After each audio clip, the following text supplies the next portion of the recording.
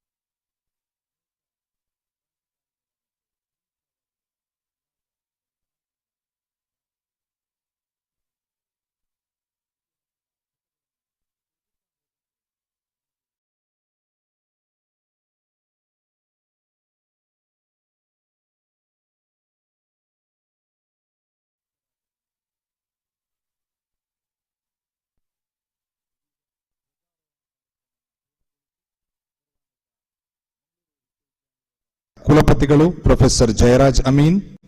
ಇಂದಿನ ಕಾರ್ಯಕ್ರಮದ ಮುಖ್ಯ ಅತಿಥಿಗಳು ಶ್ರೀ ಗಿರಿಧರ್ ಕಾಮತ್, ಚಾರ್ಟರ್ಡ್ ಅಕೌಂಟೆಂಟ್, ಹಣಕಾಸು ಸಚಿವರಾಗಿರುವ ಪ್ರೊಫೆಸರ್ ವೈ ಸಂಗಪ್ಪ ಹಾಗೂ ಮಂಗಳೂರು ವಿಶ್ವವಿದ್ಯಾನಿಲಯದ ಕುಲಸಚಿವರಾಗಿರುವ ಪ್ರೊಫೆಸರ್ ರಾಜು ಕೃಷ್ಣ ಚಲ್ಲಣ್ಣನವರ್. ಇವರೆಲ್ಲರೂ ವೇದಿಕೆಗೆ ಬರಬೇಕು ಎಂಬುದಾಗಿ ತಮ್ಮಲ್ಲಿ ಪ್ರೀತಿಪೂರ್ವಕವಾಗಿ ನಾನು ವಿನಂತಿಯನ್ನು ಮಾಡಿಕೊಳ್ತಾ ಇದ್ದೇನೆ.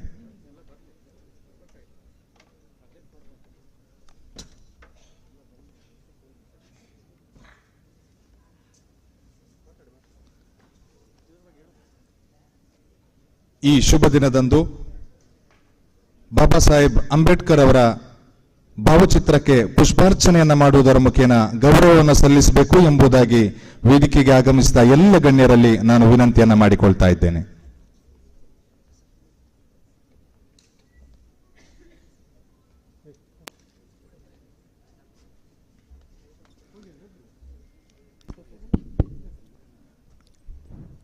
ಮಂಗಳೂರು ವಿಶ್ವವಿದ್ಯಾನಿಲಯದ ಕುಲಪತಿಗಳಾಗಿರುವ ಪ್ರೊಫೆಸರ್ ಜಯರಾಜ್ ಅಮೀನ್ ಸರ್ ಇವರು, ಇಂದಿನ ಕಾರ್ಯಕ್ರಮದ ಮುಖ್ಯ ಅತಿಥಿಗಳಾಗಿರುವ ಶ್ರೀ ಗಿರಿಧರ್ ಕಾಮತ್, ಹಣಕಾಸು ಸಚಿವರಾಗಿರುವ ಪ್ರೊಫೆಸರ್ ವೈ ಸಂಗಪ್ಪ, ಅದೇ ರೀತಿಯಾಗಿ ಮಂಗಳೂರು ವಿಶ್ವವಿದ್ಯಾನಿಲಯದ ಕುಲಸಚಿವರಾಗಿರುವ ಪ್ರೊಫೆಸರ್ ರಾಜು ಕೃಷ್ಣ ಚಲ್ಲಣ್ಣನವರು ಇದೀಗ ಅಂಬೇಡ್ಕರ್ ಅವರ ಭಾವಚಿತ್ರಕ್ಕೆ ಪುಷ್ಪಾರ್ಚನೆಯನ್ನ ಮಾಡುವುದರ ಮುಖೇನ ಗೌರವವನ್ನು ಸಲ್ಲಿಸ್ತಾ ಇದ್ದಾರೆ.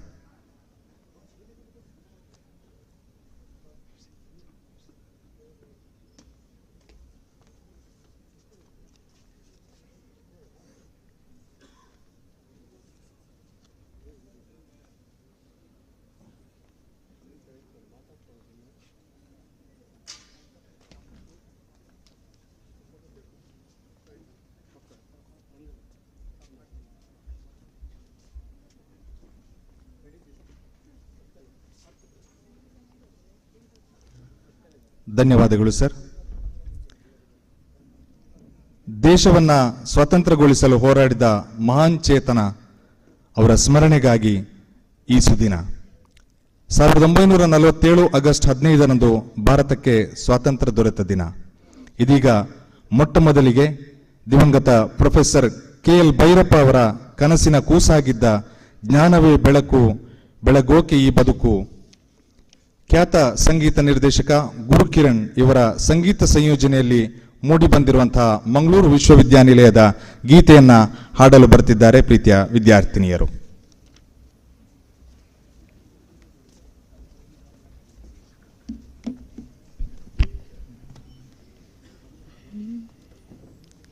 ಜ್ಞಾನವೇ ಬೆಳಕು, ಬೆಳಗೋಕೆ ಈ ಬದುಕು, ಜ್ಞಾನವೇ ಬೆಳಕು, ಬೆಳಗೋಕೆ ಈ ಬದುಕು, ಎರೆಯುತ್ತ ಜ್ಞಾನ ತೆರೆಸುತ್ತ ಕಣ್ಣ ಈ ವಿದ್ಯೆ ಹೊನ್ನ ಕಿರಣ, ದಿನ ಪಾಠ ಪಠಣ ಗುರು ಬುದ್ಧಿ ವಚನ ಇದು ವಿದ್ಯಾದಾನ ತಾಣ, ಪಡೆದಾಗಲೇನೆ ಸಿರಿ ಶಿಕ್ಷಣ ನಮ್ಮ ಅಂಧಕಾರದ ಮನ, ಮಂಗಳೂರು ವಿಶ್ವವಿದ್ಯಾನಿಲಯ, ಮಂಗಳೂರು ವಿಶ್ವವಿದ್ಯಾನಿಲಯ ನಮನ ನಮನ.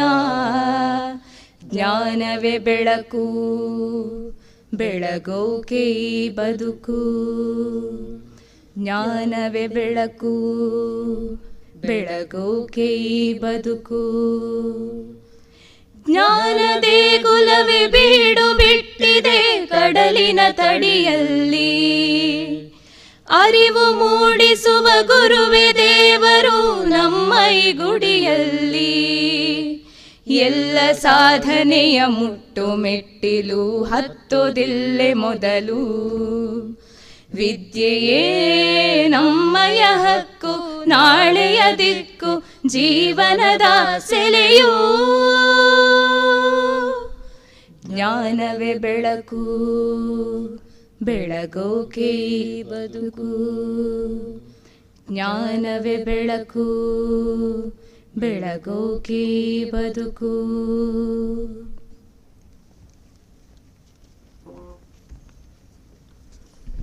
ವಿಶ್ವವಿದ್ಯಾನಿಲಯದ ಗೀತೆಯನ್ನು ಹಾಡಿದ ಪ್ರೀತಿಯ ವಿದ್ಯಾರ್ಥಿಗಳಿಗೆ ವಂದಿಸಿಕೊಂಡು, ಆಗಸ್ಟ್ 15 ಈ ವರ್ಷ ಮಂಗಳವಾರ ಬಂದಿದೆ.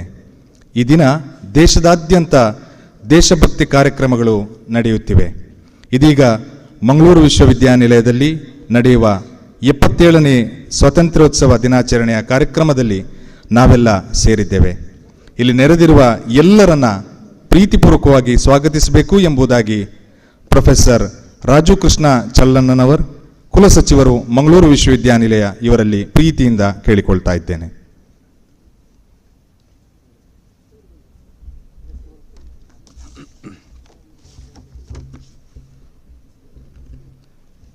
ಎಲ್ಲರಿಗೂ ನಮಸ್ಕಾರ. ಆತ್ಮೀಯರೇ, ಮಂಗಳೂರು ವಿಶ್ವವಿದ್ಯಾನಿಲಯದ ವತಿಯಿಂದ ಹಮ್ಮಿಕೊಂಡ 77ನೇ ಸ್ವಾತಂತ್ರ್ಯ ದಿನಾಚರಣೆಯ ಶುಭ ಸಂದರ್ಭದಲ್ಲಿ ಆಗಮಿಸಿದ ತಮ್ಮೆಲ್ಲರಿಗೂ ಸ್ವಾತಂತ್ರ್ಯೋತ್ಸವದ ಶುಭಾಶಯಗಳು. 1947 ಆಗಸ್ಟ್ 15 ಭಾರತ ಇತಿಹಾಸದ ಅಪೂರ್ವ ದಿನ. ಸುಮಾರು 2.5 ಶತಮಾನಗಳ ವಸಾಹತುಶಾಹಿ ದಾಸ್ಯದಿಂದ ಬಿಡುಗಡೆ, ಸ್ವಾತಂತ್ರ್ಯಕ್ಕಾಗಿ ಹಲವು ರೀತಿಯ ಹೋರಾಟಗಳು ನಡೆದಿವೆ. ರಾಜರುಗಳ ಕಾಲದ ಹೋರಾಟ, ಸೈನಿಕ ಬಂಡಾಯ, ಕ್ರಾಂತಿಕಾರಿ ಸಂಘಟನೆಗಳ ಹೋರಾಟ ನಡೆಯಿತು. ಮಹಾತ್ಮ ಗಾಂಧೀಜಿಯವರ ನೇತೃತ್ವದಲ್ಲಿ ಬೃಹತ್ ಪ್ರಮಾಣದಲ್ಲಿ ಅಹಿಂಸಾತ್ಮಕ ಜನತಾ ಹೋರಾಟ ನಡೆಯಿತು. ಹೀಗೆ ಅಸಂಖ್ಯಾತ ಬಲಿದಾನ ಹಾಗೂ ಹೋರಾಟದ ಫಲವಾಗಿ ಭಾರತಕ್ಕೆ ಸ್ವಾತಂತ್ರ್ಯ ಲಭಿಸಿದೆ.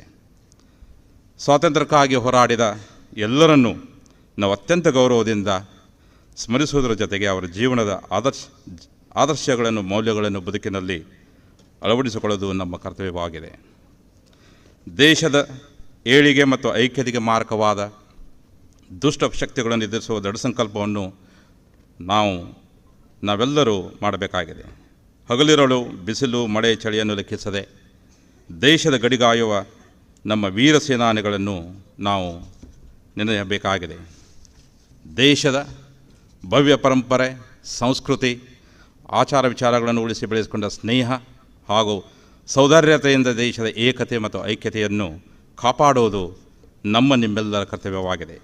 ಇಂದಿನ ಸ್ವಾತಂತ್ರ್ಯ ದಿನಾಚರಣೆ ಸಮಾರಂಭದ ಅಧ್ಯಕ್ಷತೆಯನ್ನು ವಹಿಸಿದಂಥ ವಿಶ್ವವಿದ್ಯಾಲಯದ ಗೌರವಾನ್ವಿತ ಉಪಕುಲಪತಿಗಳಾದ ಪ್ರೊಫೆಸರ್ ಜಯರಾಜ್ ಅಮೀನ್ ಅವರಿಗೆ ತುಂಬ ಹೃದಯದ ಸ್ವಾಗತವನ್ನು ಬಯಸುತ್ತೇನೆ. ಇಂದಿನ ಸಮಾರಂಭಕ್ಕೆ ವೃತ್ತಿಯಲ್ಲಿ ಚಾರ್ಟರ್ಡ್ ಅಕೌಂಟೆಂಟ್ ಆಗಿರುವ ಶ್ರೀ ಗಿರಿಧರ್ ಕಾಮತ್ ಅವರು ಮುಖ್ಯ ಅತಿಥಿಯಾಗಿ ಆಗಮಿಸಿದ್ದಾರೆ. ಇವರು CA ವಿದ್ಯಾರ್ಥಿಗಳಾಗಿ ಉತ್ತಮ ಮಾರ್ಗದರ್ಶಕರಾಗಿ, ತರಬೇತುದಾರರಾಗಿ ಅಪರಿಚಿತರು. Institute of chartered account of India ಇದರ ಮಂಗಳೂರು ಶಾಖೆಯ ಚೇರ್ಮನ್ ಆಗಿ ಸೇವೆ ಸಲ್ಲಿಸಿದ್ದ ಇವರು ತೆರಿಗೆ ನಿರ್ಧರಣೆ, ಲೆಕ್ಕ ಪರಿಶೋಧನೆ, ಕಾರ್ಪೊರೇಟ್ ಮ್ಯಾನೇಜ್ಮೆಂಟ್ ಇತ್ಯಾದಿ ವಿಚಾರಗಳಲ್ಲಿ ಭಾಷಣ ಮಾರ್ಗದರ್ಶನ ನೀಡಿರುತ್ತಾರೆ. ಮಂಗಳೂರಿನ ವಿಶ್ವ ಕೊಂಕ್ರಿ ಕೇಂದ್ರದಲ್ಲಿ ಕ್ಷಮತಾ ಹೆಸರಿನ ವೃತ್ತಿ ಕೌಶಲ, ಉದ್ಯೋಗಾವಕಾಶ, ಪರಿಸರ ಮೊದಲಾದ ವಿಷಯಗಳಲ್ಲಿ 250ಕ್ಕಿಂತಲೂ ಹೆಚ್ಚಿನ ಶಿಬಿರಗಳಲ್ಲಿ ನಡೆಸುವ ಪ್ರಮುಖ ಪಾತ್ರವನ್ನು ಇವರು ವಹಿಸಿದ್ದಾರೆ. ಸಾಮಾಜಿಕ ಚಟುವಟಿಕೆಗಳಲ್ಲಿ ಸಕ್ರಿಯವಾಗಿರುವ ಇವರು ಅನಿಮಲ್ ಕೇರ್ ಟ್ರಸ್ಟ್ ಇದರ ಟ್ರಸ್ಟಿಯಾಗಿ ಮತ್ತು ಕಾರ್ಯದರ್ಶಿಯಾಗಿದ್ದಾರೆ. ಹಲವಾರು ಚಾರಿಟೇಬಲ್ ಟ್ರಸ್ಟ್ಗಳಲ್ಲಿ ಟ್ರಸ್ಟಿಯಾಗಿ ಸೇವೆ ಸಲ್ಲಿಸಿರುವ ಇವರು ಟೀಮ್ ಮಂಗಳೂರು ತಂಡದ ಸಂಯೋಜಕರಾಗಿ ಕೂಡ ಕಾರ್ಯನಿರ್ವಹಿಸುತ್ತಾರೆ. ಈ ತಂಡದ ಮೂಲಕ ದೇಶ ವಿದೇಶಗಳ ಗಾಳಿಪಟ ಉತ್ಸವಗಳಲ್ಲಿ ಭಾಗವಹಿಸಿ ಪ್ರಶಂಸೆಗೆ ಪಾತ್ರರಾಗಿದ್ದಾರೆ. ಇವರು ನಮ್ಮ ಇಂದಿನ ಸಮಾರಂಭಕ್ಕೆ ಮುಖ್ಯ ಅತಿಥಿಯಾಗಿ ಆಗಮಿಸಿದ್ದು, ಇವರನ್ನು ನಮ್ಮ ವಿಶ್ವವಿದ್ಯಾಲಯದ ಪರವಾಗಿ ಹಾರ್ದಿಕವಾಗಿ ಸ್ವಾಗತಿಸುತ್ತೇನೆ. ಅದೇ ರೀತಿ ಇಂದಿನ ಕಾರ್ಯಕ್ರಮಕ್ಕಾಗಿ ಆಗಮಿಸಿದ ಹಣಕಾಸು ಅಧಿಕಾರಿ ಅವರಿಗೆ, ಸಿಂಡಿಕೇಟ್ ಸದಸ್ಯರಿಗೆ, ಶೈಕ್ಷಣಿಕ ಮಂಡಳಿ ಸದಸ್ಯರು, ಬೋಧಕ ಮತ್ತು ಬೋಧಕದ ಸಿಬ್ಬಂದಿಗಳಿಗೆ, ವಿದ್ಯಾರ್ಥಿಗಳು ಹಾಗೂ ಮಾಧ್ಯಮ ಮಿತ್ರರು ಹಾಗೂ ಆಗಮಿಸಿದ ಹಿರಿಯರಿಗೆ, ಸಹೋದರ ಸಹೋದರಿಗೆಲ್ಲ ತುಂಬ ಹೃದಯದ ಸ್ವಾಗತವನ್ನು ಬಯಸುತ್ತೇನೆ.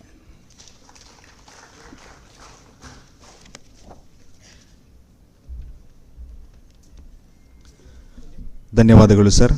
ಎಲ್ಲರನ್ನ ಸ್ವಾಗತಿಸಿದ ತಮಗೂ ಕೂಡ ಪ್ರೀತಿಪೂರ್ವಕವಾದ ಸ್ವಾಗತವನ್ನು ಬಯಸ್ತಾ ಇದ್ದೇವೆ. ಇದರೊಂದಿಗೆ ಇಂದಿನ ಕಾರ್ಯಕ್ರಮದ ಮುಖ್ಯ ಅತಿಥಿಯಾಗಿ ಆಗಮಿಸಿರುವಂಥ ಶ್ರೀ ಗಿರಿಧರ್ ಕಾಮತ್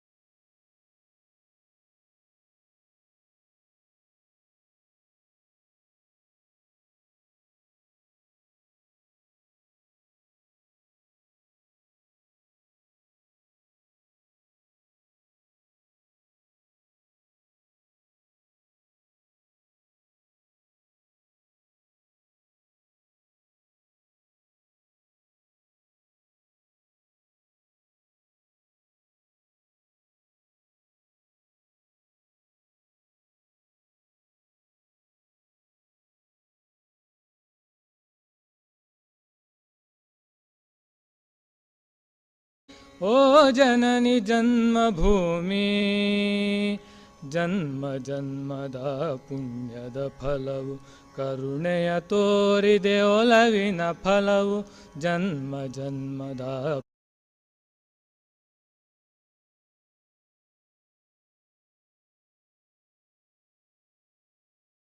ಲೊಳಗೆ ಬಂದಿದೆ ಧರೆಗೆ ನಿನ್ನೊಡಲೊಳಗೆ, ಕೋಟಿ ಕೋಟಿ ಜನ ಸೋದರರೆನಗೆ, ಕೋಟಿ ಕೋಟಿ ಜನ ಸೋದರರೆನಗೆ, ಜನನಿ ಜನ್ಮಭೂಮಿ, ಓ ಜನನಿ ಜನ್ಮಭೂಮಿ. ಭಾರತಿ ನಿನ್ನಯ ಅಡಿಗಳಿಗೆ ಪೊಡಮಡುವೆ ನಾಡಿಗಡಿಗೆ, ಭಾರತಿ ನಿನ್ನಯ ಅಡಿಗಳಿಗೆ ಪೊಡಮಡುವೆ ನಾಡಿಗಡಿಗೆ, ಜನನಿ ಜನ್ಮಭೂಮಿ, ಓ ಜನನಿ ಜನ್ಮಭೂಮಿ. ಸಾವಿರ ಜನುಮ ಬಂದರೆ ಬರಲಿ, ತಾಯೇ ನಿನ್ನಯ ಮಡಿಲೆ ನಗಿರಲಿ, ಸಾವಿರ ಜನುಮ ಬಂದರೆ ಬರಲಿ, ತಾಯೇ ನಿನ್ನಯ ಮಡಿಲೆ ನಗಿರಲಿ. ನಿನ್ನಲೆ ಜನನ ನಿನ್ನಲೆ ಮರಣ, ನಿನ್ನಲೆ ಜನನ ನಿನ್ನಲೆ ಮರಣ, ಎನ್ನಯ ಜೀವನ ನಿನಗೆ ಶರಣ, ಎನ್ನಯ ಜೀವನ ನಿನಗೆ ಶರಣ, ಜನನಿ ಜನ್ಮಭೂಮಿ, ಓ ಜನನಿ ಜನ್ಮಭೂಮಿ. ಭಾರತಿ ನಿನ್ನಯ ಅಡಿಗಳಿಗೆ ಪೊಡಮಡುವೆ ನಾಡಿಗಡಿಗೆ, ಭಾರತಿ ನಿನ್ನಯ ಅಡಿಗಳಿಗೆ ಪೊಡಮಡುವೆ ನಾಡಿಗಡಿಗೆ, ಜನನಿ ಜನ್ಮಭೂಮಿ, ಓ ಜನನಿ ಜನ್ಮಭೂಮಿ, ಓ ಜನನಿ ಜನ್ಮಭೂಮಿ, ಓ ಜನನಿ ಜನ್ಮಭೂಮಿ.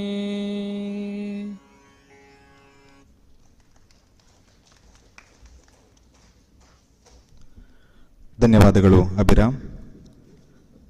1757ರಲ್ಲಿ ಈಸ್ಟ್ ಇಂಡಿಯಾ ಕಂಪನಿ ಪ್ಲಾಸಿ ಕದನದಲ್ಲಿ ಬಂಗಾಳದ ಕೊನೆಯ ನವಾಬನನ್ನು ಸೋಲಿಸಿ ಭಾರತದಲ್ಲಿ ಬ್ರಿಟಿಷ್ ಆಳ್ವಿಕೆಗೆ ನಾಂದಿ ಹಾಡಿತ್ತು. ಸಂಘಟಿತ ರೂಪವಾಗಿ 1857ರಲ್ಲಿ ಮೊದಲ ಸ್ವಾತಂತ್ರ್ಯ ಸಂಗ್ರಾಮ ನಡೆಯಿತು. ಇದು ಬ್ರಿಟಿಷ್ ಆಳ್ವಿಕೆಯ ವಿರುದ್ಧ ಒಂದು ಪ್ರಮುಖ ಹೋರಾಟವಾಗಿತ್ತು. ಇದೀಗ ಈ ಕಾರ್ಯಕ್ರಮದ ಮುಖ್ಯ ಅತಿಥಿಯಾಗಿ ಆಗಮಿಸಿರುವ ಶ್ರೀ ಗಿರಿಧರ್ ಕಾಮತ್, ಚಾರ್ಟರ್ಡ್ ಅಕೌಂಟೆಂಟ್, ಇವರು 77ನೇ ಸ್ವಾತಂತ್ರ್ಯ ದಿನಾಚರಣೆಯ ಈ ಶುಭ ಸಂದರ್ಭದಲ್ಲಿ ನಮ್ಮೆಲ್ಲರನ್ನ ಉದ್ದೇಶಿಸಿ ಮಾತಾಡಬೇಕು ಎಂಬುದಾಗಿ ಅವರಲ್ಲಿ ವಿನಂತಿಯನ್ನ ಮಾಡಿಕೊಳ್ತಾ ಇದ್ದೇನೆ.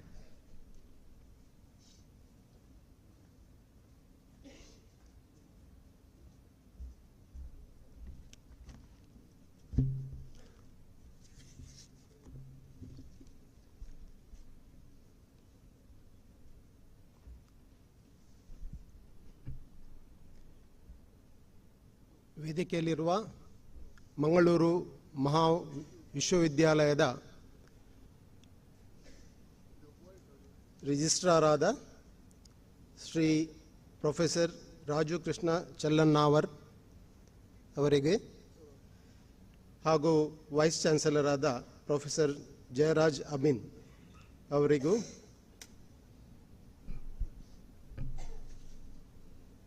ಮತ್ತು ಫಿನಾನ್ಸ್ ಆಫೀಸರ್ ಆದ ಪ್ರೊಫೆಸರ್ ವೈ ಸಂಗಪ್ಪ ಇವರಿಗೂ ಹಾಗೂ ಇಲ್ಲಿ ನೆರೆದಿರುವ ವಿಶ್ವವಿದ್ಯಾನಿಲಯದ ಎಲ್ಲ ಶಿಕ್ಷಕ ಮತ್ತು ಇತರ ಸಿಬ್ಬಂದಿಗಳಿಗೂ ಹಾಗೂ ಭಾರತದ ನಾಳಿನ ಮುಖ್ಯ leaders of tomorrow, opinion makers of tomorrow ಆದ ಎಲ್ಲ ಪ್ರಿಯ ವಿದ್ಯಾರ್ಥಿಗಳಿಗೂ 77ನೇ ಸ್ವಾತಂತ್ರ್ಯೋತ್ಸವದ ಶುಭಾಶಯಗಳು. ಮಂಗಳೂರು ವಿಶ್ವವಿದ್ಯಾನಿಲಯ ಇಲ್ಲಿ ಬಂದು ಇಂದಿನ ಈ ಕಾರ್ಯಕ್ರಮಕ್ಕೆ ಮುಖ್ಯ ಅತಿಥಿಯಾಗಿ ಬರಬೇಕಂತ ನನಗೆ ರಿಕ್ವೆಸ್ಟ್ ಬಂದಾಗ ನನಗೆ ಅನಿಸಿದ್ದು ಒಂದು, ಇಲ್ಲಿ ಬಂದು ಮಾತನಾಡುವುದೆಂದರೆ ಹಿಸ್ಟ್ರಿಯನ್ನು ಕೋಟ್ ಮಾಡುವಾಗಿಲ್ಲ, ಹಿಸ್ಟ್ರಿ ಡಿಪಾರ್ಟ್ಮೆಂಟಿಗೆ ಎಲ್ಲ ಗೊತ್ತು, ಏನಾದರೂ ಆಚೆ ಈಚೆ ಆದರೆ ನಗೆಪಾಟಲಿಗೆ ಈಡಾಗಬೇಕಾಗ್ತದೆ. ಪೊಲಿಟಿಕಲ್ ಸೈನ್ಸ್ ಹೇಳುವಾಗೆ ಇಲ್ಲ, ಪೊಲಿಟಿಕಲ್ ಸೈನ್ಸ್ನ ಗುರು ಇಲ್ಲೇ ಇದ್ದಾರೆ, ಪೊಲಿಟಿಕ್ಸ್ ಮಾತನಾಡುವ ಹಾಗೆ ಇಲ್ಲ.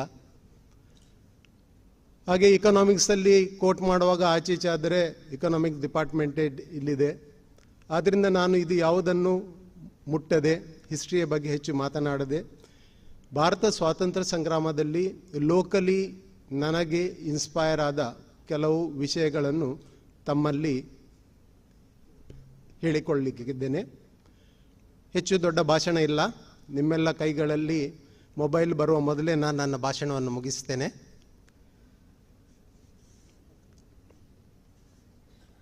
ಏನಾದರೂ ಆಚೀಚೆ ತಪ್ಪಾದರೆ ಕ್ಷಮಿಸಿ. 76 ವರ್ಷದ ಹಿಂದೆ ನಮಗೆ ಸ್ವಾತಂತ್ರ್ಯ ಸಿಗುವ ಮೊದಲೇ, ಈಗಾಗಲೇ MC ಅವರು ಹೇಳಿದ ಹಾಗೆ 1857ರಲ್ಲಿ ನಡೆದ ಸಂಗ್ರಾಮದಕ್ಕಿಂತ ಮೊದಲೇ ಭಾರತದ ಸ್ವಾತಂತ್ರ್ಯ ಚಳುವಳಿ ಈ ನೆಲದಲ್ಲಿ ಹುಟ್ಟಿತ್ತು.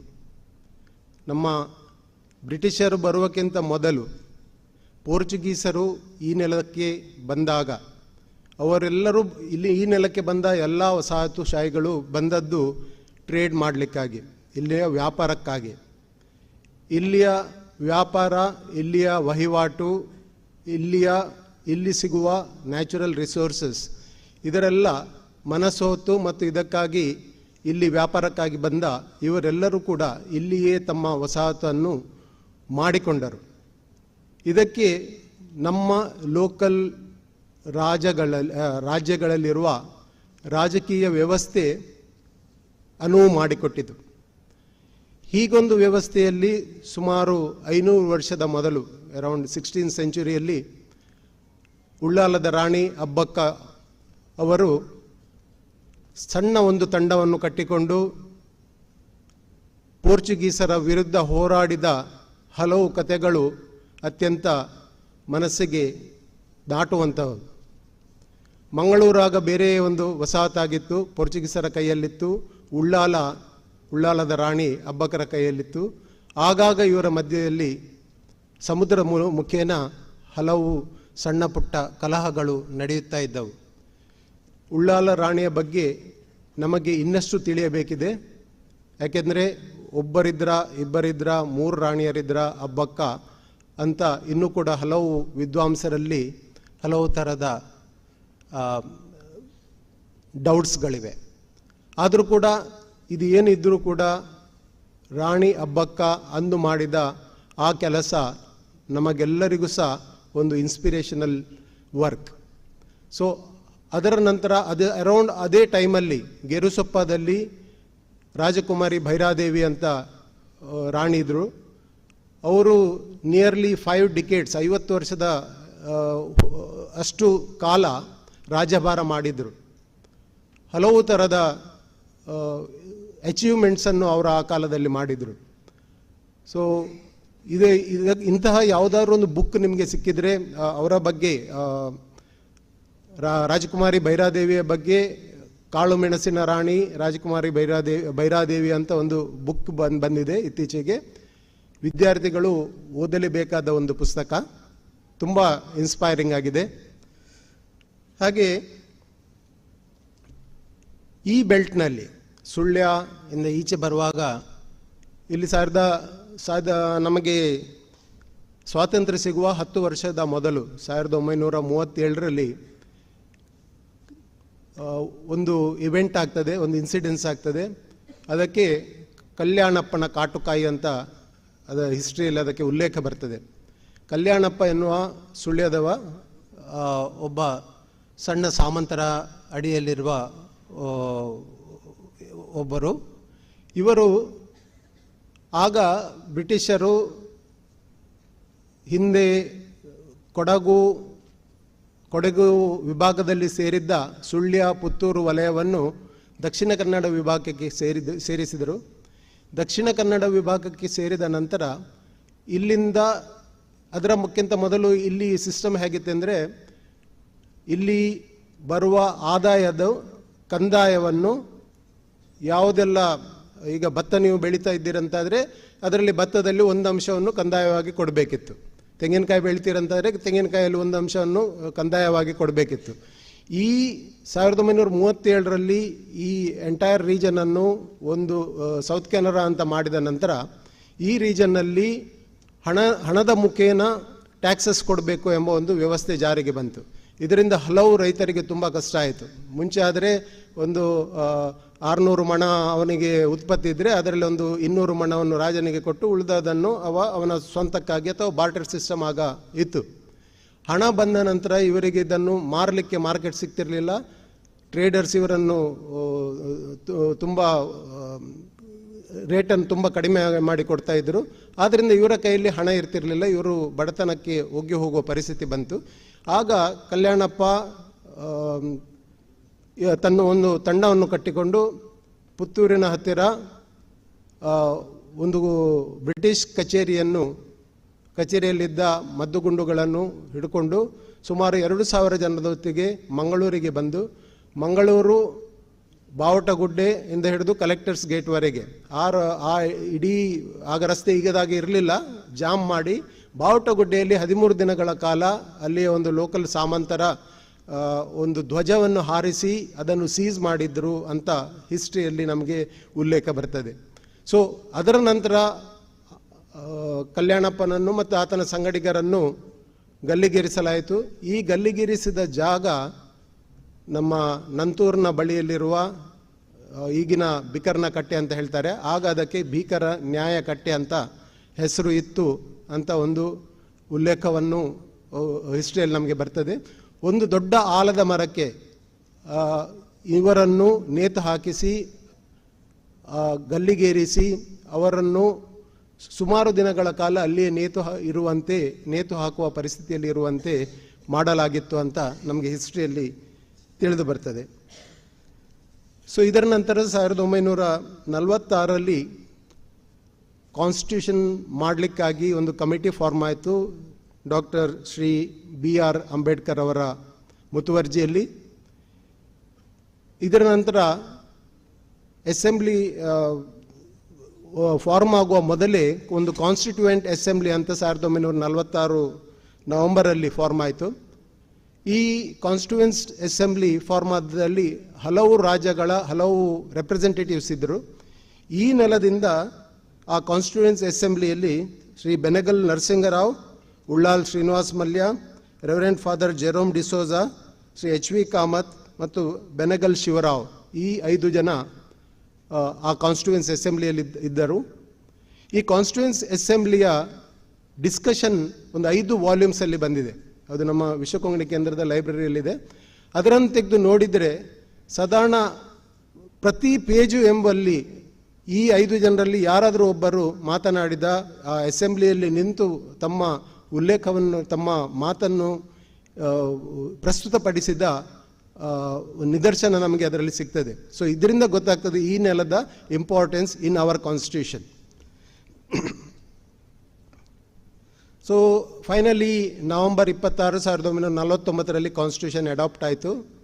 50 ಜನವರಿ 26ರಂದು ಇದು ಫಾರ್ಮಲಿ ಒಂದು ಕಾನ್ಸ್ಟಿಟ್ಯೂಷನ್ ಆಗಿ ಭಾರತಕ್ಕೆ ಬಂತು. ಸೊ ಈ ಕಾನ್ಸ್ಟಿಟ್ಯೂಷನ್ ನಮ್ಮ ಫ್ರೇಮ್ವರ್ಕ್, ಈ ಕಾನ್ಸ್ಟಿಟ್ಯೂಷನ್ ನಮ್ಮ ಅಸೆಟ್, ಈ ಕಾನ್ಸ್ಟಿಟ್ಯೂಷನ್ ನಮ್ಮ ಬಾಂಡ್. ಸೊ ಭಾರತದ ಜನರಾದ ನಾವು ಈ ಕಾನ್ಸ್ಟಿಟ್ಯೂಷನ್ನಲ್ಲಿ ಬರೆದ ಎಲ್ಲ ಅಧಿನಿಯಮವನ್ನು ನಮಗಾಗಿ ಅರ್ಪಿಸಿಕೊಂಡಿದ್ದೇವೆ. ಇದನ್ನು ನಾವೇ ಮಾಡಿದ್ದು ಡಾಕ್ಟರ್ B.R. ಅಂಬೇಡ್ಕರ್ ಅವರ ನೇತೃತ್ವದಲ್ಲಿ. ಇದನ್ನು ನಾವೇ ಬರೆದದ್ದು ಈ ಎಲ್ಲ ಗಣ್ಯರ ನೇತೃತ್ವದಲ್ಲಿ. ಇದನ್ನು ನಾವೇ ನಮಗಾಗಿ ಅರ್ಪಿಸಿಕೊಂಡದ್ದು. ಆದ್ದರಿಂದ ನಾವು ಈ ಕಾನ್ಸ್ಟಿಟ್ಯೂಷನ್ನನ್ನು ಅತ್ಯಂತ ಗೌರವಯುತವಾಗಿ ಪಾಲಿಸಬೇಕಾಗಿದೆ. ಈಗ ಈ 77ನೇ ವರ್ಷದ ಈ ಒಂದು ಘಟ್ಟದಲ್ಲಿ ಇಲ್ಲಿರುವ ಹಲವು ವಿದ್ಯಾರ್ಥಿಗಳ ಹತ್ರ ನನ್ನದೊಂದು ನಿವೇದನೆ. ಈ ಕಾನ್ಸ್ಟಿಟ್ಯೂಷನ್ ಮಾಡಿ ಸಾಧಾರಣ 3 ಜನರೇಷನ್, ಅಟ್ಲೀಸ್ಟ್ 2 ಜನರೇಷನ್ಸ್ ಆಗಿದೆ. ಈಗ ಇನ್ನು ಮುಂದಿನ ಭಾರತ ನಿಮ್ಮ ಕೈಯಲ್ಲಿದೆ. ಸೊ ಈ ಘಟ್ಟದಲ್ಲಿ ನಾವು ಮ್ಯಾನೇಜ್ಮೆಂಟಲ್ಲಿ ಒಂದು SWOT ಅನಾಲಿಸಿಸ್ ಅಂತ ಮಾಡ್ತೇವೆ, strength, weaknesses, then opportunities and threats ಅಂತ. ಇವತ್ತಿನ ದಿನ ಈ ದಿನದಲ್ಲಿ ನಾವು ಭಾರತದ ಬಗ್ಗೆ ಒಂದು SWOT ಅನಾಲಿಸಿಸ್ ಮಾಡಿದ್ದೆ. ನಮ್ಮ ಸ್ಟ್ರೆಂತ್ ಏನು ಎಂಬ ಬಗ್ಗೆ ನೀವೊಂದು ಲಿಸ್ಟ್ ಮಾಡಿದರೆ ಹಲವು ಸ್ಟ್ರೆಂತ್ಗಳು ನಮಗೆ ಕಂಡು ಬರ್ತದೆ. ಒಂದು ಅತಿ ಮುಖ್ಯವಾದ ಸ್ಟ್ರೆಂತ್ ಅಂದರೆ ನಮ್ಮದೊಂದು ಅತ್ಯಂತ ಪ್ರಾಚೀನ ಸಂಸ್ಕೃತಿ. ನಾವು ಇಲ್ಲಿಂದ ಕಾಶ್ಮೀರದವರೆಗೆ ಎಲ್ಲಿಗೆ ಹೋದರೂ ಕೂಡ ನಮಗೆ ಇದರ ಅರಿವಾಗ್ತದೆ. ಈ ದೇಶ ಒಂದು ಅಂತ ನಮಗೆ ಗೊತ್ತಾಗ್ತದೆ. ನನಗೆ ಹಲವು ಹಾಬೀಸ್ ಇದೆ. One of the hobbies is trekking. ನಾನು ಕೋವಿಡ್ ಆಗುವ ಸ್ವಲ್ಪ ಮೊದಲು ವ್ಯಾಲಿ ಆಫ್ ಫ್ಲವರ್ಸ್ ಅಂತ ಒಂದು ಟ್ರೆಕ್ಕಿಂಗಿಗೆ ಹೋಗಿದೆ ಉತ್ತರಾಖಂಡಲ್ಲಿ. ಆ ವ್ಯಾಲಿ ಆಫ್ ಫ್ಲವರ್ಸ್ ಟ್ರೆಕ್ಕಿಂಗ್ ಮುಗಿಸಿ, ಅದು 4 ದಿನದ ಟ್ರೆಕ್ಕಿಂಗ್ ಮುಗಿಸಿ ನಾವು ಅಲ್ಲಿ ಗೋವಿಂದ್ ಘಾಟ್ ಅಂತ ಒಂದು ಕಡೆಗೆ ಬಂದೆವು. ಅದರಿಂದ ನಮಗೆ ಬದರಿಗೆ ಹೋಗಬೇಕಿತ್ತು. ಬಟ್ ಲ್ಯಾಂಡ್ ಸ್ಲೈಡಿಂದಾಗಿ ನಮಗೆ ಮುಂದೆ ಹೋಗ್ಲಿಕ್ಕಾಗಲಿಲ್ಲ. ನಾವು ಹಿಂದೆ ಹೋಗಬೇಕಾದ್ರೆ ಮತ್ತೊಮ್ಮೆ ಒಂದು 7-8 ಗಂಟೆ ನಡೆದುಕೊಂಡು ಹಿಂದೆ ಹೋಗಬೇಕು. ಮತ್ತು ಅಲ್ಲಿ ಹೋದರೂ ಕೂಡ ಅಲ್ಲಿ ಉಳ್ಕೊಳ್ಳುವ ವ್ಯವಸ್ಥೆ ಇರಲಿಲ್ಲ. ಅಲ್ಲಿ ಬೇರೆ ಟ್ರೆಕ್ಕರ್ಸ್ ಆಲ್ರೆಡಿ ಕ್ಯಾಂಪನ್ನು ಆಕ್ಯುಪೈ ಮಾಡಿದರು. ಆದರೆ ನಮಗೆ ರಾತ್ರಿ ಏನು ಮಾಡಬೇಕಂತ ಗೊತ್ತಾಗಲಿಲ್ಲ. ಸಂಜೆ ಹೊತ್ತು ನಾವು ಅಲ್ಲಿದ್ದೆವು.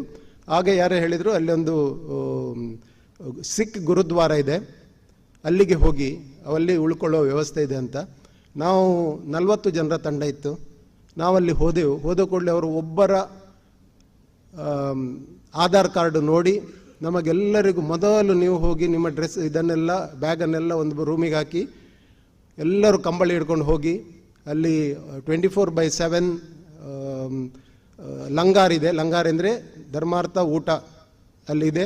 ಊಟ ಮಾಡಿ, ಸ್ನಾನ ಮಾಡಿ, ಊಟ ಮಾಡಿ ಬನ್ನಿ, ನಿಮ್ಮ ರೂಮನ್ನು ಆಕ್ಯುಪೈ ಮಾಡಿ, ಮತ್ತು ಎಲ್ಲ ನಾವು ಫಾರ್ಮ್ಯಾಲಿಟಿ ಮತ್ತೆ ಮಾಡುವಂತ ನಮಗೆ ಕೊಟ್ಟರು. ಮತ್ತು ಅಷ್ಟು ಚೆನ್ನಾಗಿ ನಮಗೆ ಅವ್ರಿಗೆ ನಾವು ಯಾರಂತ ಗೊತ್ತಿಲ್ಲ, ಯಾರ್ದು ಗುರುತಿಲ್ಲ, ಯಾರ್ದು ರೆಫರೆನ್ಸ್ ಇಲ್ಲ, ರೆಕಮೆಂಡೇಶನ್ ಲೆಟರ್ ಇಲ್ಲ, ಏನಿಲ್ಲ. ಅವ್ರು ಖಾಲಿ ಕನ್ಫರ್ಮ್ ಮಾಡಿದ್ದು ಒಬ್ಬನ ಆಧಾರ್ ಕಾರ್ಡ್ ನೋಡಿ 40 ಜನರದ್ದು ಇದು ಮಾಡಿ ನಮಗೆ ಅಂತ ಒಂದು ವ್ಯವಸ್ಥೆಯಲ್ಲಿ ಮಾಡಿದರು. ಇಂಥ ವ್ಯವಸ್ಥೆ ಭಾರತದಲ್ಲಿ ಹಲವು ಕಡೆಗಳಿದೆ. ಹಲವು ಸಾಮಾಜಿಕ ಸಂಸ್ಥೆಗಳು ಇಂತಹ ವ್ಯವಸ್ಥೆಯನ್ನು ಮಾಡ್ತಾ ಇದೆ. ಇದು ನಮ್ಮ ಒಂದು ಸ್ಟ್ರೆಂತ್. ಅದರ ನಂತರ ನೆಕ್ಸ್ಟ್ ಡೇ ನಾವು ಅಲ್ಲಿಂದ ಬರುವಾಗ ನಮ್ಮಲ್ಲಿ ಒಬ್ಬರಿಗೆ ಆ ವ್ಯಾಲಿ ಆಫ್ ಫ್ಲವರಿಗೆ ಹೋದದ್ರಿಂದ ಕೈಕಾಲಲ್ಲೆಲ್ಲ ಸ್ವಲ್ಪ ಬೊಕ್ಕೆ ಆಗಿ ಆಯಿತು. ಅಲ್ಲಿ ಡಾಕ್ಟರ್ಸ್ನ ವ್ಯವಸ್ಥೆ ಕೂಡ ಇದೆ. ಸೊ ಅಲ್ಲಿ ಡಾಕ್ಟರ್ಸ್ ಹತ್ರ ಹೋಗುವಾಗ ಅವರು ಹೇಳಿದರು, ಇದು ಆಗ್ತದೆ, ಅಲ್ಲಿ ನೀವು ಇದರಲ್ಲಿ ತಿರುಗಿದ್ರಿಂದ ಇದು ನ್ಯಾಚುರಲ್, ಎಲ್ರಿಗೂ ಆಗ್ತದೆ, ಏನು ಹೆದರಬೇಕಾಗಿಲ್ಲ. ಇದಕ್ಕಾಗಿ ಮಾತ್ರೆ ಕೊಟ್ಟರು. ಮಾತ್ರೆ ಕೊಟ್ಟ ನಂತರ ಅವರು ಕಿಸೆಗೆ ಕೈ ಹಾಕಿ ನಾನು ಎಷ್ಟು ಕೊಡಬೇಕಂತ ಕೇಳಿದರು. ಆಗ ಅವರು ಇಲ್ಲಿ ಬಾ ಅಂತ ಕರೆದು ಹೇಳಿದರು, ನೀನು ಇನ್ನೂ ಸಹ ಊರಿಗೆ ಮುಟ್ಟಲಿಲ್ಲ, ಇಲ್ಲಿ ಲ್ಯಾಂಡ್ ಸ್ಲೈಡ್ ಯಾವಾಗ ಆಗ್ತದಂತ ಗೊತ್ತಿಲ್ಲ, ನಿನ್ನ ಕಿಸೆಯಲ್ಲಿರುವ ಹಣ ನಿಮಗೆ ಯಾವಾಗವರೆಗೆ ಸಿಗ್ತದೆ ಅಂತ ಸಾಕಾಗ್ತದೆ ಅಂತ ನಿಮಗೆ ಗೊತ್ತಿಲ್ಲ. ಆದ್ದರಿಂದ ಇಲ್ಲಿ ಹಣ ತಗೊಳ್ಳುವ ವ್ಯವಸ್ಥೆ ಇಲ್ಲ. ನಿನ್ನ ಹತ್ರ ಒಂದು ವೇಳೆ ಹಣ ಕಡಿಮೆ ಇದ್ದರೆ, ಓಕೆ, ಐ ರಿಪೀಟ್, ನಿನ್ನ ಹತ್ರ ಒಂದು ವೇಳೆ ಹಣ ಕಡಿಮೆ ಇದ್ದರೆ ಅಲ್ಲಿ ಬಾಕ್ಸ್ ಇದೆ, ಅದಕ್ಕೆಲ್ಲರೂ ಹಣ ಹಾಕಿದ್ದಾರೆ, ನಿನಗೆ ಬೇಕಾದಷ್ಟು ಹಣವನ್ನು ತೆಗೆದುಕೊಂಡು ಹೋಗು, ಅಲ್ಲಿ ಲಾಕ್ ಇಲ್ಲ ಆ ಬಾಕ್ಸಿಗೆ. So this is our culture. ಇದು ನಾವು ಈ ದೊಡ್ಡ ಸ್ತರದಲ್ಲಿ ಕಂಡುಕೊಳ್ಳುವುದು ಮಾತ್ರವಲ್ಲ, ಸಣ್ಣ ಸಣ್ಣ ಸ್ತರದಲ್ಲಿ ನಾವು ಇಲ್ಲಿ ಸೌತ್ ಕನ್ನಡದಲ್ಲಿ ಸಾಧಾರಣ ಎಲ್ಲ ಕಡೆಯಲ್ಲಿ ಕೂಡ ಟ್ರೆಕ್ಕಿಂಗ್ ಮಾಡಿದ್ದೇವೆ. ನಮಗೆ ಟ್ರೆಕ್ಕಿಂಗ್ ಮಾಡುವಾಗ ಯಾವುದಾದ್ರು ಮನೆಗೆ ಹೋಗಿ ನೀರು ಕೊಡಿ ಹೇಳಿದರೆ ಅವರು ನೀರು ಬೆಲ್ಲ ಕೊಟ್ಟು ಒಂಜಿ ವನಸ್ಮಲ್ಪವರ ಅಂತ ಹೇಳಿ ಗಂಜಿ ಬಿಸಿ ಮಾಡಿ ಊಟ ಮಾಡಿಸಿಕೊಂಡು ಹೋಗುವ ಸಂಸ್ಕೃತಿ ನಮ್ಮಲ್ಲಿ ಇದೆ, ಇವತ್ತಿಗೂ ಕೂಡ ಇದೆ. ನಾವು ಸಿಟಿಯಲ್ಲಿ ಅದನ್ನು ಲೂಸ್ ಮಾಡಿರ್ಬೋದು. ಸಿಟಿಯಲ್ಲಿ ನಾವು ಬಾಗಿಲಿಗೆ 2 ಕೊಂಡಿ ಮತ್ತು 2 ಬಾಗಿಲು ಅದರ ಮೇಲೆ ಚೈನ್ ಹಾಕಿ ಯಾರು ಬಂದಿದ್ದಾರಂತ ತೂತಿನಿಂದ ನೋಡಿ ಒಳಗೆ ಅಥವಾ ಮಾತನಾಡುವ ಪರಿಸ್ಥಿತಿ ಇರ್ಬೋದು. ಬಟ್ ಹಳ್ಳಿಗಳಲ್ಲಿ ಇವತ್ತಿಗೂ ಕೂಡ ಈ ಸಂಸ್ಕೃತಿ ಇದೆ ಮತ್ತು this is our strength. So ಇದೇ ಸ್ಟ್ರೆಂತಿನಿಂದಾಗಿ ಕೋವಿಡ್ನ ಟೈಮಲ್ಲಿ ನಮ್ಮಲ್ಲಿ ಎಲ್ಲಿ ಕೂಡ ದೊಡ್ಡ ಮಟ್ಟದ ಲೂಟಿಂಗ್ ಅಥವಾ ಎಲ್ಲಿ ಕೂಡ ಆಗಲಿಲ್ಲ. ಇಷ್ಟು ಪೀಸ್ಫುಲ್ ಆಗಿ ನಾವು ಕೋವಿಡನ್ನು ಮ್ಯಾನೇಜ್ ಮಾಡಿದ್ದೇವೆ. ಇನ್ನೊಂದು ವಿವಿಧತೆಯಲ್ಲಿ ಏಕತೆ, ಅದು ಎಲ್ಲರಿಗೂ ಸಹ ಗೊತ್ತಾಗ್ತದೆ. ಇವತ್ತು ಯೂನಿವರ್ಸಿಟಿಯಲ್ಲಿ ನೋಡುವ ಮಕ್ಕಳನ್ನು ಕೂಡ ನೋಡಿದರೆ ಗೊತ್ತಾಗ್ತದೆ. ನಮ್ಮಲ್ಲಿ ನನ್ನ ಇನ್ನೊಂದು ಹಾಬಿ ಹೇಳಿದಾಗೆ ಕೈಟ್ ಫ್ಲೈಯಿಂಗ್. ನಮ್ಮದೊಂದು ಟೀಮ್ ಇದೆ, ಟೀಮ್ ಮ್ಯಾಂಗ್ಳೂರ್ ಅಂತ. ನಾವು ಇಂಡಿಯಾದ ಅತ್ಯಂತ ದೊಡ್ಡ kite, that is by 12/36 Kathakali kite ಅಂತ, ಅದನ್ನು ರಿಚ್ಟಾಫ್ಟ್ ಐಲ್ಯಾಂಡ್ನಲ್ಲಿ ಮಾಡಿದ್ದೇವೆ. ಅದು ಲಿಮ್ಕಾ ಬುಕ್ ರೆಕಾರ್ಡ್ನ ಭಾರತದ ಅತ್ಯಂತ ದೊಡ್ಡ ಕೈಟ್ ಎಂಬುದು ಹೆಗ್ಗಳಿಕೆಗೆ ಪಾತ್ರವಾಗಿದೆ. ಸೊ ನಮಗೆ ಹಲವು ದೇಶಗಳಲ್ಲಿ ನಮಗೆ ಕೈಟ್ ಫ್ಲೈಯಿಂಗಿಗೆ ಇನ್ವೈಟ್ ಬರ್ತಿದೆ. ನಾವು ಕೂಡ ಮಂಗಳೂರಲ್ಲಿ ಇಂಟರ್ನ್ಯಾಷನಲ್ ಕೈಟ್ ಫೆಸ್ಟಿವಲ್ ಆರ್ಗನೈಸ್ ಮಾಡ್ತೇವೆ. ಹೀಗೆ ಆಸ್ಟ್ರೇಲಿಯಾದ ಒಬ್ಬರು ಇಂಟರ್ನ್ಯಾಷನಲ್ ಕೈಟ್ ಫೆಸ್ಟಿವಲ್ಗೆ ಬಂದಾಗ ಮಂಗಳೂರಲ್ಲಿ, ಅದು ಜಾನ್ವರಿಯಲ್ಲಿ ಆಗೋದು, ಆಗ ಕದ್ರಿ ದೇವಸ್ಥಾನದಲ್ಲಿ ಜಾತ್ರೆ ಆಗ್ತಾಯಿತ್ತು. ಅವರನ್ನು ನಾನು ಜಾತ್ರೆಗೆ ಕೊಂಡು ಹೋದೆ. ಅಲ್ಲಿ ಹೋದವರು ಆ ಜಾತ್ರೆಯಲ್ಲಿ ಜನ ನೋಡಿ ಸಂಜೆ ಹೊತ್ತು ಜಾತ್ರೆಯಲ್ಲಿ ಜನ ನೋಡಿ ಹಿ ವಾಸ್ ಏನಾಯ್ತು ಅಂತ ಗೊತ್ತಾಗೋದಿಲ್ಲ, ಅದು ಕನ್ನಡದಲ್ಲಿ ನನಗೆ ವರ್ಡ್ ಸಿಗ್ತಾ ಇಲ್ಲ. ಶಾಕ್ ಆಗಿ ಅವರು ಕಾಲು ಈ ಜನರನ್ನು ನೋಡ್ತಾ ಇದ್ದರು. ಸಾಧಾರಣ 10-15 ನಿಮಿಷ ನೋಡ್ತಾ ಇದ್ದಾರೆ. ನಾನು ಕಡೆಗೆ ಅವ್ರ ಹತ್ರ ಕೇಳಿದೆ, ಅಷ್ಟು ನೋಡುವಷ್ಟು ಎಂತ ಇದೆ? ಎಲ್ಲ ಹಳ್ಳಿಯಿಂದ ಬಂದ ಎಲ್ಲ ಜನರಿದ್ದರು, ಎಲ್ಲ ನಮ್ಮನೆ ಡ್ರೆಸ್ಗಳನ್ನು ಹಾಕಿಕೊಂಡಿದ್ದರು. ಯಾರು ಕೂಡ ಪಾಶ್ ಅಥವಾ ಇದ್ರು ಇರಲಿಲ್ಲ. ಜನಸಾಮಾನ್ಯರು ಅಲ್ಲಿ ಗ್ಯಾಲರಿ ಹಾಗೆ ಇದೆ ಕದ್ರಿ ದೇವಸ್ಥಾನದಲ್ಲಿ, ಗ್ಯಾಲರಿಯಲ್ಲಿ ಮೇಲಿಂದ ಕೆಳಗೊಳಗೆ ಕೂತ್ಕೊಂಡಿದ್ದರು. ಸೊ ಹಾಗೆ ಕೇಳಿದಾಗ ಅವ್ರು ಹೇಳಿದರು, ಜಸ್ಟ್ ಲುಕ್ ಎಟ್ ದೆಮ್. ಇಲ್ಲಿ ಕಮ್ಮಿಯಲ್ಲಿ ಒಂದು 700-800 ಜನ ಕೂತ್ಕೊಂಡಿದ್ದಾರೆ. ಅದರಲ್ಲಿ ಯಾರು ಕೂಡ ಇಬ್ಬರು ಒಂದೇ ಕಲರಿನ ಅಥವಾ ಒಂದೇ ಡಿಸೈನಿನ ಒಂದೇ ಥರದ ಡ್ರೆಸ್ಸನ್ನು ಹಾಕಿಕೊಂಡಿಲ್ಲ. ದಟ್ ಮೀನ್ಸ್ ಈದರ್ ಅವರು ಮೊದಲೇ ಅವರವರೊಳಗೆ ಮಾತನಾಡಿಕೊಂಡು ಇಲ್ಲಿ ಬಂದಿರಬೇಕು, ನಾವು ಈ ಡ್ರೆಸ್ ಹಾಕ್ತೇನೆ ನೀನಂಥದ್ದು ಹಾಕಬೇಡ ಅಂತ, ಅಥವಾ ನಿಮ್ಮಲ್ಲಿ ಇಂಥ ಒಂದು ಸಿಸ್ಟಮ್ ಇರಬೇಕಾ, ಪ್ರೊಡಕ್ಷನಿಂದ ಡಿಸ್ಟ್ರಿಬ್ಯೂಷನಿಂದ ಇಲ್ಲಿ ರಿಟೇಲ್ವರೆಗೆ ಈ ತುಂಬ ಹಳೆಯದಾದ ಒಂದು ಸಿಸ್ಟಮ್ ಇರಬೇಕು. ಅದರಿಂದ ಅವರು ಬೇಕಾದ ಒಂದೊಂದು ಸೆಗ್ಮೆಂಟಿಗೆ ಒಂದೊಂದು ಮಾತ್ರ ಕಳಿಸ್ತಾ ಇದ್ದಾರೆ ಮತ್ತು ಜನರು ಕೂಡ ಅದನ್ನು ಪರ್ಚೇಸ್ ಮಾಡಿ ತೊಟ್ಟುಕೊಂಡು ಬರ್ತಾ ಇದ್ದಾರೆ. ಆ ಯಾವುದಾದ್ರು ಸಿಸ್ಟಮ್ ಇರಬೇಕು. ಅಥವಾ ನೀವು ನಮ್ಮ ಊರಿಗೆ ಆಸ್ಟ್ರೇಲಿಯಾದಲ್ಲಿ ಬಂದರೆ 3 ಅಥವಾ 4 ಕಲರಿನ ಡ್ರೆಸ್, ಒಂದು ಗ್ರೇ, ಒಂದು ಜೀನ್ಸ್, ಒಂದು ವೈಟ್ ಅಂತ 4 ಕಲರಿನ ಡ್ರೆಸ್ ಬಿಟ್ಟರೆ ನಿಮಗೆ ಸಾಧಾರಣ ಒಂದೊಂದು ಗ್ರೂಪಿನಲ್ಲಿ 50-60 ಜನ ಒಂದೇ ಥರ ಡ್ರೆಸ್ ಹಾಕಿದವರು, ಒಂದೇ ಅಂದರೆ ಎಕ್ಸಾಕ್ಟ್ಲಿ ಸಿಮಿಲರ್ ಡ್ರೆಸ್ ಹಾಕಿದವರು ಸಿಗ್ತಾರೆ. ಇಲ್ಲಿ ಅಂಥದ್ದು ಇಲ್ಲ. ಮತ್ತು ಅವರು ಕೆಲವರು ಸೀರೆ ತೊಟ್ಟಿದ್ದಾರೆ, ಕೆಲವರು ಚೂಡಿದಾರ್ ಹಾಕ್ಕೊಂಡಿದ್ದಾರೆ, ಕೆಲವರು ಲಂಗ ದಾವಣಿ ಹಾಕಿದ್ದಾರೆ. ಹಾಗೆ ಬೇರೆ ಬೇರೆ ಥರ ಕೂಡ ಇದೆ. ಇವನ್ ಪುರುಷರು ಕೂಡ ಹಾಗೆ ಬೇರೆ ಬೇರೆ ಥರ ಇದೆ. So this is something I cannot imagine how this happens. So this is one of our strength. ವಿವಿಧತೆಯಲ್ಲಿ ಏಕತೆ is one of our strength. ಹಾಗೆಯೇ ನಾವು ಯಾರು ಕೂಡ ಕೋವಿಡ್ ಕಾಲದಲ್ಲಿ, ನಾನು ಚಾರ್ಟ್ ಅಕೌಂಟೆಂಟ್ ಆದ್ದರಿಂದ ನಾನು ಇದನ್ನು ಮುಖತಃ ನೋಡಿದ್ದೇನೆ, ಸಂಪೂರ್ಣ ನನಗೆ ಇದರ ಪರಿಚಯ ಕೂಡ ಆಗಿದೆ. ನಮ್ಮಲ್ಲಿ ಅನೇಕ ಕ್ಲೈಂಟ್ಸ್ಗಳು ಕೋವಿಡ್ ಟೈಮಲ್ಲಿ ತುಂಬ ಡೌನ್ ಇದ್ದರು. ತುಂಬ ಡೌನ್ ಅಂದರೆ ಕೆಲವರು ಬಂದು ಕೂಗಿಕೊಳ್ತಿದ್ರು. ಆದರೂ ಯಾರು ಕೂಡ ಹತಾಶರಾಗಲಿಲ್ಲ. ಯಾರು ಕೂಡ I will give up, I will quit, ನಾನು ನಾಳೆ ನೇತ್ರಾವತಿಗೆ ಹಾರ್ತೇನಂತ ಯಾರು ಕೂಡ ಹೇಳಲಿಲ್ಲ. ಕೋವಿಡ್ ಟೈಮಲ್ಲಿ ಇದು ಎಲ್ಲಿ ಕೂಡ ಆಗಲಿಲ್ಲ. So this is our strength. ನಮ್ಮ entrepreneurs have a great aspect of hope in them. That is how we could manage this. That is why the total GDP of India is contributed to the extent of nearly 80% from small and medium entrepreneurs, even today. So, okay, that is our strength. But we are a blessed nation with so many natural resources and human resources. Human resources alli namge language skills nammastu fast kaliyuvanta bere world alli bere countries illa. ಮೊನ್ನೆ ನನ್ನ ಮಗಳಿಗೊಂದು interview ಆಗ್ತಾಯಿತ್ತು overseas ಯೂನಿವರ್ಸಿಟಿಯಲ್ಲಿ. ಅವರು ಕೇಳಿದ್ರು, ನಿಮಗೆ ಯಾವುದೆಲ್ಲ language ಬರ್ತದಂತ. ಇವಳು English, Hindi, Kannada, Konkani, Tulu ಹೇಳುವಾಗ ಅವರಿಗೆ ಟೋಟಲಿ ಝ್ಯಾಪ್ಟ್. ಅವರಿಗೆ ಅರ್ಥವೇ ಆಗೋದಿಲ್ಲ. ನಿಮಗೆ ಹೇಗೆ 5 ಲ್ಯಾಂಗ್ವೇಜ್ಗಳನ್ನು ನೀವು, ಇದು ಸಾಮಾನ್ಯವಾಗಿ ನಮ್ಮಲ್ಲಿ ಎಲ್ಲರಿಗೂ ಸಹ ಬರ್ತದೆ. ಈ ಬೆಲ್ಟಿನಲ್ಲಿರುವ ಪ್ರತಿಯೊಬ್ಬರು ಕೂಡ ಸಾಧಾರಣ 4-5 ಲ್ಯಾಂಗ್ವೇಜನ್ನು ಕರಗತ ಮಾಡಿ ಇಟ್ಕೊಳ್ತಾರೆ, ಮಾತಾಡಿಕೊಂಡು ಸಹ ಇರ್ತಾರೆ. So this is our strength. Next, adaptability to technology. ನಾವು ಟೆಕ್ನಾಲಜಿಯನ್ನು ಈ ಥರ ಅಡಾಪ್ಟ್ ಮಾಡಿದೆವ, ನಮಗೆ ಶಾಕ್ ಆಗ್ತದೆ. ನಮ್ಮಂಥವರಿಗೆ ಇನ್ನೂ ಕೂಡ UPI ಪೇಮೆಂಟ್ ಹೇಗೆ ಮಾಡೋದು ಅಂತ, ಇನ್ನೂ ಸಹ ಗೂಗಲ್ ಪೇ ಹೇಗೆ ಮಾಡೋದು ಅಂತ ನಾವು ಸ್ವಲ್ಪ ಆಲೋಚನೆ ಮಾಡಿದರೆ, ಅಲ್ಲಿ ರಸ್ತೆಯಲ್ಲಿರುವ fruit vendor, ordinary fruit vendor ಕಲಿತು ಕೂಡ ಇರಲಿಕ್ಕಿಲ್ಲ, ಅಥವಾ ಅವರು ಇದನ್ನು ಆಲ್ರೆಡಿ ಅಡಾಪ್ಟ್ ಮಾಡಿದ್ದಾರೆ. ಹೆಚ್ಚಿನ ಕಡೆಗಳಲ್ಲಿ ಈಗ UPI ಪೇಮೆಂಟ್ ಆಗ್ತಾ ಇದೆ. ಕ್ಯಾಶ್ ಟ್ರಾನ್ಸಾಕ್ಷನ್ ತುಂಬ ಕಡಿಮೆ ಆಗ್ತಾ ಇದೆ. ಸೊ ದಿನಕ್ಕೆ ಈ ನೆಫ್ಟಿನಲ್ಲೆಲ್ಲ 4.5 ಕೋಟಿಯಷ್ಟು ಟ್ರಾನ್ಸಾಕ್ಷನ್ ದಿನಕ್ಕೆ ಆಗ್ತಾ ಇದೆ. ಸೊ ಇದರಿಂದಾಗಿ ಈ ಟೆಕ್ನಾಲಜಿಯನ್ನು ನಾವು ಲಿವರೇಜ್ ಮಾಡಿದ್ರಿಂದಾಗಿ ನಮ್ಮ ಇಕಾನಮಿ ಈ ಡಿಕೇಡಲ್ಲಿ ತುಂಬ ಡೆವಲಪ್ ಆಗ್ತಾ ಇದೆ. ಈ ಒಂದು ಇಕಾನಮಿ ಇದ್ದದ್ರಿಂದ ಮಾತ್ರ, ಈ ಒಂದು ಬೆನಿಫಿಟ್ ಇದ್ದದ್ರಿಂದ ಮಾತ್ರ, ಇದಕ್ಕಾಗಿ ಮುಖ್ಯ ಕಾರಣ ನಮ್ಮ ಆಧಾರ್ ಕಾರ್ಡ್. ಈ ಆಧಾರ್ ಕಾರ್ಡಿನ ಉಪಯೋಗ ಕೋವಿಡ್ ಟೈಮ್ನಲ್ಲಿ ಎಷ್ಟಾಗಿತ್ತೆಂದರೆ, ನಾವೊಂದು ಇದು ಕೋವಿಡ್ನ ಕ್ಯಾಂಪನ್ನು ಕೂಡ ಮಾಡಿದ್ದೆವು. ಅಲ್ಲಿ ಪ್ರತಿಯೊಂದು ಬಾಟ್ಲನ್ನು ಅವರು ನೋಟ್ ಮಾಡಿಕೊಂಡು ಅದರಲ್ಲಿ ಲಾಸ್ಟ್ 1 ಡ್ರಾಪ್ ಇರುವುದನ್ನು ಹಾಗೆ ಇಟ್ಟುಕೊಂಡು ಅದು ಪುನಃ ಟೆಸ್ಟಿಗೆ ಹೋಗ್ತದೆ ಲ್ಯಾಬಲ್ಲಿ, ಅದರಲ್ಲಿ ಏನಾದ್ರು ಹೆಚ್ಚು ಕಮ್ಮಿ ಉಂಟಾ ಅಂತ. ಮತ್ತು ಆ ಬಾಟ್ಲಲ್ಲಿ ಯಾರಿಗೆಲ್ಲ ಕೊಟ್ಟಿದೆ ಅದನ್ನು ಕೂಡ ಅವರ ಆಧಾರ್ ಕಾರ್ಡ್ ತಗೊಂಡು ಅವರು ಮೆನ್ಷನ್ ಮಾಡಿ ಅಂಥ ಲಿಸ್ಟ್ ಮಾಡಿ ತಗೊಂಡು ಹೋಗ್ತಾ ಇದ್ದೆ. ಆದ್ದರಿಂದ ನಮಗೆ ಎಲ್ಲರಿಗೂ ಕೂಡ ಫಸ್ಟ್ ರೌಂಡ್ ಆಯಿತು, ಸೆಕೆಂಡ್ ರೌಂಡ್ ಆಯಿತು ಅಂತ SMS ಬರಲಿಕ್ಕೆ ಶುರುವಾದದ್ದು ಆ ನಿಮಿತ್ತವಾಗಿ.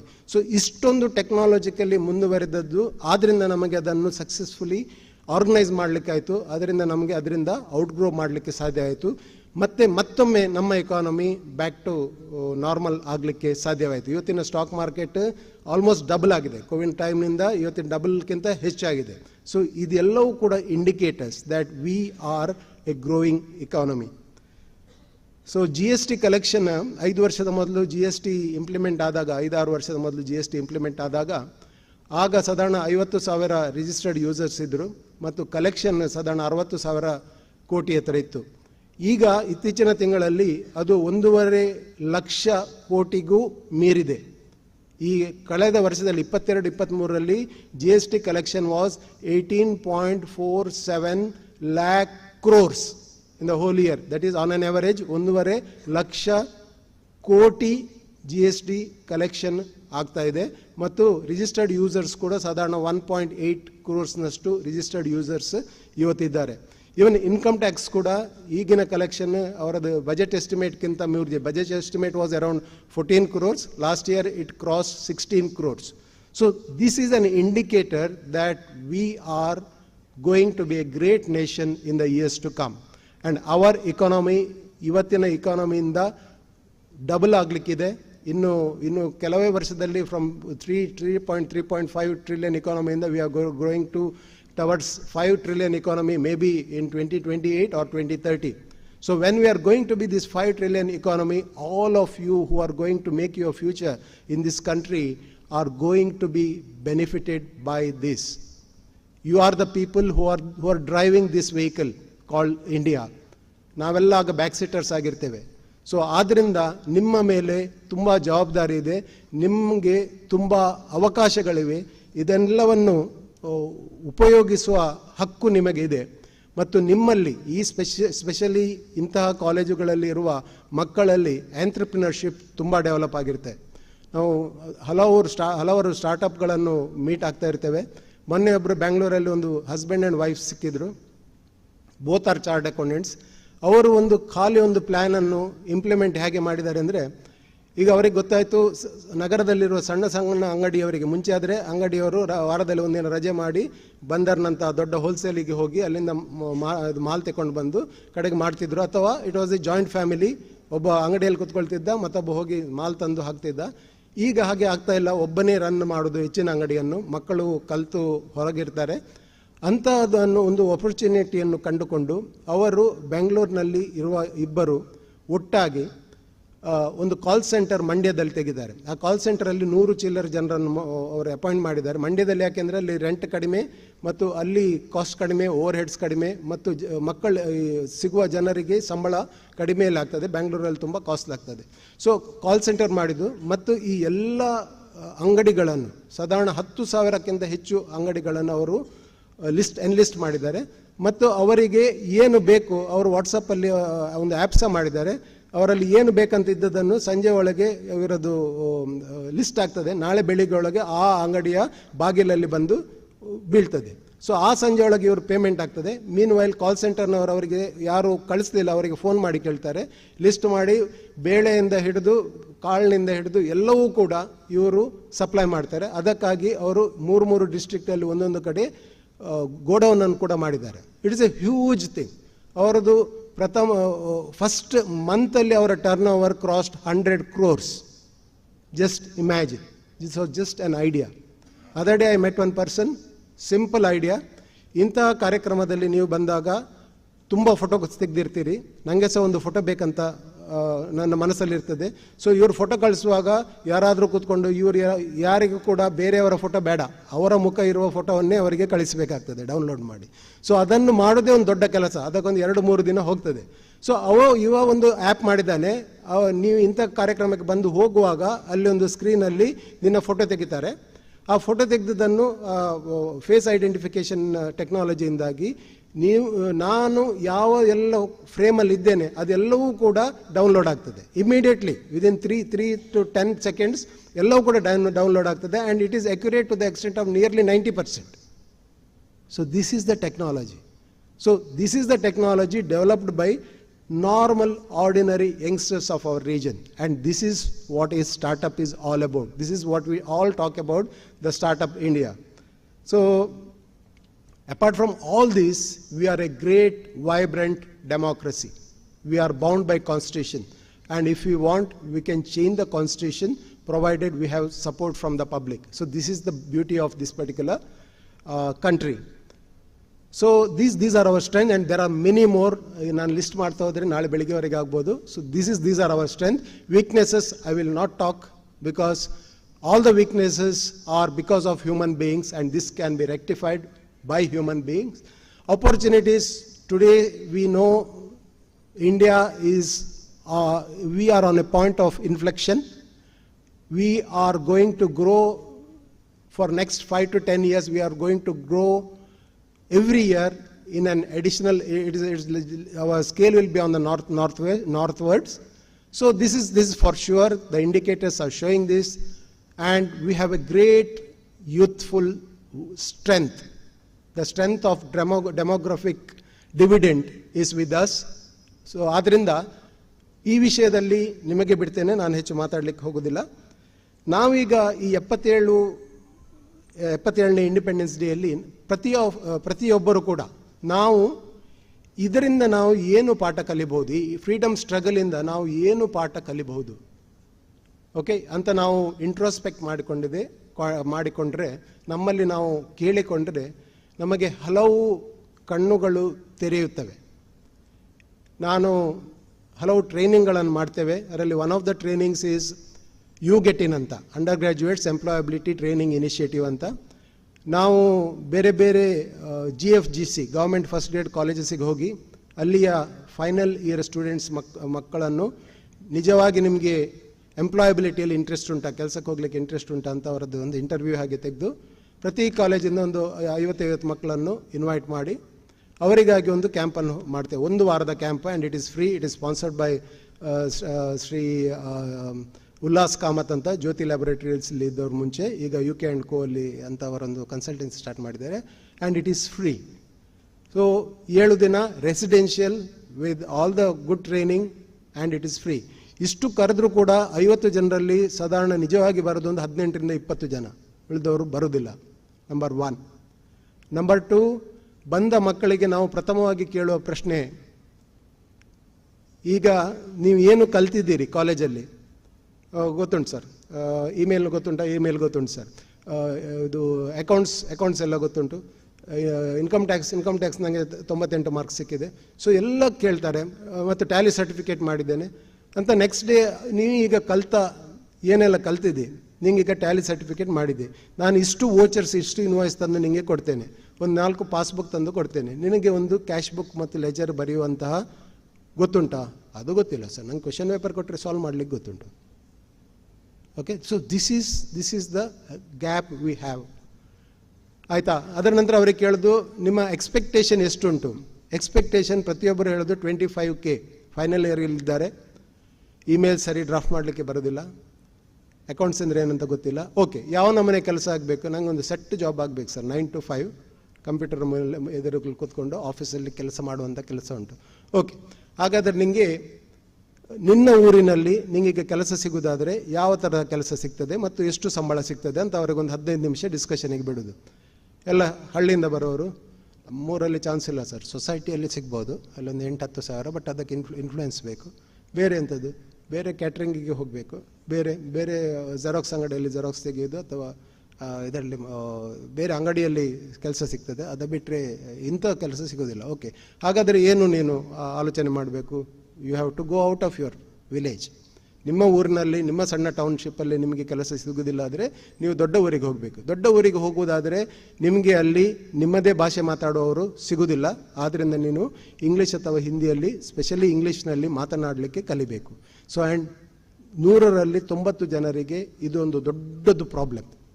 ಇಂಗ್ಲೀಷ್ನಲ್ಲಿ ಮಾತನಾಡಲಿಕ್ಕೆ ನನಗೆ ಬರುವುದಿಲ್ಲ ಎಂಬ ಭೂತವನ್ನು ತಲೆಯ ಮೇಲೆ ಇಟ್ಕೊಂಡು ಬರ್ತಾರೆ, ಪ್ಲಸ್ ನನಗೆ ಸ್ಟೇಜ್ ಫಿಯರ್ ಉಂಟು ಎಂಬ ಒಂದು ಭೂತವನ್ನು ಹಾರ್ಟಿನಲ್ಲಿ ಇಟ್ಕೊಂಡು ಬರ್ತಾರೆ. ಇದು 2ರಿಂದ ನಮ್ಮ ಮಕ್ಕಳು ಮುಂದೆ ಬರುವುದಿಲ್ಲ. ಇದನ್ನು ಹೋಗಲಾಡಿಸಬೇಕಾದ್ರೆ ಅವರಿಗೆ ರಿಯಾಲಿಟಿ ಚೆಕ್ ಮಾಡಿಸಬೇಕು. ಇದನ್ನು ಹೋಗಲಾಡಿಸಬೇಕಾದ್ರೆ during their college days and PG days, there are so many PG students here. How many of you have gone for any internship in any organisation? ಎಷ್ಟು ಜನ ಇಂಟರ್ನ್ಶಿಪ್ ಮಾಡಿದ್ದೀರಿ? It may be in any industry, it may be in any office, it may be in bank or anywhere, or it may be in factory. ಎಷ್ಟು ಜನ internship ಮಾಡಿದ್ದೀರಿ? I don't see any hands. Okay, only one, okay. So internship is the way to know where you stand. ಇವತ್ತು ಯಾರು ಕೂಡ employment ನೋಡುವಾಗ ನಿಮ್ಮದು marks ಕಾರ್ಡನ್ನು ನೋಡೋದೇ ಇಲ್ಲ.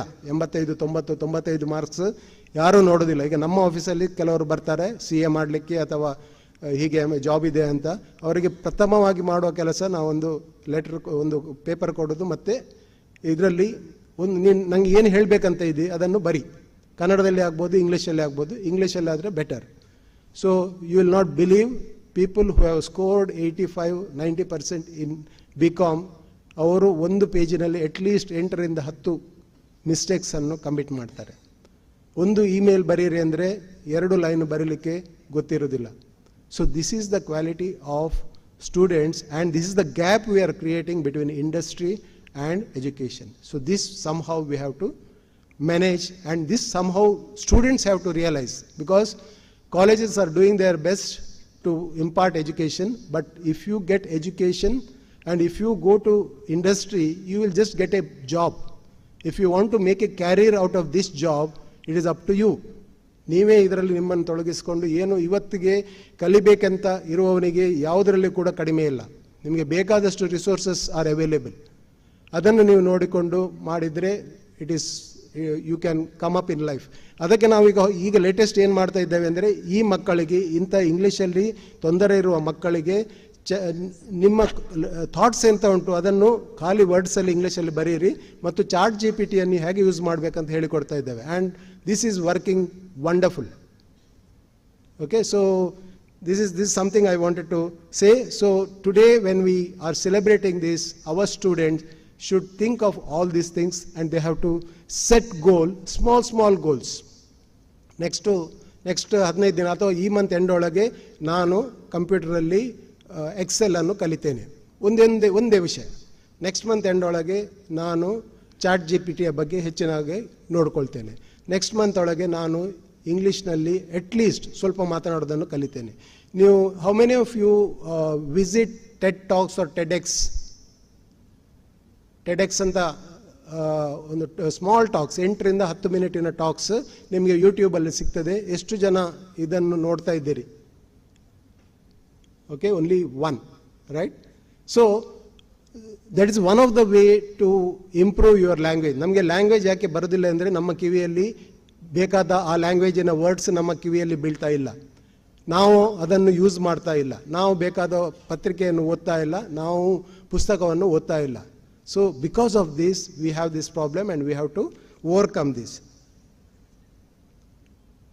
Okay, so we all have to be very strong within, and if we have to be very strong within, we have to know where we want to go.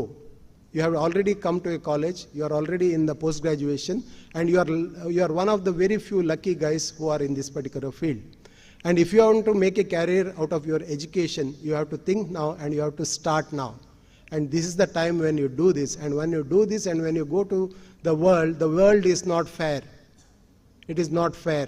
Only the merit, not the marks will count there. ನಿಮಗೆ ಕೆಲಸ ಗೊತ್ತಿದ್ದರೆ ನಿಮಗೆ ಎಲ್ಲಿ ಕೂಡ you will get a red carpet. ಗೊತ್ತಿಲ್ಲ ಅಂತ ಹೇಳಿದರೆ ನಿಮಗೆ ಕೆಲಸ ಕಲಿಸುವಷ್ಟು ಸಮಯ ಈಗಿನ ಸ್ಮಾಲ್ ಎಂಟರ್ಪ್ರಿನರ್ಸ್ ಅಲ್ಲಿಲ್ಲ, ದೊಡ್ಡ ಕಂಪನೀಸ್ ಮಾಡ್ಬೋದು.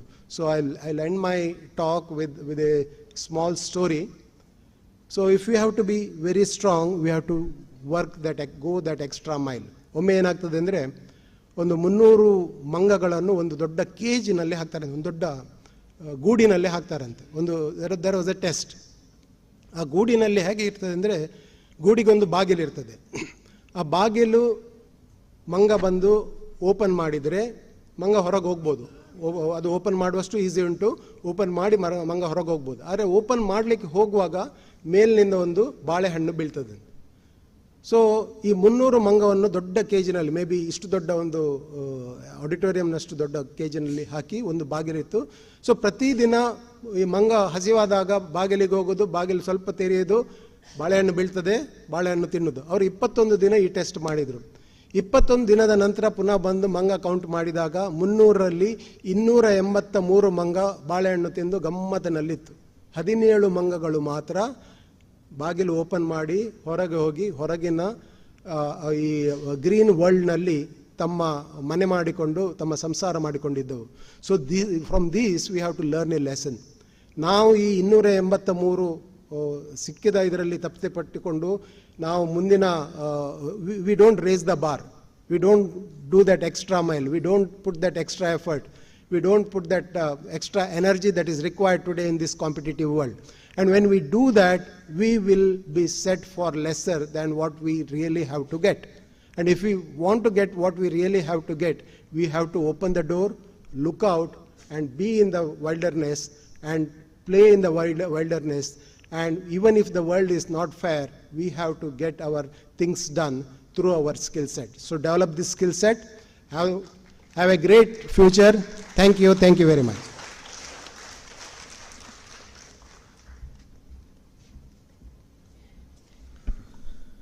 ಮುಖ್ಯ ಅತಿಥಿಯ ನೆಲೆಯಲ್ಲಿ ನೆರೆದಿರುವಂತಹ ಎಲ್ಲರ ಮನಮುಟ್ಟುವಂತೆ ಮಾತಾಡಿದ ತಮಗೆ ಧನ್ಯವಾದಗಳು ಸರ್. ಇದೀಗ ಕಾರ್ಯಕ್ರಮದ ಮುಖ್ಯ ಅತಿಥಿಯಾಗಿ ಆಗಮಿಸಿ ನಮ್ಮೊಂದಿಗೆ ಇಷ್ಟು ಹೊತ್ತು ತಮ್ಮ ಅನುಭವವನ್ನು ಹಂಚಿಕೊಂಡಂಥ ಶ್ರೀ ಗಿರಿಧರ್ ಕಾಮತ್ ಚಾರ್ಟರ್ಡ್ ಅಕೌಂಟೆಂಟ್ ಇವರಿಗೆ ಮಂಗಳೂರು ವಿಶ್ವವಿದ್ಯಾನಿಲಯದ ಕುಲಪತಿಗಳು ಪ್ರೊಫೆಸರ್ ಜಯರಾಜ್ ಅಮೀನ್ ಇವರು ಒಂದು ಪುಸ್ತಕವನ್ನು ನೆನಪಿನ ಕಾಣಿಕೆಯಾಗಿತ್ತು ಗೌರವಿಸಬೇಕು ಎಂಬುದಾಗಿ ಅವರಲ್ಲಿ ವಿನಂತಿಯನ್ನು ಮಾಡಿಕೊಳ್ತಾ ಇದ್ದೇನೆ. ಅದೇ ರೀತಿಯಾಗಿ ನಮ್ಮೊಂದಿಗೆ ಪಥಸಂಚಲನದಲ್ಲಿ ಸಹಕರಿಸಿದಂತಹ NCC ಕೆಡೆಟ್ ಕಾರ್ಪ್ಸ್ನ ಲೀಡರ್ ದಯವಿಟ್ಟು ವೇದಿಕೆಗೆ ಬಂದು ಮಂಗಳೂರು ವಿಶ್ವವಿದ್ಯಾನಿಲಯದ ಕುಲಪತಿಗಳಾಗಿರುವ ಪ್ರೊಫೆಸರ್ ಜಯರಾಜ್ ಅಮೀನ್ ಇವರಿಂದ ಒಂದು ಹೂವಿನ ಗಿಡವನ್ನು ಸ್ವೀಕರಿಸಬೇಕು ಎಂಬುದಾಗಿ ಕೇಳಿಕೊಳ್ತಾ ಇದ್ದೇನೆ.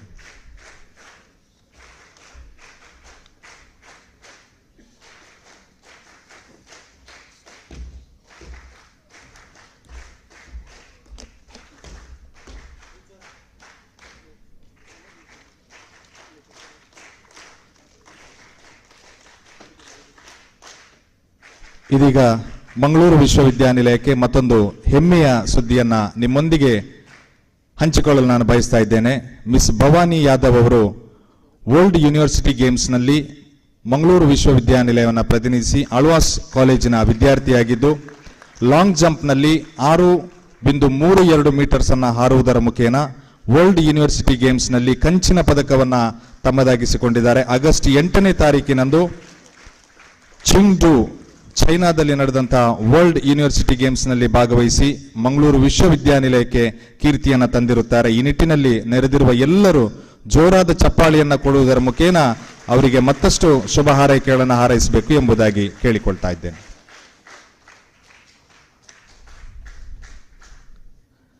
ಕಾರ್ಯಕ್ರಮವನ್ನು ಮುಂದುವರಿಸುತ್ತಾ ಮೊದಲ ಮಹಾಯುದ್ಧದ ನಂತರ 1918ರಲ್ಲಿ ಭಾರತೀಯ ಕಾರ್ಯಕರ್ತರು ಸ್ವಯಂ ಆಡಳಿತ ಅಥವಾ ಸ್ವದೇಶಿ ಚಳುವಳಿ ಆಂದೋಲನ ಆರಂಭವಾಯಿತು. 1929ರಲ್ಲಿ ಭಾರತೀಯ ಸಂಸತ್ ಲಾಹೋರ್ನಲ್ಲಿ ನಡೆದ ಸಭೆಯಲ್ಲಿ ಪೂರ್ಣ ಸ್ವರಾಜ್ ಎಂಬ ಬೇಡಿಕೆಯನ್ನು ಬ್ರಿಟಿಷ್ ಸರ್ಕಾರದ ಮುಂದೆ ಇಡಲಾಯಿತು. ಭಾರತದ ಕೊನೆಯ ವೈಸ್ರಾಯ್ ಆಗಿದ್ದ ಲಾರ್ಡ್ ಮೌಂಟ್ ಬ್ಯಾಟನ್ ಈ ಪ್ರಸ್ತಾವನೆಯನ್ನು ಒಪ್ಪಿಕೊಂಡರು. ಇದೀಗ ಮಂಗಳೂರು ವಿಶ್ವವಿದ್ಯಾನಿಲಯದ ಒಬ್ಬ ದಕ್ಷ ಮತ್ತು ಅತ್ಯುತ್ತಮ ರಾಷ್ಟ್ರಪ್ರೇಮಿ ಹಾಗೂ ವಿಶ್ವವಿದ್ಯಾನಿಲಯದ ಒಳಿತಿಗಾಗಿ ಸದಾ ಶ್ರಮಿಸುತ್ತಿರುವ ಮಂಗಳೂರು ವಿಶ್ವವಿದ್ಯಾನಿಲಯದ ಕುಲಪತಿಗಳಾಗಿರುವ ಪ್ರೊಫೆಸರ್ ಜಯರಾಜ್ ಅಮೀನ್ ಅಧ್ಯಕ್ಷೀಯ ನುಡಿಗಳನ್ನಾಡಬೇಕು ಎಂಬುದಾಗಿ ನಿಮ್ಮಲ್ಲಿ ವಿನಂತಿಯನ್ನು ಮಾಡಿಕೊಳ್ತಾ ಇದ್ದೇನೆ ಸರ್.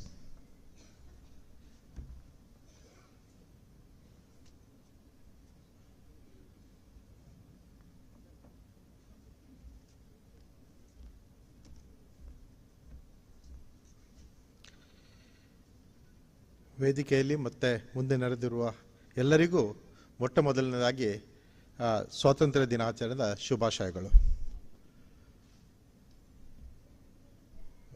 ಇಂದಿನ ಕಾರ್ಯಕ್ರಮಕ್ಕೆ ಮುಖ್ಯ ಅತಿಥಿಯಾಗಿ ಆಗಮಿಸಿದ ಶ್ರೀ ಗಿರಿಧರ್ ಕಾಮತ್ ಅವರೇ ಹಾಗೂ ವೇದಿಕೆಯಲ್ಲಿರುವ ರಿಜಿಸ್ಟ್ರಾರ್ ಡಾಕ್ಟರ್ ರಾಜು ಚಲವನ್ನರ್, ಹಣಕಾಸು ಅಧಿಕಾರಿ ಡಾಕ್ಟರ್ ಸಂಗಪ್ಪರವರೇ, ವೇದಿಕೆ ಮುಂದೆ ಇರುವ ಎಲ್ಲ ಶಿಕ್ಷಕ ಶಿಕ್ಷಕೇತರ ಬಂಧುಗಳೇ, ವಿದ್ಯಾರ್ಥಿ ಮಿತ್ರರೇ, ಈಗಾಗಲೇ ನಮ್ಮ ಮುಖ್ಯ ಅತಿಥಿ ಭಾಳ ಸೊಗಸಾಗಿ ಸ್ವಾತಂತ್ರ್ಯ ದಿನಾಚರಣೆಯಲ್ಲಿ ನಮ್ಮೆಲ್ಲ ಜವಾಬ್ದಾರಿಗಳ ಬಗ್ಗೆ ನಮಗೆ ನೆನಪು ಮಾಡಿದ್ದಾರೆ. ಈ ಒಂದು ಪ್ರದೇಶದಲ್ಲಿ ಈ ರೀಜನ್ನಲ್ಲಿ ನಡೀತಿರುವಂಥ ಕೆಲವು ಸ್ವಾತಂತ್ರ್ಯ ಹೋರಾಟದ ತುಣುಕುಗಳನ್ನು ಕೂಡ ಮೆಲುಕು ಹಾಕಿದ್ದಾರೆ. ಈ ಪ್ರಾಂತ್ಯ ಸ್ವಾತಂತ್ರ್ಯ ಹೋರಾಟದಲ್ಲಿ ಎಷ್ಟು ಸಕ್ರಿಯವಾಗಿ ಭಾಗವಹಿಸಿತ್ತು ಅನ್ನುವಂಥದ್ದನ್ನು ಕೂಡ ನಮಗೆ ನೆನಪು ಮಾಡಿದ್ದಾರೆ. ಅದರ ಜೊತೆಗೆ ನಮ್ಮ ಒಂದು ಜವಾಬ್ದಾರಿಗಳ ಬಗ್ಗೆ, ವಿದ್ಯಾರ್ಥಿಗಳ ಬಗ್ಗೆ ಅದರಂತೂ ಮುಖ್ಯವಾಗಿ ಇನ್ನು ಎಲ್ಲರ ಒಂದು ಏನು ಗುಣಗಳನ್ನು ನಾವು ಆ್ಯಕ್ಚುಲಿ ಬೆಳೆಸ್ಕೊಳ್ಬೇಕಾಗುತ್ತೆ ಮುಂದಿನ ದಿನದಲ್ಲಿ ಅನ್ನುವಂಥದ್ರ ಬಗ್ಗೆ ಭಾಳ ಒಂದು ಸೊಗಸಾಗಿ ಆ್ಯಕ್ಚುಲಿ ಅದನ್ನು ಎಕ್ಸ್ಪ್ಲೇನ್ ಮಾಡಿದ್ದಾರೆ. ಮೊಟ್ಟ ಮೊದಲನೇದಾಗಿ ನಾನು ಇವರಿಗೂ ಕೂಡ ನನ್ನ ಒಂದು ವಿಶ್ವವಿದ್ಯಾಲಯದ ಪರವಾಗಿ ಅಭಿನಂದನೆಗಳನ್ನು ಸಲ್ಲಿಸ್ತಾ ಇದ್ದೇನೆ. ಸರ್, ತಮ್ಮೆಲ್ಲರಿಗೂ ಗೊತ್ತಿದ್ದ ಹಾಗೆ ಇನ್ನು ಸ್ವಾತಂತ್ರ್ಯ ದಿನಾಚರಣೆ ಅನ್ನುವಂಥದ್ದು ನಮ್ಮ ಎಲ್ಲರ ಹೃದಯದಲ್ಲಿ ಒಂದು ವಿಶಿಷ್ಟವಾದ ಒಂದು ಸ್ಥಾನವನ್ನು ಪಡ್ಕೊಂಡಿದೆ. ಇದು ಕ್ಯಾಲೆಂಡರ್ನಲ್ಲಿ ಬರುವಂಥ ಒಂದು ದಿನ ಮಾತ್ರ ಅಲ್ಲ, ಇದು ಆ್ಯಕ್ಚುಲಿ ಇದಕ್ಕೆ ಅದರದ್ದೇ ಆದ ಒಂದು ವಿಶಿಷ್ಟ ದಿನ, ಒಂದು ಗುಣಗಳಿದ್ದಾವೆ. ಇದು ಒಂದು ರೀತಿಯಲ್ಲಿ ನಮಗೆ ಎಲ್ಲ ನಮ್ಮ ಸ್ವಾತಂತ್ರ್ಯ ತಂದುಕೊಟ್ಟಂಥ ನಮ್ಮ ಹಿರಿಯರು ಮಾಡಿದಂಥ ಅವರ ಬಲಿದಾನ ಮತ್ತು ಅವರ ಒಂದು ಹೋರಾಟವನ್ನು ನಮಗೆ ನೆನಪು ಮಾಡುವಂಥ ದಿನ. ಈ ಹೋರಾಟದಲ್ಲಿ ಇವತ್ತು ನಾವು ಆ್ಯಕ್ಚುಲಿ ಸ್ವಾತಂತ್ರ್ಯವನ್ನು ನಾವೆಲ್ಲರೂ ಅನುಭವಿಸ್ತಾ ಇದ್ದೇವೆ. ಈ ಸ್ವಾತಂತ್ರ್ಯವನ್ನು ಅನುಭವಿಸಲಿಕ್ಕೆ ಇವರೆಲ್ಲರೂ ನಮ್ಮ ಸ್ವಾತಂತ್ರ್ಯ ಸಂಗ್ರಾಮದಲ್ಲಿ ಭಾಗವಹಿಸಿದ ಎಲ್ಲರೂ ಭಾಳ ಮುಖ್ಯವಾಗಿ ಕಾರಣಕರ್ತರಾಗಿದ್ದಾರೆ. ಆದರೆ ಭಾಳ ಮುಖ್ಯವಾಗಿ ನಾವಿಲ್ಲಿ ಗಮನಿಸಬೇಕಾದದ್ದು ಅವರ ಈ ಸ್ವಾತಂತ್ರ್ಯ ಹೋರಾಟ ಅಥವಾ ಅವರ ಹೋರಾಟ ಅಂತೇಳಿ ನಾವು ಏನು ಕರಿತೀವ, ಅದು ಆ್ಯಕ್ಚುಲಿ ವೈಯಕ್ತಿಕವಾಗಿ ಇರಲಿಲ್ಲ. ಅದು ಯಾವುದೇ ವೈಯಕ್ತಿಕ ಲಾಭಕ್ಕೋಸ್ಕರ ಇದು ಮಾಡಿದ್ದಲ್ಲ.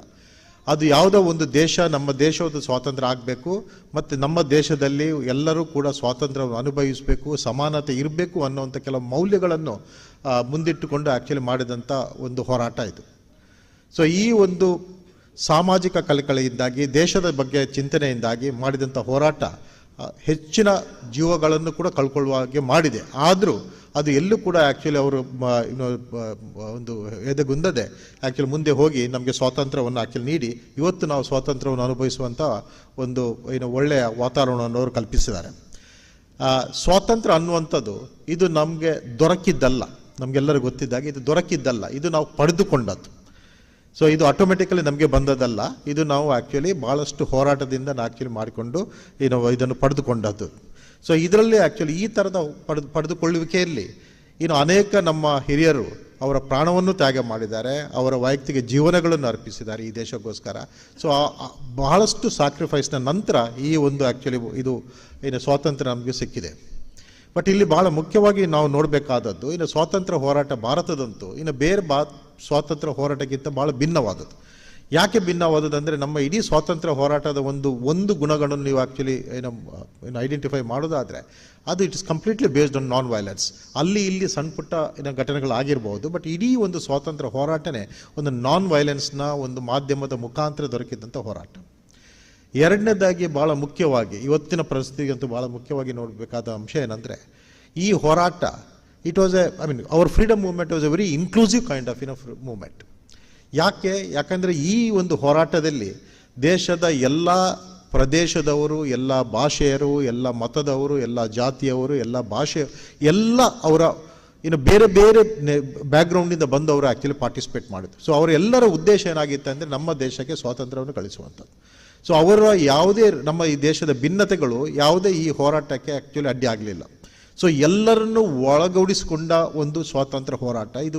ಹೆಚ್ಚಿನ ಅಂಶ ನಿಮಗೆ ಜಗತ್ತಿನ ಬೇರೆ ಸ್ವಾತಂತ್ರ್ಯ ಹೋರಾಟಗಳನ್ನು ನೋಡಿದರೆ ಈ ಥರದ ಒಂದು ವಿಶಿಷ್ಟ ಗುಣಗಳು ಕಂಡು ಬರೋದಿಲ್ಲ. ಯಾವುದೋ ಒಂದು ದೇಶಗಳಲ್ಲಿ ಒಂದು ಜಾತಿ ಮುಖ್ಯ ಆಗುತ್ತೆ, ಕೆಲವು ಟ್ರೈಬಲ್ ಐಡೆಂಟಿಟಿಗಳು ಮುಖ್ಯ ಆಗುತ್ತೆ, ಅಥವಾ ಮತಗಳು ಮುಖ್ಯ, ಅವರ ರಿಲಿಜಿಯನ್ ಮುಖ್ಯ ಆಗುತ್ತೆ.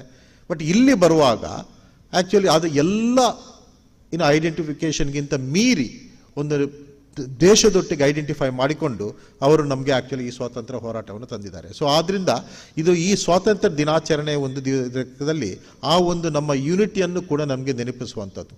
ಸೊ ಯೂನಿಟಿ ಇದ್ದರೆ ಹೇಗೆ ನಮ್ಮ ದೇಶ ಒಂದು ಸ್ವತಂತ್ರವಾಗಬಹುದು, ಹೇಗೆ ನಮ್ಮ ದೇಶ ಸದೃಢವಾಗಬಹುದು ಅನ್ನುವಂಥದ್ರ ಬಗ್ಗೆ ನೆನಪು ಮಾಡುವ ಒಂದು ಈ ದಿನ ಕೂಡ ಇದೆ ಆ್ಯಕ್ಚುಲಿ. ಸೊ ಅದರಿಂದ ಇದು ಈ ದಿವಸ ಎಲ್ಲ ಒಂದು ಕಡೆಯಲ್ಲಿ ಒಂದು ರೀತಿಯಲ್ಲಿ ನಮ್ಮ ಈ ದೇಶದ ಒಂದು ಸ್ಟ್ರೆಂತನ್ನು ಸಿಂಬಲೈಸ್ ಮಾಡುವಂಥ ಒಂದು ದಿನ, ನಮ್ಮ ದೇಶದ ಯೂನಿಟಿಯನ್ನು ನೆನಪಿಸಿಕೊಳ್ಳುವಂಥ ದಿನ, ನಮ್ಮ ದೇಶದ ಪ್ರೋಗ್ರೆಸ್ಸನ್ನು ಆ್ಯಕ್ಚುಲಿ ಲೆಕ್ಕ ಹಾಕುವಂಥ ದಿನ. ಸೊ ನಾವು ಭಾಳಷ್ಟು ಸ್ಯಾಕ್ರಿಫೈಸ್ ಮಾಡಿ ಆ್ಯಕ್ಚುಲಿ ಈ ಒಂದು ಇಂಡಿಪೆಂಡೆನ್ಸ್ ಪಡ್ಕೊಂಡಿದ್ದೇವೆ. ಈಗ ಆದ್ದರಿಂದಾಗಿ ಈ ದಿನವನ್ನು ನಾವು ಆಚರಣುವಾಗ ನಮಗೋಸ್ಕರ ಬಲಿದಾನ ಮಾಡಿದ ಸ್ವಾತಂತ್ರ್ಯ ಸಂಗ್ರಾಮ ಹೋರಾಟಗಾರರನ್ನು ನೆನಪಿಸಿಕೊಳ್ಳೋದು ಮಾತ್ರ ಅಲ್ಲ, ಅವರಿಗೆ ಒಂದು ಗೌರವ ಮತ್ತು ಕೃತಜ್ಞತೆ ಅರ್ಪಿಸೋದು ಮಾತ್ರ ಅಲ್ಲ, ಅವರು ಆ್ಯಕ್ಚುಲಿ ನಮಗೆ ನೀಡಿದ ಬಹಳಷ್ಟು ಬಲಿದಾನದ ನಂತರ ನೀಡಿದಂಥ ಒಂದು ಸ್ವಾತಂತ್ರ್ಯದ ನಂತರ ನಾವು ಆ್ಯಕ್ಚುಲಿ ಏನು ಮಾಡಿದ್ದೇವೆ ಅನ್ನುವಂಥದ್ದನ್ನು ಕೂಡ ಅವಲೋಕಿಸೋ ದಿನ ಕೂಡ. So it's a way, in a way we have to actually review the progress that we have done in the last 76 years after independence. ಸೊ ಈ ಒಂದು ಇದನ್ನು ನೋಡುವಾಗ ನಮಗೆ ಭಾಳ ಒಂದು ರೀತಿಯಲ್ಲಿ ಒಂಥರದ ಮಿಕ್ಸ್ಡ್ ಫೀಲಿಂಗ್, ಒಂದು ರೀತಿಯ ಸ್ಯಾಟಿಸ್ಫ್ಯಾಕ್ಷನ್. ಯಾಕಂದರೆ ನಾವು ಭಾರತವನ್ನು ನೋಡುವಾಗ ಭಾರತ ಭಾಳಷ್ಟು ದೇಶದ ದಲ್ಲಿ ಒಂದು ಲೀಡರ್ ಅಂತೇಳಿ ಆ್ಯಕ್ಚುಲಿ ಗುರುತಿಸಿಕೊಳ್ಳುವಂಥ ಒಂದು ದೇಶ. ಎಕನಾಮಿಕ್ ಫೀಲ್ಡಲ್ಲಂತೂ ನಾವು ಆ್ಯಕ್ಚುಲಿ ಭಾರತವನ್ನು ಇವತ್ತು ಭಾಳ ಇಂಪಾರ್ಟೆಂಟ್ ಆಗಿ ತಗೊಳ್ತಾ ಇದ್ದಾರೆ. ಅದೇ ರೀತಿಯಲ್ಲಿ ನಮ್ಮ ದೇಶದ ಒಳಗಿನ ಡೆವಲಪ್ಮೆಂಟ್ಸ್ಗಳನ್ನು ನೋಡಿದರೆ ನಾವು ಆ್ಯಕ್ಚುಲಿ ಭಾಳಷ್ಟು ಕ್ಷೇತ್ರದಲ್ಲಿ ಗಮನೀಯ ಸಾಧನೆಗಳನ್ನು ಮಾಡಿದ್ದೇವೆ. ಸೈನ್ಸ್ ಆ್ಯಂಡ್ ಟೆಕ್ನಾಲಜಿ ಇರ್ಬೋದು, ಸ್ಪೇಸ್ ಟೆಕ್ನಾಲಜಿ ಆಗಿರ್ಬೋದು, ಅಥವಾ ಇಂಡಸ್ಟ್ರಿಯಲ್ ಡೆವಲಪ್ಮೆಂಟ್ ಆಗಿರ್ಬೋದು, ಎಜುಕೇಷನ್ ಅವೇರ್ನೆಸ್ ಆಗಿರ್ಬೋದು, ಎಲ್ಲದರಲ್ಲೂ ನಾವು ಭಾಳಷ್ಟು ಗಮನೀಯವಾದ ಒಂದು ಸಾಧನೆಗಳು ಮಾಡಿದ್ದೇವೆ. ನಮ್ಮ ಇಂಡಿಪೆಂಡೆನ್ಸ್ ಟೈಮ್ನಲ್ಲಿ ನಮ್ಮ life expectancy less than 30 years ಇತ್ತು ಅಂತ ಹೇಳ್ತಾರೆ. ಬಟ್ ಇವತ್ತು ನಮಗೆ ಅದು 70+ ಆಗಿದೆ. ಸೊ ಭಾಳಷ್ಟು ಕ್ಷೇತ್ರದಲ್ಲಿ ಆ್ಯಕ್ಚುಲಿ ನಾವು ಗಮನೀಯವಾದ ಒಂದು ಸಾಧನೆಗಳನ್ನು ಮಾಡಿದ್ದೇವೆ. ಭಾಳ ಮುಖ್ಯವಾದ ದೇಶ ಅಂತೇಳಿ ನಾವು ಆ್ಯಕ್ಚುಲಿ ಜಗತ್ತಿನಲ್ಲೇ ನಮ್ಮನ್ನು ಆ್ಯಕ್ಚುಲಿ ಗುರುತಿಸ್ಕೊಳ್ತಾ ಇದ್ದೇವೆ. ಜಗತ್ತು ಕೂಡ ನಮ್ಮನ್ನು ಆ್ಯಕ್ಚುಲಿ ಗುರುತಿಸ್ಕೊಳ್ತಾ ಇದ್ದಾವೆ. ಆದರೆ ಒಂದು ರೀತಿಯಲ್ಲಿ ನಾವು ನಮ್ಮ ಸಾಧನೆಗಳ ಬಗ್ಗೆ ಹೆಮ್ಮೆ ಪಡುವಾಗ ಇನ್ನೊಂದು ರೀತಿಯಲ್ಲಿ ನಾವು ಅರ್ಥ ಮಾಡ್ಕೊಳ್ಬೇಕಾದ್ರೆ ನಾವು ಒಂದು ಚರಿತ್ರೆ ಭಾಳ ಕ್ರೂಷಿಯಲ್ ಜಂಕ್ಷನ್ನಲ್ಲಿ ಕೂಡ ಇದ್ದೇವೆ ಅಂತೇಳಿ. ಯಾಕಂದರೆ ಸಾಧನೆಗಳು ಒಂದು ಕಡೆಯಲ್ಲಿ ಇದ್ದಾವೆ, ಇನ್ನೊಂದು ಕಡೆಯಲ್ಲಿ ಭಾಳಷ್ಟು ಸವಾಲುಗಳು ಕೂಡ ಇವತ್ತು ಆ್ಯಕ್ಚುಲಿ ಇದ್ದಾವೆ. ಸವಾಲುಗಳ ಬಗ್ಗೆ ಮುಖ್ಯ ಅತಿಥಿಗಳು ಮಾತಾಡುವಾಗ ಸ್ವಾಟ್ ಅನಾಲಿಸಿಸ್ ಮಾಡುವಾಗ ಅವರು ಹೇಳಿದರು ನಾವು ಅದರ ಬಗ್ಗೆ ಜಾಸ್ತಿ ಮಾತಾಡೋದಿಲ್ಲ ಅಂತೇಳಿ. ಅದು ಎಲ್ಲರೂ ತಮಗೆ ಗೊತ್ತಿದ್ದದ್ದು. ಯಾಕಂದರೆ ಇವತ್ತಿಗೂ ನಮ್ಮಲ್ಲಿ ಎಕನಾಮಿಕ್ ಇನ್ಇಕ್ವಾಲಿಟೀಸ್ಗಳಿದ್ದಾವೆ, ಸೋಷಿಯಲ್ ಡಿಸ್ಪ್ಯಾರಿಟೀಸ್ಗಳಿದ್ದಾವೆ, ಟೆಕ್ನಾಲಜಿಕಲ್ ಜಂಕ್ಷನ್ಸ್ ತುಂಬ ಡಿಸ್ರಪ್ಷನ್ಸ್ಗಳಿದ್ದಾವೆ, ಬೇರೆ ಬೇರೆ ರೀತಿಯ ಸಮಸ್ಯೆಗಳಿದ್ದಾವೆ. ಅದಕ್ಕಿಂತ ಮುಖ್ಯವಾಗಿ ನಮಗೆ ಒಂದು ರೀತಿಯಲ್ಲಿ ಅಸಮಾನತೆ, ಆರ್ಥಿಕ ಅಸಮಾನತೆ ಜೊತೆಗೆ ಸೈಕಾಲಜಿಕಲಿ ಸೋಷಿಯಲಿ ಕೂಡ ಅಸಮಾನತೆಯನ್ನು ನಾವು ಆ್ಯಕ್ಚುಲಿ ನೋಡ್ತೇವೆ. ಅಂದರೆ ಡಿಸ್ಕ್ರಿಮಿನೇಷನ್ ಅನ್ನುವಂಥದ್ದು ಸಂಪೂರ್ಣವಾಗಿ ನಮ್ಮಲ್ಲಿ ಇವತ್ತು ಮಾಯ ಆಗಿಲ್ಲ. ಇವತ್ತಿಗೂ ಕೂಡ ನಾವು ಎಲ್ಲ ಒಂದು ಕಡೆಯಲ್ಲಿ ಕೆಲವು ಕಮ್ಯುನಲ್ ಕಾಸ್ಟ್ ಪಾಲಿಟಿಕ್ಸ್ ಇದನ್ನೆಲ್ಲ ನೋಡ್ತಾ ನಮ್ಮ ಒಳಗಡೆ ನಾವು ನಮಗೆ ಸಮಸ್ಯೆಗಳನ್ನು ಮಾಡ್ತಾ ಇದ್ದೇವೆ. ಮುಖ್ಯ ಅತಿಥಿಗಳು ಕೂಡ ಹೇಳಿದರು ಆ್ಯಕ್ಚುಲಿ ನಮ್ಮಲ್ಲಿರುವಂಥ ಹೆಚ್ಚಿನ ಸಮಸ್ಯೆಗಳು ಇವತ್ತು ಮ್ಯಾನ್ ಮೇಡ್ ಸಮಸ್ಯೆಗಳು. ಅದೇನು ಆ್ಯಕ್ಚುಲಿ ನ್ಯಾಚುರಲ್ ಡಿಸಾಸ್ಟರ್ ಕೆಲವು ಸಣ್ಣ ಪುಟ್ಟ ಇಲ್ಲಿ ಇರ್ಬೋದು, ಹೆಚ್ಚಿನ ಸಮಸ್ಯೆಗಳು ನಮ್ಮ ದೇಶದ ಒಂದು ಯೂನಿಟಿಗೆ ಭದ್ರತೆಯನ್ನು ಆ್ಯಕ್ಚುಲಿ ಒಂದು ಕ್ವಶನ್ ಮಾಡುವಂಥದ್ದು ಇವತ್ತು ಆ್ಯಕ್ಚುಲಿ ಅದು ಮ್ಯಾನ್ ಮೇಡ್.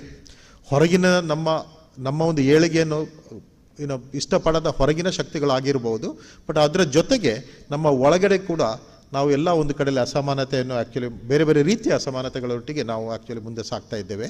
ಸೊ ಈ ಥರದ ಅದು ಒಂದು ಅಸಮಾನತೆ ಇರುವ ತನಕ ನಾವು ನಿಜವಾದ ಅರ್ಥದಲ್ಲಿ ಒಂದು ಸ್ವಾತಂತ್ರ್ಯದ ಐಡಿಯಲ್ಸ್ಗಳು, because independence means not only liberty but also equality in certain sense. So ಆ ರೀತಿಯ ಒಂದು ಇದನ್ನು ನಾವು ಇನ್ನೂ ಸಹ ಆ್ಯಕ್ಚುಲಿ ಆ ನಿಟ್ಟಿನಲ್ಲಿ ಭಾಳಷ್ಟು ಮುಂದೆ ಹೋಗಬೇಕಾಗಿದೆ. ಯಾಕಂದರೆ ಯಾವತ್ತು ತನಕ ಈ ಥರದ ಒಂದು ಅಸಮಾನತೆ ಇರ್ತದ, ಈ ಥರದ ಇಂಟಾಲರೆನ್ಸ್ ಇರ್ತದ, ಆ ತನಕ ನಮಗೆ ಒಂದು ಮುಂದೆ ಹೋಗಲಿಕ್ಕೆ ದೇಶದ ಪ್ರಗತಿ ಭಾಳ ಕಷ್ಟ ಅಂತೇಳಿ ಅನಿಸ್ತದೆ. ಯಾಕಂದರೆ ಯಾವುದೇ ದೇಶದಲ್ಲಿ ಒಂದು ರೀತಿಯ ಸಮಾನತೆ ಇದ್ದಾಗ, ಒಂದು ರೀತಿಯಲ್ಲಿ ನಮ್ಮ ಸಹ ಪ್ರಜೆಗಳನ್ನು ನಾವು ನಮ್ಮವರು ಅಂತೇಳಿ ಅಂದ್ಕೊಂಡಾಗ ಮಾತ್ರ ಆ ದೇಶದ ಆ್ಯಕ್ಚುಲಿ ಪ್ರಗತಿ ಸಾಧ್ಯ. ಅಷ್ಟು ಮಾತ್ರ ಅಲ್ಲ, ಇದು ನಮ್ಮ ಫ್ರೀಡಮ್ ಮೂವ್ಮೆಂಟ್ನವರು ಕೂಡ ನಮಗೆ ಆ್ಯಕ್ಚುಲಿ ಆಗಾಗ ನೆನಪಿಸ್ಕೊಂಡದ್ದು. So unity is very important ಅನ್ನುವಂಥದ್ದನ್ನು ಆ್ಯಕ್ಚುಲಿ ನಮಗೆ ಆಗಾಗ ಅನ್ವಡಿಸಿ ಯೂನಿಟಿಯ ಸ್ಟ್ರೆಂತನ್ನು ನಮ್ಮ ಫ್ರೀಡಮ್ ತರಿಸುವ ಮುಖಾಂತರ ಅವರು ನಮಗೆ ನೀಡಿದಂಥದ್ದು ಆ್ಯಕ್ಚುಲಿ. ಸೊ ಅದರಿಂದ ನಾವು ಕೆಲವು ಸಲ ಈ ಚಾಲೆಂಜಸ್ಗಳನ್ನು ಕೂಡ ಭಾಳ ಎಫಿಷಿಯೆಂಟಾಗಿ ಅಡ್ರೆಸ್ ಮಾಡಲೇಬೇಕಾಗುತ್ತೆ. ಇದನ್ನು ಹೇಗೆ ಮಾಡ್ಬೋದು? ಬೇರೆ ಬೇರೆ ಕ್ಷೇತ್ರದಲ್ಲಿ ಬೇರೆ ಬೇರೆ ರೀತಿಯಲ್ಲಿ ಮಾಡ್ಬೋದು. ಸ್ವಾತಂತ್ರ್ಯ ಅನ್ನುವಂಥದ್ದು ಒಂದು ರೀತಿಯಲ್ಲಿ ನೋಡ್ತಾ ಬಂದರೆ ಅದು ಆ್ಯಕ್ಚುಲಿ ರಾಜಕೀಯ ಕ್ಷೇತ್ರಕ್ಕೆ ಸೀಮಿತ ಆಗಿಲ್ಲ. So independence is something that goes beyond the political boundaries. ಒಂದು ರೀತಿಯಲ್ಲಿ ಸ್ವಾತಂತ್ರ್ಯ also means intellectual freedom. So ನಾವು ಆ್ಯಕ್ಚುಲಿ ಇವತ್ತು ನಮ್ಮ ಸೊಸೈಟಿಯನ್ನು ನೋಡುವಾಗ, ನಮ್ಮವರನ್ನು ನೋಡುವಾಗ ಬೌದ್ಧಿಕವಾಗಿ ಎಲ್ಲರನ್ನೂ ನಮ್ಮವರು ಅನ್ನುವ ರೀತಿಯಲ್ಲಿ ಗೌರವಿಸಬೇಕಾಗತಕ್ಕ ಒಂದು ಅನ್ನೋದು ಭಾಳ ಮುಖ್ಯವಾಗಿ ಇಲ್ಲಿ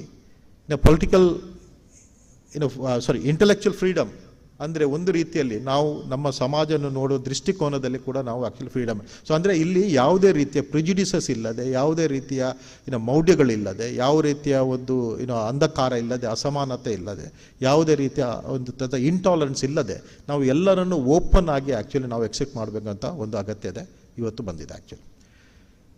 ಸೊ ಸಮಾಜದಲ್ಲಿ ಬೇರೆ ಬೇರೆ ಘಟನೆಗಳಾಗ್ತಾ ಇದೆ, ಆದರೆ ಎಲ್ಲವನ್ನ ಆ್ಯಕ್ಚುಲಿ ನಾವು ಭಾಳ ಒಂದು ಓಪನ್ ಮೈಂಡಿಂದ ಭಾಳ ಕ್ರಿಟಿಕಲ್ ಆಗಿ ಎಕ್ಸೆಪ್ಟ್ ಮಾಡಬೇಕಾಗುತ್ತೆ. ಸೊ ಯಾವುದೇ ರೀತಿಯ ಪ್ರಿಜುಡಿಸಸ್ ಇಲ್ಲದೆ ನಾವು ನಮ್ಮ ಸಮಾಜವನ್ನು ಆ್ಯಕ್ಚುಲಿ ಇವತ್ತು ನೋಡಬೇಕಾಗುತ್ತೆ. ಇದರಲ್ಲಿ ಭಾಳ ಮುಖ್ಯವಾಗಿ ಎಜುಕೇಷನ್ ಇನ್ಸ್ಟಿಟ್ಯೂಷನ್ಸ್ ರೋಲ್ ಭಾಳ ಮುಖ್ಯವಾಗಿದೆ. ಸೊ ಮಂಗಳೂರು ಯೂನಿವರ್ಸಿಟಿ ಅಂತ ಎಜುಕೇಷನ್ ಇದು ಅಥವಾ ಯಾವುದೇ ಇನ್ಸ್ಟಿಟ್ಯೂಷನ್ಸ್ಗಳು ಅದು ಖಾಲಿ ನಾಲೆಜನ್ನು ಮಾತ್ರ ಕೊಡ್ತಾ ಇಲ್ಲ, ಕೆಲವು ವ್ಯಾಲ್ಯೂಸ್ಗಳನ್ನು ಕೂಡ ಇನ್ಸ್ಟಿಲ್ ಮಾಡ್ತಾ ಇದೆ ಮಕ್ಕಳ ಮನಸ್ಸಿನಲ್ಲಿ.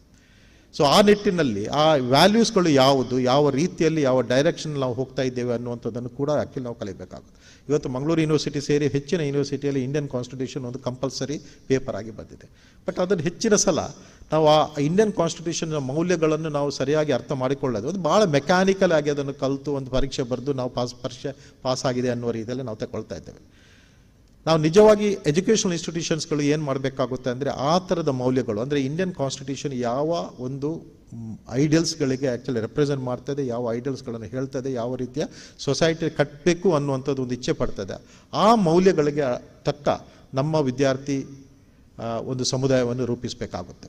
ಸೊ ಇದು ಎಜುಕೇಷನಲ್ ಇನ್ಸ್ಟಿಟ್ಯೂಷನ್ಸ್ನ ಜವಾಬ್ದಾರಿ. And I am sure that Mangalore is 100% committed to this kind of ideals, and it will also ensure that such ideals are actually instilled in the minds of the students here.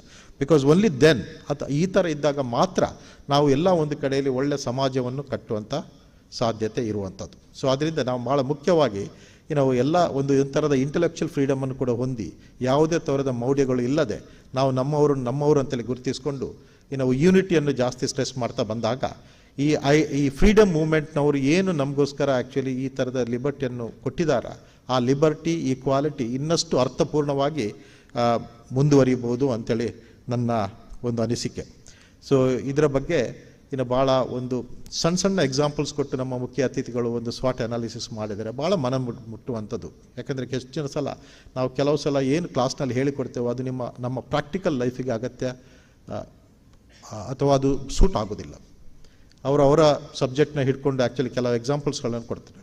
So ಅದರಿಂದ ಎಲ್ಲ ಒಂದು ಕಡೆಯಲ್ಲಿ education institutions ಕೂಡ ಏನನ್ನು ಕಲಿಸ್ತೇವೆ ಮತ್ತು ಅದಕ್ಕೆ ಮತ್ತೆ actually practical ಅಥವಾ ಇಂಡಸ್ಟ್ರಿಯಲ್ ಎಕ್ಸ್ಪೀರಿಯನ್ಸ್ ಅಂತ ಹೇಳ್ತಾರೆ, ಅಥವಾ ಪ್ರಾಕ್ಟಿಕಲ್ ಲೈಫಿಗೆ ಎಲ್ಲ ಒಂದು ಕಡೆಯಲ್ಲಿ ಒಂದು ಆ ಸಾಮ್ಯತೆ ತರುವಂಥ ಕೆಲಸಗಳನ್ನು ಮಾಡ್ತಾ ನಮ್ಮ ಒಂದು ಈ ಒಂದು ಸ್ವಾತಂತ್ರ್ಯದ ಐಡಿಯಲ್ಸ್ಗಳನ್ನು ಇನ್ನಷ್ಟು ನಾವು ಅರ್ಥಪೂರ್ಣವಾಗಿ ನಮ್ಮ ಲೈಫ್ನಲ್ಲಿ ತಗೊಂಡು ಬಂದು ನಿಜವಾದ ಅರ್ಥದಲ್ಲಿ ನಾವು ಸ್ವಾತಂತ್ರ್ಯವನ್ನು ಹೊಂದೋಣ ಅಂತೇಳಿ ಹೇಳಿಕೊಂಡು ಈ ಒಂದು ಕಾರ್ಯಕ್ರಮವನ್ನು ಆಯೋಜಿಸಿದ ಎಲ್ಲ ಸಂಘಟನೆಗೂ ನನ್ನ ಒಂದು ಧನ್ಯವಾದವನ್ನು ಅರ್ಪಿಸ್ತಾ ಮತ್ತೊಮ್ಮೆ ತಮ್ಮೆಲ್ಲರಿಗೂ ಸ್ವಾತಂತ್ರ್ಯ ದಿನಾಚರಣೆದ ಶುಭಾಶಯನ್ನು ಕೋರ್ತಾ ನನ್ನ ಮಾತನ್ನು ಮುಗಿಸ್ತಾ ಇದ್ದೇನೆ. ಧನ್ಯವಾದ.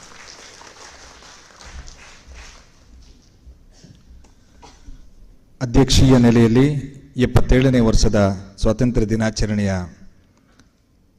ಶುಭ ಸಂದೇಶವನ್ನು ನಮಗೆಲ್ಲರಿಗೂ ಸಾರಿದಂತಹ ಮಂಗಳೂರು ವಿಶ್ವವಿದ್ಯಾನಿಲಯದ ಕುಲಪತಿಗಳು ಪ್ರೊಫೆಸರ್ ಜಯರಾಜ್ ಅಮೀನ್ ಇವರಿಗೆ ವಂದನೆಗಳನ್ನು ಸಲ್ಲಿಸಿಕೊಂಡು ಇದೀಗ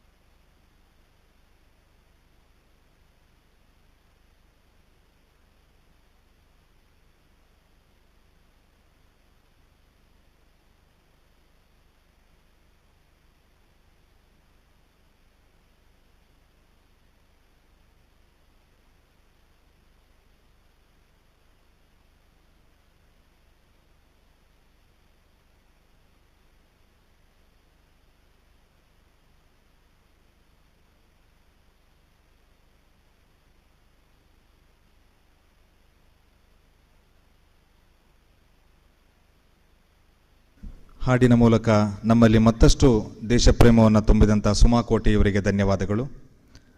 ಈ ಸಭಾ ಕಾರ್ಯಕ್ರಮ ಮುಗಿದ ತಕ್ಷಣ 2 ಸಾಂಸ್ಕೃತಿಕ ಕಾರ್ಯಕ್ರಮಗಳು ಇದೇ ವೇದಿಕೆಯಲ್ಲಿ ನಡೆಯಲಿಕ್ಕಿದೆ. ಅನಂತರದಲ್ಲಿ ಲಘು ಉಪಹಾರದ ವ್ಯವಸ್ಥೆಯನ್ನು ಕೂಡ ನಾವು ಮಾಡಿರುತ್ತೇವೆ. ಆ ನಿಟ್ಟಿನಲ್ಲಿ ಎಲ್ಲರೂ ಕೂಡ ನಮ್ಮೊಂದಿಗೆ ಸಹಕರಿಸಬೇಕು ಎಂಬುದಾಗಿ ಕೇಳಿಕೊಳ್ತಾ ಇದ್ದೇವೆ. ಸ್ವಾಗತಿಸಿದ ಎಲ್ಲರನ್ನ ವಂದಿಸುವುದು ನಮ್ಮ ಆದ್ಯ ಕರ್ತವ್ಯ. 77ನೇ ವರ್ಷದ ಸ್ವಾತಂತ್ರ್ಯ ದಿನಾಚರಣೆ ಸಮಾರಂಭದಲ್ಲಿ ಇಲ್ಲಿ ನೆರೆದಿರುವ ಎಲ್ಲರನ್ನ ವಂದಿಸಬೇಕು ಎಂಬುದಾಗಿ ಮಂಗಳೂರು ವಿಶ್ವವಿದ್ಯಾನಿಲಯದ ಹಣಕಾಸು ಸಚಿವರಾಗಿರುವ ಪ್ರೊಫೆಸರ್ ವೈ ಸಂಗಪ್ಪ ಇವರಲ್ಲಿ ವಿನಂತಿಸಿಕೊಳ್ಳುತ್ತಿದ್ದೇನೆ.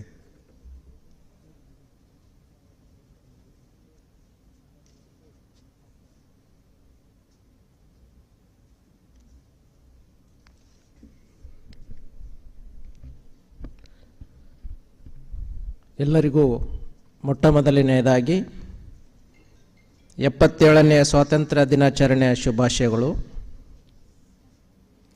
ಮಂಗಳೂರು ವಿಶ್ವವಿದ್ಯಾನಿಲಯದಲ್ಲಿ 77ನೇ ಸ್ವಾತಂತ್ರ್ಯ ದಿನಾಚರಣೆಯ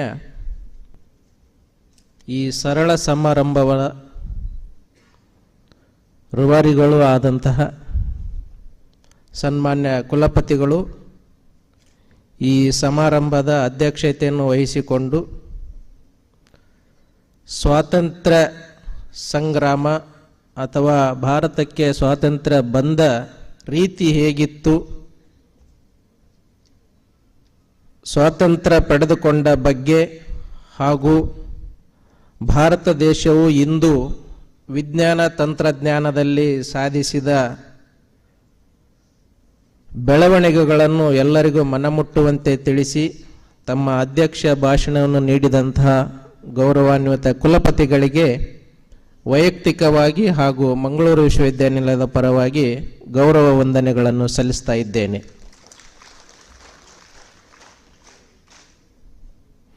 ಈ ಸಮಾರಂಭದ ಮುಖ್ಯ ಅತಿಥಿಗಳಾದಂಥ ಚಾರ್ಟೆಡ್ ಅಕೌಂಟೆಂಟ್ ಶ್ರೀ ಗಿರಿಧರ್ ಕಾಮತ್, ವೃತ್ತಿಯಲ್ಲಿ ಚಾರ್ಟೆಡ್ ಅಕೌಂಟೆಂಟ್ ಆದರೂ ಕೂಡ ಭಾರತದ ಸ್ವಾತಂತ್ರ್ಯ ಸಂಗ್ರಾಮ ಏನು ಎಂಬುದನ್ನು ಎಲ್ಲರಿಗೂ ಮನಮುಟ್ಟುವಂತೆ ತಿಳಿಸಿದ್ದಾರೆ. ಒಂದೆರಡು ಮಾತಿನಲ್ಲಿ ಹೇಳುವುದಾದರೆ, ಭಾರತದ ಸ್ವಾತಂತ್ರ್ಯ ಸಂಗ್ರಾಮ ಇದು ಜನಸಾಮಾನ್ಯರ ಹೋರಾಟ.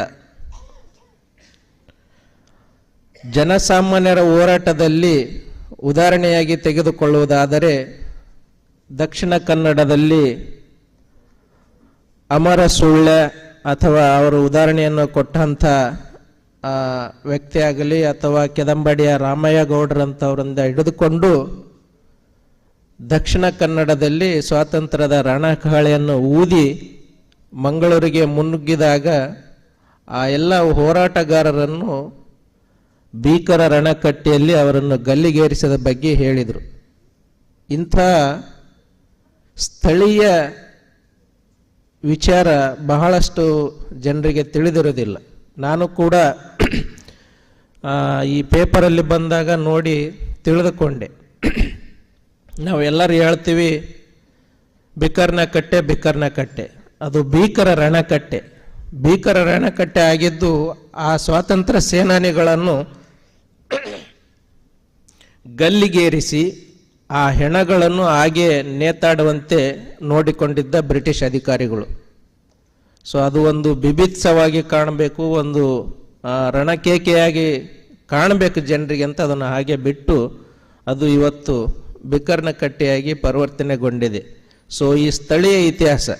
ಸೊ ಹೀಗೆ ಹಲವಾರು ಭಾಗಗಳಲ್ಲಿ ನಾವು ನೋಡುವುದಾದರೆ ಸುರಪುರದ ಚರಿತ್ರೆ ಆಗಬಹುದು, ಹಲಗಲಿಯ ಬೇಡರ ಚರಿತ್ರೆ ಆಗಬಹುದು, ನರಗುಂದದ ರೈತರ ದಂಗೆ ಆಗಬಹುದು. ಹೀಗೆ ಈ ಭಾರತದ ಸ್ವಾತಂತ್ರ್ಯ ಅನ್ನೋದು ಜನಸಾಮಾನ್ಯರ ಹೋರಾಟ ಆಗಿತ್ತು ಅನ್ನೋದನ್ನು ಅತ್ಯಂತ ಮನಪೂರ್ವಕವಾಗಿ ತಿಳಿಸಿಕೊಟ್ಟ ಅಂತ ನಮ್ಮ ಇಂದಿನ ಮುಖ್ಯ ಅತಿಥಿ ಗಿರಿಧರ್ ಕಾಮತ್ ಅವರಿಗೆ ಮಂಗಳೂರು ವಿಶ್ವವಿದ್ಯಾನಿಲಯದ ಫಲವಾಗಿ ಹಾಗೂ ನನ್ನ ವೈಯಕ್ತಿಕವಾಗಿ ಧನ್ಯವಾದಗಳನ್ನು ಅರ್ಪಿಸ್ತಾ ಇದ್ದೇನೆ.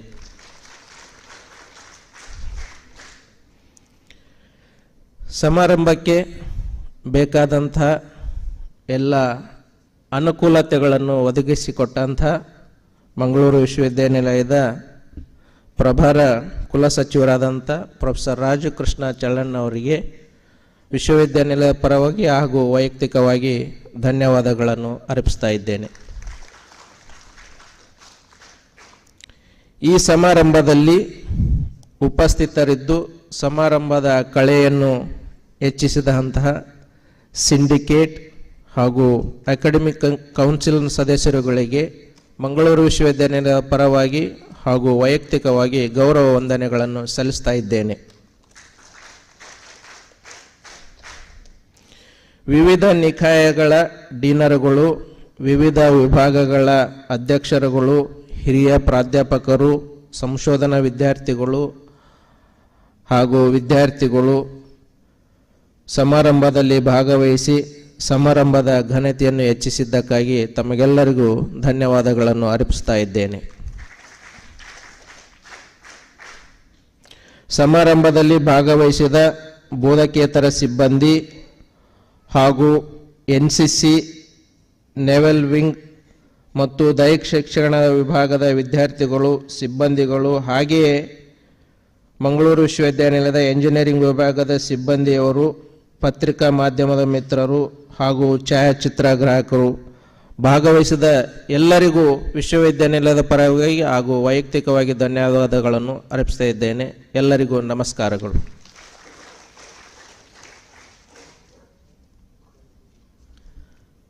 ಎಲ್ಲರನ್ನ ವಂದಿಸಿದಂತಹ ಮಂಗಳೂರು ವಿಶ್ವವಿದ್ಯಾನಿಲಯದ ಹಣಕಾಸು ಅಧಿಕಾರಿಯಾಗಿರುವ ಪ್ರೊಫೆಸರ್ ವೈ ಸಂಗಪ್ಪ ಇವರಿಗೂ ಕೂಡ ಧನ್ಯವಾದವನ್ನು ಸಮರ್ಪಿಸ್ತಾ ಇದ್ದೇವೆ.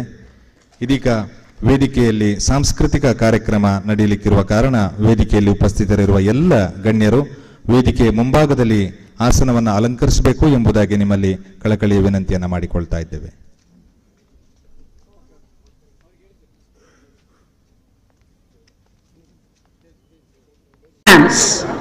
Warm welcome to the proud parents, relatives and well-wishers. Cordial welcome to the university staffs, teaching, non-teaching. Invited guests, a best welcome that we offer to the well-known personalities of the region, VVIPs, VIPs, media personnel and everyone gathered here at the convocation of Mangalore University. We accord to him an enthusiastic welcome. We are celebrating 75 years of independence, Azadi Ka Amrit Mahotsav, and on this day, 15th March 2023, we are now ushering into the 41st convocation of Mangalore University. Do participate in this gala in full zeal, and we are overwhelmed to have you here with us. A warm welcome once again.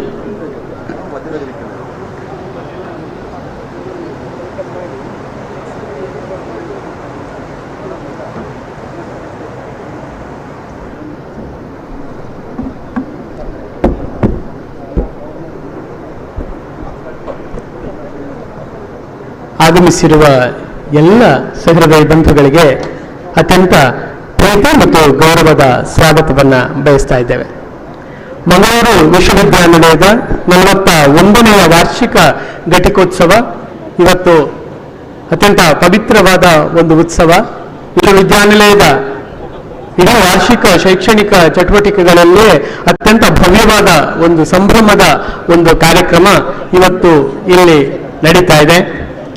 ಈ ಘಟಿಕೋತ್ಸವದಲ್ಲಿ ಗೌರವಾನ್ವಿತ ಕುಲಾಧಿಪತಿಗಳಾದ ಕರ್ನಾಟಕ ಸರ್ಕಾರದ ಗೌರವಾನ್ವಿತ ರಾಜ್ಯಪಾಲರು ಆಗಿರುವ ಶ್ರೀ ತಾವರ್ಚಂದ್ ಗೆಹ್ಲೋಟ್ ಅವರು ಅಧ್ಯಕ್ಷತೆಯನ್ನು ವಹಿಸಲಿಕ್ಕಿದ್ದಾರೆ.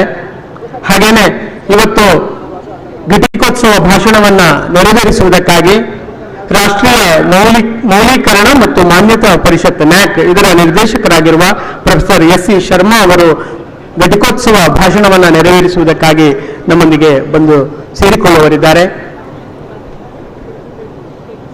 ಈ ಸಮಾರಂಭಕ್ಕೆ ಆಗಮಿಸಿರುವ ಸಿಂಡಿಕೇಟ್ ಸದಸ್ಯರು, ವಿದ್ಯಾ ವಿಷಯಕ ಪರಿಷತ್ತಿನ ಸದಸ್ಯರು, ಗೌರವಾನ್ವಿತ ಗೌರವ ಡಾಕ್ಟರೇಟ್ ಪದವಿಯನ್ನು ಸ್ವೀಕರಿಸಲಿರುವ ಗಣ್ಯರು, ಅವರ ಕುಟುಂಬದವರು, ಅವರ ಬಂಧುಗಳು, ಆಹ್ವಾನಿತ ಗಣ್ಯರು, ವಿಶೇಷ ಆಹ್ವಾನಿತರು, ವಿಶ್ವವಿದ್ಯಾನಿಲಯದ ಎಲ್ಲ ಪ್ರಾಧ್ಯಾಪಕರು, ಆಡಳಿತ ಮಂಡಳಿಯವರು, ಪದವಿ ಪ್ರಮಾಣ ಪತ್ರವನ್ನು ಕಣ್ತುಂಬಿಕೊಳ್ಳುವುದಕ್ಕಾಗಿ ಕುತೂಹಲದಿಂದ ಕಾಯ್ತಾ ಇರತಕ್ಕಂಥ, ಕಾತರದಿಂದ ಅಣಿಯಾಗಿರತಕ್ಕಂಥ ಎಲ್ಲ ಪದವೀಧರರು ಹಾಗೆ ಅವರ ಹೆತ್ತವರು ಆಗಮಿಸಿರುವ ಎಲ್ಲರನ್ನು ಅತ್ಯಂತ ಪ್ರೀತಿ ಮತ್ತು ಗೌರವಾದರಗಳೊಂದಿಗೆ 41ನೇ ವಾರ್ಷಿಕ ಘಟಿಕೋತ್ಸವಕ್ಕೆ ನಾವು ಪ್ರೀತಿಯಿಂದ ಸ್ವಾಗತಿಸ್ತಾ ಇದ್ದೇವೆ.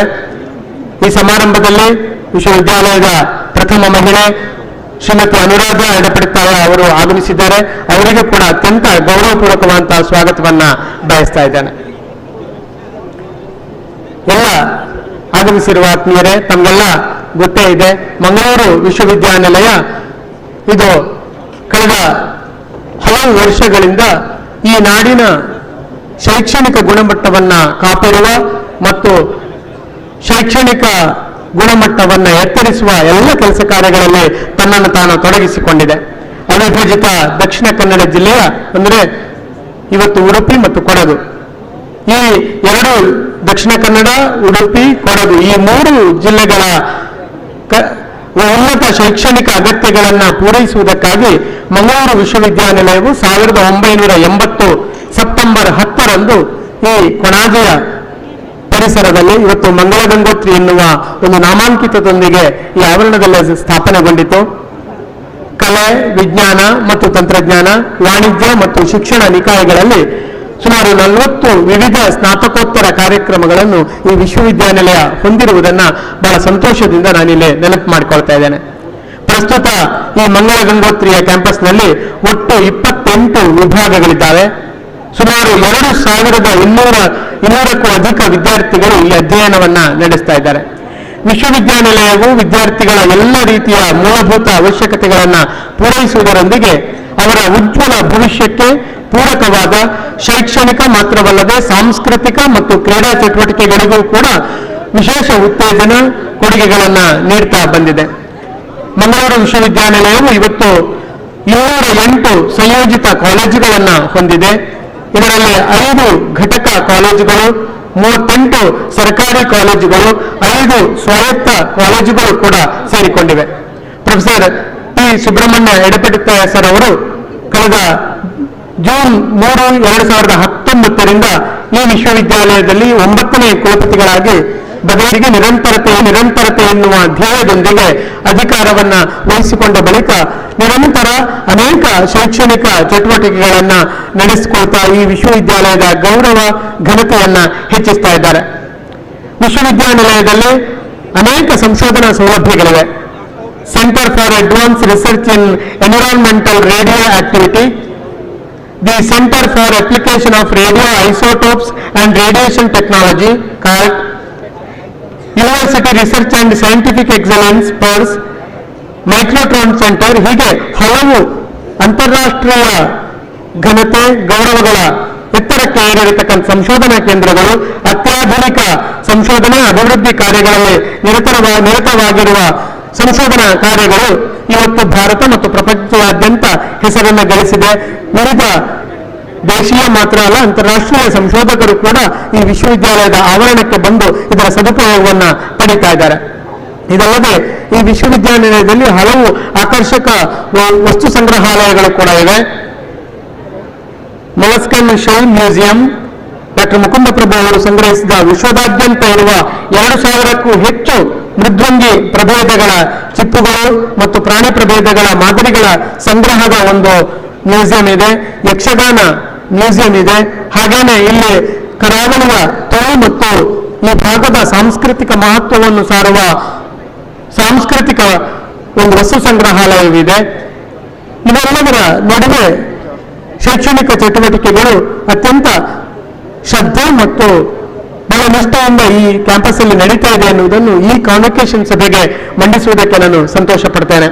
ಈಗಾಗಲೇ ವಿಜ್ಞಾನ ಮತ್ತು ತಂತ್ರಜ್ಞಾನ ನಿಕಾಯದಲ್ಲಿ 27 ವಿಷಯಗಳಲ್ಲಿ, ವಾಣಿಜ್ಯ ನಿಕಾಯದಲ್ಲಿ 5 ವಿಷಯಗಳಲ್ಲಿ, ಕಲಾ ನಿಕಾಯದಲ್ಲಿ 7 ವಿಷಯಗಳಲ್ಲಿ ಮತ್ತು ಶಿಕ್ಷಣ ನಿಕಾಯದಲ್ಲಿ 2 ವಿಷಯಗಳಲ್ಲಿ ಅಧ್ಯಯನಕ್ಕೆ ಅವಕಾಶವನ್ನು ನಾವು ಮಂಗಳೂರು ವಿಶ್ವವಿದ್ಯಾನಿಲಯದಲ್ಲಿ ನೀಡ್ತಾ ಬಂದಿದ್ದೇವೆ. ಹಲವು ಅಧ್ಯಯನ ಕೇಂದ್ರಗಳು, ಹಲವು ಸರ್ಕಾರಿ ಪ್ರಾಯೋಜಿತ ಪೀಠಗಳು ನಿರಂತರ ಈ ಭಾಗದಲ್ಲಿ ಸಾಂಸ್ಕೃತಿಕ ಮತ್ತು ಶೈಕ್ಷಣಿಕವಾದಂತಹ ಚಟುವಟಿಕೆಗಳನ್ನು ನಿರಂತರ ನಡೆಸ್ತಾ ಬರುತ್ತಾ ಇರೋದನ್ನು ನಾನಿನ್ನು ನೆನಪು ಮಾಡಿಕೊಳ್ತೇನೆ. ಅದಲ್ಲದೆ ಈಗಾಗಲೇ ದೇಶೀಯ ಮಟ್ಟದಲ್ಲಿ, ನಮ್ಮ ದೇಶೀಯ ಮತ್ತು ಅಂತಾರಾಷ್ಟ್ರೀಯ ಮಟ್ಟದಲ್ಲಿ ನಮ್ಮ ವಿಶ್ವವಿದ್ಯಾನಿಲಯಕ್ಕೆ ಅನೇಕ ಗೌರವಗಳು ಸಂದಿವೆ. ಕರ್ನಾಟಕ ಸರ್ಕಾರ ನೀಡತಕ್ಕಂಥ ಕ್ರೀಡಾ ಪೋಷಕ ಪ್ರಶಸ್ತಿ ಅದು ವಿಶ್ವವಿದ್ಯಾನಿಲಯಕ್ಕೆ ಸಂದಿದೆ 2019-20 ಸಾಲಿನಲ್ಲಿ ಎನ್ನುವುದನ್ನು ಬಹಳ ಸಂತೋಷದಿಂದ ಇಲ್ಲಿ ಹಂಚಿಕೊಳ್ತೇನೆ. ಹಾಗೇನೆ UI ಗ್ರೀನ್ ಮೆಟ್ರಿಕ್ ವರ್ಲ್ಡ್ ರ್ಯಾಂಕಿಂಗ್ನಲ್ಲಿ 2020ರಲ್ಲಿ ಭಾರತದ ವಿಶ್ವವಿದ್ಯಾಲಯಗಳಲ್ಲಿ ಮಂಗಳೂರು ವಿಶ್ವವಿದ್ಯಾನಿಲಯ ಪ್ರಥಮ ಸ್ಥಾನವನ್ನು ಪಡೆದಿದೆ ಎನ್ನುವುದನ್ನು ಈ ಸಂದರ್ಭದಲ್ಲಿ ನಾನು ನೆನಪು ಮಾಡಿಕೊಳ್ತಾ ಇದ್ದೇನೆ. ಹಾಗೆಯೇ ವಿಶ್ವದಲ್ಲಿ 139ನೇ ಸ್ಥಾನ ನಮಗೆ ಲಭ್ಯ ಇದೆ. ಇನ್ನು ಇಂಡಿಯಾ ಟುಡೇ MDRO ಅತ್ಯುತ್ತಮ ವಿಶ್ವವಿದ್ಯಾನಿಲಯ ಶ್ರೇಯಾಂಕದಲ್ಲಿ ನಮ್ಮ ವಿಶ್ವವಿದ್ಯಾನಿಲಯಕ್ಕೆ 8ನೇ ಸ್ಥಾನ. ಹಾಗೆಯೇ MHRD ಅವರು ರಾಷ್ಟ್ರೀಯ ಸಾಂಸ್ಥಿಕ ಶ್ರೇಯಾಂಕದಲ್ಲಿ 87ನೇ ಸ್ಥಾನ. ದಿ ವೀಕ್ ಅತ್ಯುತ್ತಮ ವಿಶ್ವವಿದ್ಯಾನಿಲಯ ಸಮೀಕ್ಷೆ ಇದರಲ್ಲಿ 39ನೇ ಸ್ಥಾನ. ಹೀಗೆ ಹಲವು ಇಡೀ ರಾಷ್ಟ್ರ ಮಟ್ಟದಲ್ಲಿ ನಮ್ಮ ವಿಶ್ವವಿದ್ಯಾನಿಲಯಕ್ಕೆ ಎಂತಹ ಒಳ್ಳೆಯ ಒಂದು ಗೌರವ ಪ್ರಾಪ್ತವಾಗಿದೆ ಎನ್ನುವುದು ಈ ಅಂಕಿಅಂಶಗಳೇ ನಮ್ಮ ಮುಂದೆ ಇರ್ತವೆ. ನಮ್ಮಲ್ಲಿ ಇತ್ತೀಚೆಗಿನ ಕೆಲವು ವಿಶ್ವವಿದ್ಯಾನಿಲಯದ ಆವರಣದಲ್ಲಿ ನಡೆದಿರತಕ್ಕಂಥ ಕೆಲವು ಅತ್ಯುತ್ತಮ ಚಟುವಟಿಕೆಗಳನ್ನು ಕೂಡ ತಮ್ಮ ಜೊತೆಗೆ ಹಂಚಿಕೊಳ್ಳುವುದಿದ್ರೆ, ನಾವು ಈಗಾಗಲೇ ಈ ಆವರಣವನ್ನು ಪ್ರವೇಶಿಸುವಾಗಲೇ ನೀವು ಗಮನಿಸಿದ್ದೀರಿ, ನಮ್ಮ ದೇಶಕ್ಕಾಗಿ ಹೋರಾಡಿ ಪ್ರಾಣ ತೆತ್ತಿರತಕ್ಕಂಥ ಹುತಾತ್ಮರಿಗೆ ಗೌರವ ಸೂಚಿಸುವ ಶಹೀದ್ ಸ್ಥಳವನ್ನು ಸನ್ಮಾನ್ಯ ಎಡಪಡಿತ ಅವರ ಕುಲಪತಿತ್ವದ ಅವಧಿಯಲ್ಲಿ ಆರಂಭಿಸಿದ್ದನ್ನು ನಾವೆಲ್ಲಿ ಬಹಳ ಸಂತೋಷದಿಂದ ನೆನಪು ಮಾಡಿಕೊಳ್ತಾ ಇದ್ದೇವೆ. ಹಾಗೆಯೇ ಈ ಆವರಣದಲ್ಲಿ ಉಪಯೋಗಿಸದೆ ಇತರರಿಗೆ ಉಪಯೋಗಕ್ಕೆ ಬರತಕ್ಕಂಥ ವಸ್ತುಗಳನ್ನು ಸಾರ್ವಜನಿಕವಾಗಿ ಇಡುವುದಕ್ಕೆ ಒಂದು ಅವಕಾಶ ಕಲ್ಪಿಸತಕ್ಕಂಥ ವಾತ್ಸಲ್ಯ ನಿಧಿ ಎನ್ನುವ ಒಂದು ಅಪರೂಪದ ಕಾರ್ಯಕ್ರಮವನ್ನು ಕೂಡ ನಾವು ವಿಶ್ವವಿದ್ಯಾಲಯದ ಆವರಣದಲ್ಲಿ ಮಾಡಿದ್ದೇವೆ. ಹಾಗೆ ಮಂಗಳ ಗಂಗೋತ್ರಿಯಲ್ಲಿ ಮೊದಲ ಬಾರಿಗೆ ಯುವ ರೆಡ್ ಕ್ರಾಸ್ಗೆ ಚಾಲನೆ ನೀಡಿರುವುದು, ಸ್ವಾಮಿ ವಿವೇಕಾನಂದರ ಅಧ್ಯಯನ ಕೇಂದ್ರವನ್ನ ಈ ಆವರಣದಲ್ಲಿ ಆರಂಭಿಸಿರುವುದು, ಇಂಥ ಹಲವು ಮಹತ್ವದ ಕಾರ್ಯಗಳನ್ನು ನಾವು ಇತ್ತೀಚೆಗಿನ ವರ್ಷಗಳಲ್ಲಿ ಈ ವಿಶ್ವವಿದ್ಯಾನಿಲಯದಲ್ಲಿ ನಡೆಸಿದ್ದೇವೆ. ಹೊಸ ಶೈಕ್ಷಣಿಕ ಕಾರ್ಯಕ್ರಮವಾಗಿ MS ಸೈಬರ್ ಭದ್ರತೆಯ ಒಂದು ವಿಷಯವನ್ನು ಕೂಡ ನಾವು ಜೋಡಿಸಿಕೊಂಡಿರುವುದು ಇದು ಬಹಳ ಮಹತ್ವದ, ಕರ್ನಾಟಕದಲ್ಲಿ ಮತ್ತು ಭಾರತದಲ್ಲಿ ಇಂಥ ವಿಷಯಕವಾಗಿ ಇರತಕ್ಕಂಥ PG ಕಲಿಯಲಿಕ್ಕೆ ಇರತಕ್ಕಂಥ ಬಹಳ ಅಪರೂಪದ ಒಂದು ಅವಕಾಶವನ್ನು ಮಂಗಳೂರು ವಿಶ್ವವಿದ್ಯಾನಿಲಯದಲ್ಲಿ ನಾವು ಒದಗಿಸಿದ್ದೇವೆ. ಬಡ ವಿದ್ಯಾರ್ಥಿಗಳಿಗೆ ಮಿಡ್ ಡೇ ಮೀಲ್ನ ಉಚಿತ ಊಟದ ವ್ಯವಸ್ಥೆಯನ್ನು ಕೂಡ ಈ ಆವರಣದಲ್ಲಿ ನಾವು ಮಾಡಿದ್ದೇವೆ. ಇದಲ್ಲದೆ ಈ ಭಾಗದಲ್ಲಿರತಕ್ಕಂಥ ಸರ್ಕಾರಿ ಶಾಲೆಗಳನ್ನು ಮತ್ತು ಈ ಊರಿನ 5 ಗ್ರಾಮಗಳನ್ನು ಮಂಗಳೂರು ವಿಶ್ವವಿದ್ಯಾನಿಲಯವು ದತ್ತು ಸ್ವೀಕಾರಕ್ಕೆ ಒಳಗು ಮಾಡಿಕೊಂಡು ಅಲ್ಲಿನ ಶೈಕ್ಷಣಿಕ ಮತ್ತು ಮೂಲಭೂತ ಸೌಕರ್ಯವನ್ನು ವೃದ್ಧಿಸುವ ಕಾರ್ಯಗಳನ್ನು ಕೂಡ ನಾವು ಕೈಗೆತ್ತಿಕೊಂಡಿದ್ದೇವೆ. ವಿದ್ಯಾರ್ಥಿಗಳ ಅನುಕೂಲಕ್ಕಾಗಿ ತರಬೇತಿ ಮತ್ತು ಉದ್ಯೋಗ ಸೆಲ್ ಅನ್ನು ಸ್ಥಾಪಿಸಿರುವುದು ಕೂಡ ಈ ಸಂದರ್ಭದಲ್ಲಿ ನೆನಪು ಮಾಡಿಕೊಳ್ಬೇಕಾದಂಥ ಒಂದು ವಿಶೇಷ ಸಂಗತಿ ಅಂತ ನಾನು ಭಾವಿಸಿದ್ದೇನೆ. ಹಾಗೆಯೇ ರಾಷ್ಟ್ರೀಯ ಶಿಕ್ಷಣ ನೀತಿ 2020 ಅದು ಚಾಲ್ತಿಗೆ ಬಂದಾಗ ಅದನ್ನು ಬಹಳ ಸಮರ್ಪಕವಾಗಿ ಅನುಷ್ಠಾನಗೊಳಿಸಿದ ಕರ್ನಾಟಕದ ವಿಶ್ವವಿದ್ಯಾನಿಲಯಗಳಲ್ಲಿ ಮಂಗಳೂರು ವಿಶ್ವವಿದ್ಯಾನಿಲಯವು ಕೂಡ ಒಂದು ಎನ್ನುವುದನ್ನು ಬಹಳ ಹೆಮ್ಮೆಯಿಂದ ನಾವು ಇಲ್ಲಿ ಹಂಚಿಕೊಳ್ಳುವುದಕ್ಕೆ ಇಷ್ಟಪಡ್ತಾ ಇದ್ದೇವೆ. ಅದಲ್ಲದೆ UGC ಮಾರ್ಗಸೂಚಿ ಅನ್ವಯ ತನ್ನದೇ ಆದಂತಹ ಸಂಶೋಧನಾ ನೀತಿಯನ್ನು ಮಂಗಳೂರು ವಿಶ್ವವಿದ್ಯಾನಿಲಯವು ಹೊಂದಿದೆ. ಇನ್ನೇನು ಕೆಲವೇ ದಿನಗಳಲ್ಲಿ ಈ ವಿಶ್ವವಿದ್ಯಾನಿಲಯಕ್ಕೆ ಕ್ರೀಡಾ ನೀತಿಯೊಂದು ಇದೆ. ಅದು ಬಹಳ ಹಿಂದೆಯೇ ನಮ್ಮಲ್ಲಿ ಜಾರಿಗೊಂಡಿದೆ. ಬಹುಶಃ ಕರ್ನಾಟಕದಲ್ಲಿ ಮೊದಲ ಬಾರಿಗೆ ವಿಶ್ವವಿದ್ಯಾನಿಲಯ ಒಂದು ಕ್ರೀಡಾ ನೀತಿಯನ್ನು ಹೊಂದಿರುವುದು ನಮ್ಮ ವಿಶ್ವವಿದ್ಯಾನಿಲಯದ ಹೆಗ್ಗಳಿಕೆಯೂ ಆಗಿದೆ. ಈಗ ಅದಕ್ಕೆ ಮತ್ತೊಂದು ಗರಿ ಮುಂದೆ ಕೆಲವೇ ದಿನಗಳಲ್ಲಿ ನಮ್ಮ ಈ ವಿಶ್ವವಿದ್ಯಾನಿಲಯದ ಆವರಣಕ್ಕೆ ಒಂದು ಸಾಂಸ್ಕೃತಿಕ ನೀತಿ ಕೂಡ ಪ್ರಾಪ್ತ ಆಗ್ತಾ ಇರುವುದು ಅತ್ಯಂತ ಸಂತೋಷದಲ್ಲಿ ಈ ಸಂದರ್ಭದಲ್ಲಿ ನಾನು ಅದನ್ನು ತಮ್ಮ ಜೊತೆಗೆ ಹಂಚಿಕೊಳ್ಳುವುದಕ್ಕೆ ಇಷ್ಟಪಡ್ತೇನೆ. ಅದಲ್ಲದೆ ಈಗಾಗಲೇ ಡಾಕ್ಟರ್ BR ಅಂಬೇಡ್ಕರ್ ಅವರ ಭವ್ಯ ಪ್ರತಿಮೆಯೊಂದನ್ನು ನಾವು ನಮ್ಮ ಗ್ರಂಥಾಲಯದ ಎದುರು ಭಾಗದಲ್ಲಿ ವಿಜ್ಞಾನ ಸಂಕೀರ್ಣದ ಎದುರು ಭಾಗದಲ್ಲಿ ನಾವು ಸ್ಥಾಪನೆ ಮಾಡಿದ್ದೇವೆ. ಅದರ ಉದ್ಘಾಟನೆ ಕೂಡ ನಡೆದಿರುವುದನ್ನು ಈ ಸಂದರ್ಭದಲ್ಲಿ ನೆನಪು ಮಾಡಿಕೊಳ್ತಾ, ಇಂತಹ ಒಂದು ಭವ್ಯವೂ ಘನತೆವೆತ್ತ ವಿಶ್ವವಿದ್ಯಾನಿಲಯದ ಭಾಗ ನಾವು ಆಗಿದ್ದೇವೆ ಎನ್ನುವುದು ನಮಗೆಲ್ಲ ಬಹಳ ಸಂತೋಷದ ಸಂಗತಿ. ಆಗಮಿಸಿರುವ ಎಲ್ಲ ಹಿರಿಯರನ್ನ ಗಣ್ಯರನ್ನ ಅತ್ಯಂತ ಪ್ರೀತಿಯಿಂದ ಸ್ವಾಗತಿಸ್ತಾ ಮುಂದಿನ ಕಾರ್ಯಕ್ರಮವನ್ನು ನಡೆಸಿಕೊಡ್ಬೇಕು ಅಂತ ಮೇಡಮ್ ಪ್ರೀತಿ ಕೀರ್ತಿ ಡಿಸೋಜ ಅವರಲ್ಲಿ ವಿನಂತಿಸ್ತಾ ಇದ್ದೇನೆ.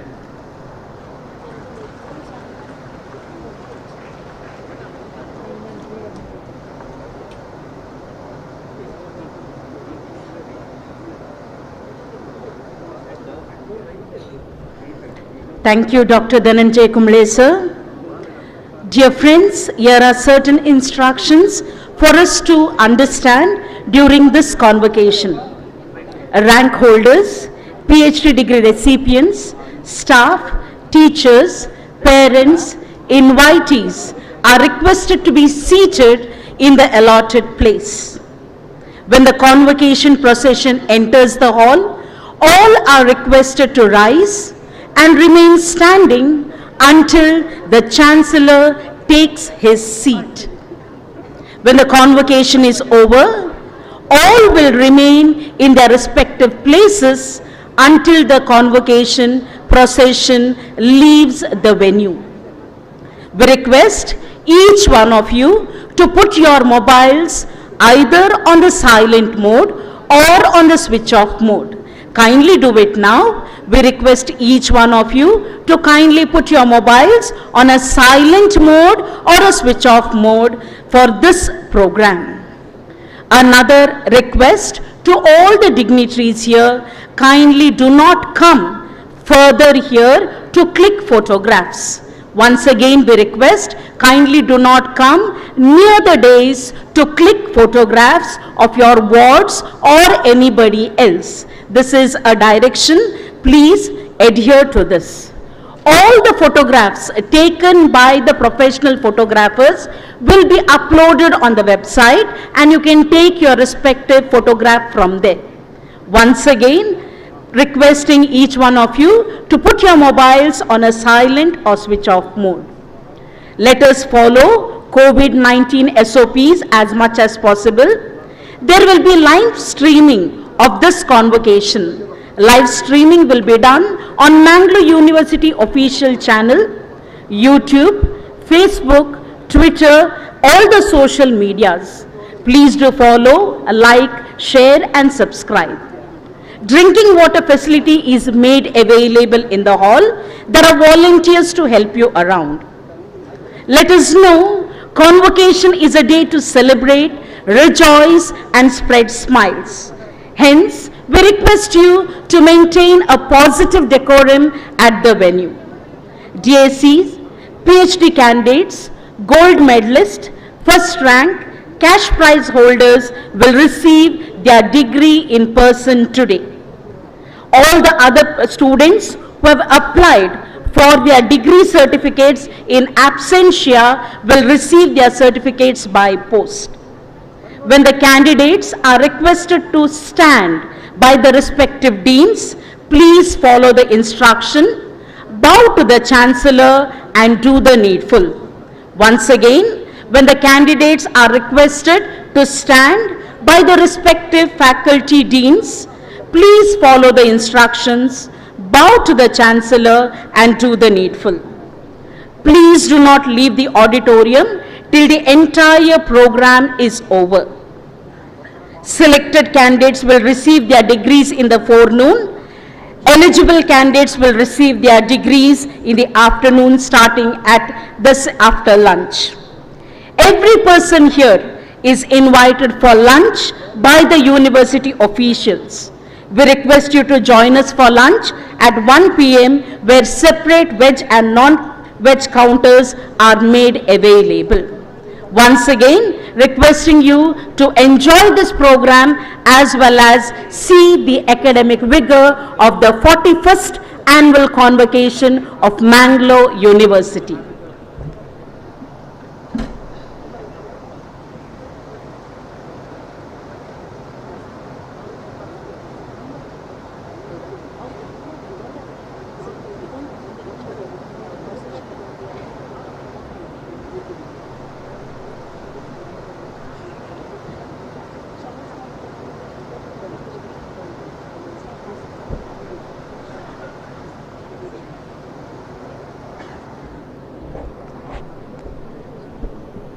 ಮಂಗಳೂರು ವಿಶ್ವವಿದ್ಯಾನಿಲಯದ ಈ ಘಟಿಕೋತ್ಸವಕ್ಕೆ ನಾಡಿನ ಗಣ್ಯರು ಆಗಮಿಸ್ತಾ ಇದ್ದೀರಿ.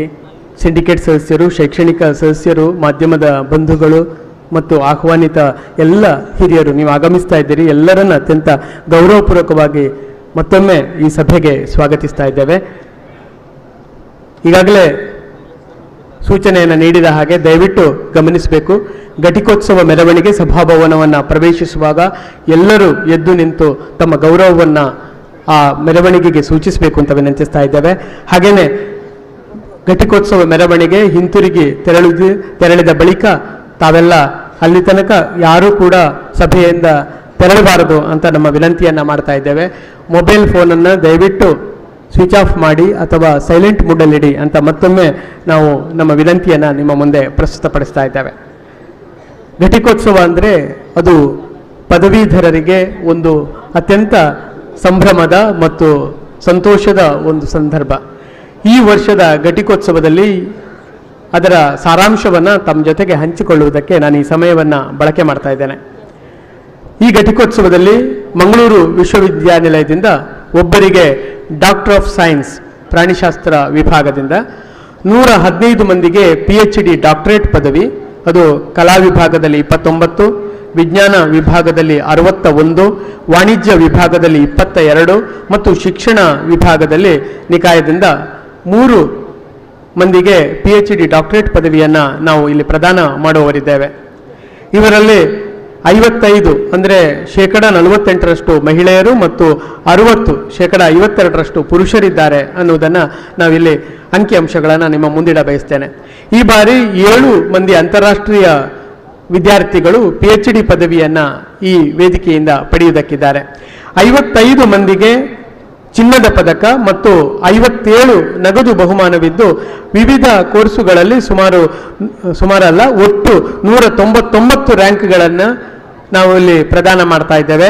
ಪ್ರಥಮ ರ್ಯಾಂಕ್ ಪಡೆದ 71 ಮಂದಿಗೆ ರ್ಯಾಂಕ್ ಮತ್ತು ಪ್ರಮಾಣ ಪತ್ರ, ಅದರಲ್ಲಿ ಸ್ನಾತಕೋತ್ತರ ಪದವಿಯಿಂದ 53, ಪದವಿಯಿಂದ 18 ಮತ್ತು ಪದವಿಯಲ್ಲಿ 18, ಕಲಾ ವಿಭಾಗದಲ್ಲಿ 17, ವಿಜ್ಞಾನ ಮತ್ತು ತಂತ್ರಜ್ಞಾನ ವಿಭಾಗದಲ್ಲಿ 41, ವಾಣಿಜ್ಯ ವಿಭಾಗದಲ್ಲಿ 9, ಶಿಕ್ಷಣ ವಿಭಾಗದಲ್ಲಿ 4 ಮಂದಿಗೆ ನಾವು ರ್ಯಾಂಕನ್ನು ನೀಡುವವರಿದ್ದೇವೆ. ಮಂಗಳೂರು ವಿಶ್ವವಿದ್ಯಾನಿಲಯವು 21-22ನೇ ಸಾಲಿನಲ್ಲಿ ನಡೆಸಿದ ವಿವಿಧ ಪರೀಕ್ಷೆಗಳಿಗೆ ಹಾಜರಾದ ಮತ್ತು ಉತ್ತೀರ್ಣರಾದ ವಿದ್ಯಾರ್ಥಿಗಳ ಅಂಕಿ ಅಂಶಗಳು ಈ ಕೆಳಗಿನಂತಿವೆ.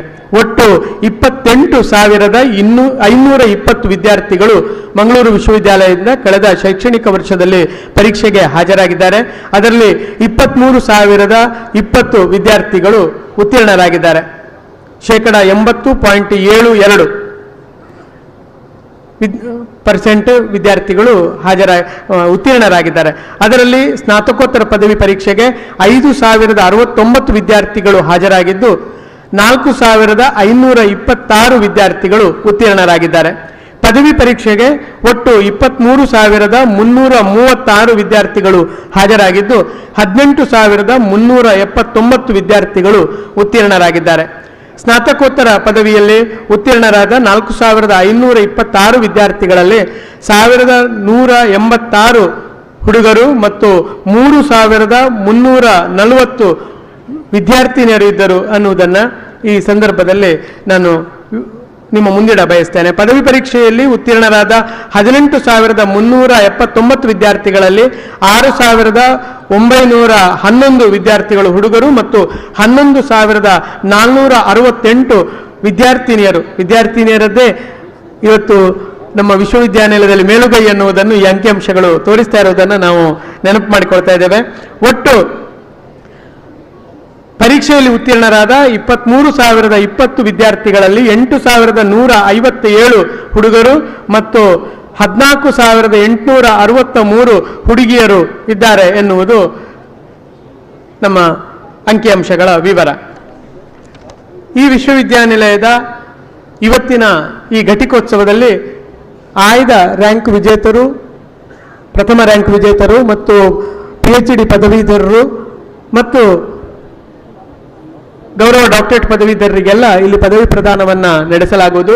ಬಳಿಕ ಈ ಘಟಿಕೋತ್ಸವದ ಬಳಿಕ ಉಳಿದ ಪದವೀಧರರು ತಮ್ಮ ಪದವಿ ಪ್ರಮಾಣ ಪತ್ರವನ್ನು ಇದೇ ಸಭಾಭವನದ ಒಳಗಡೆ ಮತ್ತೆ ಪಡೆಯುವುದಕ್ಕೆ ಅವಕಾಶ ಇದೆ ಅನ್ನುವುದನ್ನು ಇಲ್ಲಿ ಹೇಳ್ಕೊಳ್ತಾ, ದಯವಿಟ್ಟು ತಾವೆಲ್ಲ ಬಹಳ ಸಂಭ್ರಮದಿಂದ ಬಂದಿದ್ದೀರಿ. ತಮ್ಮ ತಮ್ಮ ಆಸನಗಳಲ್ಲಿ ಆಸೀನರಾಗಬೇಕು. ಅಲ್ಲಲ್ಲೇ ಓಡಾಟವನ್ನು ನಿಲ್ಲಿಸಿ ತಮ್ಮ ತಮ್ಮ ಆಸನಗಳಲ್ಲಿ ಆಸೀನರಾಗಬೇಕು ಅಂತ ವಿನಂತಿಸ್ತಾ ಇದ್ದೇನೆ. ನಾವು ಈ ಘಟಿಕೋತ್ಸವವನ್ನು ಅತ್ಯಂತ ಸಂಭ್ರಮದಿಂದ ಸಂತೋಷದಿಂದ ಅನುಭವಿಸೋಣ ಎನ್ನುವ ಕಳಕಳಿಯ ವಿನಂತಿಯ ಜೊತೆಗೆ ಮುಂದೆ ತಮ್ಮ ವಿವರಗಳನ್ನು ಹಂಚಿಕೊಳ್ಳುವುದಕ್ಕೆ ಬರ್ತಾ ಇದ್ದಾರೆ ಪ್ರೀತಿ madam. Thank you, sir. Dear friends, we are at the convocation. The word convocation comes from the Latin word convocare, means to call and come together. Convocation is a ceremony at which the chancellor or his delegate confers the degree to you and you receive your parchment. University convocation celebrates students' culmination of their academic journey. Education is said to be a journey from darkness to light.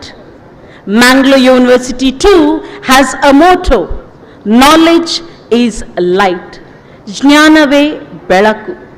And at this convocation, the spread of this light is experienced. Yes, our academic year begins with dreams, hopes, aspirations of thousands of students. And in the university, education is said to be a fountain of knowledge. You need to quench your thirst here for knowledge. In the process, some students drink from this fountain, some only sip, whereas certain who only just gargle and go out. Well, choice is completely yours. But students who work really hard are seen today with their persistent behavior at this convocation. So all the students here in white, today we rejoice with you. We are happy for you and we speak and say best for you. God's choicest blessings we seek for you, and we congratulate you and your parents, teachers and relatives at this achievement of yours. Can we have a big round of applause for all the students in white, please? Thank you. University convocation refers to the celebration, as already said. It is said to be the Samavartana, that is the end of formal education stage by stage. In Kannada, it is called as the Gatikotsava, a confluence of celebration. In Hindi, it is said to be the Dikshant Samaroh, where the gift of fearlessness is awarded to the graduating student. At Mangalore University, it's the 41st convocation, and here we are to rejoice the upward, bright and young. Dear esteemed members, the university has a protocol which is followed like this. We have the chancellor, the governor of the state, pro-chancellor, the education minister of the state, the vice chancellor, office of whom will be at the university. It is housed here, who is the figurehead and the leader of the university. At every convocation, we have a chief guest who gives the convocation address. Registrar, who is the administrative head of the university, registrar evaluation, key person for the examination and associated academic activities, finance officer, person in charge of the finances of the university. We have deans of 4 faculties, Faculty of Arts, Faculty of Science and Technology, Faculty of Commerce, Faculty of Education. We have the chairpersons of the department, all the teaching and non-teaching staff, and the enthusiastic students who create that synergy in the academic environment. And to build up all, we have the academic council and the syndicate, the administrative staff, the group D, everyone involving in the process of learning, unlearning, and relearning.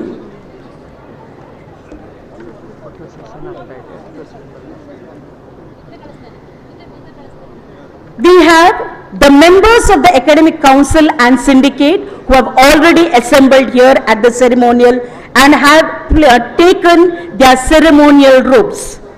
In moments from now, there is the entire convocation procession coming in. Once the convocation procession comes in, we start with the national anthem, band being played by the police, followed by the Nada Gite. We request each one of you to rise when the convocation procession comes in and then remain standing for the national anthem and the Nada Gite. Soon then, the Vice Chancellor will request the Honorable Chancellor to declare the convocation open. The Honorable Chancellor declares the convocation open, followed by citation by the Vice Chancellor.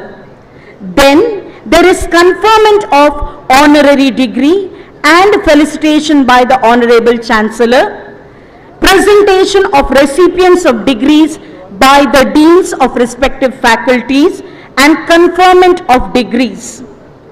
Then the Vice Chancellor will present a brief report of the university and introduce the chief guest. We then have the address by the chief guest, followed by the presidential address by the Honorable Chancellor, felicitations to the Honorable Chancellor and the chief guest. Later on, Honorable Chancellor dissolves the convocation. Then we have the national anthem, police band, and the return procession.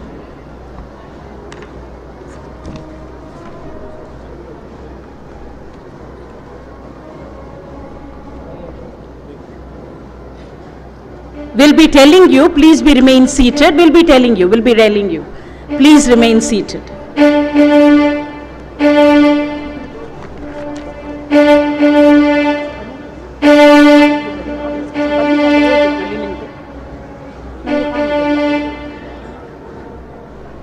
We have the convocation procession entering, requesting each one of you to kindly stand.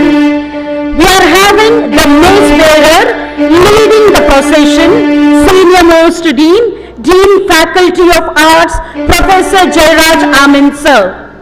Members of the Academic Council and Syndicate of Mangalore University in pairs.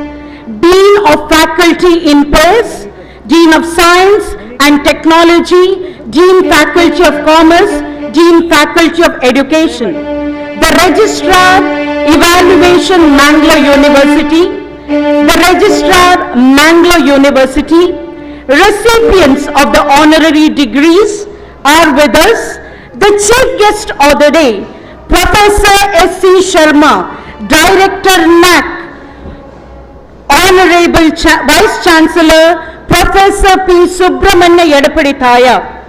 We are honored to have our Honorable Chancellor, President of the Convocation, Shri Dr. Tawar Chand Gehlot Ji, Honorable Chancellor and Governor of the State of Karnataka, followed by ADC 8th Deccan.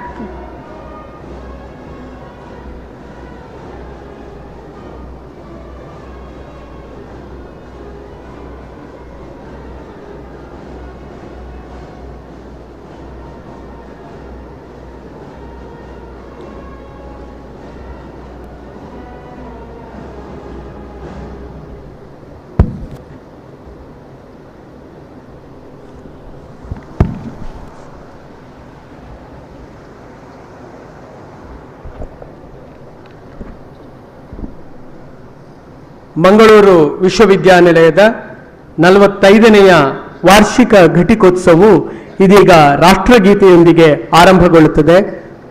ಬಳಿಕ ನಾಡಗೀತೆ ಜಯ ಭಾರತ ಜನನಿಯ ತನುಜಾತೆ ಇದನ್ನು ಮಂಗಳೂರು ವಿಶ್ವವಿದ್ಯಾನಿಲಯದ ವಿದ್ಯಾರ್ಥಿಗಳು ಹಾಡ್ತಾರೆ. ಎಲ್ಲರೂ ಈ ಎರಡು ಹಾಡುಗಳಿಗೂ ಎದ್ದು ನಿಂತು ನಮ್ಮ ಗೌರವವನ್ನು ಸೂಚಿಸಬೇಕು ಅಂತ ವಿನಂತಿಸ್ತಾ ಇದ್ದೇನೆ. ಇದೀಗ ರಾಷ್ಟ್ರಗೀತೆ.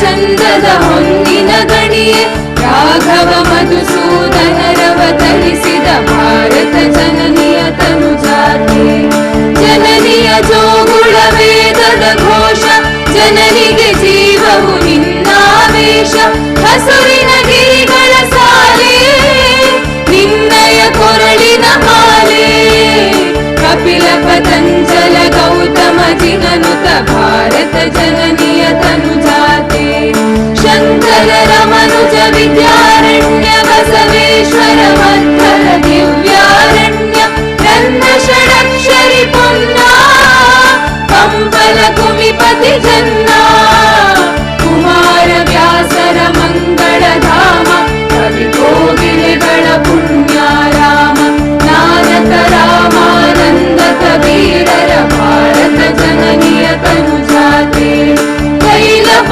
ಹೊಯ್ಸಳರಾಡಿದ ನಾಡೆ ಕಂಕಣ ಜಕಣರ ನೆಚ್ಚಿನ ಬೀಡೆ ಕೃಷ್ಣ ಶರಾವತಿ ತುಂಗ ಕಾವೇರಿಯವರ ರಂಗ ಚೈತನ್ಯ ಪರಮಹಂಸ ವಿವೇಕರ ಭಾರತ ಜನನಿಯ ತನುಜಾತೆ ಸರ್ವ ಜನಾಂಗದ ಶಾಂತಿಯ ತೋಟ ರಸಿಕರ ಕಂಗಳ ಸೆಳೆಯುವ ನೋಟ ಹಿಂದೂ ಕ್ರೈಸ್ತ ಮುಸಲ್ಮಾನ ಪಾರಸಿಕ ಜೈನರು ಉದ್ಯಾನ ಜನಕನ ಹೋಲುವ ದೊರೆಗಳ ಧಾಮ ಕಾಯಕ ವೈಣಿಕರ ರಾಮ ಕನ್ನಡ ನುಡಿ ಕುಣಿದಾಡುವ ಗೇಹ ಕನ್ನಡ ತಾಯಿಯ ಮಕ್ಕಳ ದೇಹ ಭಾರತ ಜನನಿಯ ತನುಜಾತೆ ಜಯ ಹೇ ಕರ್ನಾಟಕ ಮಾತೆ ಜಯ ಹೇ ಕರ್ನಾಟಕ ಮಾತೆ ಜಯ ಹೇ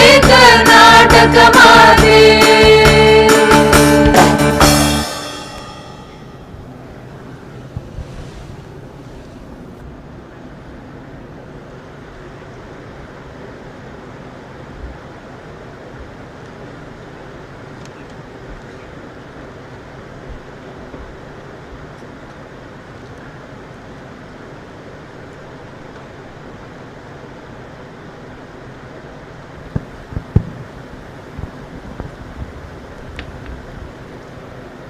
Honorable Chancellor, I have the honor to request you to declare the convocation open.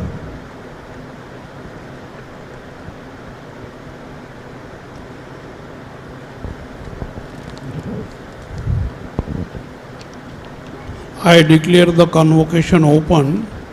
This convocation of Mangalore University has been called to award honorary degrees and also to confer degrees on candidates who have successfully completed the examination held for the purpose and have been certified to be worthy of the same. let the candidates now presented.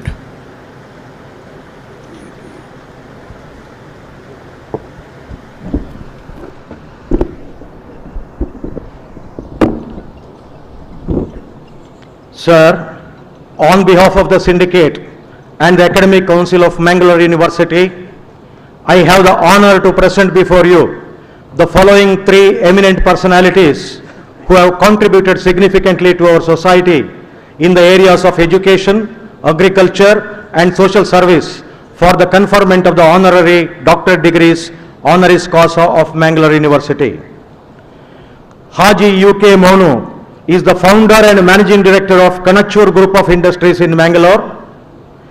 Under his leadership, the Kanachur Academy of General Education was established in 2002 to provide quality education to the people of the locality, especially women and the underprivileged.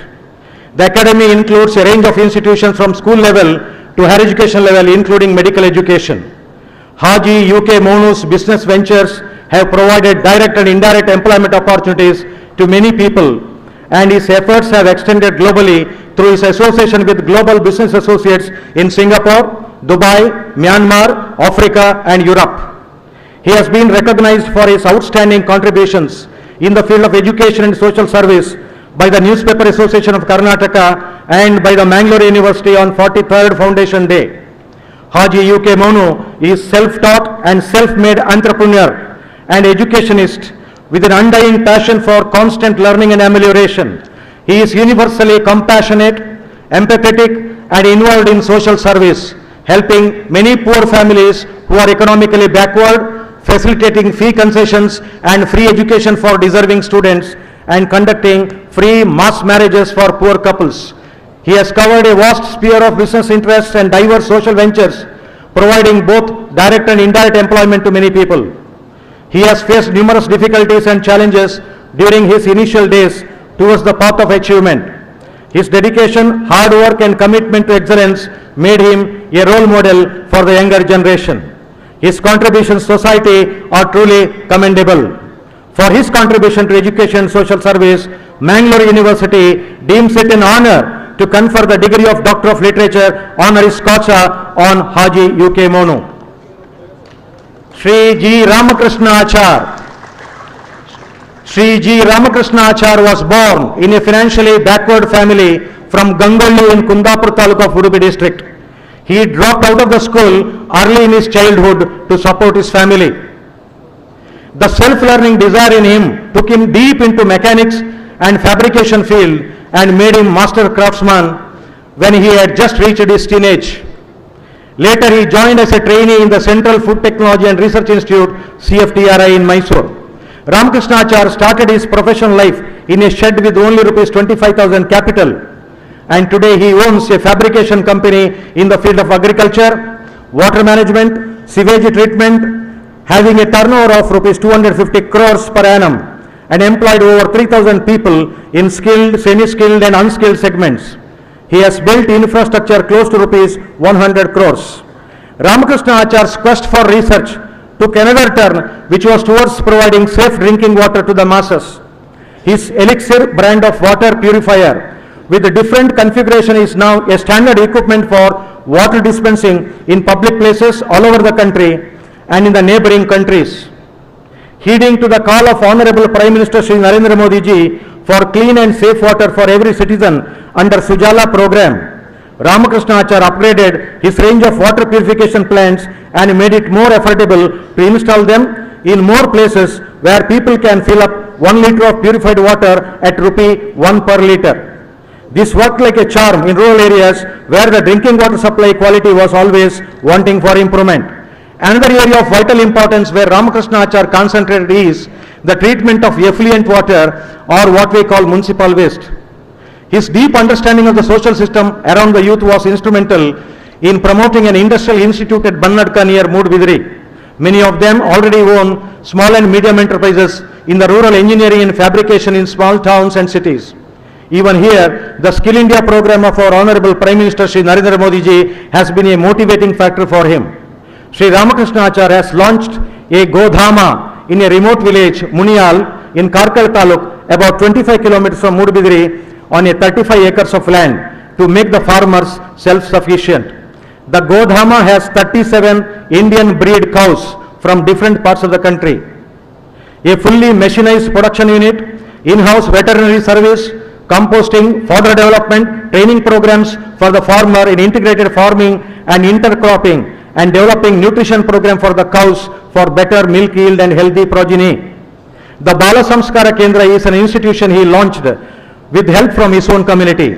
The basic objective of the institution is to impart traditional knowledge and Indian ethos, along with the school curriculum tapping into the forgotten traditions of our society. For his contribution to agriculture, education and social service, Mangalore University deems it an honor to confer the degree of Doctor of Literature honoris causa on Sri G. Ramakrishna Achar. Professor M.B. Puranik. Professor Major Bhuvaraha Puranik, popularly known as Professor M.B. Puranik, was born in 1945 in Major, a small village of undivided Dakshina Kannada district. He has a rich 34 years of experience in teaching as the professor and head Department of Botany. Education is his passion, and he realized that a lot of problems in the society could be solved by empowering the youth with education and employment. Over the past 30 years, he has been successful in building 10 institutions in 4 different campuses. He is currently the president of Tulunadu Educational Trust and Sharada Group of Institutions. Professor M.B. Puranik has always been interested in social welfare. He believes that one should be able to give back to the society at least a small portion of what one has taken from the society. His interests apart from education and social work are animal husbandry and agriculture. He is a president of an orphanage called Mangala Seva Samiti Trust, Bala Samrakshana Kendra Kuttarpadav, and started the Govanitashraya Trust in Pajir, which shelters 400 cows and a few destitute women. He is also the president of RCPHD Trust, which runs a school for the economically deprived as well as physically handicapped children. Due to his philanthropic leadership, every year nearly 100 students receive free education, and so far 21 orphan girls have entered into wedlock. Professor M.B. Puranik was also appointed as State Committee member of Rajya Dharmik Parishad and the chairman of Goseva Ayog in 2013 by the then BJP government under Sri B.S. Yediyurappa ji. Rajyotsava Puraskar recipient Professor M.B. Puranik is a visionary, a philanthropist, an educationalist, an entrepreneur, a social worker, and a politician committed to the nationalist idea that is India. For his contribution to education and social service, Mangalore University deems it an honor to confer the degree of Doctor of Literature honoris causa on Professor M.B. Puranik. Now, may I request the Honorable Chancellor to confer the degree on Sri Haji U.K. Monu, Sri G. Ramakrishna Achar, and Professor M.B. Puranik, and present them the degree.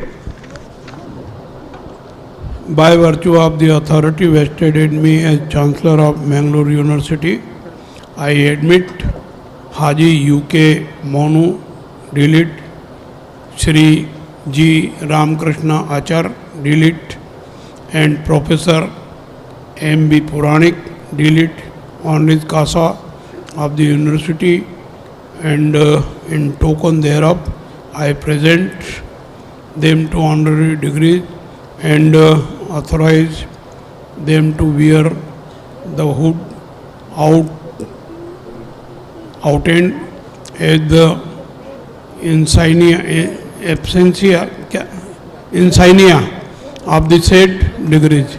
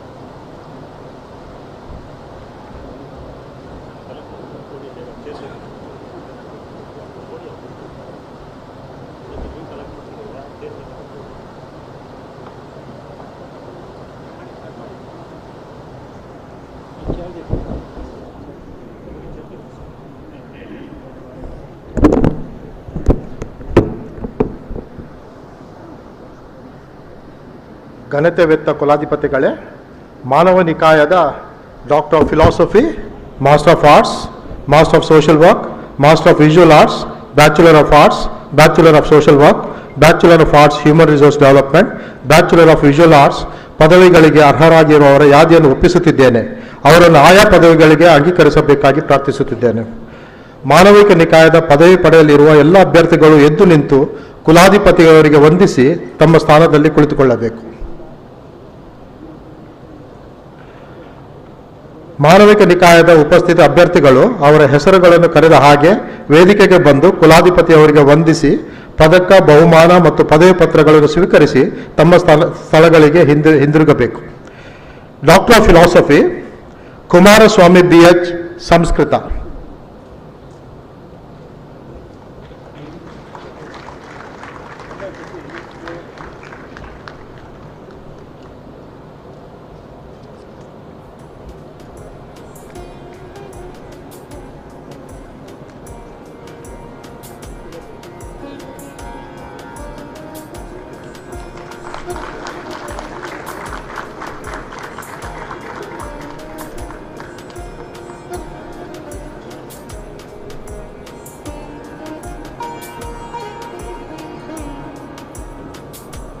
Nishita, English.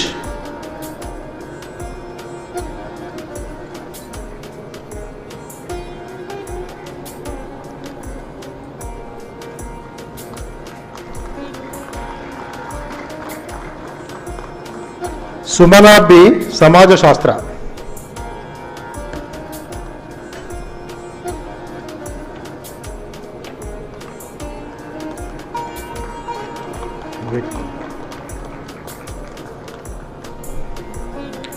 Master of arts ಚಿನ್ನದ ಪದಕ, ನಗದು ಬಹುಮಾನ ಮತ್ತು ಪ್ರಥಮ rank ವಿಜೇತರು. Prakash K, ಇತಿಹಾಸ, ಪ್ರಥಮ rank, ಸರ್ಕಾರಿ ಪ್ರಥಮ ದರ್ಜೆ ಕಾಲೇಜು ಹಾಗೂ PG ಅಧ್ಯಯನ ಸಂಸ್ಥೆ ತೆಂಕನೀಡೀರು, ಉಡುಪಿ. ದಿವಂಗತ ಡಾಕ್ಟರ್ ಫಾದರ್ ಗುರುರಾಜ್ ಭಟ್ ಸ್ಮಾರಕ ಚಿನ್ನದ ಪದಕ, ದಿವಂಗತ ಡಾಕ್ಟರ್ ಗುರುರಾಜ್ ಭಟ್ ಸ್ಮಾರಕ ಚಿನ್ನದ ಪದಕ, ಡಾಕ್ಟರ್ P ಗುರುರಾಜ್ ಭಟ್ ಸ್ಮಾರಕ ನಗದು ಬಹುಮಾನ, professor B Sheikh Ali felicitation committee ನಗದು ಬಹುಮಾನ, ಅಬ್ರೇ ಡಿಸೋಜಾ ಚಾರಿಟೇಬಲ್ ಫೌಂಡೇಶನ್ ನಗದು ಬಹುಮಾನ. ಪ್ರಜ್ಞಾ P, ಅರ್ಥಶಾಸ್ತ್ರ, ಪ್ರಥಮ ರ್ಯಾಂಕ್, ವಿಶ್ವವಿದ್ಯಾನಿಲಯ ಕಾಲೇಜ್ ಹಂಪನಕಟ್ಟ. ಗಿರೀಶನ್ ಚಿನ್ನದ ಪದಕ, ಪ್ರೊಫೆಸರ್ TC ಶಿವಶಂಕರ್ ಮೂರ್ತಿ ಚಿನ್ನದ ಪದಕ, ಲೋಬೋ ಪ್ರಭು SR ಅಲ್ಫನ್ಸು ನಗದು ಬಹುಮಾನ, PVS ಸ್ಮಾರಕ ನಗದು ಬಹುಮಾನ, ಶ್ರೀಮತಿ ರಾಧಿಕಾ ಗೋಪಾಲ್ ರಾವ್ ಕಾರ್ಕಳ ನಗದು ಬಹುಮಾನ. ರಕ್ಷಿತಾ, ಸಮಾಜಶಾಸ್ತ್ರ, ಪ್ರಥಮ ರ್ಯಾಂಕ್, ಸರ್ಕಾರಿ ಪ್ರಥಮ ದರ್ಜೆ ಕಾಲೇಜು ಹಾಗೂ PG ಅಧ್ಯಯನ ಸಂಸ್ಥೆ ತೆಂಕನಡಿಯೂರು. ಜಯರಾಜ್ ಬಳ್ಳಾಲ್ ಸ್ಮಾರಕ ಚಿನ್ನದ ಪದಕ, ಪ್ರೊಫೆಸರ್ ಜೋಗನ್ ಶಂಕರ್ ಚಿನ್ನದ ಪದಕ, ವಿಮೋಚನ ದೇವದಾಸಿ ಪುನರ್ವಸತಿ ಸಂಘ ಅಥಣಿ ನಗದು ಬಹುಮಾನ. ದುರ್ಗಾ ಪ್ರಸನ್ನ, ಪತ್ರಿಕೋದ್ಯಮ ಸಮೂಹ ಸಂವಹನ ಪ್ರಥಮ rank, Alva's college Moodbidri. Doctor TMA Pai endowment ಚಿನ್ನ ಪದಕ, ಶ್ರೀ ರಾಮಕೃಷ್ಣ ಮಲ್ಯ ಚಿನ್ನದ ಪದಕ, ದಕ್ಷಿಣ ಕನ್ನಡ ಮಕ್ಕಳ ಚಲನಚಿತ್ರೋತ್ಸವ 1988 ನಗದು ಬಹುಮಾನ, MCJ ಸಿಲ್ವರ್ ಜುಬ್ಲಿ ಇಯರ್ ನಗದು ಬಹುಮಾನ. ವಂದನಾ HP, ಕನ್ನಡ ಪ್ರಥಮ rank, doctor SV Parameshwara Bhat Kannada ಸ್ನಾತಕೋತ್ತರ ಅಧ್ಯಯನ ಕೇಂದ್ರ, ಮಂಗಳೂರು ವಿಶ್ವವಿದ್ಯಾನಿಲಯ. ಧರ್ಮಸ್ಥಳ ರತ್ನವರ್ಮ ಹೆಗಡೆ ಸ್ಮಾರಕ ಚಿನ್ನದ ಪದಕ, golden jubilee Kannada film festival ಸ್ಮಾರಕ ನಗದು ಬಹುಮಾನ. ಶ್ರೀ ಕೆರೋಡಿ ಸುಬ್ಬರಾವ್ ಸ್ಮಾರಕ ನಗದು ಬಹುಮಾನ. ದಿವಂಗತ BN ಟ್ರಸ್ಟಿ ಗುಪ್ತಾ ಜನ್ಮಭೂಮಿ ಟ್ರಸ್ಟಿ ನಾಟಕ ಬಹುಮಾನ. ಡಾಕ್ಟರ್ B ದಾಮೋದರ್ ರಾವ್ ನಗದು ಬಹುಮಾನ. ಡಿಂಪಲ್ ಮಿಶಲ್ ತೌರೋ, ಹಿಂದಿ ಪ್ರಥಮ ರ್ಯಾಂಕ್, ವಿಶ್ವವಿದ್ಯಾನಿಲಯ ಕಾಲೇಜ್ ಹಂಪನಕಟ್ಟ. ಶ್ರೀ ನಾರಾಯಣ್ ರಾವ್ ಮಲ್ಕೇಡ್ ಚಿನ್ನದ ಸ್ಮಾರಕ ಚಿನ್ನದ ಪದಕ. ಸಾಯಿ ಸೂರ್ಯ KP, ಇತಿಹಾಸ ಮತ್ತು ಪುರಾತತ್ವ ಶಾಸ್ತ್ರ ಪ್ರಥಮ ರ್ಯಾಂಕ್, ವಿಶ್ವವಿದ್ಯಾನಿಲಯ ಕಾಲೇಜು ಹಂಪನಕಟ್ಟ, ಮಂಗಳೂರು. ದಿವಂಗತ ಕಿಶೋರ್ ಕುಮಾರ್ ಶೆಟ್ಟಿ ಸ್ಮಾರಕ ಚಿನ್ನದ ಪದಕ. ಶೀನಾ P, MSW ಪ್ರಥಮ rank, Nehru memorial college, Sullia. ದಿವಂಗತ ಕೋಟೆ ಕುಂಜ ಕಂಬಾರ್ ಜಗನ್ನಾಥ ಆಳ್ವ ಚಿನ್ನದ ಪದಕ, ಶ್ರೀಮತಿ ಕಮಲಾ S ಆಳ್ವ ನಗದು ಬಹುಮಾನ. ತಾಹಿರಾ BA ಪ್ರಥಮ ರ್ಯಾಂಕ್, ಸೇಕ್ರೆಡ್ ಹಾರ್ಟ್ ಕಾಲೇಜ್ ಮಧ್ಯಂತರ. ಡಾಕ್ಟರ್ CT ಅಬ್ರಾಮ್ ಚಿನ್ನದ ಪದಕ. ಪ್ರತೀಕ್ಷಾ ಶ್ರೀಕಾಂತ್ ಶೆಣೈ, ಮಹಾತ್ಮ ಗಾಂಧಿ ಸ್ಮಾರಕ college, Udupi. Doctor TMA Pai ಚಿನ್ನದ ಪದಕ. ಧನ್ಯವಾದ.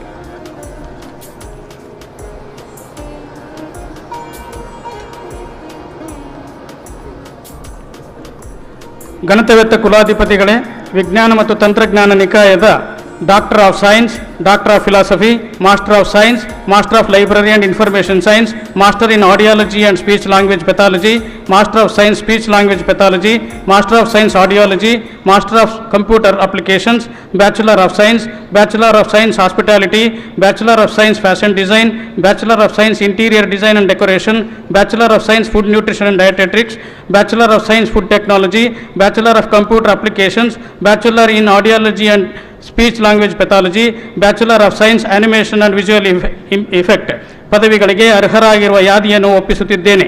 ಅವರನ್ನು ಆಯಾ ಪದವಿಗಳಿಗೆ ಅಂಗೀಕರಿಸಬೇಕೆಂದು ಪ್ರಾರ್ಥಿಸುತ್ತೇನೆ. ವಿಜ್ಞಾನ ಮತ್ತು ತಂತ್ರಜ್ಞಾನ ನಿಕಾಯದ ಪದವಿ ಪಡೆಯಲಿರುವ ಎಲ್ಲ ಅಭ್ಯರ್ಥಿಗಳು ಎದ್ದು ನಿಂತು ಗೌರವಾನ್ವಿತ ಕುಲಾಧಿಪತಿಗಳಿಗೆ ವಂದಿಸಿ ತಮ್ಮ ಸ್ಥಳಗಳಲ್ಲಿ ಕುಳಿತುಕೊಳ್ಳಬೇಕಾಗಿ ವಿನಂತಿಸುತ್ತೇನೆ. ವಿಜ್ಞಾನ ಮತ್ತು ತಂತ್ರಜ್ಞಾನ ನಿಕಾಯದ ಉಪಸ್ಥಿತ ಅಭ್ಯರ್ಥಿಗಳು ಅವರ ಹೆಸರುಗಳನ್ನು ಕರೆದ ಹಾಗೆ ವೇದಿಕೆಗೆ ಬಂದು ಗೌರವಾನ್ವಿತ ಕುಲಾಧಿಪತಿಗಳಿಗೆ ವಂದಿಸಿ ಪದಕ, ಬಹುಮಾನ ಮತ್ತು ಪದವಿ ಪತ್ರಗಳನ್ನು ಸ್ವೀಕರಿಸಿ ತಮ್ಮ ಸ್ಥಳಗಳಿಗೆ ಹಿಂದಿರುಗಬೇಕು. Doctor of science doctor Ramakrishna, ಅನ್ವಯಿಕ ಪ್ರಾಣಿಶಾಸ್ತ್ರ. Doctor of philosophy Lekha MA, ಜೀವ ರಸಾಯನಶಾಸ್ತ್ರ.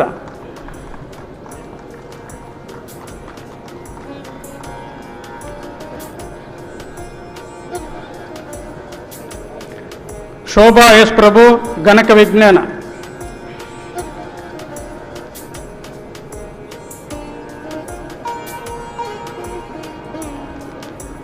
ಕೆ ಪ್ರಭಾಕರ, ವಸ್ತು ವಿಜ್ಞಾನ.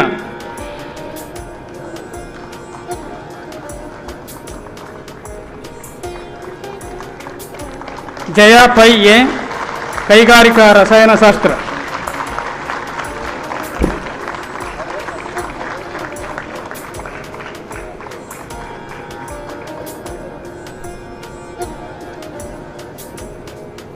MA ವಾಗ್ ಚಿನ್ನದ ಪದಕ, ಕುಂಬಳ ರಾಮದಾಸ ರಂಗಪ್ಪ ನಾಯಕ ಸ್ಮಾರಕ ಚಿನ್ನದ ಪದಕ, ಲೋಬೋ ಪ್ರಭು SR ಅಲ್ಫನ್ಸೋ ನಗದು ಬಹುಮಾನ.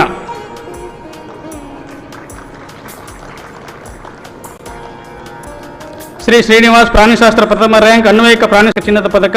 ಶ್ರೀ ಲಕ್ಕನ್ನ ಭಂಡಾರಿ ಸ್ಮಾರಕ ನಗದು ಬಹುಮಾನ, ಕೃಷ್ಣಕುಮಾರ್ ನಾಯರ್ ಸ್ಮಾರಕ ವಿಜಯಮಾಲಾ ಗ್ರೋವರ್ ನಾಯರ್ ಅರ್ಹತಾ ಪ್ರಶಸ್ತಿ. ಪ್ರದೀಪ್ ಶೆಟ್ಟಿ, ಕೈಗಾರಿಕಾ ರಸಾಯನಶಾಸ್ತ್ರ ಪ್ರಥಮ ರ್ಯಾಂಕ್, ಕೈಗಾರಿಕಾ ರಸಾಯನಶಾಸ್ತ್ರ ಸ್ನಾತಕೋತ್ತರ ವಿಭಾಗ, ಮಂಗಳೂರು ವಿಶ್ವವಿದ್ಯಾಲಯ ಮಂಗಳ ಗಂಗೋತ್ರಿ. ICARIA IEST 2009 ಚಿನ್ನದ ಪದಕ, ಸಿಜೆಂಟಾ ಚಿನ್ನದ ಪದಕ. ಶ್ರೀಮತಿ ರುಕ್ಮಿಣಿ ಶೆಟ್ಟಿ ಸ್ಮಾರಕ ಸುಧಾಕರ್ ಶೆಟ್ಟಿ ಚಿನ್ನದ ಪದಕ. ಅಖಿಲ್ ಭೌತಶಾಸ್ತ್ರ ಪ್ರಥಮ ರ್ಯಾಂಕ್, ಭೌತಶಾಸ್ತ್ರ ಸ್ನಾತಕೋತ್ತರ ವಿಭಾಗ, ಮಂಗಳೂರು ವಿಶ್ವವಿದ್ಯಾಲಯ ಮಂಗಳ ಗಂಗೋತ್ರಿ. ಪ್ರೊಫೆಸರ್ ಕೆ ಸಿದ್ದಪ್ಪ ಚಿನ್ನದ ಪದಕ. International conference on recent advances in material science and biophysics 2018 ಚಿನ್ನದ ಪದಕ. Nobel art sir CV Raman ನಗದು ಬಹುಮಾನ. Electronics physics professor MI Savadatti ನಗದು ಬಹುಮಾನ. ಸುನೀತಾ ರವಿ, ಮಾನವಿಕ ಪ್ರಜ್ಞೆ ಯೋಗ ವಿಜ್ಞಾನ ಪ್ರಥಮ ರ್ಯಾಂಕ್, ಮಾನವಿಕ ಪ್ರಜ್ಞೆ ಯೋಗ ವಿಜ್ಞಾನ ಸ್ನಾತಕೋತ್ತರ ವಿಭಾಗ, ಮಂಗಳೂರು ವಿಶ್ವವಿದ್ಯಾಲಯ. ಜಿಂದಾಲ್ ಜುಗ್ರಿ ಚಿನ್ನದ ಪದಕ. ದಿವಂಗತ ಸರಸ್ವತಿ ಅಲಿಯಾಸ್ ಉಮಾ ಬ್ಯಾಕಿನಿ ಸ್ಮಾರಕ ಚಿನ್ನದ ಪದಕ. ಪ್ರದೀಪ್ ಎನ್, ಸಾವಯವ ರಸಾಯನಶಾಸ್ತ್ರ ಪ್ರಥಮ ರ್ಯಾಂಕ್, ರಸಾಯನಶಾಸ್ತ್ರ ಸ್ನಾತಕೋತ್ತರ ವಿಭಾಗ, ಮಂಗಳೂರು ವಿಶ್ವವಿದ್ಯಾಲಯ. ಸಿಜೆಂಟಾ ಚಿನ್ನದ ಪದಕ. ಭಾಗ್ಯಶ್ರೀ ಟಿ, ಅನ್ವಯಿಕ ರಸಾಯನಶಾಸ್ತ್ರ ಪ್ರಥಮ ರ್ಯಾಂಕ್, ರಸಾಯನಶಾಸ್ತ್ರ ಸ್ನಾತಕೋತ್ತರ ವಿಭಾಗ, ಮಂಗಳೂರು ವಿಶ್ವವಿದ್ಯಾಲಯ ಮಂಗಳ ಗಂಗೋತ್ರಿ. ಸೀಕ್ವೆಂಟ್ ಸೈಂಟಿಫಿಕ್ ಲಿಮಿಟೆಡ್ ಚಿನ್ನದ ಪದಕ. ಹನುಷಾ ಯಶ್ ಚಿನ್ನದ ಪದಕ. ಹನುಷಾ ಯಶ್, ಸೂಕ್ಷ್ಮಾಣುಜೀವ ವಿಜ್ಞಾನ ಪ್ರಥಮ ರ್ಯಾಂಕ್, ಸೂಕ್ಷ್ಮಾಣುಜೀವ ವಿಜ್ಞಾನ ವಿಭಾಗ ಸ್ನಾತಕೋತ್ತರ ವಿಭಾಗ, ಮಂಗಳೂರು ವಿಶ್ವವಿದ್ಯಾಲಯ ಮಂಗಳ ಗಂಗೋತ್ರಿ. ಕೋಲ್ಗೇಟ್ ಚಿನ್ನದ ಪದಕ. ವೈದ್ಯ ಪಾರ್ಥ ನಾರಾಯಣ ಪಂಡಿತ್ ಮತ್ತು ಕುಟುಂಬ ನಗದು ಬಹುಮಾನ. ಮೋನಿಶಾ KM, ಸಾಗರ ಭೂ ವಿಜ್ಞಾನ ಪ್ರಥಮ ರ್ಯಾಂಕ್, ಸಾಗರ ಭೂ ವಿಜ್ಞಾನ ಸ್ನಾತಕೋತ್ತರ ವಿಭಾಗ, ಮಂಗಳೂರು ವಿಶ್ವವಿದ್ಯಾಲಯ ಮಂಗಳ ಗಂಗೋತ್ರಿ. ಪ್ರೊಫೆಸರ್ ಭೈರಪ್ಪ ಚಿನ್ನದ ಪದಕ. ಶ್ರೀ C ರಾಜಶೇಖರಯ್ಯ ಸ್ಮಾರಕ ನಗದು ಬಹುಮಾನ. ರೇಣುಕಾ, ಗ್ರಂಥಾಲಯ ಮತ್ತು ಮಾಹಿತಿ ವಿಜ್ಞಾನ ಪ್ರಥಮ ರ್ಯಾಂಕ್, ಗ್ರಂಥಾಲಯ ಮತ್ತು ಮಾಹಿತಿ ವಿಜ್ಞಾನ ಸ್ನಾತಕೋತ್ತರ ವಿಭಾಗ, ಮಂಗಳೂರು ವಿಶ್ವವಿದ್ಯಾಲಯ ಮಂಗಳ ಗಂಗೋತ್ರಿ. ಡಾಕ್ಟರ್ SS ಕುಂಬಾರ್ ಚಿನ್ನದ ಪದಕ. ಪ್ರೊಫೆಸರ್ KS ದೇಶಪಾಂಡೆ ನಗದು ಬಹುಮಾನ, ಮಹಿಳಾ ಅಭ್ಯರ್ಥಿ. ಪ್ರೊಫೆಸರ್ AK ಬರಡೋಳ್ ನಗದು ಬಹುಮಾನ. ಶ್ರೀದೇವಿ, ವಸ್ತು ವಿಜ್ಞಾನ ಪ್ರಥಮ ರ್ಯಾಂಕ್, ವಸ್ತು ವಿಜ್ಞಾನ ಸ್ನಾತಕೋತ್ತರ ವಿಭಾಗ, ಮಂಗಳೂರು ವಿಶ್ವವಿದ್ಯಾಲಯ ಮಂಗಳ ಗಂಗೋತ್ರಿ. ಪ್ರೊಫೆಸರ್ ಜಯಗೋಪಾಲ್ ಉಚಿಲ್ ಫೆಲಿಸ್ಟೇಷನ್ ಚಿನ್ನದ ಪದಕ. ಶ್ರೀಮತಿ ಲಕ್ಷ್ಮೀ ಭುಜಂಗ ಸುಲಾಯ ನಗದು ಬಹುಮಾನ. ಎನ್ ಐಶ್ವರ್ಯ ಐಶ್ವರ್ಯ ನಾಯಕ್, ಎನ್ ಐಶ್ವರ್ಯ ನಾಯಕ್, ಗಣಿತಶಾಸ್ತ್ರ ಪ್ರಥಮ ರ್ಯಾಂಕ್, ಗಣಿತಶಾಸ್ತ್ರ ಸ್ನಾತಕೋತ್ತರ ವಿಭಾಗ, ಮಂಗಳೂರು ವಿಶ್ವವಿದ್ಯಾಲಯ ಮಂಗಳ ಗಂಗೋತ್ರಿ. ಮಂಗಲ ಅಲ್ಯೂಮಿನಿಯಂ ಅಸೋಸಿಯೇಷನ್ ಸ್ಥಾಪಿತ ಶ್ರೀ ಅನಂತಕೃಷ್ಣ ಚಿನ್ನದ ಪದಕ. KM ರಾಮದಾಸ ಪ್ರಭು ನಗದು ಬಹುಮಾನ. ರಾಮಾನುಜನ್ ಸೆಂಟಿನರಿ ನಗದು ಬಹುಮಾನ. ರಿತೇಶ್ S, MCA 2ನೇ ವರ್ಷ ಪ್ರಥಮ ರ್ಯಾಂಕ್, ಸ್ನಾತಕೋತ್ತರ ಗಣಕ ವಿಜ್ಞಾನ ವಿಭಾಗ, ಮಂಗಳೂರು ವಿಶ್ವವಿದ್ಯಾಲಯ. ಕುಂಬಳ ರಾಮದಾಸ ರಂಗಪ್ಪ ನಾಯಕ ಸ್ಮಾರಕ ಚಿನ್ನದ ಪದಕ. ನೌಶೀದ್ ಕರುಂಬಿಲ್ಡ್ ಮಾಸ್ಟರ್ ಆಫ್ ಸೈಕಾಲಜಿ ಪ್ರಥಮ ರ್ಯಾಂಕ್ ಆಳ್ವಾಸ್ ಕಾಲೇಜ್ ಮೂಡುಬಿದಿರೆ. ಪೂಜ್ಯ ಕೀರ್ತಿಶೇಷ ಧರ್ಮಸ್ಥಳ ಮಂಜಯ್ಯ ಹೆಗ್ಗಡೆಯವರ ಜನ್ಮ ಶತಾಬ್ದಿ ಆಚರಣೆ ಕಮಿಟಿ ಉಜಿರೆ ಚಿನ್ನದ ಪದಕ. Anu Rai master of science medical physics ಪ್ರಥಮ ರ್ಯಾಂಕ್ ಮೆಡಿಕಲ್ ಫಿಸಿಕ್ಸ್ ಸ್ನಾತಕೋತ್ತರ ವಿಭಾಗ ಮಂಗಳೂರು ವಿಶ್ವವಿದ್ಯಾನಿಲಯ the centre for advanced research in environmental radio activity ಚಿನ್ನದ ಪದಕ. ಕೃಪಾಲಿ ಕೆಪಿ ಸಂತ Philomena college Darbe Puttur doctor TMA Pai ಚಿನ್ನದ ಪದಕ BSc BZC.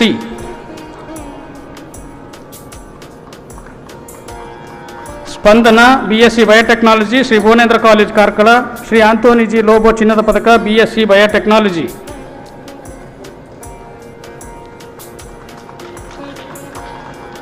ಸುಷ್ಮಿತಾ ಕೆ ವಿಶ್ವವಿದ್ಯಾನಿಲಯ college Mangaluru. Shrimati Carmine Lobo ಚಿನ್ನದ ಪದಕ BSc ಮೈಕ್ರೋಬಯಾಲಜಿ ಮಹಿಳಾ ಅಭ್ಯರ್ಥಿ.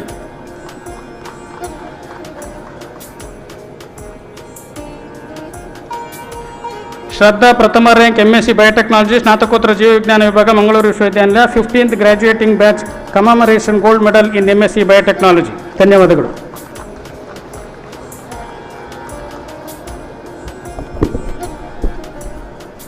ವಾಣಿಜ್ಯ ನಿಕಾಯ ಗಣತವೆತ್ತ ಕುಲಾಧಿಪತಿಗಳೇ, ವಾಣಿಜ್ಯ ನಿಕಾಯದ doctor of philosophy, master of commerce insurance and bank management, master of business administration tourism and travel management, master of international business, master of commerce human resource development, bachelor of commerce, bachelor of business administration ಮತ್ತು bachelor of hotel management ಪದವಿಗಳಿಗೆ ಅರ್ಹರಾಗಿರುವವರ ಯಾದಿಯನ್ನು ಒಪ್ಪಿಸುತ್ತಿದ್ದೇನೆ.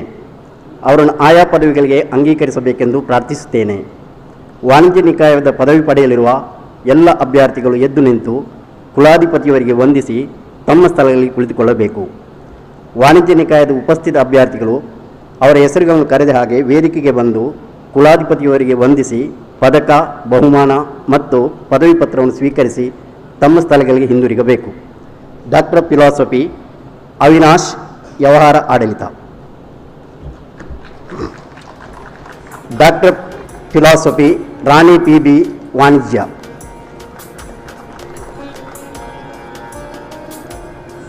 Doctor philosophy ದಿನಾಕರ, ವಾಣಿಜ್ಯ.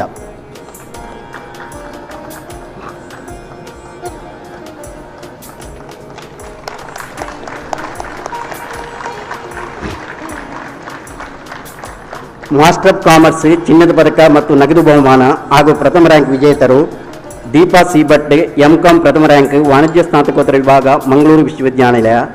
Shrimati Lakshmi Soma Mangera Kodi Kanyana memorial ಚಿನ್ನದ ಪದಕ ಹಾಗೂ ಮಂಗಳ Gangotri commerce pioneer ಚಿನ್ನದ ಪದಕ.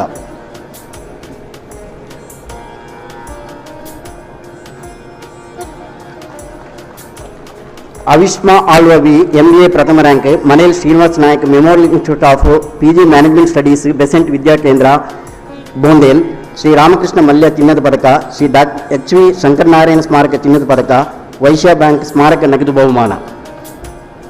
ಹರಿತಾ B MCom human resource development ಪ್ರಥಮ ರ್ಯಾಂಕ್ ವಾಣಿಜ್ಯ ಸ್ನಾತಕೋತ್ತರ ವಿಭಾಗ ಮಂಗಳೂರು ವಿಶ್ವವಿದ್ಯಾನಿಲಯ. Doctor sister Concilia Fernandes memorial, doctor Gabriel Fernandes ಚಿನ್ನದ ಪದಕ. ಅಭಿಲೈಸ್ ಅಲಾನ್ MBA ಸ್ನಾತಕೋತ್ತರ ವಿಭಾಗ ಮಂಗಳೂರು ವಿಶ್ವವಿದ್ಯಾನಿಲಯ. N ರಾಘವೇಂದ್ರ ಮೆಮೋರಿಯಲ್ ಚಿನ್ನದ ಪದಕ. ಬ್ಯಾಚುಲರ್ ಆಫ್ ಕಾಮರ್ಸ್ ಚಿನ್ನದ ಪದಕ ಮತ್ತು ನಗದು ಬಹುಮಾನ ಹಾಗೂ ಪ್ರಥಮ ರ್ಯಾಂಕ್ ವಿಜೇತರು ಆಕಾಂಕ್ಷ H, BCom ಪ್ರಥಮ rank Vivekananda college Puttur. Doctor HV Shankaranarayana ಸ್ಮಾರಕ ಚಿನ್ನದ ಪದಕ, institute company secretaries India signature award ಚಿನ್ನದ ಪದಕ, institute of chartered accountants of India ಚಿನ್ನದ ಪದಕ, ಶ್ರೀಮತಿ ರುಕ್ಮಿಣಿ ಶೆಟ್ಟಿ ಸ್ಮಾರಕ ಸುಧಾಕರ್ ಶೆಟ್ಟಿ ಚಿನ್ನದ ಪದಕ, Canara chamber of commerce and industries Mangaluru ನಗದು ಬಹುಮಾನ.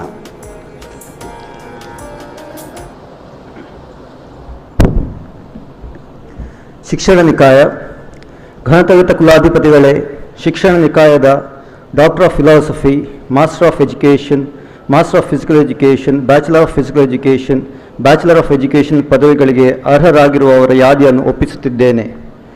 ಅವರನ್ನು ಆಯಾ ಪದವಿಗಳಿಗೆ ಅಂಗೀಕರಿಸಬೇಕೆಂದು ಪ್ರಾರ್ಥಿಸುತ್ತೇನೆ. ಶಿಕ್ಷಣ ನಿಕಾಯದ ಪದವಿ ಪಡೆಯಲಿರುವ ಎಲ್ಲ ಅಭ್ಯರ್ಥಿಗಳು ಎದ್ದು ನಿಂತು ಕುಲಾಧಿಪತಿಯವರಿಗೆ ವಂದಿಸಿ ತಮ್ಮ ಸ್ಥಳಗಳಲ್ಲಿ ಕುಳಿತುಕೊಳ್ಳಬೇಕು. ಶಿಕ್ಷಣ ನಿಕಾಯದ ಉಪಸ್ಥಿತ ಅಭ್ಯರ್ಥಿಗಳು ಅವರ ಹೆಸರನ್ನು ಕರೆದ ಹಾಗೆ ವೇದಿಕೆಗೆ ಬಂದು ಕುಲಾಧಿಪತಿ ಅವರಿಗೆ ವಂದಿಸಿ ಪದಕ ಬಹುಮಾನ ಮತ್ತು ಪದವಿ ಪತ್ರಗಳನ್ನು ಸ್ವೀಕರಿಸಿ ತಮ್ಮ ಸ್ಥಳಗಳಿಗೆ ಹಿಂದಿರುಗಬೇಕು. Doctor of philosophy Mohammed Firoz Ali, ದೈಹಿಕ ಶಿಕ್ಷಣ.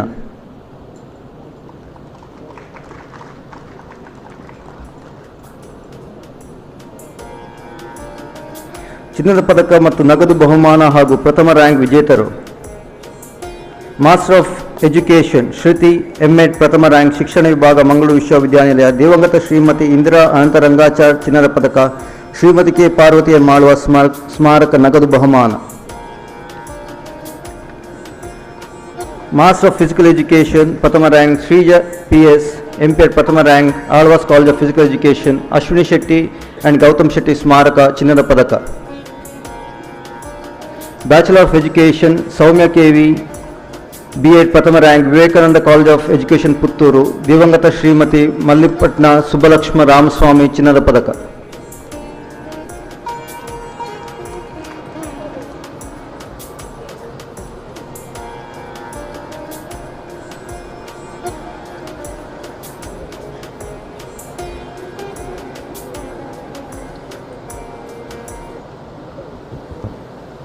Let all the candidates stand up.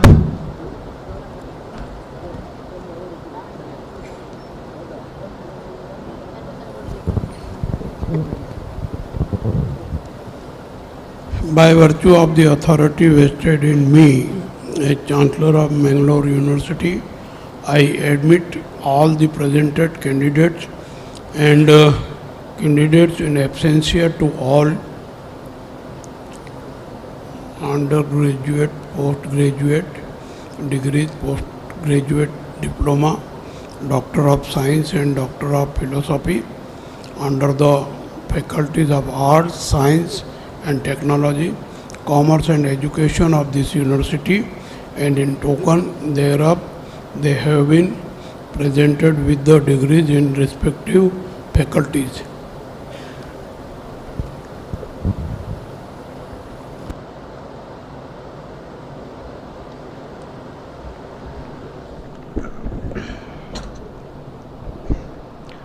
ಗೌರವಾನ್ವಿತ ಕುಲಾಧಿಪತಿಗಳೇ, ಮಂಗಳೂರು ವಿಶ್ವವಿದ್ಯಾನಿಲಯದ 41ನೇ ವಾರ್ಷಿಕ ಘಟಿಕೋತ್ಸವದಲ್ಲಿ ಮುಖ್ಯ ಅತಿಥಿಗಳಾಗಿದ್ದು ಘಟಿಕೋತ್ಸವ ಭಾಷಣ ಮಾಡಲಿರುವ ರಾಷ್ಟ್ರೀಯ ಮೌಲ್ಯಮಾಪನ ಮತ್ತು ಮಾನ್ಯತೆ ಮಂಡಳಿ ನ್ಯಾಷನಲ್ ಅಸೆಸ್ಮೆಂಟ್ ಅಕ್ರೆಡಿಟೇಷನ್ ಕೌನ್ಸಿಲ್ ನಿರ್ದೇಶಕರಾದ ಸನ್ಮಾನ್ಯ ಪ್ರೊಫೆಸರ್ ಎಸ್ ಸಿ ಶರ್ಮಾಜಿ ಅವರೇ, ಸಿಂಡಿಕೇಟ್ ಮತ್ತು ವಿದ್ಯಾ ವಿಷಯಕ ಪರಿಷತ್ತಿನ ಸದಸ್ಯರುಗಳೇ, ಎಲ್ಲ ನಿಕಾಯಗಳ ಡೀನರುಗಳೇ, ವಿಶ್ವವಿದ್ಯಾಲಯದ ಅಧಿಕಾರಿ ವೃಂದದವರೇ, ಅಧ್ಯಾಪಕೇತರ ಬಂಧುಗಳೇ, ಗೌರವ ಡಾಕ್ಟರೇಟ್ ಪದವಿ ಸ್ವೀಕರಿಸಿರುವ ಸಾಧಕರೇ, ಪದವಿ ಸ್ವೀಕರಿಸಲು ಆಗಮಿಸಿರುವ ನಮ್ಮ ವಿಶ್ವವಿದ್ಯಾಲಯದ ಹೆಮ್ಮೆಯ ವಿದ್ಯಾರ್ಥಿನಿಯರೇ, ಅವರ ಹೆತ್ತವರು ಹಾಗೂ ಪೋಷಕರೇ, ಸಂಶೋಧನಾ ವಿದ್ಯಾರ್ಥಿಗಳೇ, ವಿಶೇಷ ಆಹ್ವಾನಿತರುಗಳೇ, ಜಿಲ್ಲಾಧಿಕಾರಿಗಳೇ, ಜಿಲ್ಲಾ ಪೊಲೀಸ್ ವರಿಷ್ಠಾಧಿಕಾರಿಗಳೇ, ಪತ್ರಿಕಾ ಮತ್ತು ದೃಶ್ಯ ಮಾಧ್ಯಮಗಳ ಸನ್ಮಿತ್ರರೇ, ನಿಮ್ಮೆಲ್ಲರನ್ನು ಮಂಗಳೂರು ವಿಶ್ವವಿದ್ಯಾನಿಲಯದ 41ನೇ ವಾರ್ಷಿಕ ಘಟಿಕೋತ್ಸವ ಸಮಾರಂಭಕ್ಕೆ ಮಂಗಳೂರು ವಿಶ್ವವಿದ್ಯಾಲಯದ ಪರವಾಗಿ ಹಾಗೂ ನನ್ನ ವೈಯಕ್ತಿಕ ನೆಲೆಯಲ್ಲಿ ಅತ್ಯಂತ ಗೌರವದಿಂದ ಆತ್ಮೀಯವಾಗಿ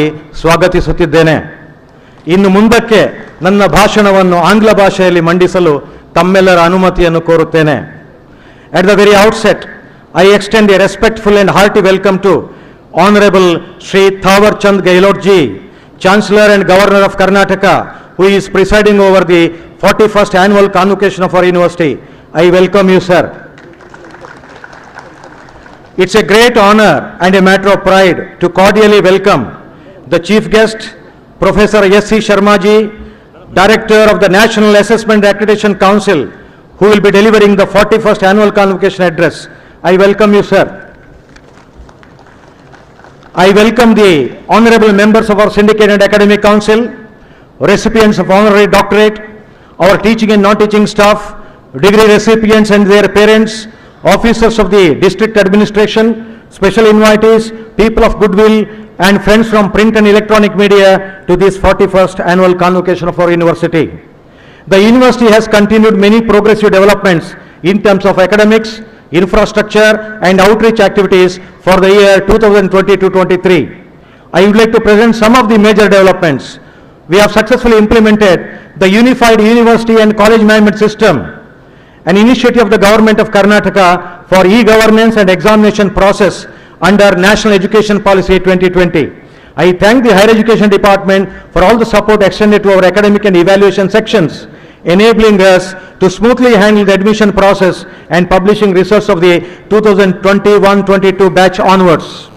A few of the initiatives worth mentioning include plantation of 75 fruit-yielding saplings to develop Azadi Ka Amrit Mahotsav Park in memory of freedom fighters of India, unveiled Dr. B.R. Ambedkar statue by the Honorable Governor of Karnataka and Chancellor of Mangalore University, released the gender policy, distribution of the awards to adopted eco-friendly schools in association with British Scholars Mangalore chapter, promotion of eligible teachers under career advancement scheme, long pending promotion of eligible candidates belonging to scheduled caste as deputy registrars, signing of many MOUs for various academic and outreach programs, especially maritime security with the Institute for Contemporary Studies, Bengaluru, introduced certificate courses in Kodava language for the first time, organization of training on organic farming for self-sufficiency, steps to incorporate value-added courses for all the PG programs, launching of sports science laboratory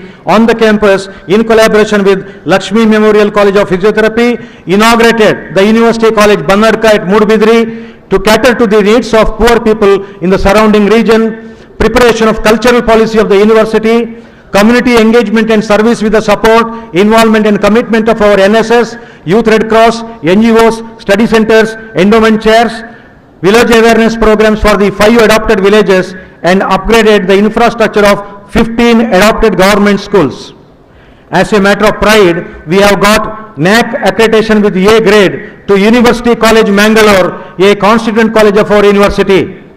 It is my proud feeling to mention that Kumari Rashmi J. Anchan, a student of Govinda Dasa College, Suratkal, an affiliated college of our university, has received NSS National Award on 24/9/2022 at Darbar Hall, Rashtrapati Bhavan, New Delhi. I take this opportunity to present the data of the candidates who have appeared and successfully completed the degrees for the year 2022-23.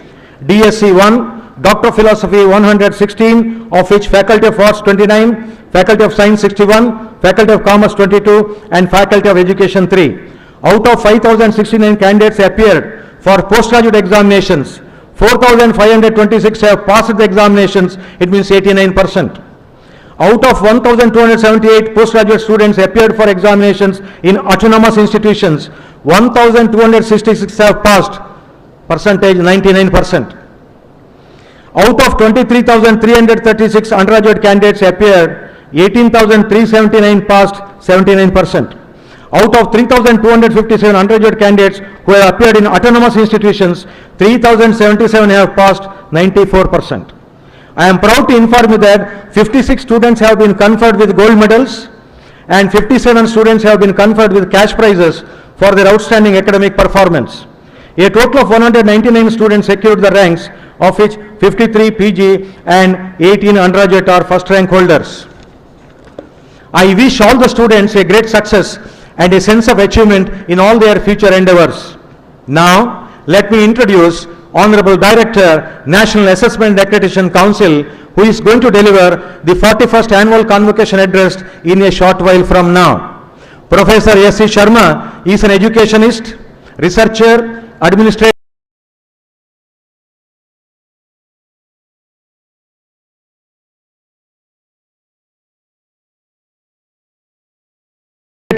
technocrat, musician, and a man with a missionary zeal to serve the society with devotion and sincerity. Currently, he is the director of NAC on a mission to ensure quality and excellence in the higher education sector. He is also honorary distinguished professor in the Center for Energy, Indian Institute of Technology, Guwahati. He is the former vice chancellor of Chhattisgarh Swami Vivekananda Technical University, Bhilai, and formerly the Vice Chancellor of Tumkuru University, Vice Chairman of Karnataka State Higher Education Council, Government of Karnataka, and former Visiting Scientist, Department of Aerospace, Indian Institute of Science. He is Distinguished Advisor for many academic institutions and academic bodies across the country. Professor S.C. Sharma is the recipient of UGC Career Award, UGC National Fellowship, and a J.N. Tata Scholar. He has 10 doctoral conferment based on his research work from various universities, including Mysore University and Deakin University, Australia. He holds the Doctor of Law, LLD, from the prestigious National Law School of India, University, Bengaluru.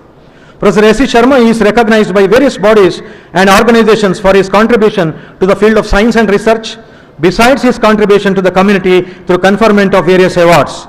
Professor Sharma is also a distinguished musician and received distinctions including Artist of the Year by Bangalore Gayana Samaja, Bengaluru, Government of Karnataka, prestigious Karnataka Kalashri Award for excellence in music, and Ghana Kalashri Award for his contributions to the field of music.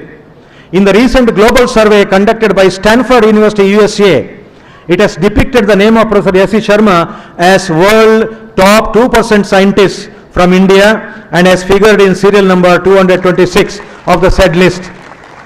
Considering Professor S.C. Sharma's contribution to the field of education, research and social development, and the Department of Social Welfare, Government of Karnataka has honored him with the Dr. B.R. Ambedkar Award during 2005 and Babu Jagjeevan Ram Award during 2007 and Aryabhatta International Award 2011 for education, research and social cause. As the Director of NAC, Professor Sharma has ushered in a new era of assessment and accreditation process in the country. With the guidance of the Ministry of Education, University Grants Commission and the teamwork of National Assessment Accreditation Council officials, he has given new impetus to quality assurance by ushering in ICT-enabled assessment and accreditation process with customized manuals and methodology for universities and other academic institutions. Honorable Chancellor, I have the honor to request esteemed Chief Guest Dr. S.C. Sharma, Director, National Assessment Accreditation Council, Bengaluru, to address the convocation.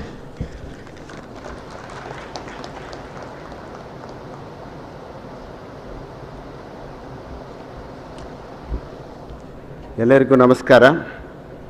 Most respected His Excellency Shri Tawarchand Gehlot Ji, Honorable Governor of Karnataka and Chancellor of University, Honorable Pro-Chancellor of the University Dr. Shri N. Ashwath Narayan Ji, Dr. Subramanya Edapadittaya Ji, the Vice Chancellor, Dr. Kishore Kumar Ji, the Registrar, Dr. Dharma, the Registrar Evaluation and officers of Mangalore University, members of Syndicate and Academic Council, deans of different faculties, distinguished invitees, government officials, teacher, friends, students and their parents, media representatives, ladies and gentlemen. Today is Dikshanta, the final day of the particular graduating students. In Niti Shataka, it says, Guruvo Bhava Santi Sishya Vittapaharakaha. Guruvo Viralaha Santi Sishya Vrittapaharakaha. A guru, when he comes to an undergraduate and when a student goes to a teacher, Vrittapaharakaha, the agony of heart and mind that should be eradicated, that is true education. You have made your parents and teachers proud, my dearest students.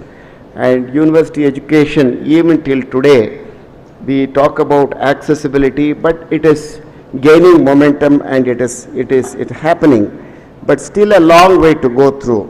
The structure of university system has to change, and we should have multitasking. Mahakavi Kalidasa says in Madhavikagni-mitra, Klishta Kriya Kasyat Chidatma Samstha Sankrantihi Anyasya Visheshayuktaha Yasyo Bhayam Sadhusa Sikshanakaram Dhuri Pratishta Pratitya Eva Madhavikagni-mitra. Teachers may teach well, but they may not perform the task well. But if both happens, then it is best of the teachers. That is what in the national education policy, multitasking is an important concept. The present day, we have a lot of issues, especially with the sustainable development and environment sciences. The degradation of environment could be of two forms.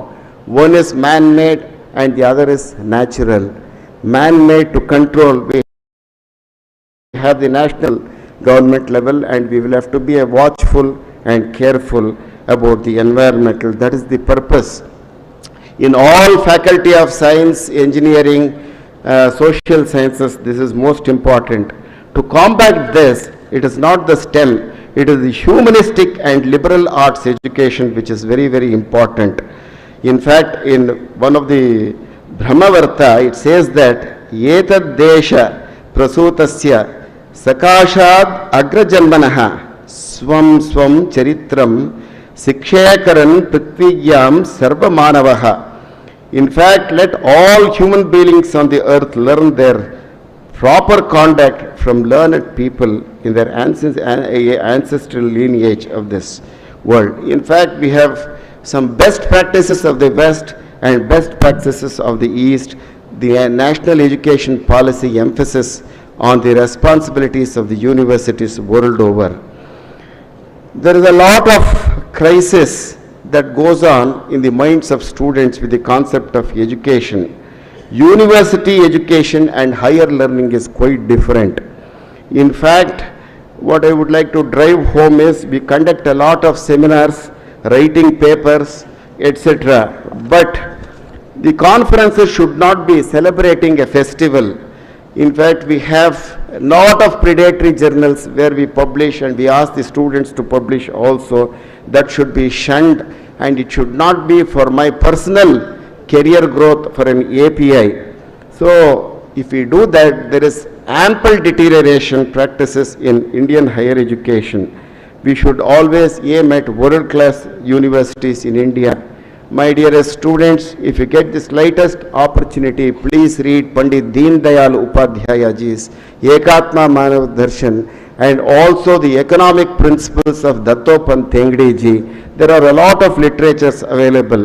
In Srimad Bhagavad Gita, it says that Yadya Dacharati Shreshta Tat Devadaro Janaha Sayat Pramanam Kurute Lokakte Vartate. Whosoever a great man does, the other man will also follow. There is a what is concept called as Shreshtatvam. What is the meaning of Shreshtatvam? The education at the university, irrespective of disciplines, has to liberate the minds of our student. The metonia, the Greek word, is the fundamental shift or change of the transcendence of mind. There are two types of learning. One is called as the adaptive learning and the other is called as generative learning. In the adaptive learning, whatever the teacher teaches in the class, he absorbs. For example, if he has to get 55% in the UPG for NET, etc., he teaches and he even gets a gold medal. But what next is a very important question. What can he do? What can he perform? Whereas in a generative learning, for example, when you talk about the pedagogy, including designing curriculum, in literature you have poem. The poetry, what he writes in the literature, it has to be understood in its bhavartha, the philosophy. For example, Kuvempu has said in Doni Sagali Munde Hogali Dura Tira Vastirili. Last he says that Nenne Nennege Indu Indige Ilari Nalayu Nalege. The tenses are very important, past, present and future. That is now Leela Matradi. It is the act of God what is most important. Therefore, the education should lead to the philosophy of the pyramid at X. Now we talk about science, molecule and atom. Every 8th standard student till his PhD degree in STEM, engineering or in science, we have the molecule and we have the BrahMos rocket, etc. under the leadership of the central government. They are doing a wonderful job and this science has carried forward till there. There are certain subjects which in the generative, for example, I was just talking about the literature, STEM, science, technology and management. But what about liberal arts like music, dance and drama? Here, a guru like Shankaracharya says that Guru Orangri Padme. Who is a guru? A guru can show you the path and the way, but in music, in dance and drama, you can get Bachelor of Fine Arts. For example, you take a raga in Carnatic music or in a Hindustani music, I would like to conclude that there is a Saptasvara. God has created through human a Saptasvara, Sarigama Padanisa Sanidapamagu. if the master at the postgraduate and doctoral level, he can only go up to a certain level by imparting a degree, doctor of philosophy, music, dance, drama, etc. For example, when we take a degree certificate and go for a work, and if you say that, for example, what is Bhairavi Raga? There are different ragas. And the alap of the Bhairavi Raga in PhD or MS you cannot get. For example, you have Sari, Gama, Pasa, Saptasvara. And if you say the alap,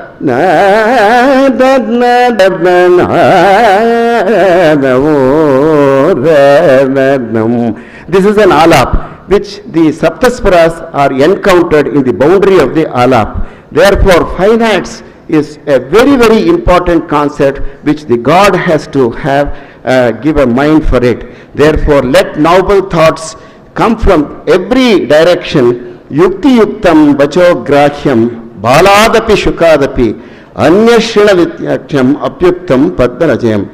It is relevant and meaningful. We should respectfully hear to the words if it is palatable. If it is not palatable, question, and even if the same has to come through Brahman. Dear students, I hope Mangalore University has trained you by understanding the concept of higher education and lead a life of the mind in your career. This university has given a lot of good people out. In fact, I must be grateful to Mangalore University. One Professor Shivlingaya from the department was spared to build a university in Tumkur. And this is a great place, a great university, intellectually very high. My kudos to all the students and every one of the Mangalore. I take this opportunity to congratulate your teachers, members for creating a new self in you. I wish you all the best. Vande Mataram. Thank you. Namaste. Thank you.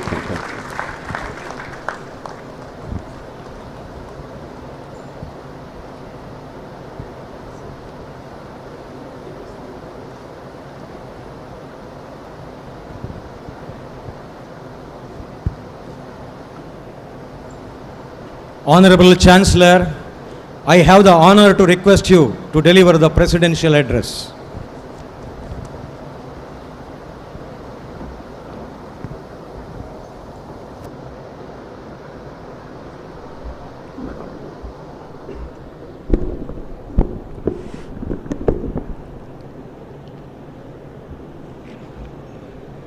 Mangalore विश्वविद्यालय के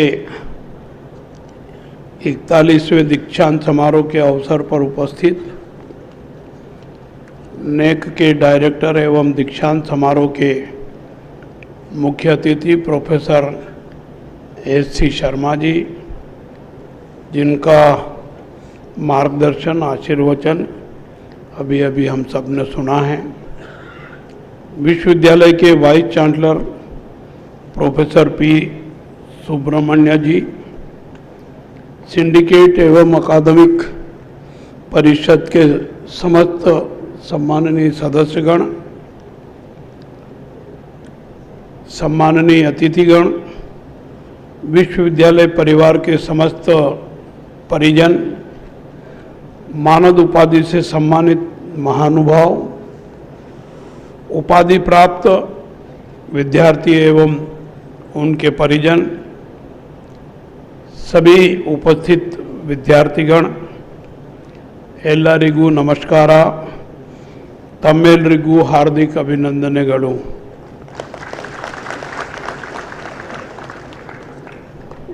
लंबे समय से मैंगलोर विश्वविद्यालय अपनी स्थापना के समय से ही अपने उद्देश्यों की प्राप्ति के लिए निरंतर और सकारात्मक सक्रिय प्रयास कर रहा है। इसके लिए मैं विश्वविद्यालय परिवार के सभी महानुभावों को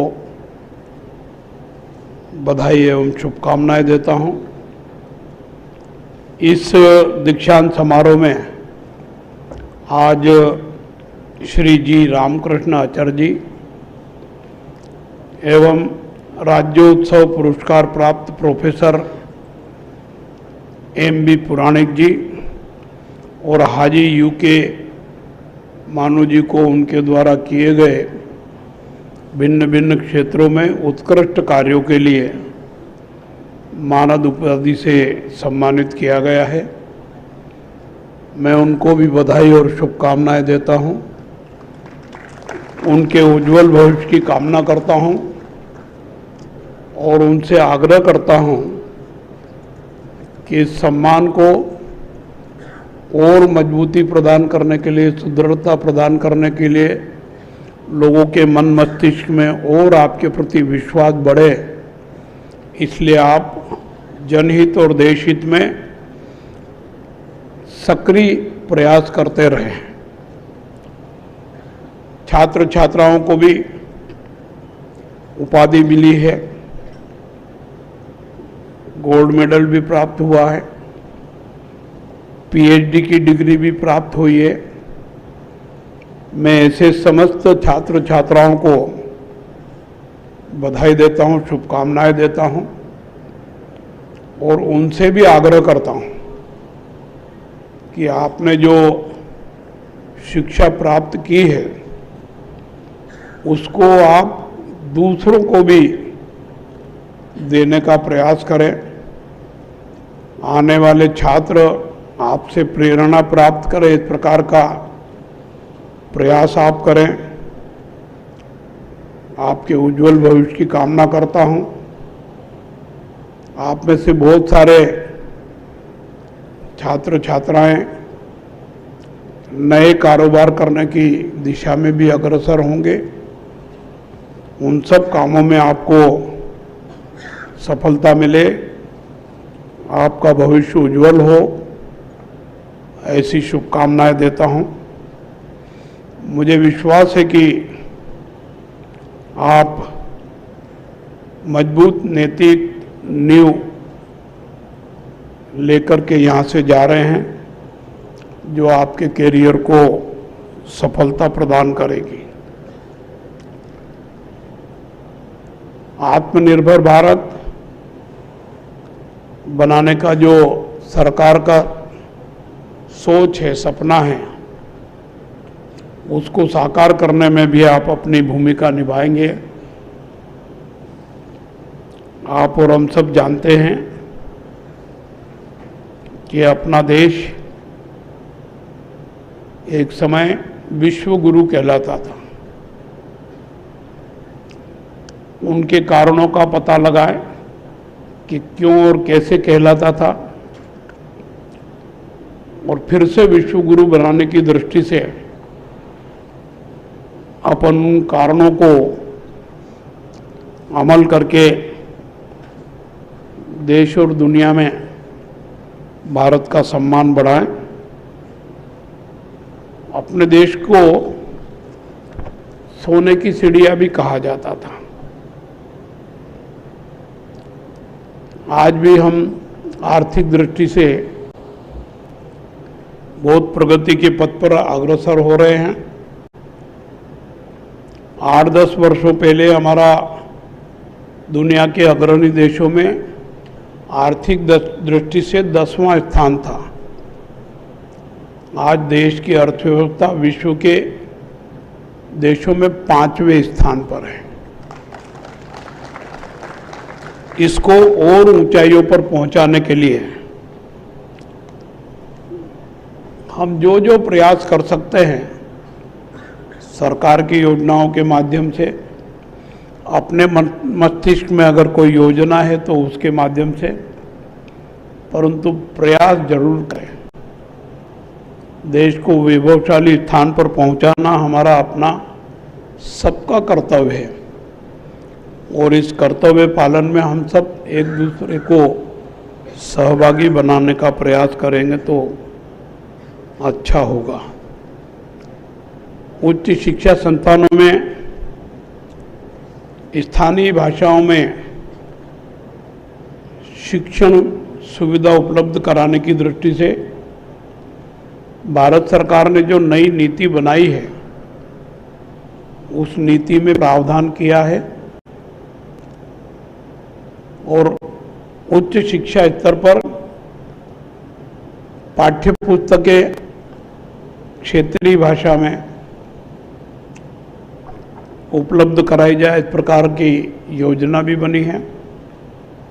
मुझे खुशी है कि नई शिक्षा नीति को कर्नाटक सरकार मानने वाला पहला प्रदेश है।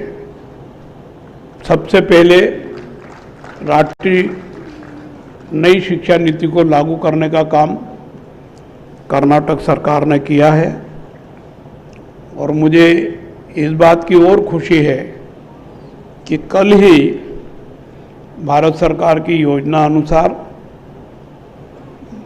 भारत सरकार के अधिकारीगण, कर्नाटक सरकार के अधिकारीगण और कर्नाटक में सरकारी जो यूनिवर्सिटीज़ है उन सब के वाइस चांसलरों की बैठक मेरी अध्यक्षता में कल बेंगलोर में संपन्न हुई है और निर्णय लिया है कि उच्च शिक्षा की जो पाठ्य पुस्तकें हैं उनको अधिक से अधिक संख्या में कम से कम समय में क्षेत्रीय भाषा अर्थात कन्नड़ में उपलब्ध कराया जाए। ये ऐतिहासिक निर्णय भी लेने वाला कर्नाटक पहला राज्य है। हम सब जानते हैं कि आज दुनिया के जो विकसित राष्ट्र हैं उनमें अगर 8-10 राष्ट्रों की स्थिति देखी जाए जो विकसित राष्ट्र हैं तो उनमें से आपको देखने को मिलेगा कि अधिकांश राष्ट्रों ने अपने अपने देश की भाषा में पढ़ाई करके प्रगति की है, उन्नति की है। उन्होंने इस धारणा को अमान्य कर दिया कि अंग्रेजी पढ़ेंगे तो ही विकास होगा। आप जर्मन, जापान, फ्रांस, रूस, चीन आदि देशों को देखो तो ये विकसित राष्ट्र है और बड़े बड़े टेक्नोलॉजिकल उपकरण बनाते हैं। उन्होंने सब ने अपनी भाषा में पढ़ाई करके ये बनाया है और विकसित राष्ट्रों में दूसरे, तीसरे, चौथे, पांचवें, छठे स्थान पर हैं। हमारा देश भी गौरवशाली रहा है। हमारा देश भी किसी समय सोने की चिड़िया और विश्वगुरु कहलाता था। उसका प्रमुख कारण भारतीय भाषाओं की पढ़ाई के कारण ही रहा है। इस पर भी आप अगर अध्ययन करेंगे तो आप निष्कर्ष पर पहुंचेंगे कि ये बात सही है। अर्थात ये सब उदाहरण हमको इस बात की प्रेरणा देते हैं कि स्थानीय भाषा, भारतीय भाषा में अध्ययन और अध्यापन करके हम देश के विकास को तेज गति दे सकते हैं। गौरवशाली और विकसित भारत के निर्माण में अगले 25 वर्ष का कार्यकाल अमृत काल के रूप में है। देश की आज़ादी के 75 वर्षों का उत्सव हमने अमृत महोत्सव के रूप में मनाया। हम देखते हैं देश ने चहुमुखी विकास किया है और ये विकास की गति और तेज हो गई है। इसको और तेज करने की दृष्टि से इस अमृत काल को हम कर्तव्य काल के रूप में माने, अवसर के रूप में बदलें और देश को दुनिया के सिरमौर देशों की पंक्ति में खड़ा करने का प्रयास करें। और ये संभव है। इन 75 वर्षों की आज़ादी में जो प्रगति की है ये हमको दर्शाता है कि हम विकसित राष्ट्रों की प्रथम श्रेणी में आ सकते हैं। देश और दुनिया में एक बड़ी समस्या है और वो है पर्यावरण असंतुलन की। अर्थात पर्यावरण को शुद्ध रखना, सुदृढ़ रखना इसकी महती आवश्यकता है। कल्पना करें कि पानी नहीं हो तो क्या स्थिति होगी, वायु नहीं हो तो क्या स्थिति हो, और वायु भी ऑक्सीजन युक्त नहीं हो तो प्राणी मात्र पर उसका क्या असर पड़ने वाला। आप सब निष्कर्ष निकालेंगे कि प्रतिकूल असर पड़ेगा। इसका अर्थ यह है कि हमको जल संरक्षण की भी आवश्यकता है, वायु संरक्षण और वन संरक्षण प्रमुख रूप से आवश्यक है। जल और वायु वन के द्वारा प्राप्त होती है, ऐसी बहुत सारे उदाहरण हम देख सकते हैं। फिर हमारी सोच वसुदेव कुटुंबकम की रही है। वसुदेव कुटुंबकम अर्थात सारा विश्व एक परिवार है और हम उस परिवार के सदस्य हैं। प्रत्येक के प्रति मन में हमारे प्रति कुछ कर्तव्य है, इस प्रकार का आभास होता है। और जैसा शर्मा जी ने उदाहरण दिया कि एकात्म मानववाद, ये वसुधैव कुटुंबकम के सपने को साकार करना हो तो हमें एकात्म मानववाद को अपनाने की आवश्यकता भी है। मैं सरल भाषा में ये कह सकता हूँ कि हमारे जो शरीर के अंग हैं सब एक दूसरे के दुख को, दर्द को समझ के ऑटोमेटिक एक दूसरे की मदद करने लग जाए। जैसे हम कहीं जा रहे हैं, योग से नंगे पांव है, पांव के तले में कांटा लगता है, दर्द का एहसास मन मस्तिष्क तक पहुंचता है।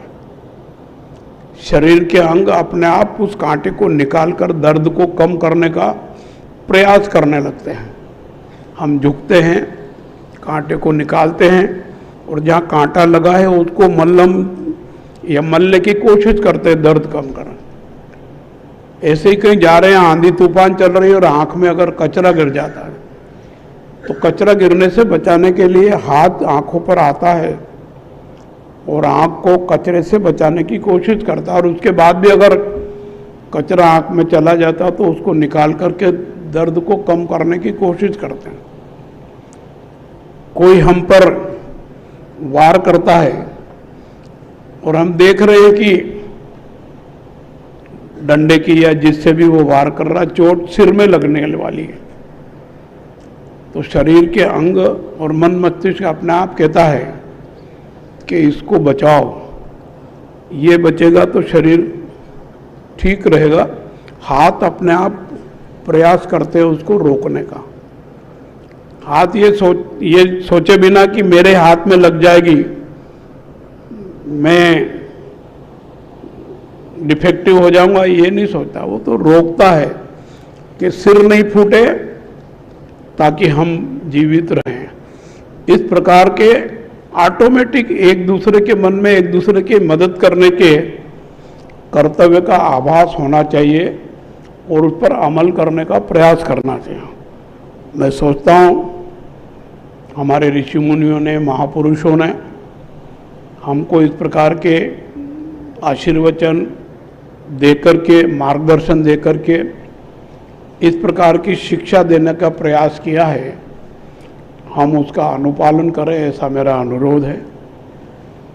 मुझे विश्वास है कि आप सार्वजनिक जीवन में सक्रिय भूमिका निभाते हुए देश के विकास में, देश हित में, जनहित में अपनी भागीदारी जन भागीदारी के रूप में निभाएंगे। निश्चित रूप से देश गौरवशाली स्थान पर, परम वैभव के शिखर पर पहुंचेगा। मैं इससे ज़्यादा कुछ कहूँ, समय की मर्यादा है। मैं अपनी बात को विश्वविद्यालय के वाइस चांसलर और पूरे परिवार को बधाई और शुभकामनाएं देते हुए समाप्त करता हूँ। आप सबका आभार व्यक्त करता हूँ। धन्यवाद। जय हिंद, जय Bharat.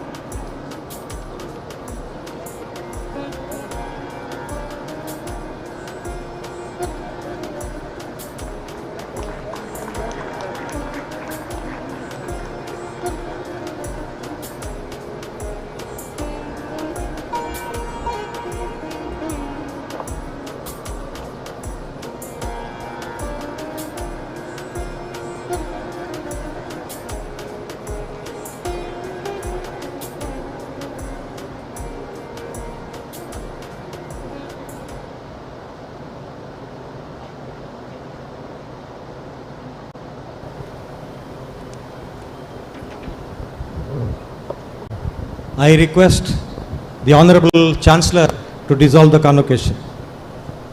I dissolve this convocation. Kindly rise for the national anthem, played by the KSRP band.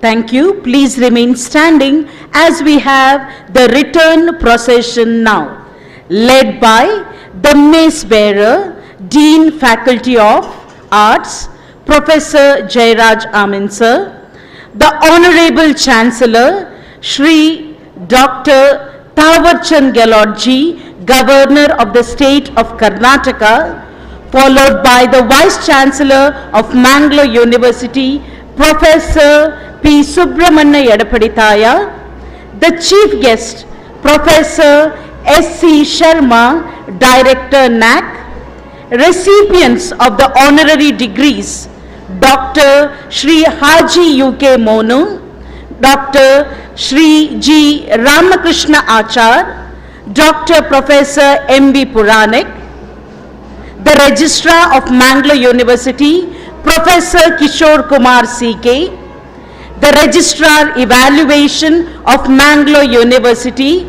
Professor Raju Krishna Chalanavar, Dean Faculty in PACE, Dean Science and Technology, Professor Jayashankar M., Dean of Commerce, Professor Ishwara P., Dean of Education, Dr. Gerald Santosh D'Souza, members of the Academic Council and Syndicate of Mangalore University in pairs.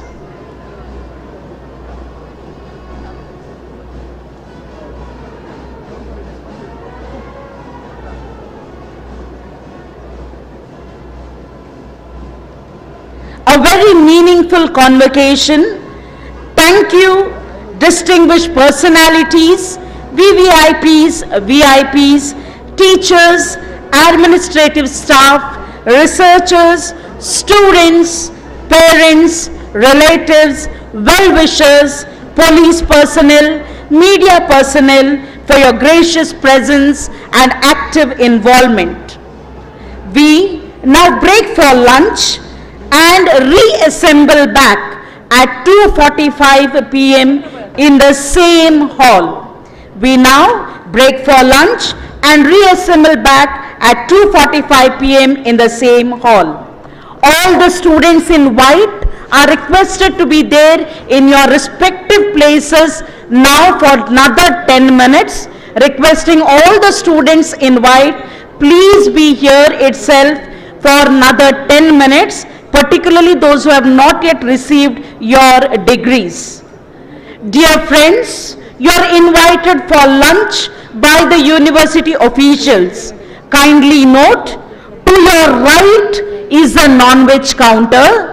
I once again state, to your right is the non-veg counter, to your left is the veg counter. Towards your right is the non-veg counter, towards your left is the veg counter. Let's reassemble back at 2:45 p.m. sharp in your respective seats, and the candidates will receive their degrees. Thank you very much.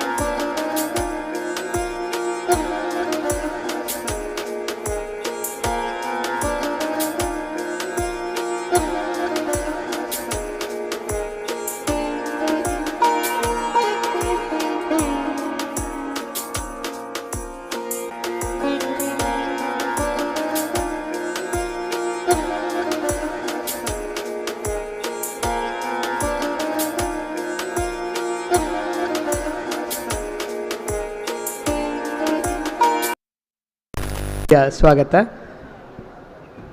ಅಪರಾಹ್ನ ಈಗ ಪ್ರಮಾಣ ಪತ್ರವನ್ನು ಸ್ವೀಕರಿಸಲಿರುವ ಎಲ್ಲ ಪದವೀಧರರು, PhD holders, gold medal ಇಲ್ಲದೆ ಇರುವ ಪ್ರಥಮ rank holders ಮತ್ತು ಕ್ಯಾಶ್ ಪ್ರೈಸ್ ವಿನ್ನರ್ಸ್ ಅವರವರ ಸ್ಥಾನದಲ್ಲಿ ಉಪಸ್ಥಿತರಿರಬೇಕು ಅಂತ ವಿನಂತಿಸ್ತಾ ಇದ್ದೇವೆ. ಮಧ್ಯಾಹ್ನ ನಂತರ ಪದವಿ ಪ್ರಮಾಣ ಪತ್ರವನ್ನು ಸ್ವೀಕರಿಸಲಿರುವ ರ್ಯಾಂಕ್ ವಿಜೇತರು, PhD ಪದವೀಧರರು, ಚಿನ್ನದ ಪದಕ ಇಲ್ಲದೇ ಇರುವ ಪ್ರಥಮ ರ್ಯಾಂಕ್ ಹೋಲ್ಡರ್ಸ್ ಮತ್ತು ಕ್ಯಾಶ್ ಪ್ರೈಸ್ ವಿನ್ನರ್ಸ್ ಎಲ್ಲರೂ ತಮಗೆ ಸೂಚಿತವಾದ ಆಸನದಲ್ಲಿ ಕೂಡಲೇ ಉಪಸ್ಥಿತರಿರಬೇಕು ಅಂತ ವಿನಂತಿಸ್ತಾ ಇದ್ದೇವೆ. ನಮ್ಮ ಪರೀಕ್ಷಾಂಗ ವಿಭಾಗದವರು ತಮ್ಮ ಹೆಸರನ್ನು ನೋಂದಾಯಿಸಿಕೊಳ್ತಾ ಇದ್ದಾರೆ.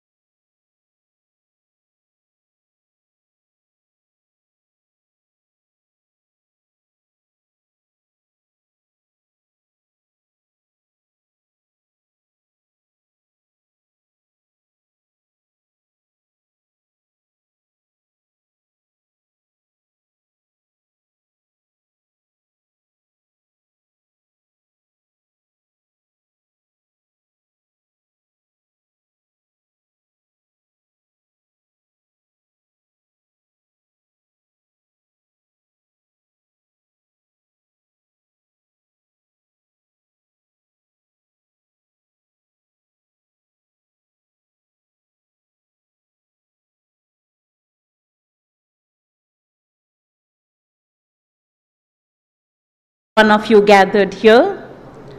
We are in the afternoon session of the 41st annual convocation of Mangalore University. The procedure for this session, we first have a reassembling of the members of the Academic Council and Syndicate in the Mangalore Auditorium, which is now happening. We then have the arrival of the Honorable Vice Chancellor, Registrar and Registrar Evaluation. They would come in. All of these would come inside and occupy their seats on the dais. And soon after that, we have the presentation of recipients of cash prizes and degrees by the deans of the respective faculties and conferment of degrees. We thank you for your patience. We thank you for being here on time. We have the Faculty of Arts reading out the names first, followed by Faculty of Science and Technology, then Faculty of Commerce, and then Faculty of Education. We once again thank each one of you for having patience with us, and thank you for your active involvement. We will be starting in moments from now.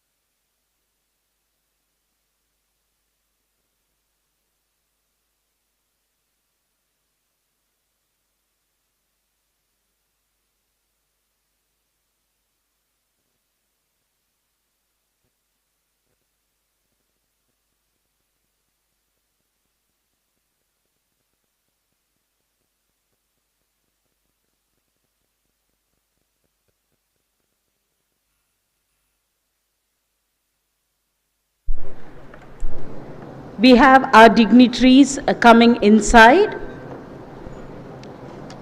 May I please request you to kindly rise as we are having our Honorable Vice Chancellor, Professor P. Subramanya Yadapadithaya, sir, the Registrar, Mangalore University, Professor Kishore Kumar C.K., the Registrar Evaluation, Professor Raju Krishna Chalanavar, the Deans of Faculty, Faculty of Arts, Professor Jairaj Amin, Dean Science and Technology, Professor Jayashankar M. Dean Faculty of Commerce, Professor Ishwara P. Dean Faculty of Education, Dr. Gerard Santosh D'Souza, and all the members of the Academic Council and Syndicate of Mangalore University ushering inside.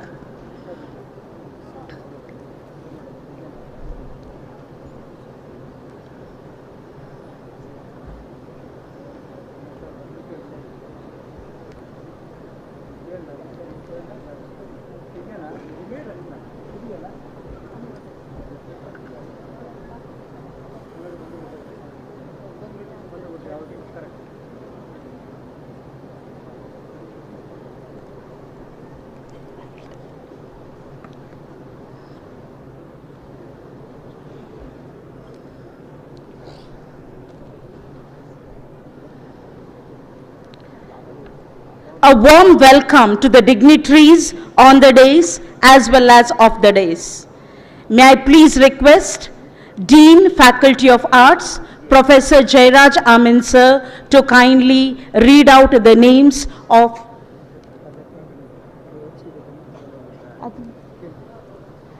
to kindly come and read out the names, sir. Over to you.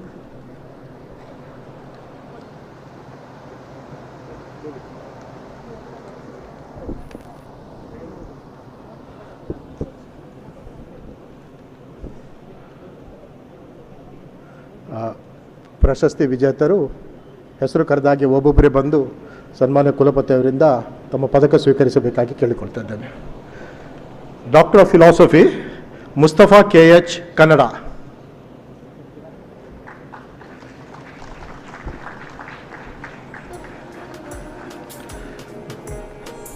Mahalakshmi TS Kannada.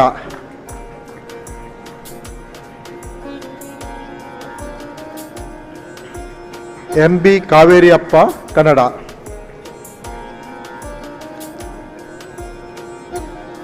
Ramamurthy KN Kannada.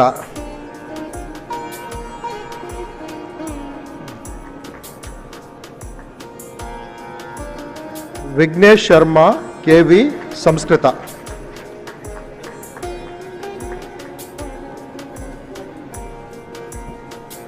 Aditya Shastri Kallaje English.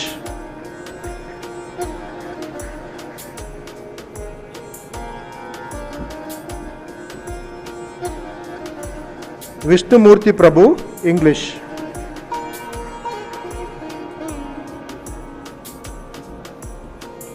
Ashwini Loyal Mendonca English.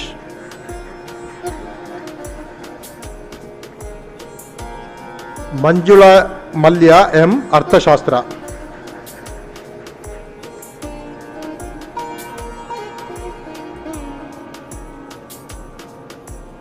Nisha ಅರ್ಥಶಾಸ್ತ್ರ. ಪ್ರೀತಿ ಕಿಕಾನ್ ಅರ್ಥಶಾಸ್ತ್ರ.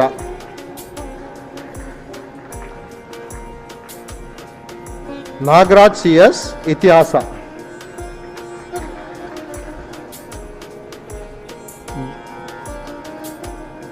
ಮೀರಾದೇವಿ B ಇತಿಹಾಸ.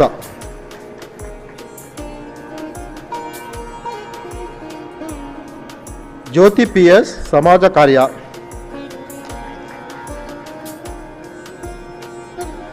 ಸೌಮ್ಯ H ಸಮಾಜ ಕಾರ್ಯ. Jagadish M ಸಮಾಜಶಾಸ್ತ್ರ. ನಯನ ರಾಜ್ಯಶಾಸ್ತ್ರ.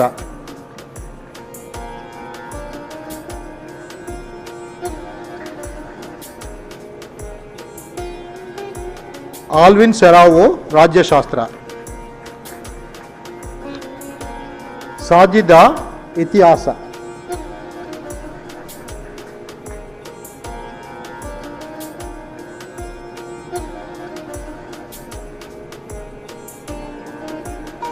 Veena Lydia Lobo, English. Sharath Kumar R, ಸಮಾಜ ಕಾರ್ಯ. Master of arts ನಗದು ಬಹುಮಾನ ಹಾಗೂ ಪ್ರಥಮ ರ್ಯಾಂಕ್ ವಿಜೇತರು ಭೂಮಿಕಾ ಕೆಎಂ, ಕನ್ನಡ ಸ್ನಾತಕೋತ್ತರ ಅಧ್ಯಯನ ವಿಭಾಗ, ಜ್ಞಾನ ಕಾವೇರಿ ಸ್ನಾತಕೋತ್ತರ ಕೇಂದ್ರ, ಚಿಕ್ಕಾಳ್ವಾರ, ಕುಶಾಲನಗರ. ಶ್ರೀಮತಿ ವಸಂತ್ ಎಸ್ ಅನಂತನಾರಾಯಣ ಮತ್ತು ಪ್ರೊಫೆಸರ್ ಎಸ್ ಅನಂತನಾರಾಯಣ ನಗದು ಬಹುಮಾನ. ಎಂಎಸ್ ಪುಟ್ಟಣ್ಣ ನಗದು ಬಹುಮಾನ. ಮೈನಾ ಎಚ್ ಎ, ಕನ್ನಡ ಸ್ನಾತಕೋತ್ತರ ಅಧ್ಯಯನ ವಿಭಾಗ, ಜ್ಞಾನ ಕಾವೇರಿ ಸ್ನಾತಕೋತ್ತರ ಕೇಂದ್ರ, ಚಿಕ್ಕಾಳ್ವಾರ, ಕುಶಾಲನಗರ. ಶ್ರೀಮತಿ ವಸಂತ್ ಎಸ್ ನಾರಾಯಣ ಮತ್ತು ಪ್ರೊಫೆಸರ್ ಎಸ್ ಅನಂತನಾರಾಯಣ ನಗದು ಬಹುಮಾನ. ಸ್ಮಿತಾ ಟಿ ಆರ್, ಕನ್ನಡ ಸ್ನಾತಕೋತ್ತರ ಅಧ್ಯಯನ ವಿಭಾಗ, ಜ್ಞಾನ ಕಾವೇರಿ ಸ್ನಾತಕೋತ್ತರ ಕೇಂದ್ರ, ಚಿಕ್ಕಾಳ್ವಾರ, ಕುಶಾಲನಗರ. ಶ್ರೀಮತಿ ವಸಂತ್ ಎಸ್ ಅನಂತನಾರಾಯಣ ಮತ್ತು ಪ್ರೊಫೆಸರ್ ಎಸ್ ಅನಂತನಾರಾಯಣ ನಗದು ಬಹುಮಾನ. ಶ್ರೀಮತಿ ವಸಂತ್ ಎಸ್ ಅನಂತನಾರಾಯಣ ಮತ್ತು ಪ್ರೊಫೆಸರ್ ಎಸ್ ಅನಂತನಾರಾಯಣ ನಗದು ಬಹುಮಾನ. ಸುಷ್ಮಿತಾ ರಾಡ್ರಿಗೇಸ್, ಕನ್ನಡ ಸ್ನಾತಕೋತ್ತರ ಅಧ್ಯಯನ ವಿಭಾಗ, ಜ್ಞಾನ ಕಾವೇರಿ ಸ್ನಾತಕೋತ್ತರ ಕೇಂದ್ರ, ಚಿಕ್ಕಾಳ್ವಾರ, ಕುಶಾಲನಗರ. ಎಂಎಸ್ ಪುಟ್ಟಣ್ಣ ನಗದು ಬಹುಮಾನ. ಎಂಎಸ್ ಪುಟ್ಟಣ್ಣ ನಗದು ಬಹುಮಾನ. ಸಹನಾ ಆರ್, ಕನ್ನಡ ಸ್ನಾತಕೋತ್ತರ ಅಧ್ಯಯನ ವಿಭಾಗ, ಜ್ಞಾನ ಕಾವೇರಿ ಸ್ನಾತಕೋತ್ತರ ಕೇಂದ್ರ, ಚಿಕ್ಕಾಳ್ವಾರ, ಕುಶಾಲನಗರ. ಶ್ರೀಮತಿ ವಸಂತ್ ಎಸ್ ಅನಂತನಾರಾಯಣ ಮತ್ತು ಪ್ರೊಫೆಸರ್ ಎಸ್ ಅನಂತನಾರಾಯಣ ನಗದು ಬಹುಮಾನ. ಸ್ವರ್ಣ, ಸರ್ಕಾರಿ ಪ್ರಥಮ ದರ್ಜೆ ಕಾಲೇಜ್ ಹಾಗೂ ಪಿಜಿ ಅಧ್ಯಯನ ಸಂಸ್ಥೆ ತೆಂಕನಡಿಯೂರು, ಪೆರುವಾಯಿ ಸುಬ್ಬಣ್ಣ ಶೆಟ್ಟಿ ಸ್ಮಾರಕ ನಗದು ಬಹುಮಾನ.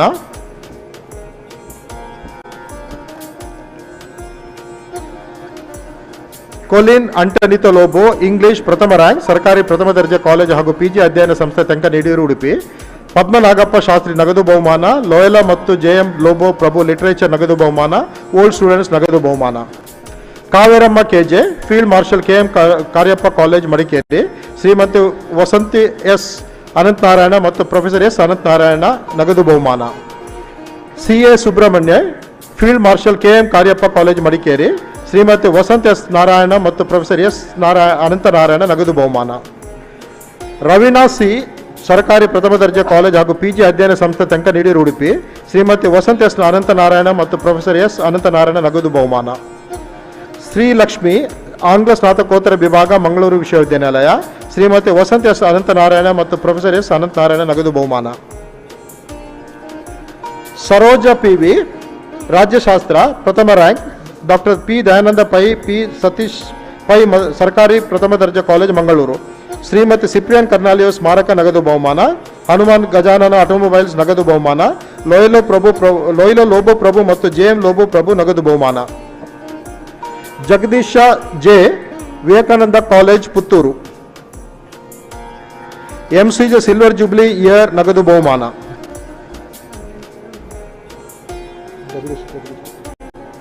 Arun Kumar D, Vivekananda college, Puttur. MCJ silver jubilee year ನಗದು ಬಹುಮಾನ.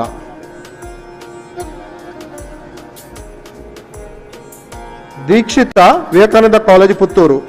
ಎಂಸಿಜೆ ಸಿಲ್ವರ್ ಜೂಬ್ಲಿ ಇಯರ್ ನಗದು ಬಹುಮಾನ. Public relation society of India ನಗದು ಬಹುಮಾನ. ಮಾಸ್ಟರ್ ಆಫ್ ಆರ್ಟ್ಸ್ ಕೊಂಕಣಿ ಪ್ರಥಮ ರ್ಯಾಂಕ್ ವಿಜೇತರು ವಿಲ್ಮಾ ಫೆರ್ನಾಂಡಿಸ್, ವಿಶ್ವವಿದ್ಯಾನಿಲಯ, Sandhya college, Mangaluru. Master of arts Tulu ಪ್ರಥಮ ರ್ಯಾಂಕ್ ವಿಜೇತರು ಚಂದ್ರಹಾಸ, ವಿಶ್ವವಿದ್ಯಾನಿಲಯ, ಸಂಧ್ಯಾ ಕಾಲೇಜು, ಮಂಗಳೂರು. ವಿಭಿನ್ನ ಸಾಮರ್ಥ್ಯದ ವಿದ್ಯಾರ್ಥಿ Giridhar S Pai, MA English, ಆಂಗ್ಲ ಸ್ನಾತಕೋತ್ತರ ವಿಭಾಗ, ಮಂಗಳೂರು ವಿಶ್ವವಿದ್ಯಾನಿಲಯ.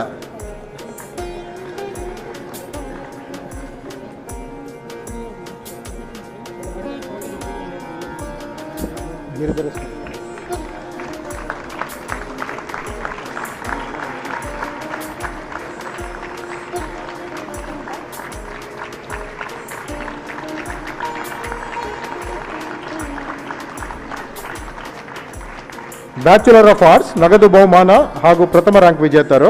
ಬ್ಯಾಚುಲರ್ ಆಫ್ ಸೋಷಿಯಲ್ ವರ್ಕ್ ಪ್ರಥಮ ರ್ಯಾಂಕ್ ವಿಜೇತರು Geethanjali Hariyal, Alva's college, Moodbidri. Bachelor of arts human resource development ಪ್ರಥಮ ರ್ಯಾಂಕ್ ವಿಜೇತರು Husna Farhat, Alva's college, Moodbidri. Bachelor of visual arts ಪ್ರಥಮ ರ್ಯಾಂಕ್ ವಿಜೇತರು ಸತೇಶ ಕೆ, ಆಳ್ವಾಸ್ ಕಾಲೇಜ್, ಮೂಡಬಿದ್ರೆ. ಧನ್ಯವಾದ.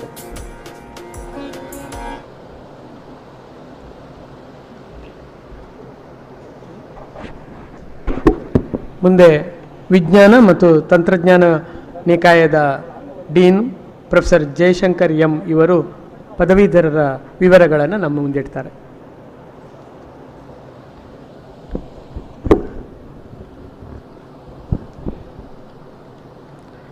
Doctor of philosophy Prasanna Kumar R, ಭೌತಶಾಸ್ತ್ರ.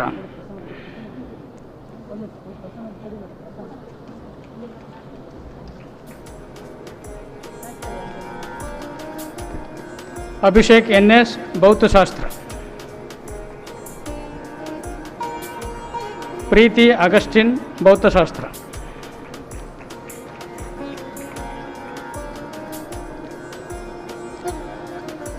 ವೀಣಾ ಶಿವದಾಸ ಕಿಂದಲಕರ, ಭೌತಶಾಸ್ತ್ರ. ವರ್ಷ ಜಯಕರ, ಜೀವರಸಾಯನಶಾಸ್ತ್ರ. Sophia P, ಜೀವರಸಾಯನಶಾಸ್ತ್ರ.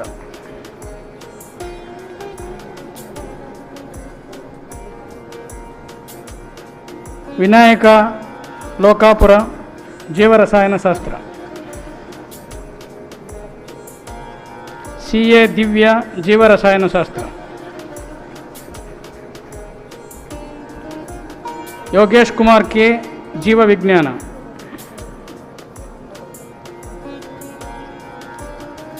S Raviteja, ಜೀವವಿಜ್ಞಾನ.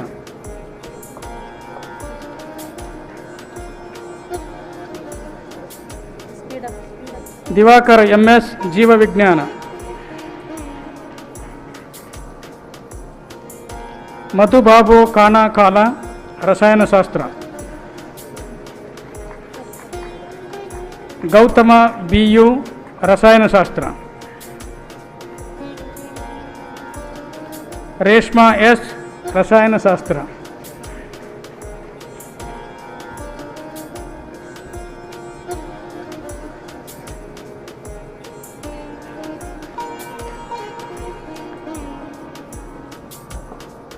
ಶ್ವೇತಾಂಬಿಕಾ P, ರಸಾಯನಶಾಸ್ತ್ರ.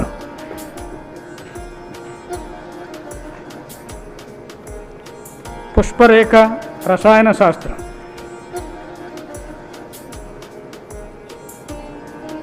ರೇಖಾ ಶಾಂತಾರಾಮ ಹೆಗಡೆ, ರಸಾಯನಶಾಸ್ತ್ರ.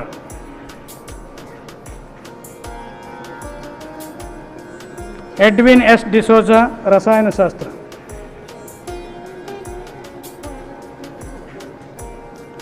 ವಿನುತಾ ವಿಷ್ಣು ಕಾಮತ್, ರಸಾಯನಶಾಸ್ತ್ರ.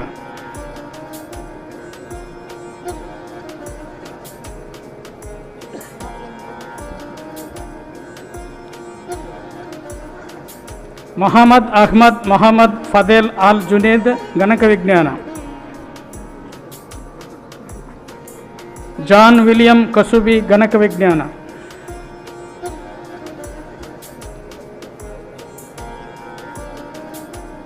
ಮೊಹಮ್ಮದ್ ಕಾಜಿಮ್, ಗಣಕ ವಿಜ್ಞಾನ. ಭವ್ಯ ಪಿ, ಸಾಗರ ಭೂವಿಜ್ಞಾನ. ಪೂಜಾಶ್ರೀ ಬಿ ಪಿ, ಸಾಗರ ಭೂವಿಜ್ಞಾನ.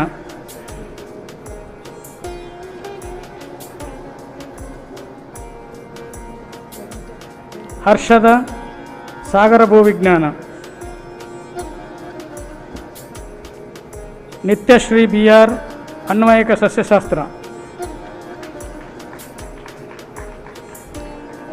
ಅನುಶ್ರೀ ಎಂ, ಭೂಗೋಳಶಾಸ್ತ್ರ.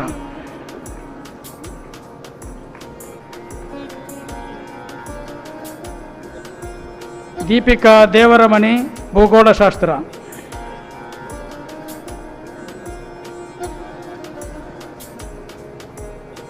ತಿಮ್ಮಪ್ಪ ನರಸಪ್ಪ, ಮಾನವ ಪ್ರಜ್ಞೆ ಮತ್ತು ಯೋಗ ವಿಜ್ಞಾನ.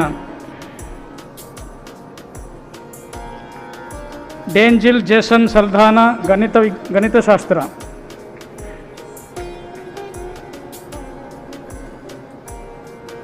ಮನುಪ್ರಿಯ ಬಿ ಆರ್, ಅನ್ವಯಿಕ ಪ್ರಾಣಿಶಾಸ್ತ್ರ. ವೈ ಕಾರ್ತಿಕ್, ಸೂಕ್ಷ್ಮಾಣುಜೀವ ವಿಜ್ಞಾನ.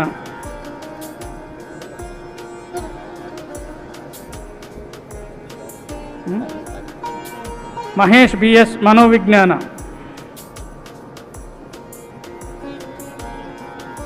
ಕೊಠಾರಿ ದೀಪ ಮಹಾಬಲ ಮನೋವಿಜ್ಞಾನ.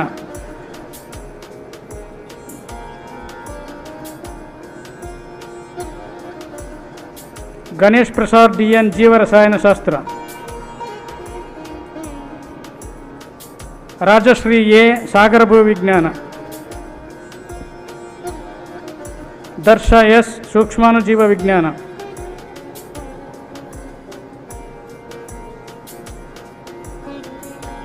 ತೇಜಸ್ವಿನಿ HK ಸೂಕ್ಷ್ಮಾಣುಜೀವ ವಿಜ್ಞಾನ.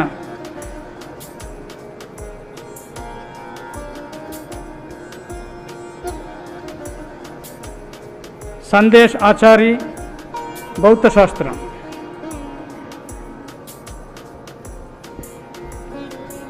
ಕೃಷ್ಣ ಕಿಶೋರ್ M ಕೈಗಾರಿಕಾ ರಸಾಯನಶಾಸ್ತ್ರ.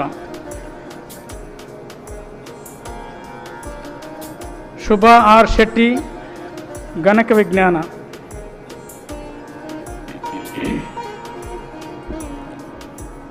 ಅಲೆಕ್ಸ್ C ರಸಾಯನಶಾಸ್ತ್ರ.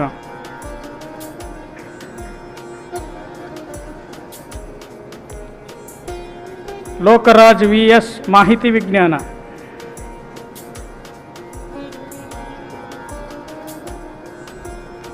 ಆಕರ್ಷ್ B ಅನ್ವಯಿಕ ಸಸ್ಯಶಾಸ್ತ್ರ.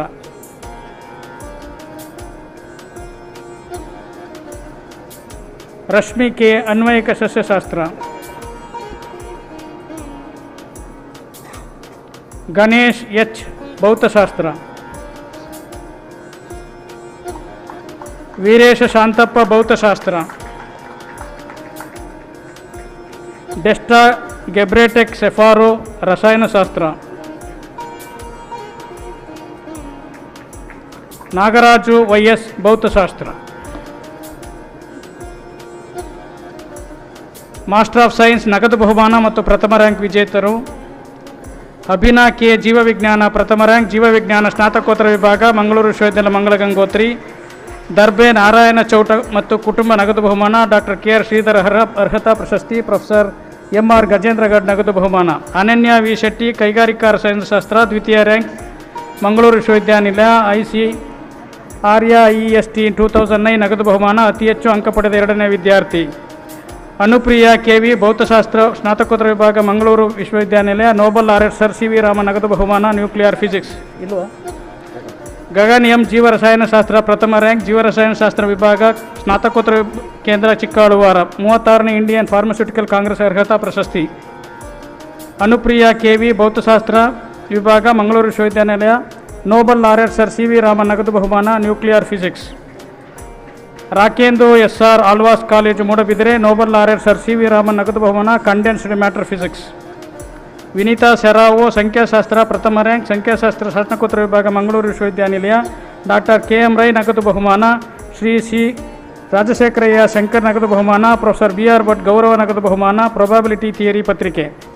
ವೈಷ್ಣವಿ B ವಸ್ತು ವಿಜ್ಞಾನ ಸ್ನಾತಕೋತ್ತರ ವಿಭಾಗ ಮಂಗಳೂರು ವಿಶ್ವವಿದ್ಯಾನಿಲಯ ಮಂಗಳ ಗಂಗೋತ್ರಿ. ಡಾಕ್ಟರ್ VN ರಾಜಾ ಸ್ಮಾರಕ ನಗದು ಬಹುಮಾನ. ಸ್ನಾತಕೋತ್ತರ ವಸ್ತುವಿಜ್ಞಾನ ವಿಷಯದಲ್ಲಿ ಎರಡನೇ ಅತ್ಯಧಿಕ ಅಂಕ ಪಡೆದವರು. ಅನಿಶಾ ರೀನಾ ಡಿಸೋಜಾ ಗಣಿತಶಾಸ್ತ್ರ ದ್ವಿತೀಯ ರ್ಯಾಂಕ್, ಗಣಿತಶಾಸ್ತ್ರ ಸ್ನಾತಕೋತ್ತರ ವಿಭಾಗ ಮಂಗಳೂರು ವಿಶ್ವವಿದ್ಯಾನಿಲಯ. ರಾಮಾನುಜನ್ ಸೆಂಟಿನರಿ ನಗದು ಬಹುಮಾನ. Master of science analytical chemistry ಪ್ರಥಮ ರ್ಯಾಂಕ್ ವಿಜೇತರು Asha Jain Alvas college Moodbidri. Master of science electronics ಪ್ರಥಮ ರ್ಯಾಂಕ್ ವಿಜೇತರು ಅನಿಲ್ ಕುಮಾರ್ DR ಸ್ನಾತಕೋತ್ತರ ಎಲೆಕ್ಟ್ರಾನಿಕ್ಸ್ ವಿಭಾಗ ಮಂಗಳೂರು ವಿಶ್ವವಿದ್ಯಾನಿಲಯ. Master of science cyber security ಪ್ರಥಮ ರ್ಯಾಂಕ್ ವಿಜೇತರು ಪದವಿ ಶ್ರೀ ಸ್ನಾತಕೋತ್ತರ ಎಲೆಕ್ಟ್ರಾನಿಕ್ಸ್ ವಿಭಾಗ ಮಂಗಳೂರು ವಿಶ್ವವಿದ್ಯಾನಿಲಯ. Master of science geoinformatics ಪ್ರಥಮ ರ್ಯಾಂಕ್ ವಿಜೇತರು ಸೂರಜ್ ರಾಜ್ S ಸ್ನಾತಕೋತ್ತರ ಸಾಗರ ಭೂವಿಜ್ಞಾನ ವಿಭಾಗ ಮಂಗಳೂರು ವಿಶ್ವವಿದ್ಯಾನಿಲಯ. ಮಾಸ್ಟರ್ ಆಫ್ ಸೈನ್ಸ್ ಪರಿಸರ ವಿಜ್ಞಾನ ಪ್ರಥಮ ರ್ಯಾಂಕ್ ವಿಜೇತರು ಶ್ರೀ ಲಕ್ಷ್ಮೀ PV ಸ್ನಾತಕೋತ್ತರ ಜೀವವಿಜ್ಞಾನ ವಿಭಾಗ ಮಂಗಳೂರು ವಿಶ್ವವಿದ್ಯಾನಿಲಯ. Master of science food science and nutrition ಪ್ರಥಮ ರ್ಯಾಂಕ್ ವಿಜೇತರು ಆಯೇಷಾ ಆಫ್ನಾನ್ ಬೆಸೆಂಟ್ ಮಹಿಳಾ college Mangaluru. Master of science computer science ಪ್ರಥಮ ರ್ಯಾಂಕ್ ದೀಪ್ತಿ V ಸಂತ Philomena college Darbe Puttur. Bachelor of science ನಗದು ಬಹುಮಾನ ಹಾಗೂ ಪ್ರಥಮ ರ್ಯಾಂಕ್ ವಿಜೇತರರು ಅಪೂರ್ವ G BSc ಪ್ರಥಮ rank Vivekananda college Puttur. Doctor TMI Pai ನಗದು ಬಹುಮಾನ BSc PCM. Bachelor of science fashion design ಪ್ರಥಮ ರ್ಯಾಂಕ್ ವಿಜೇತರು Swarna Jyotsna M, Gloria college Puttur. Bachelor of science interior design and decoration ಪ್ರಥಮ ರ್ಯಾಂಕ್ ವಿಜೇತರು Bhavana DH, Karavali college Kuloor, Mangaluru. Bachelor of science food nutrition and dietetic ಪ್ರಥಮ rank ವಿಜೇತರು Priyam Vada MK, Alva's college, Moodbidire. Bachelor of science animation and visual effect ಪ್ರಥಮ rank ವಿಜೇತರು Hiba Mariyam, Nidhi institute of creative arts and management, Mangaluru. Bachelor of computer applications ಪ್ರಥಮ rank ವಿಜೇತರು Fathimath ಸನಿದ, ಸಂತ Philomena college, Darbe, Puttur. ಧನ್ಯವಾದಗಳು.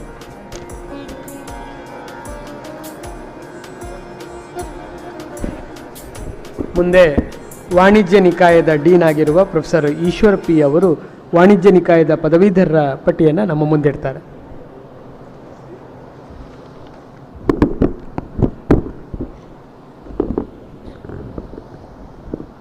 Doctor of Philosophy, Ranju PK.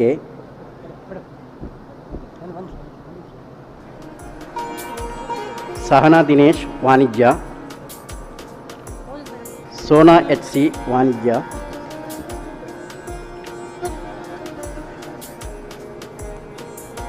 Avita Maria Kodras, Vanijya.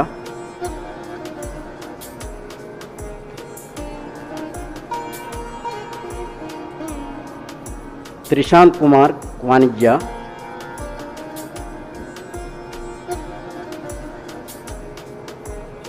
Janmita KL, Vanijya.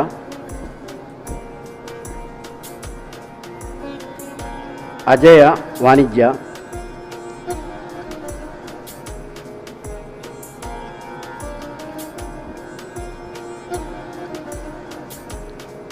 Shanbaga Arati Prakash, Vanijya.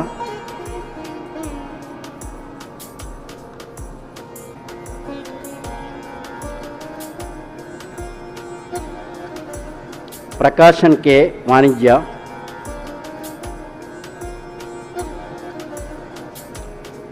Riyadh यया सईद, वाणिज्य.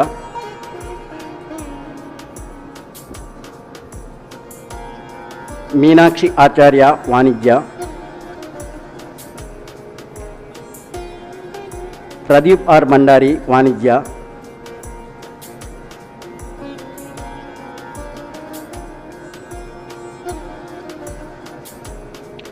काव्यश्री के, वाणिज्य.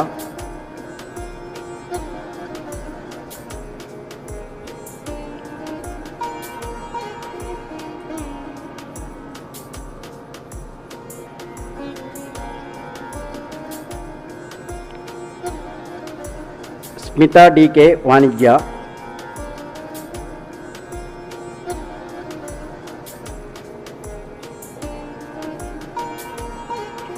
अजुद्दीन सुल्तानी, व्यवहार आडಳಿತ.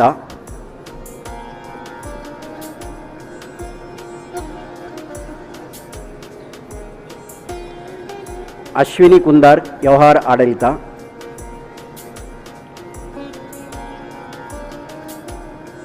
समर अहमद अली ऐदर, वाणिज्य.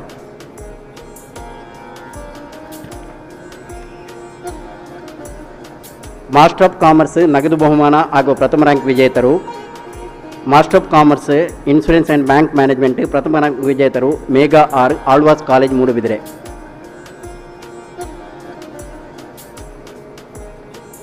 Master of business administration tourism and travel management ಪ್ರಥಮ ರ್ಯಾಂಕ್ ವಿಜೇತರು ಐಶ್ವರ್ಯ US, ಸ್ನಾತಕೋತ್ತರ ವಿಭಾಗ, ಮಂಗಳೂರು ವಿಶ್ವವಿದ್ಯಾನಿಲಯ. Master of business administration international business ಪ್ರಥಮ ರ್ಯಾಂಕ್ ವಿಜೇತರು ಮೋನಿಕಾ MH, ವಿಶ್ವವಿದ್ಯಾನಿಲಯ Sandhya college, Mangaluru. Bachelor of commerce ನಗದು ಬಹುಮಾನ ಹಾಗೂ ಪ್ರಥಮ ರ್ಯಾಂಕ್ ವಿಜೇತರು ರುಷಾಲಿ, ವಿಶ್ವವಿದ್ಯಾನಿಲಯ college, Mangaluru. Doctor TM Pai ನಗದು ಬಹುಮಾನ. Trupti, Vivekananda college, Puttur. Professor SV Parameshwar Bhatta ಸ್ಮಾರಕ ನಗದು ಬಹುಮಾನ. Bachelor of business administration BBA ಪ್ರಥಮ ರ್ಯಾಂಕ್ ವಿಜೇತರು ವರ್ಷಿತಾ ರಮೇಶ್ ಸುವರ್ಣ, ಪೂರ್ಣಪ್ರಜ್ಞೆ ಕಾಲೇಜು, ಉಡುಪಿ.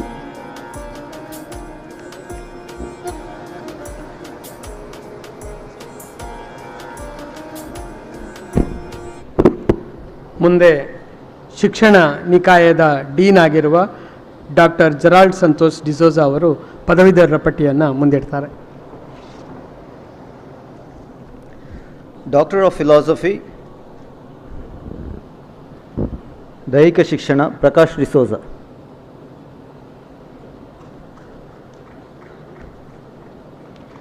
ಗಣೇಶ್ ಪೂಜಾರಿ ದೈಹಿಕ ಶಿಕ್ಷಣ.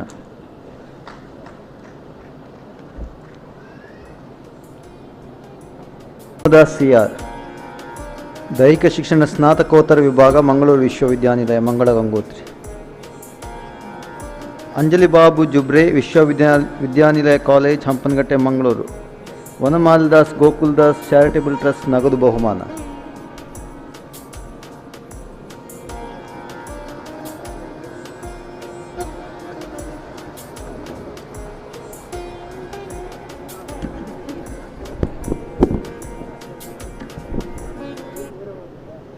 The essence of the 41st annual convocation of Mangalore University is to live life to the fullest, live with humility, gratitude, intellectual curiosity, and never stop learning.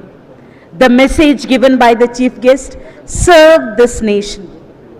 With this thought, on behalf of the Mangalore University officials, we place on record gratitude to each one of you.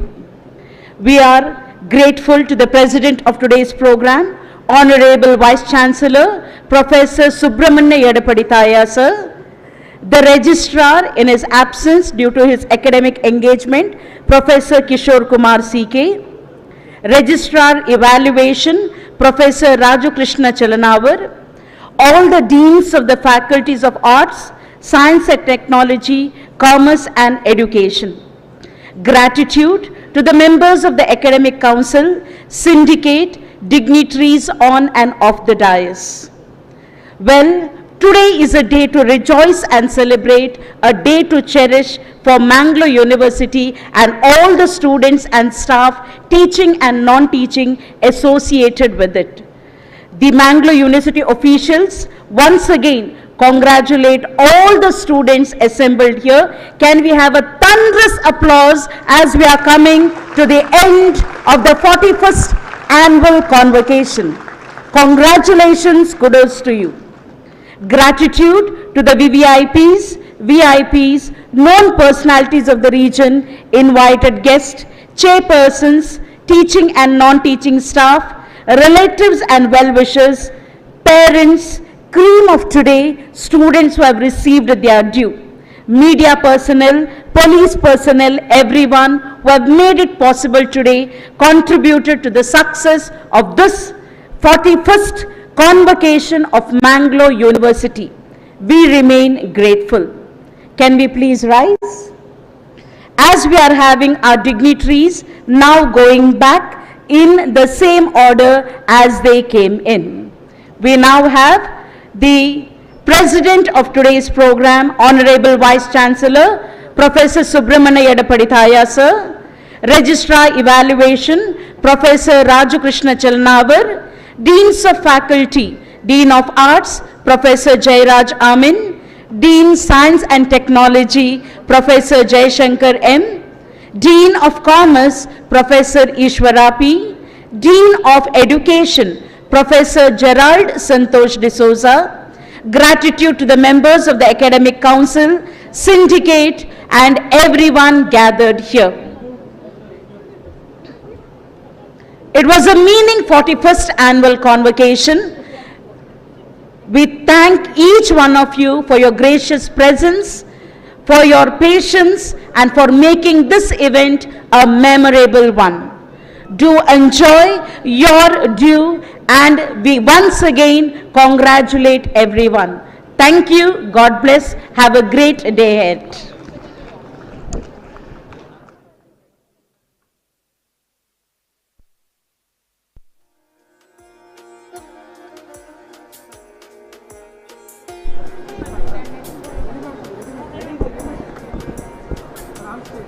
ಪದವೀಧರರು in person ಆಗಿ ಪ್ರಮಾಣ ಪತ್ರವನ್ನು ಸ್ವೀಕರಿಸುವುದಕ್ಕೆ ಆಗಮಿಸಿರುವವರು ದಯವಿಟ್ಟು ಈ ವೇದಿಕೆಯಿಂದ ಅದನ್ನು ಪಡೆದುಕೊಳ್ಬಹುದು.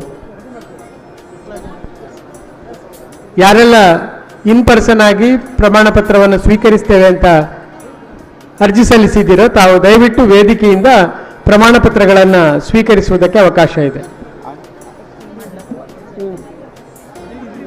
All the candidates who have requested for your convocation certificate in person, it would be given to you now.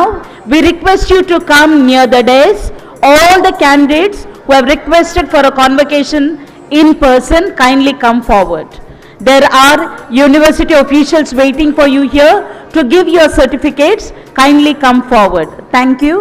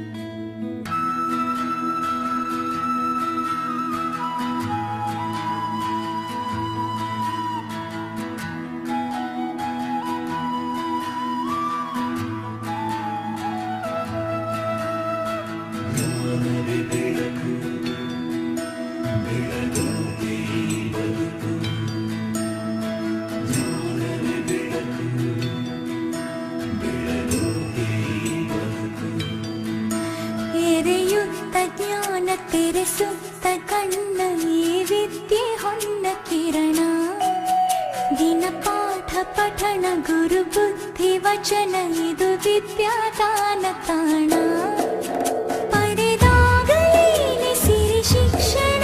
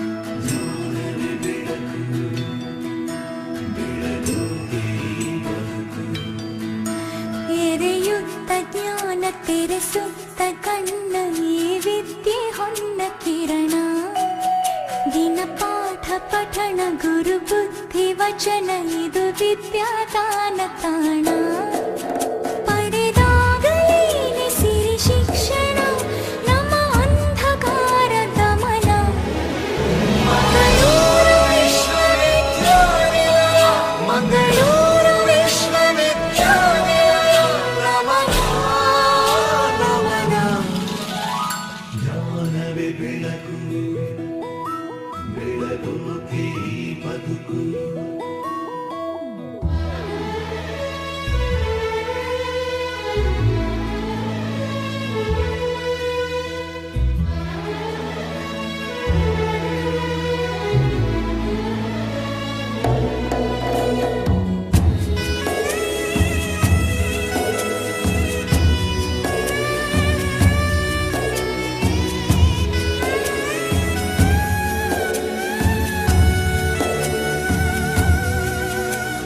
ಜ್ಞಾನದೇ ಗುಲವೇ ಬೀಡು ಬಿಟ್ಟಿದೆ ಕಡಲಿನ ತಡಿಯಲ್ಲಿ ಅರಿವು ಮೂಡಿಸುವ ಗುರುವೇ ದೇವರು ನಮ್ಮ ಈ ಗುಡಿಯಲ್ಲಿ ಎಲ್ಲ ಸಾಧನೆಯ ಮುಟ್ಟು ಮೆಟ್ಟಿಲು ಹತ್ತೋದಿಲ್ಲೇ ಮೊದಲು ವಿದ್ಯೆಯೇ ನಮ್ಮಯ ಹಕ್ಕು ನಾಳೆಯ ದಿಕ್ಕು ಜೀವನದ ಸೆಲೆಯು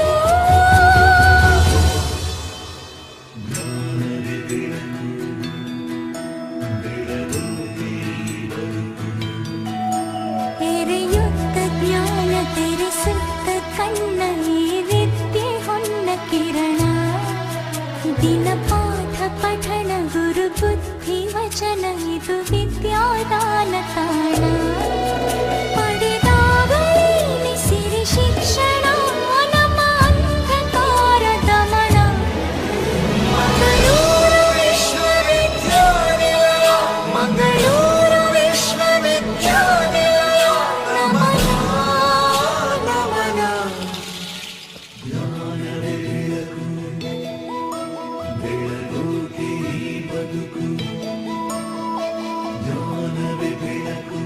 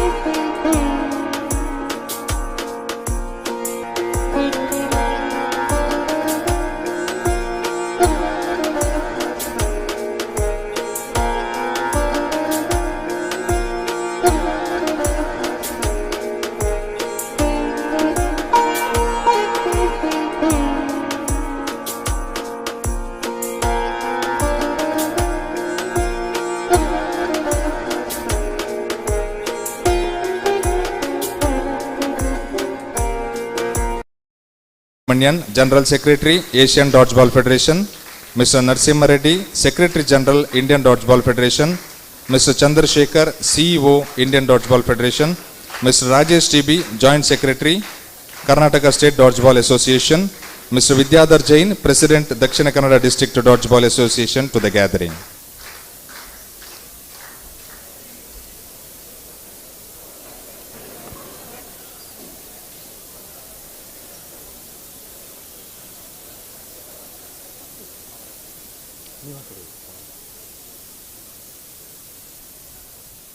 When God decides to bless you, He will cause situations to come together in your favor.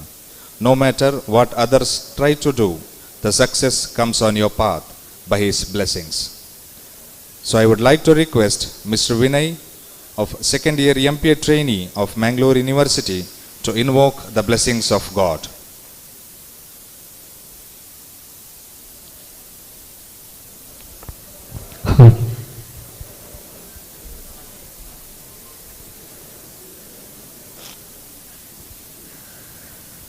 Mangalamurthy ಗುರು ರಂಗವಿಠಲನ ಪದ ಹಿಂಗಾದೆ ಪಾಲಿಸು ಗಣನಾಥ.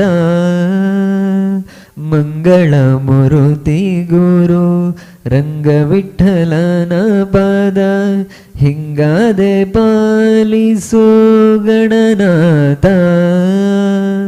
ಹಿಂಗಾದೆ ಪಾಲಿಸೋ ಗಣನಾಥ ದೇವ, ವಂದಿಪೆ ನಿನಗೆ ಗಣನಾಥ. ಮೋದಳ್ ವಂದಿಪೆ ನಿನಗೆ ಗಣನಾಥ ದೇವ, ವಂದಿಪೆ ನಿನಗೆ Gananatha.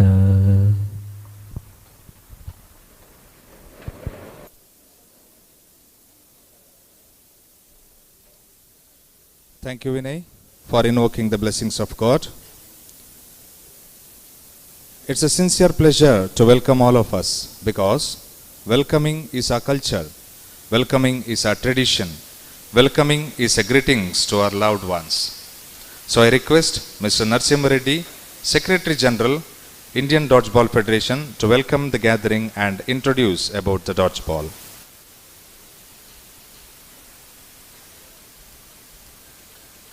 Very good morning, one and all the dignitaries. I am very happy to announce today I am welcoming for all the dignitaries and everyone. So the Indian Dodgeball Federation is an affiliated unit of International Dodgeball Federation, Canada, and also recognized by the Asian Dodgeball Federation. And we are conducting today and tomorrow the national level dodgeball rules training program and national level referee exam. For this program, we have requested to the Mangalore University Department of Physical Education Department, Thomas D'Souza sir, Gerald D'Souza sir, and he is very supportive, and without any second thought, we have got approval, and he has extend his complete support to the organizing the dodgeball rules training program. So we are very proud and very thankful, and we are, for today's program, we are inviting from the Federation and Mangalore University for this occasional, and we welcome you, sir, for today's program.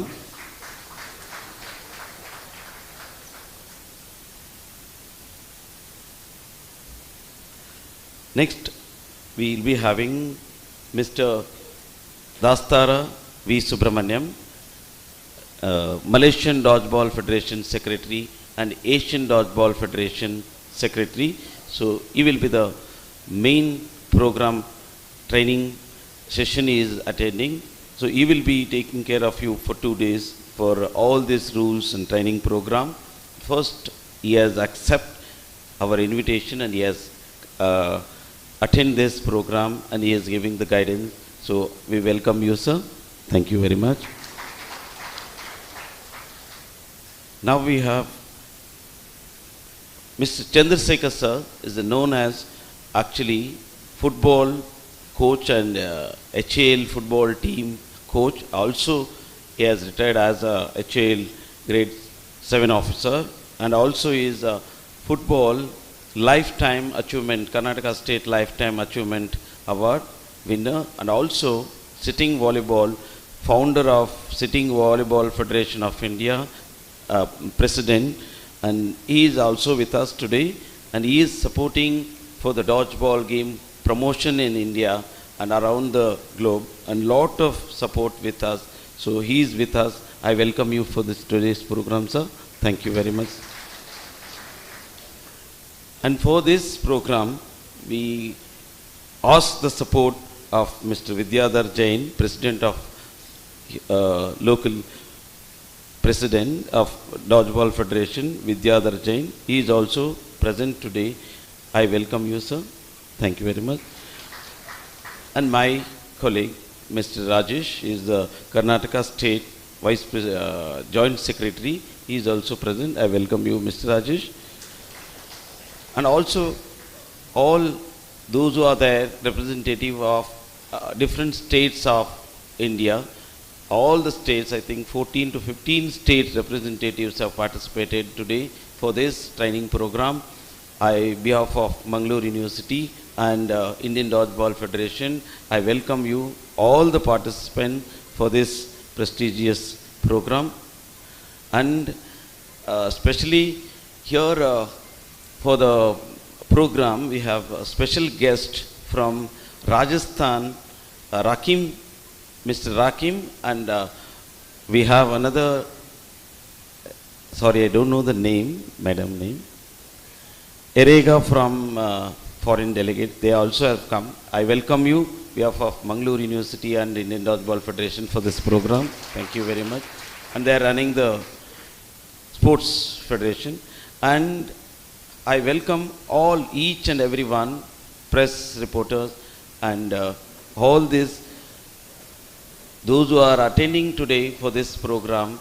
So I request everyone, so I'm very happy to invite you for this program. And we have invite our Indian Dodgeball team players also for this program. I welcome you for this program.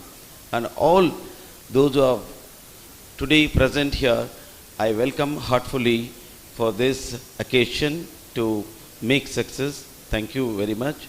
And I request all the faculty of Physical Education Department, I don't know the name, sorry for that, everyone, they are giving a very good support for organizing this program. I welcome all the faculties of Mangalore University Physical Education Department. So thank you very much for attending, all of them. I welcome once again for everyone for this occasion. Thank you.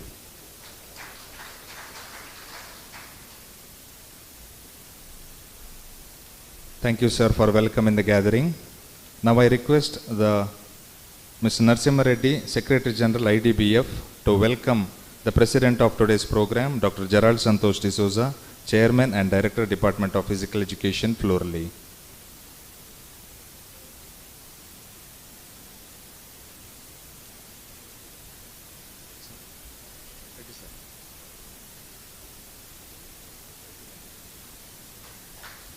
And I also request Narasimha Reddy sir to welcome Mr. Chandrasekhar, CEO, Indian Dodgeball Federation, Mr.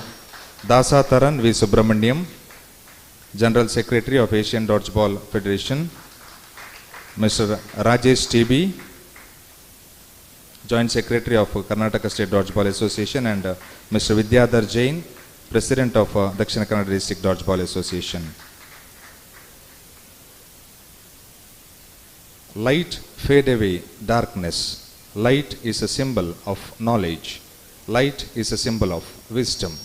To solemnize the special invitation, I would like to request the President and Chief Guest of today's program, Dr. Gerald Santosh D'Souza, Mr. Dasataran V. Subramaniam, Mr. Chandrasekhar, Mr. Narasimha Reddy, Mr. Rajesh TB, and Mr. Vidyadhar Jain, to light the lamp.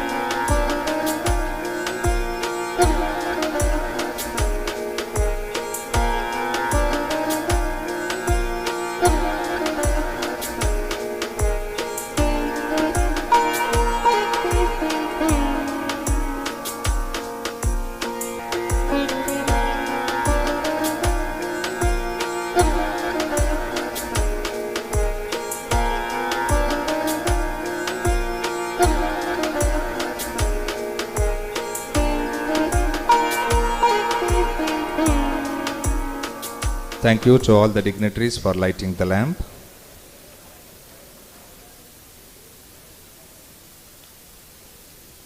As a token of love and affection, we would like to honor the Mangalore University Department of Physical Education and Sports. So, first of all, I would like to request Mr. Narsimha Reddy Sir, Secretary General, Indian Dodgeball Federation, to honor Dr. Gerald Santosh D'Souza, Chairman and Director of Department of Physical Education, for providing us all the facilities to conduct this national level Dodgeball Referee Exam Level 1 and National Level Dodgeball Rules Training Program.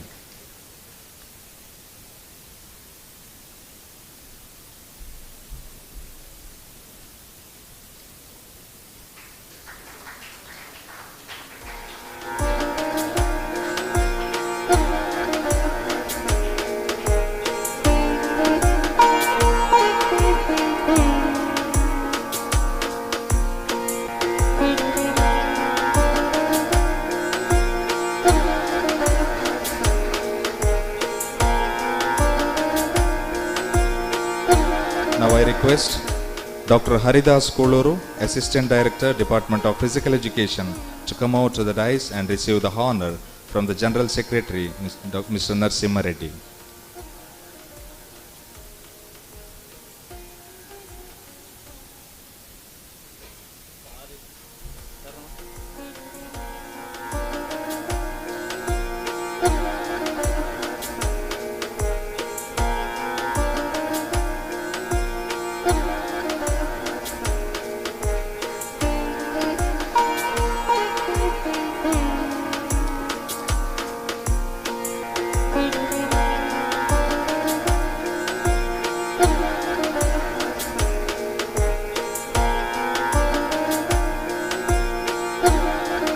And I also request Dr. Ramesh H.N., Assistant Director, Department of Physical Education, to come out to the dais and receive the honoring.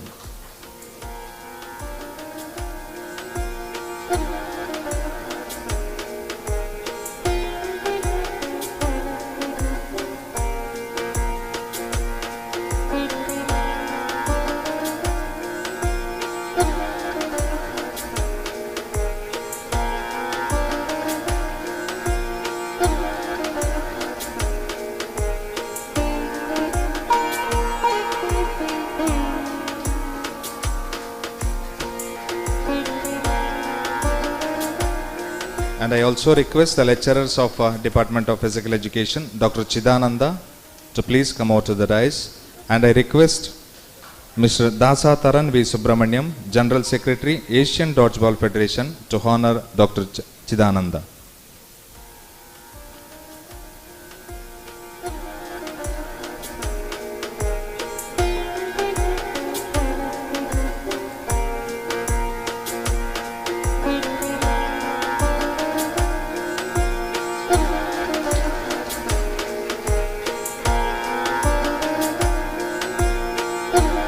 Mr. Sandeepa, Lecturer, Department of Physical Education.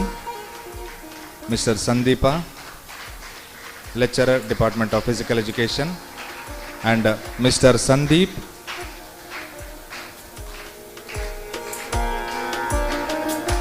Mr. Sandeep, Lecturer, Department of Physical Education.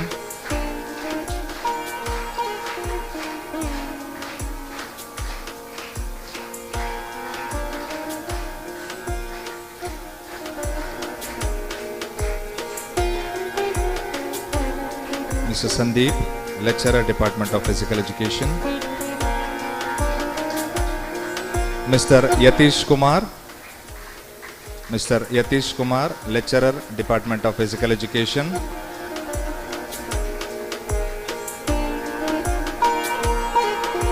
Mr. Yashavanta KB, Lecturer, Department of Physical Education, Mangalore University.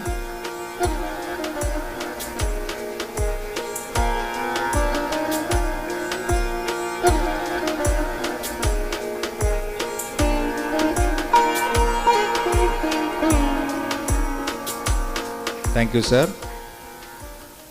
Now I request Mr. Chandrasekhar, CEO of Indian Dodgeball Federation, to honor Mr. Mallikarjuna Swamy, lecturer, Department of Physical Education, Mangalore University.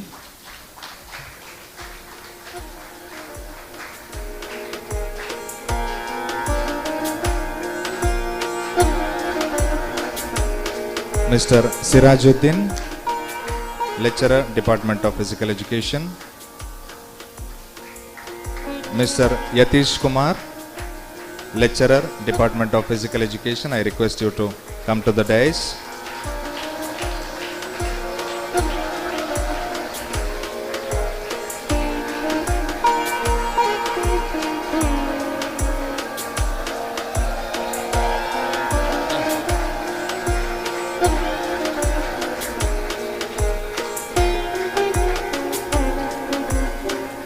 Mr. Sirajuddin, Miss Soumya, lecturer, Department of Physical Education. I request all the students to please maintain silence.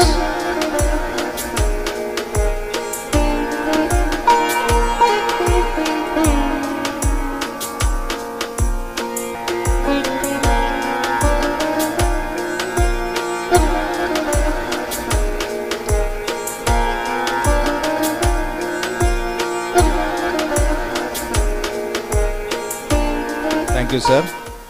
These were the honoring done from the Indian Dodgeball Federation to the Department of Physical Education. And now from the Department of Physical Education, Mangalore University, we would like to honor Mr. Dasa Taran V. Subramaniam, General Secretary, Asian Dodgeball Federation. I request Dr. Gerald Santosh D'Souza, Chairman and Director, Department of Physical Education, to honor Mr. Dasa Taran.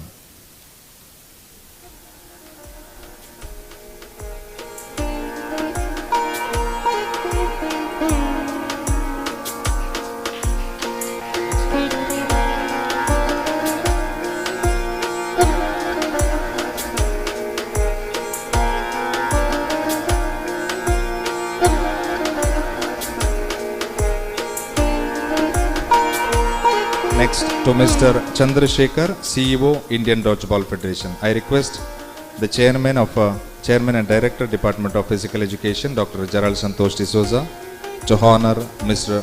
Chandrasekhar, CEO of Indian Dodgeball Federation.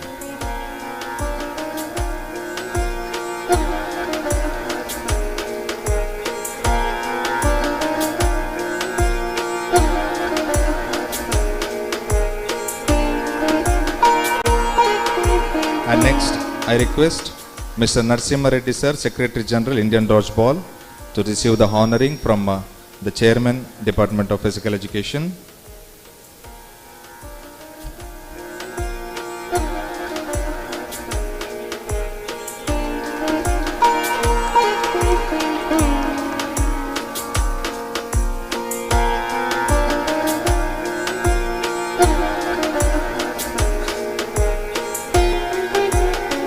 Next, I request Mr. Rajesh TB, Joint Secretary, Karnataka State Dodgeball Association, to receive the honor from the Director and Chairman, Department of Physical Education.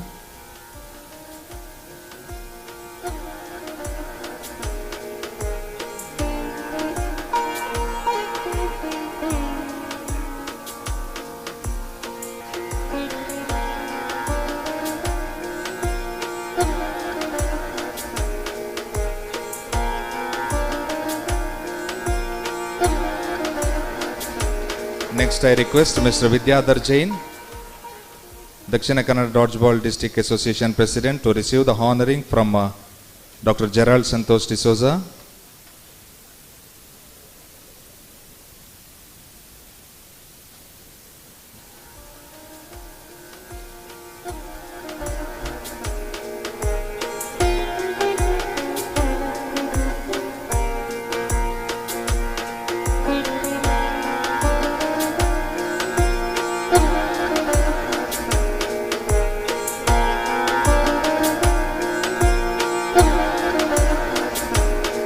And I also request Mr. Monappa Patte to come to the dais and receive the honoring from Dr. Gerald Santosh D'Souza sir, Chairman and Director, Department of Physical Education.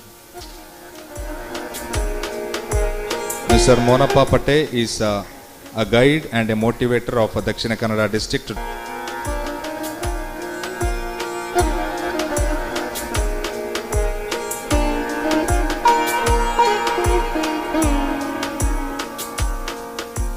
Thank you, sir. On this occasion, as a chief guest, we have with us Mr. Chandrasekhar, CEO, Indian Dodgeball Federation. So on this occasion, I request you to speak 2 words, sir.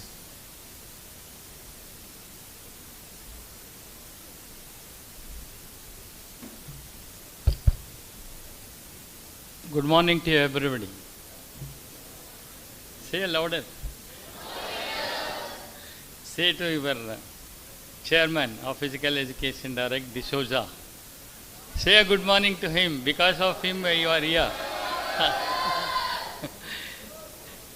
So, secondly, myself I'll introduce.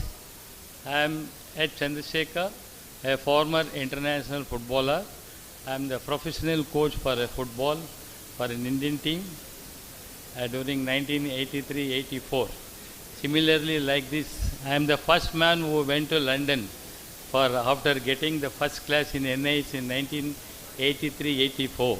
I don't know, some of the people were not born.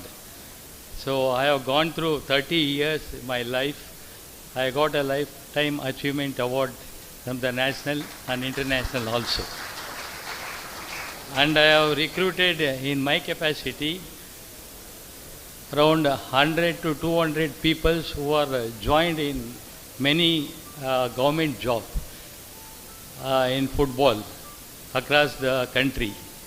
And I made about 60 international players for Indian team under my leadership.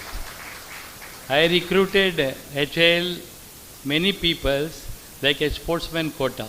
One time I recruited under the banner of HL with the support of our management, like how the chairman was promoted, they were PED and MPD peoples. So now they are all recruited, they are getting a 1 lakh, 1.5 lakh salary. I also brought from abroad many peoples to develop in football. No one can beat our HL team till 2015. When I was there 30 years, we are the long time champions. Ours and ITA and HL, it is like India-Pakistan. I think luckily earlier I don't know, one of the best the secretary ever I have seen to promotion of this dodgeball, who is also under HL banner, who works as a physical director. He has promoted many peoples as an youngster, school life, and I don't know, with a tight schedule he was made. Yesterday he came 3 o'clock in the midnight to organize all these things. I think Mr. Reddy should stand up, give a big clap for him. Under his leadership, you have to come.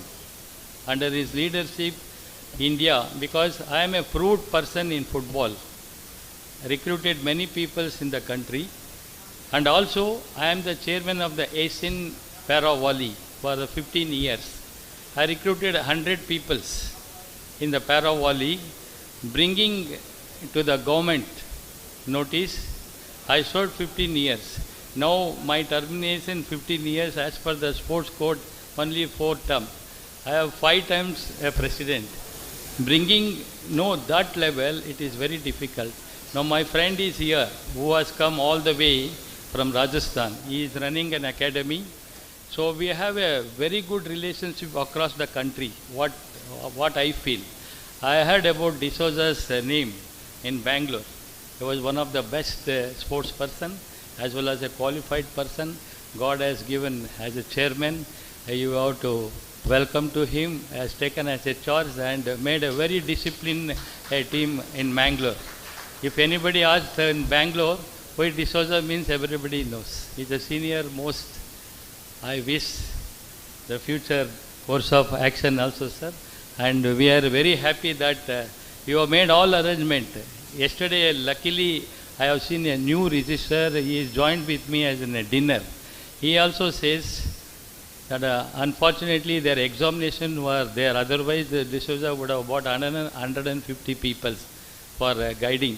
So our plan is to lift a dodgeball in the bottom to the top. Now we are the babies.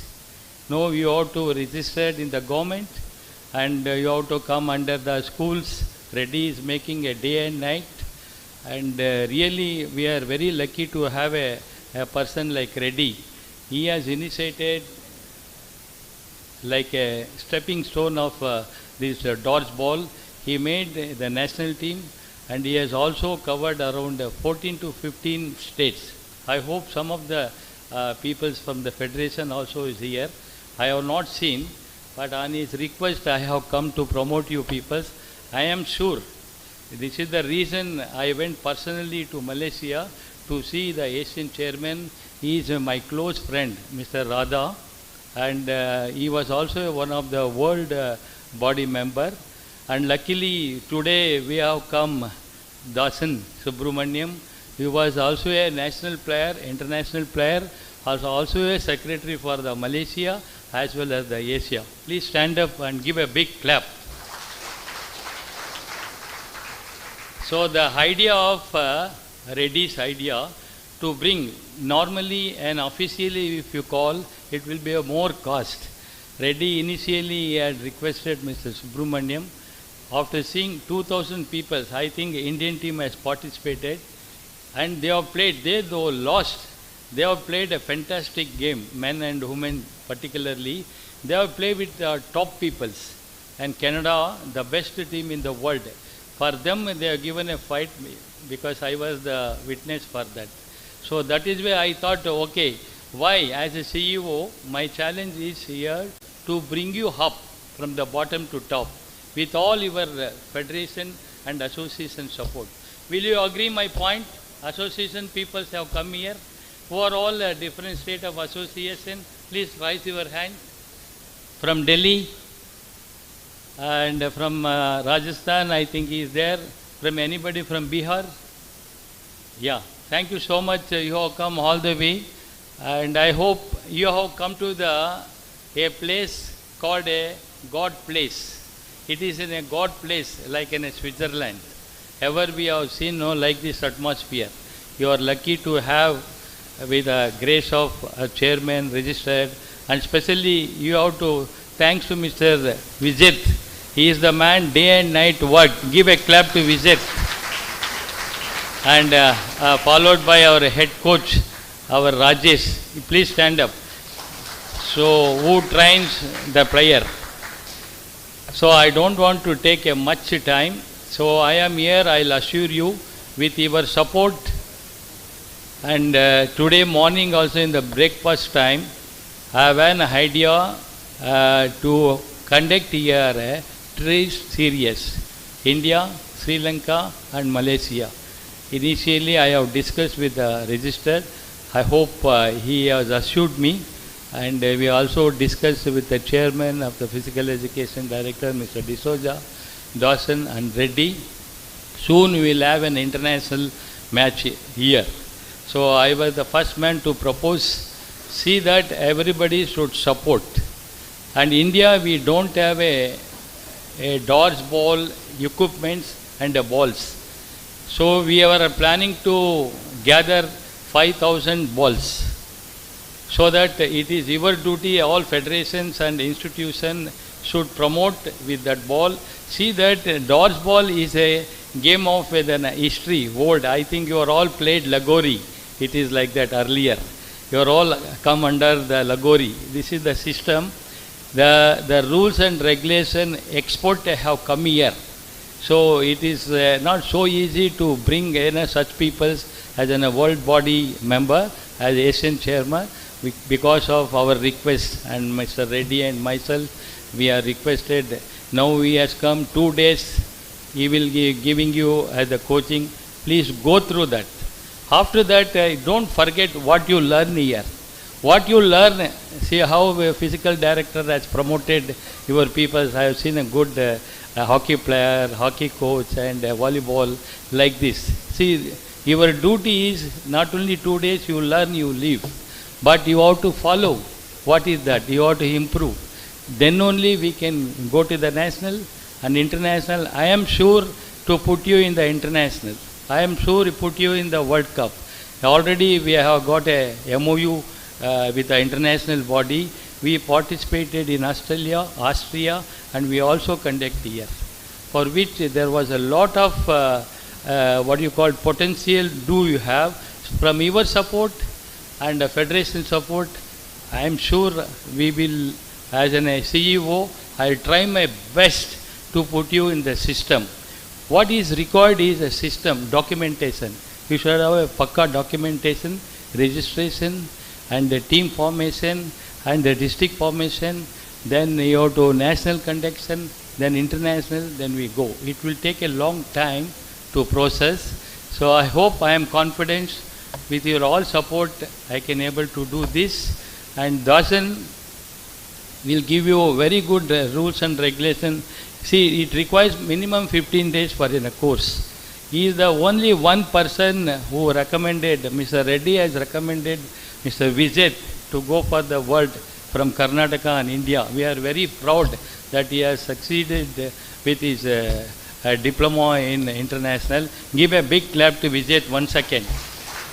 Under his leadership, we want to see that followed by our Rajesh, they have to bring the team in international. 100% we can able to beat all the countries. Soon you are going to see the international event in this place only. Thank you so much and everybody. Okay.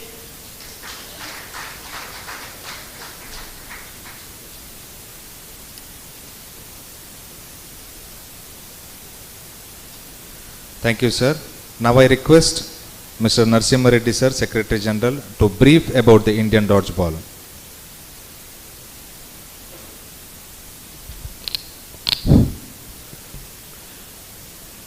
Indian dodgeball team, we have registered in the year of 2019, but we have with the dodgeball 2005. But as for the government rules, we have registered in 2019. After that, we got affiliation of World Dodgeball Federation and also recognized by the Asian Dodgeball Federation. As of now, in our country, dodgeball is very popular game, and also it is included in the SGFI. Due to some technical reason, this year they have still not given the dates, but it is there in the SGFI event also. And we are participating in more state, we are conducting in the state championship, national championship and international championship also we are participating. In order of this, we need recognition, so that we have got it, and also we finish our first AGM meeting and we have submitted to the government. Because why I am saying all this information, many fake federations also, they are cheating the players because it is not recognized, which is recognized by the society of Indian government. Only they have to issue the certificate. So we are registered in the Government of India Society Act, and we are expecting to the government, we are just giving the memorandum to the Government of India to get recognition, and we are doing order of the events as it is we are following. In 2019, when we started this federation, immediately due to the COVID, we are not able to make the events more event. And 2019, all these problems we have come out after this COVID. And the first national championship we organized in St. Francis, Mangalore College. First junior national championship. It is very grand manner and it is very successfully we have conducted in Bangalore. And after that we have sub-junior national dodgeball championship in Austin district from 27 to 29 December. And also included in that senior national dodgeball championship also 27 and 29 December 2017. After that we have selected few players in this national championship for the Indian team, and the team has participated Asia Pacific International event. In this event, more than 16 countries participated. That Indian team, 3 teams has participated, men, women and mixed team, and it was conducted in Malaysia from 25th to 28th of this month, last month. We have successfully, our team played very well and the team also for the next Asian Championship. So all these achievements which we have done, we are not only focusing for the event, and we are taking the benefit of the students from the federation. We are giving we are approaching the companies and getting the sponsorship for giving the more benefits. Here I want to announce for the Indian team players, those who participated, we covered insurance also. 5 lakhs US dollars insurance we have covered when we travel, because it is very important the sports players, those who are participating in the event, what they will get benefit. So that is also important. For this we have covered 5 lakhs US dollars insurance for the international event. The same we are looking forward for the national level players also. And even now we have upcoming events for the second year, Senior National Championship, men and women. So one round discussion is done. Haryana State Dodgeball Association has come forward to organize the Senior National Dodgeball Championship soon after, tentatively in the month of October, and Junior National Dodgeball Championship in Ellora. Maharashtra State Dodgeball Association is planning in Ellora district, and also sub-juniors, it is in Madhya Pradesh, they are also requested. Even all these events lined up. So this is all the national event, and even we have international events also. Soon after this event, we have a Asian Dodgeball Championship. Tentatively, date is not confirmed. It is in Singapore. We have just tentatively deciding. Still, it is not confirmed. Singapore and our other country. Asian Dodgeball Championship is there. In Australia, we have Invitational Dodgeball Championship. And also, next August 2024, we have a World Cup. So, we are just planning to prepare our team as one of the best team for the World Cup. This is our motto. So, that's why we are organizing this rules and training program. Maybe this one, it is going to be very useful. And for this dodgeball championship, dodgeball rules training program, all around the country, 14 to 15 state representatives and Karnataka state representatives, all are participating. I request all of you, you can take this opportunity to learn something about the dodgeball game, and also you can promote your students for the dodgeball game. I will give you assurance from this dodgeball, which those who are going to play, definitely it is going to be very useful for in future.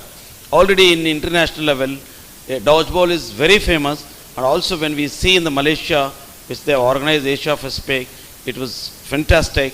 Many countries are participating, and also it is very proud to say that as Olympic Council of Asia also recognized, and Indian Olympic Association also are discussing to introduce this dodgeball game in future Olympics. As discussion is going on, we are introducing to the dodgeball game for Olympics also from the World Dodgeball Federation. I sincerely thanks for the World Dodgeball Federation has given an opportunity. Mr. World Dodgeball President as supporting constantly for Indian dodgeball, and also Malaysian Dodgeball President Mr. Dattu Radhakrishna sir also has given lot of support. So, and Mr. Dasa V. Subramaniam also is giving an extent of support for improving the dodgeball and introducing the dodgeball in India. So, I would like to assure for all the state representatives and everyone, once you finish the training and after this you can attend the referee exam also, it is going to be very useful for everyone in future. We are going to call those who are completed today's training program, only the qualified referees only we are taking for the national level referee competitions for the referees. So I hope all of them, you can utilize this training program, whatever we are organizing, and you can improve yourself. Thank you very much. Lot of information is there. So due to the shortage of time, I conclude my speech. Thank you very much. Thank you. Thank you, sir, for briefing about the Dodgeball Federation and the game. Now it's a time to honor the players of Indian Dodgeball Federation who represented the Indian team in the Asian Pacific Dodgeball Championship held at Malaysia. I request the president of today's program, Dr. Gerald Santosh D'Souza, and Mr. Dasa Taran V. Subramaniam, Mr. Narsimha Reddy, Mr. Chandrasekhar, and Mr. Rajesh and Mr. Vidyadhar Jain to honor the students. So I request in the men's section, Mr. Nikhil, please come to the dais and receive the honoring.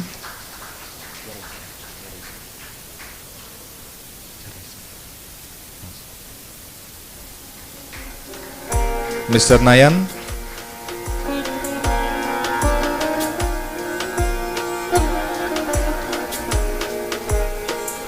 Mr. Nayan was captain of the Indian dodgeball team. Mr. Nayan,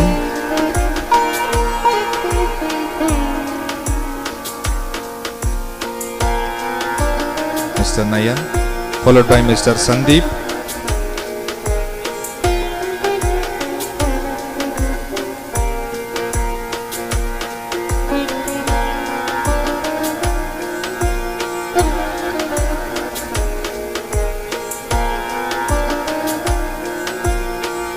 Mr. Sandeep,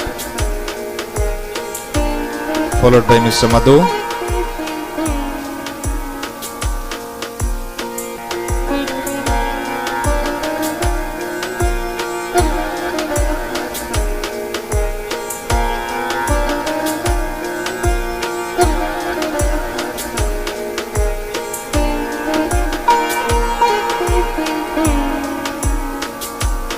Mr. Madhu,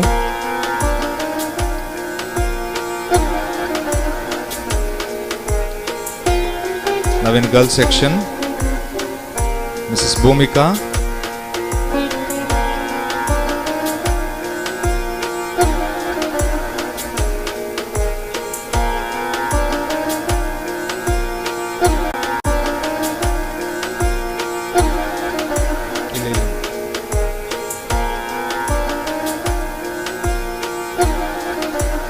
Miss Rachana,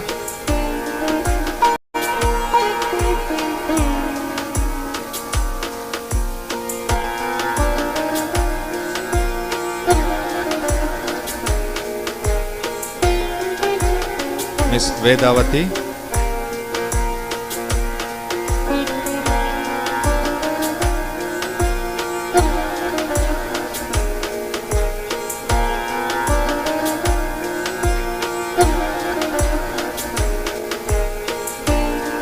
Manasa,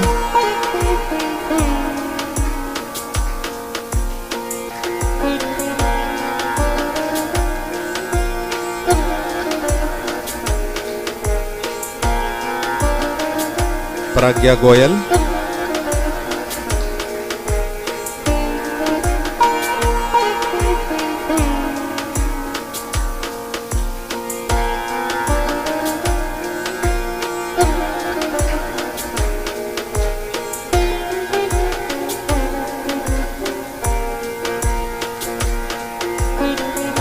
and Mrs. Chandrakala.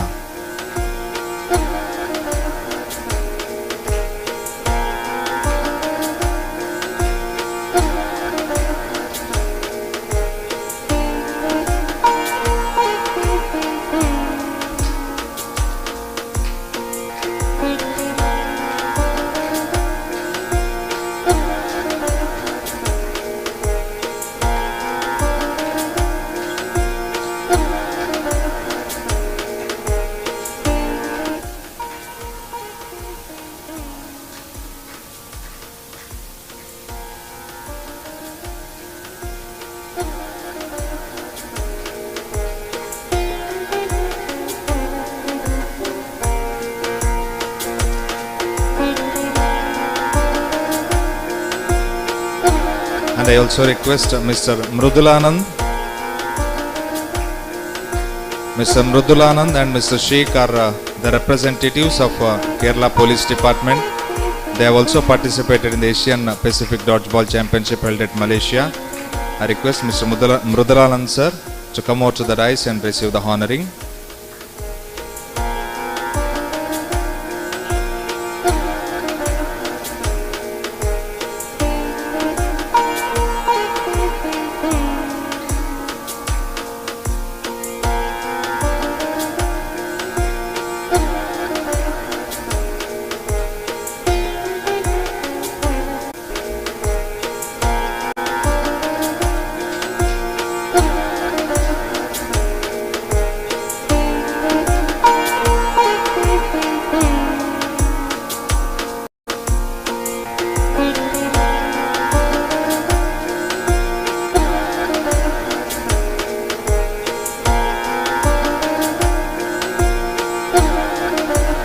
Indian dodgeball team players. Thank you. Teamwork is the ability to work together towards a common vision, the ability to direct individual accomplishments towards organization objectives. It is a fuel that allows common people to attain. Simreddy, Mr. Rajesh, Mr. Vidyadhar Jain, Mr. Vijay, and our friends from Finland as well as Rajasthan, and all the participants from different states of India, as well as the Indian dodgeball players, my colleagues, and all my dear students and participants. To be honest, we are very new to this game as a competitive event, right? But all of us have played game in different forms at one time or another, as a part, let's say, a warm-up or a lead-up activity or a fun game. When we say dodgeball, we think of, earlier we had people, students standing in a circle and trying to aim at them and see who is the last student standing inside the circle. So I think the dodgeball has come a long way. But if you see the history of many games, many of the games started as, let's say, warm-up game or recreation games. Take it basketball or take it volleyball, and it has evolved over many years, right? During those times, maybe it took a lot of time to evolve to its present form. But right now, with all the technology available, all the media available, I think it takes a very short time for a game to become a competitive event. Well, Mr. Chandrasekhar told a lot about us. I think the credit for giving the facilities should go to the administration of Mangalore University and my department colleagues, as well as mainly to Mr. Vijay is actually student of MPA, but of course he is also a teacher who has worked for many years in the high school. But I think he has grabbed this opportunity and tried this game, and now he's become one of the most knowledgeable as well as a coach and official of dodgeball. I got a lot of tidbits sitting there from Mr. Chandrasekhar about this game, and I think I can assure you, sir, that we will try our very best from our university side. We will try our very best to give a place for dodgeball. I know it is very difficult for a game to improve within a few days or within a year also. It will take many years. It will take at least a few years for the game to get popular and for people to play the game, the facilities to get developed, as well as you said, we don't have even the ball. We have been playing a different form of ball, and Vijay also had explained to me that indoor we play with a different form of ball and it costs so much, and outdoors we have played with a different form of ball. So the equipment is very necessary. But one advantage of this game is that we don't require a lot of area. It's just a volleyball court size. And of course it will help us if we have an indoor court, but to play the game, or at least to popularize the game, even the outdoor court is sufficient. And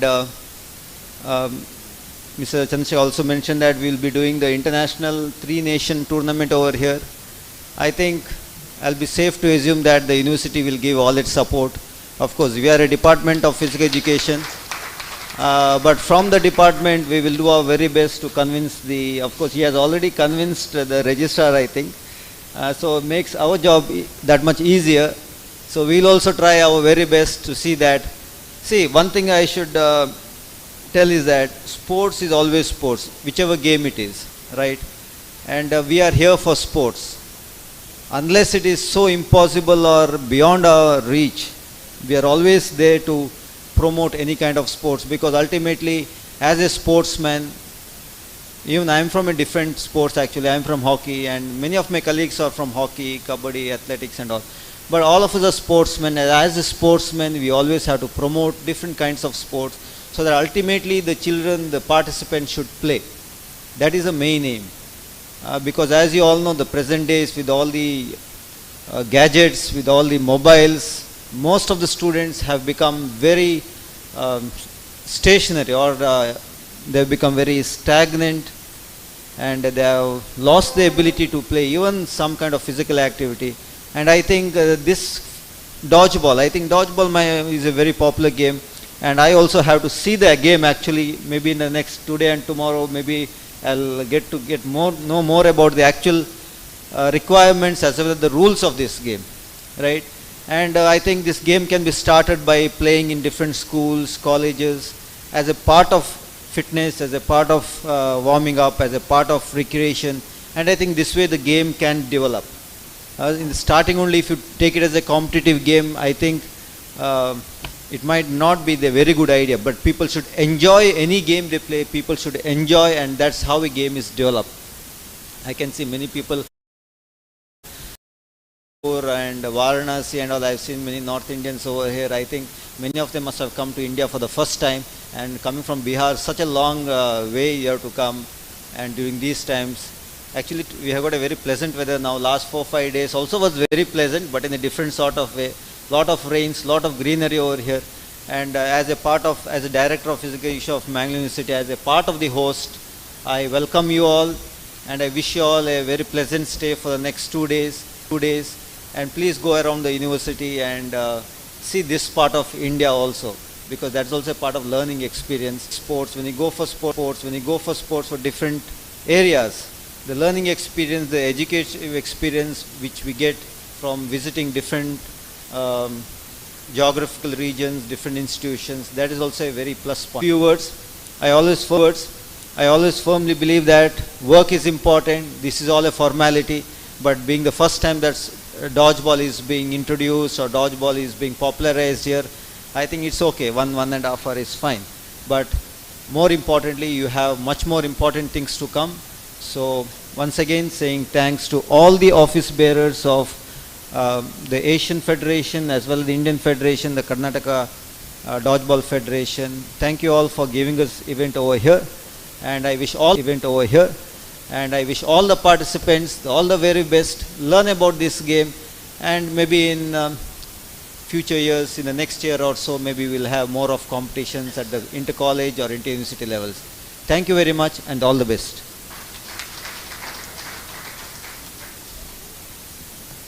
Thank you, sir, for the president. The most sincere way of expressing our gratitude. So on this occasion,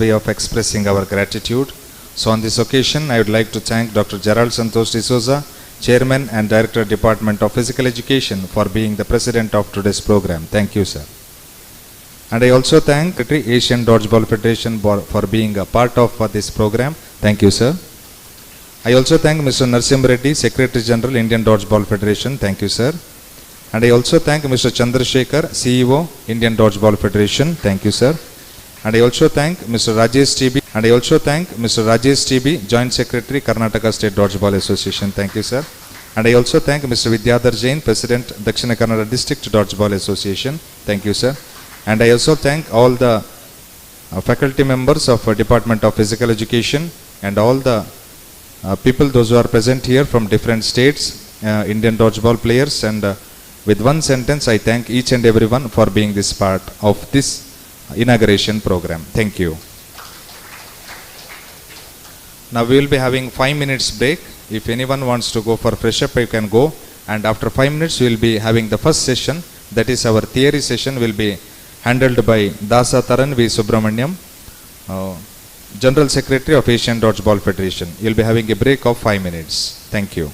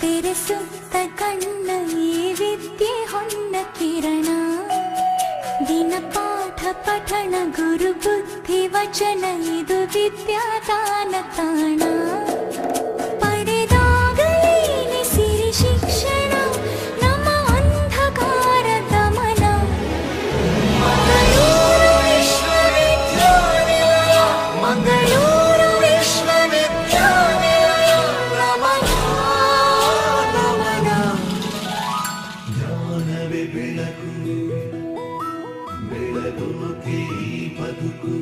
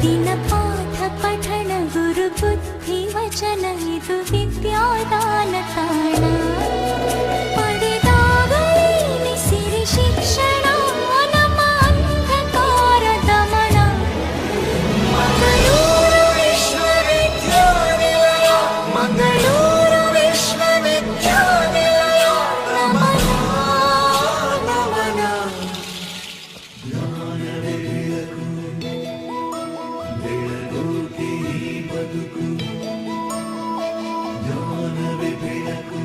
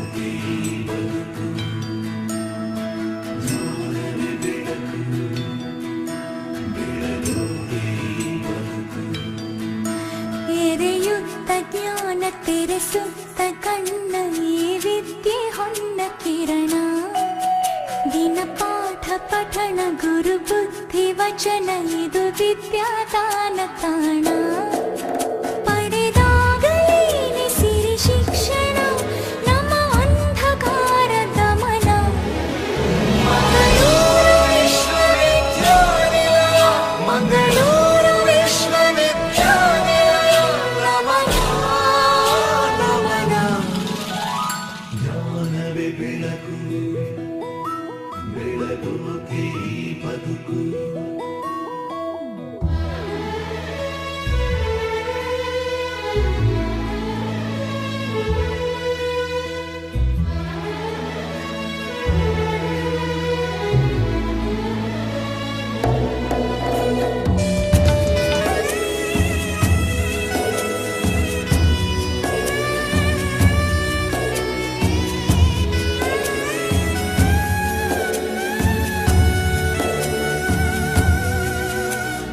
ಜ್ಞಾನದೇ ಗೊಲವೇ ಬೀಡು ಬಿಟ್ಟಿದೆ ಕಡಲಿನ ತಡಿಯಲ್ಲಿ ಅರಿವು ಮೂಡಿಸುವ ಗುರುವೇ ದೇವರು ನಮ್ಮ ಈ ಗುಡಿಯಲ್ಲಿ ಎಲ್ಲ ಸಾಧನೆಯ ಮುಟ್ಟು ಮೆಟ್ಟಿಲು ಹತ್ತುವುದಿಲ್ಲೇ ಮೊದಲು ವಿದ್ಯೆಯೇ ನಮ್ಮಯ ಹಕ್ಕು ನಾಳೆಯ ದಿಕ್ಕು ಜೀವನದ ಸೆಲೆಯು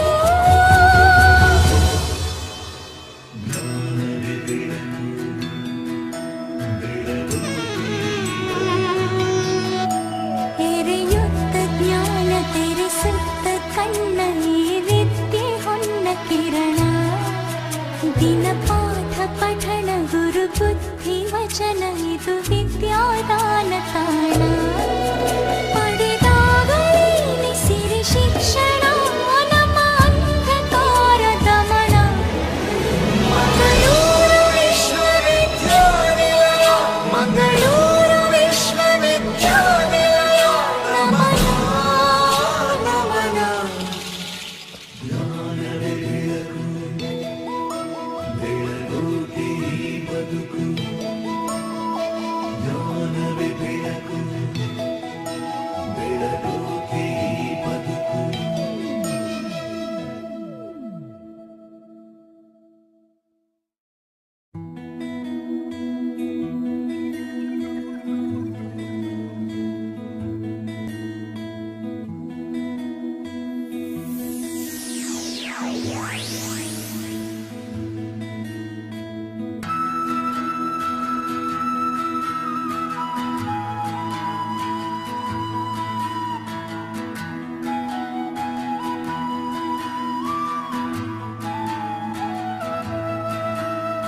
ಜ್ಞಾನವೇ ಬೆಳಕು ಬೆಳಗೋಕೆ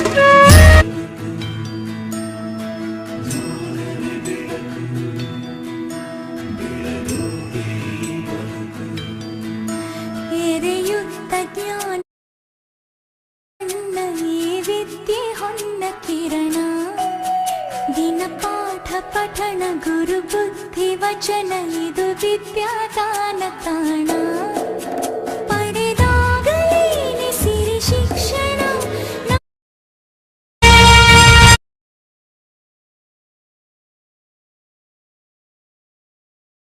ಮಂಗಳೂರು ವಿಶ್ವವಿದ್ಯಾನಿಲಯ ನಮನ ಜ್ಞಾನವೇ ಬೆಳಕು ಬೆಳಗೋಕೆ ಈ ಬದುಕು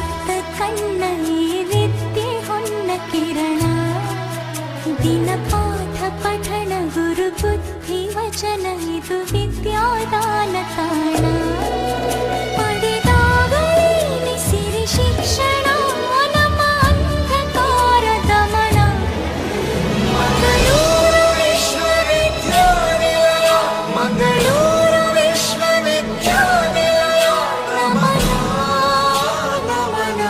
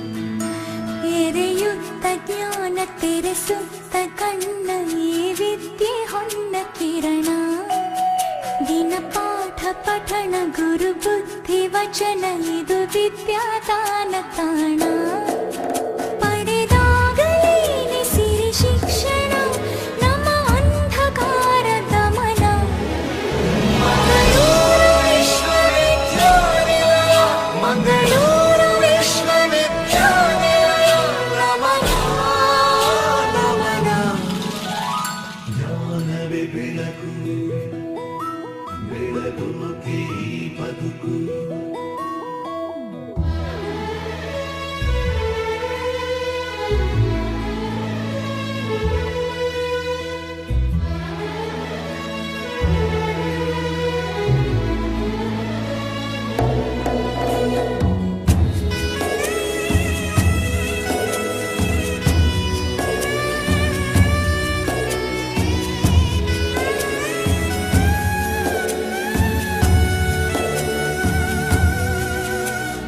ಜ್ಞಾನದೇ ಗುಲವೇ ಬೀಡು ಬಿಟ್ಟಿದೆ ಕಡಲಿನ ತಡಿಯಲ್ಲಿ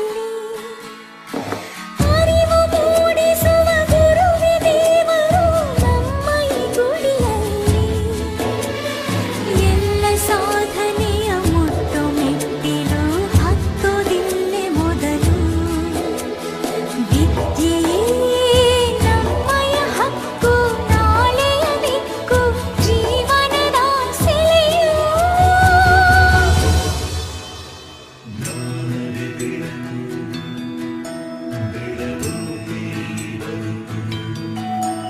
ಎರೆಯುತ್ತ ಜ್ಞಾನ ತೆರೆಸುತ್ತ ಕಣ್ಣ ಈ ವಿದ್ಯೆ ಹೊನ್ನ ಕಿರಣ ದಿನ ಪಾಠ ಪಠಣ ಗುರು ಬುದ್ಧಿ ವಚನ ಇದು ವಿದ್ಯಾದಾನ ತಾಣ ಪಡೆದಾಗಲೇ ಸಿರಿ ಶಿಕ್ಷಣ ನಮ್ಮ ಅಂಧಕಾರ ದಮನ ಮಂಗಳೂರು ವಿಶ್ವವಿದ್ಯಾನಿಲಯ ಮಂಗಳೂರು ವಿಶ್ವವಿದ್ಯಾನಿಲಯ ನಮನ ನಮನ ಜ್ಞಾನವೇ ಬೆಳಕು ಬೆಳಗೋಕೆ ಬದುಕು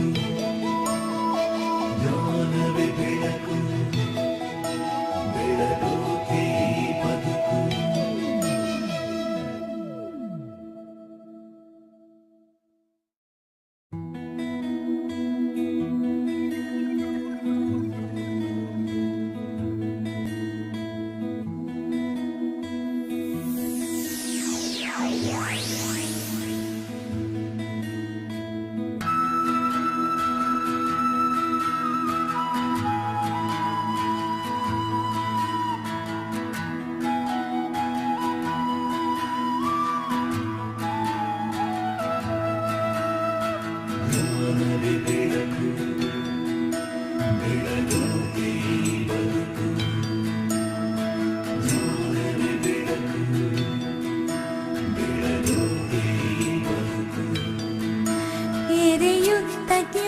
ತೆರೆಸುತ್ತ ಕಣ್ಣ ಈ ವಿದ್ಯೆ ಹೊನ್ನ ಕಿರಣ ದಿನ ಪಾಠ ಪಠಣ ಗುರು ಬುದ್ಧಿ ವಚನ ಇದು ವಿದ್ಯಾದಾನ ತಾಣ ಪಡೆದಾಗಲೇನೆ ಸಿರಿ ಶಿಕ್ಷಣ ನಮ್ಮ ಅಂಧ ಗಮನ ಮಂಗಳೂರು ವಿಶ್ವವಿದ್ಯಾನಿಲಯ ಮಂಗಳೂರು ವಿಶ್ವವಿದ್ಯಾನಿಲಯ ನಮನ ನಮನ ಜ್ಞಾನವೇ ಬೆಳಕು ಬೆಳಗೋಕೆ ಈ ಬದುಕು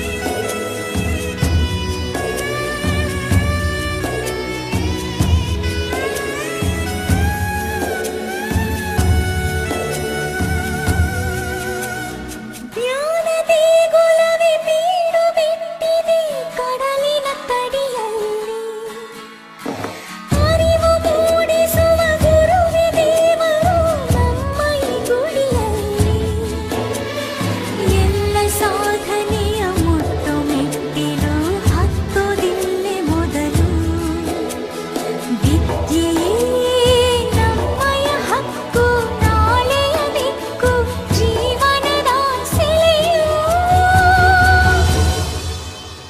ಜ್ಞಾನವೇ ಬೆಳಕು ಬೆಳಗೋಕೆ ಈ ಬದುಕು ಎರೆಯುತ್ತ ಜ್ಞಾನ ತೆರೆಸುತ್ತ ಕಣ್ಣ ಈ ವಿದ್ಯೆ ಹೊನ್ನ ಕಿರಣ ದಿನ ಪಾಠ ಪಠಣ ಗುರು ಬುದ್ಧಿ ವಚನ ಈ ವಿದ್ಯಾದಾನ ತಾಣ ಪಡೆದಾಗಲೇನೆ ಸಿರಿ ಶಿಕ್ಷಣ ನಮ್ಮ ಅಂಧಕಾರ ದಮನ ಮಂಗಳೂರು ವಿಶ್ವವಿದ್ಯಾನಿಲಯ ಮಂಗಳೂರು ವಿಶ್ವವಿದ್ಯಾನಿಲಯ ನಮನ ನಮನ ಜ್ಞಾನವೇ ಬೆಳಕು ಬೆಳಗೋಕೆ ಈ ಬದುಕು ಜ್ಞಾನವೇ ಬೆಳಕು ಬೆಳಗೋಕೆ ಈ ಬದುಕು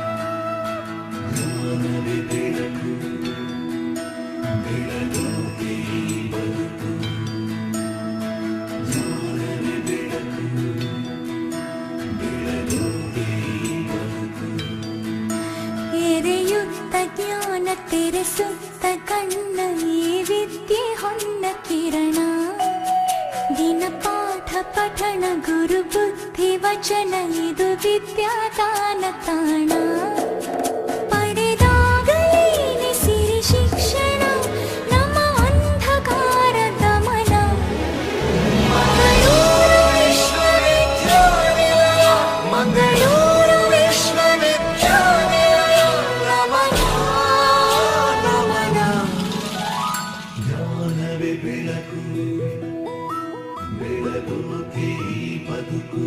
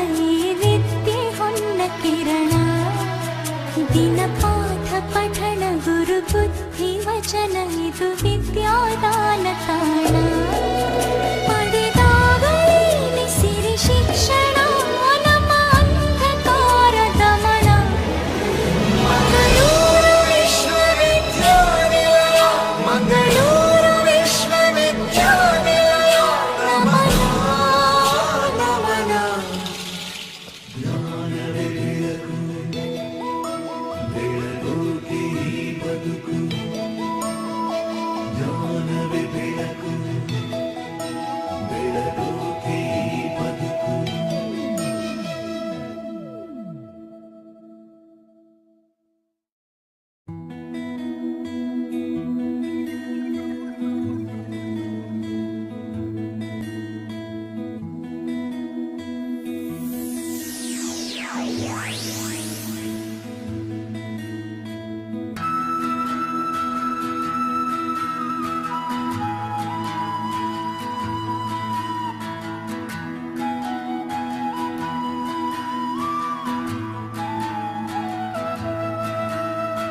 ಜ್ಞಾನವೇ ಬೆಳಕು ಬೆಳಗೋಕೆ ಈ ಬದುಕು ಜ್ಞಾನವೇ ಬೆಳಕು ಬೆಳಗೋಕೆ ಈ ಬದುಕು ಎರೆಯುತ್ತ ಜ್ಞಾನ ತೆರೆಸುತ್ತ ಕಣ್ಣ ಈ ವಿದ್ಯೆ ಹೊನ್ನ ಕಿರಣ ದಿನ ಪಾಠ ಪಠಣ ಗುರು ಬುದ್ಧಿ ವಚನ ಇದು ವಿದ್ಯಾದಾನ ತಾಣ ಪಡೆದಾಗಲೇ ಸಿರಿ ಶಿಕ್ಷಣ ನಮ್ಮ ಅಂಧಕಾರ ದಮನ ಮಂಗಳೂರು ವಿಶ್ವವಿದ್ಯಾನಿಲಯ ಮಂಗಳೂರು ವಿಶ್ವವಿದ್ಯಾನಿಲಯ ನಮನ ನಮನ ಜ್ಞಾನವೇ ಬೆಳಕು ಬೆಳಗೋಕೆ ಈ ಬದುಕು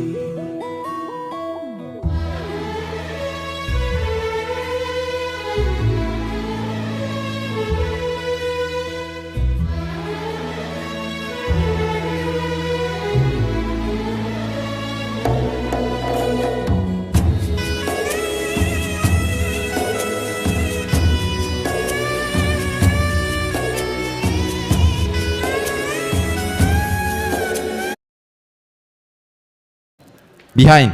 Okay? Good.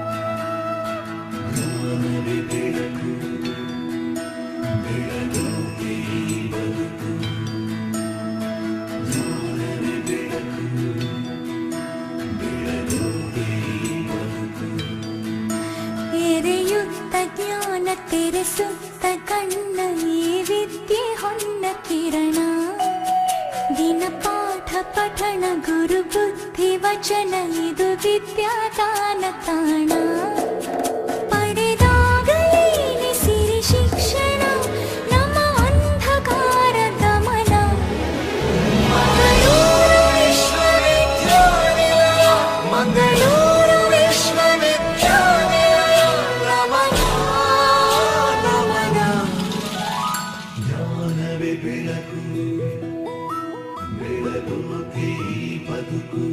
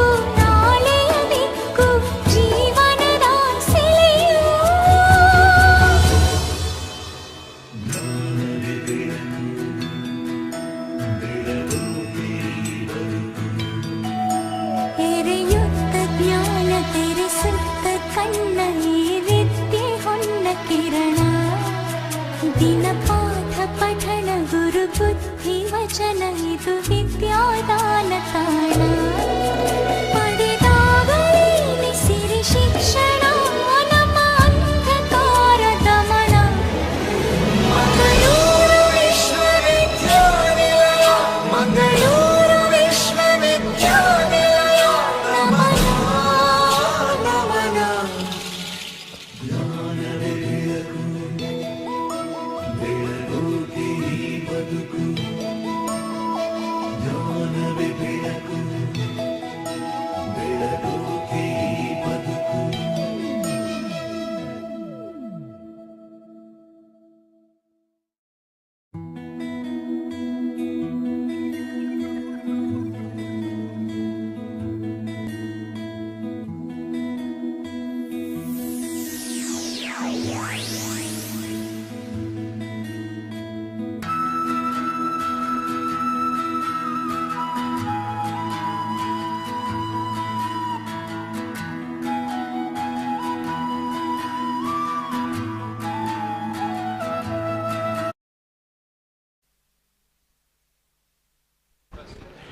Test. Hi everyone. Okay, so I see a lot of people still walking around, still talking with your friends. If you all can just find a place to sit down and focus at the front, that'll be fantastic.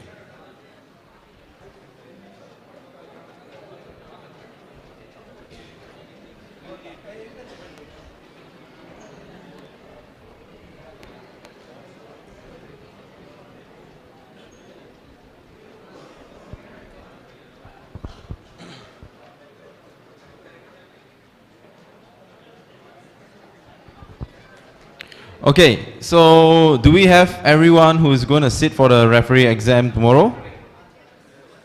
Yes? Okay, awesome. Okay, so first of all, I'd like to thank the Indian Dodgeball Federation for giving me the honor of coming here and running the program here in India, Karnataka, Mangalore University.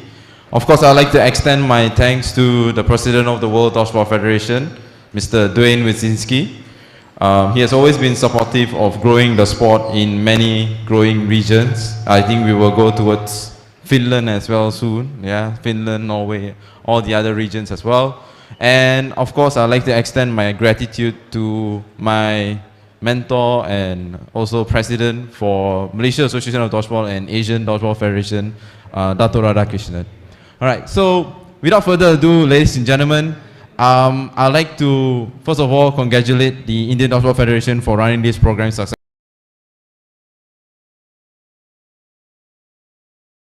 successfully. We won't go through a lot of formalities. If you have any questions throughout the whole, I'll call this a lecture. Throughout this whole lecture, if you have any issues, please raise your hand and you can ask me immediately. Okay, my first question to you all is, can you all understand my English? Fluency, pronunciation, enunciation, everything's clear? At the back, clear? Okay. Now, rules and regulations for dodgeball. So where do we play dodgeball? Dodgeball is a sport which you need or you can play practically anywhere. Be it on the beach, we have something called beach dodgeball. You can play it on trampoline ground, we call it trampoline dodgeball. You can wear VR, we call it digital dodgeball, okay? And if you want to set the court anywhere, for example, this hall, can we set a dodgeball court? Yes, we can. You want to set the court at the road, I'm talking tar road where car passes by. Do we do that in Malaysia as well? We actually do that in certain states to promote dodgeball. Alright, so it's all about getting the space.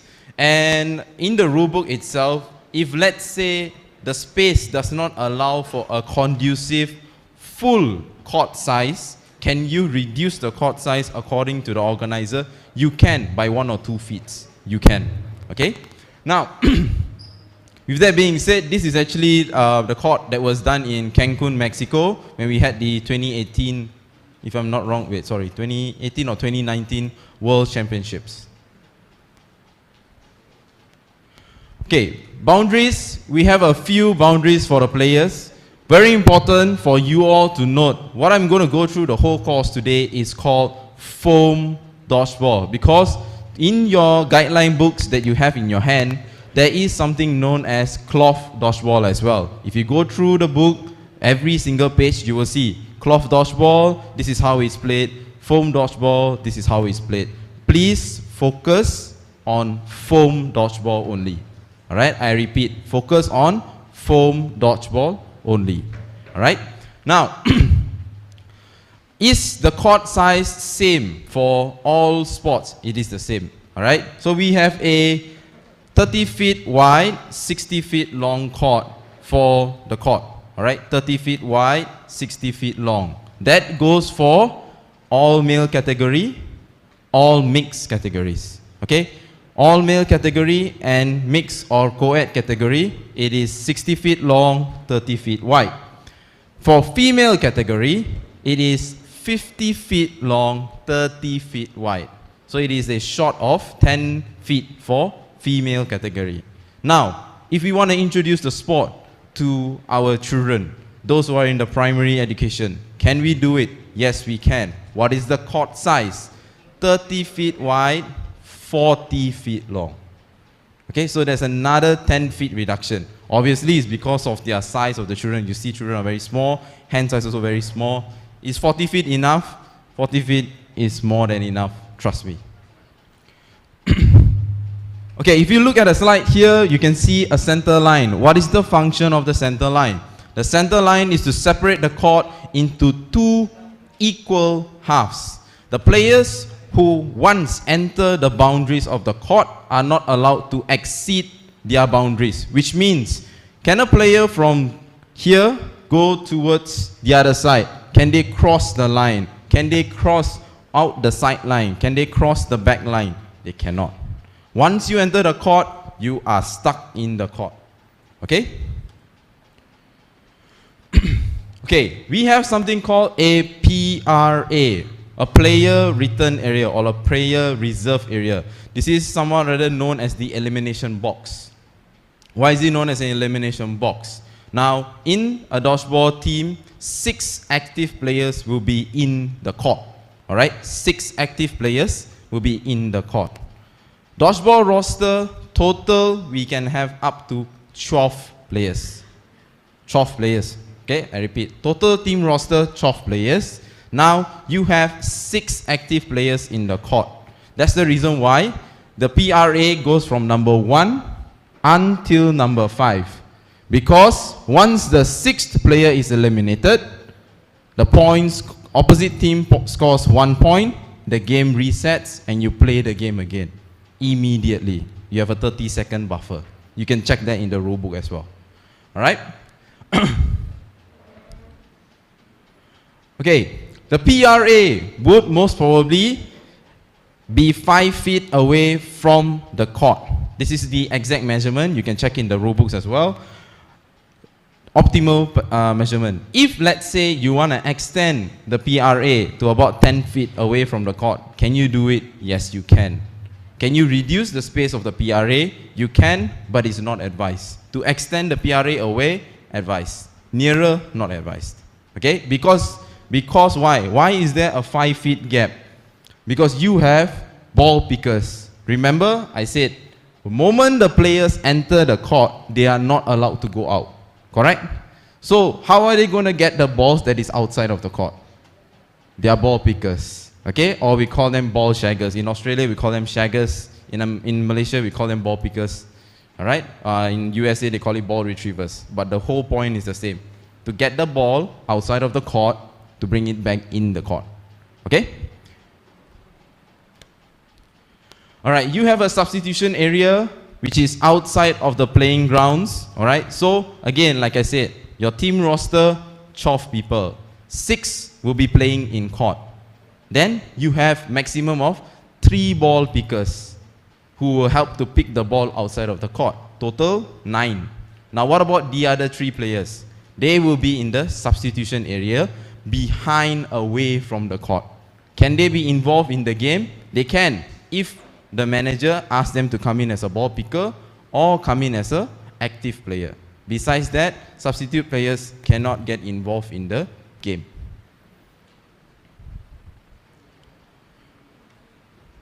Okay, equipment for dodgeball. What do you need? You need a timer, you need a scoreboard, you need a match sheet. An official match sheet, I mean, if it's in India, then it'll be under the IDBF. So the IDBF has to come up with a match sheet. I believe they do have a match sheet, alright?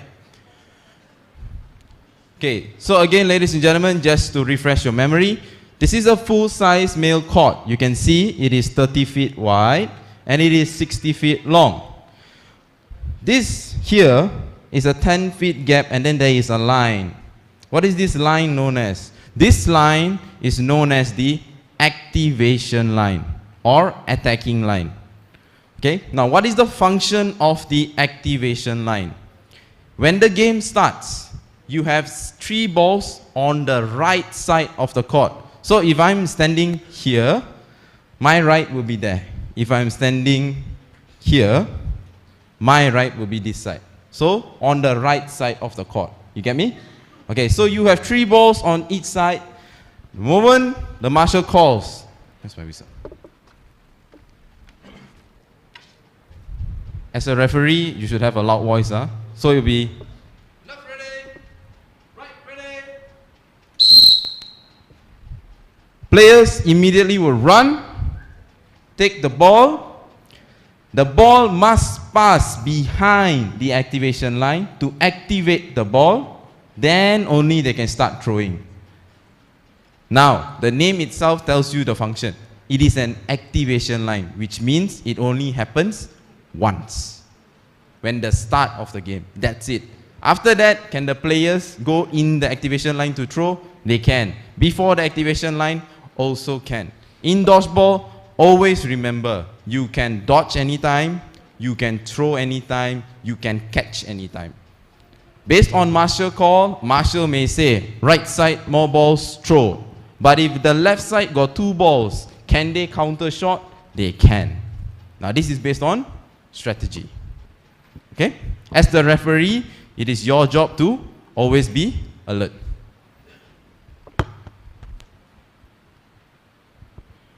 Okay, female court, same thing. The activation line, no difference, 10 feet away.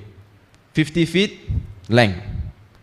Children court, same thing also. Activation line doesn't change the distance. It is still 10 feet away. Alright, 10 feet or 3 meters. Your playing zone must be a minimum of 70 feet long and 40 feet wide. This is to allow the ball retrievers to run around. Now, please remember, ball retrievers cannot exceed to the opposite court. Okay? Ball retrievers cannot exceed to the opposite court. However, there are runs or she runs, taps the ball in to their side of the court, but he fumbles and falls to the opposite side, then what happens to the ball? It's okay. They still can use the ball.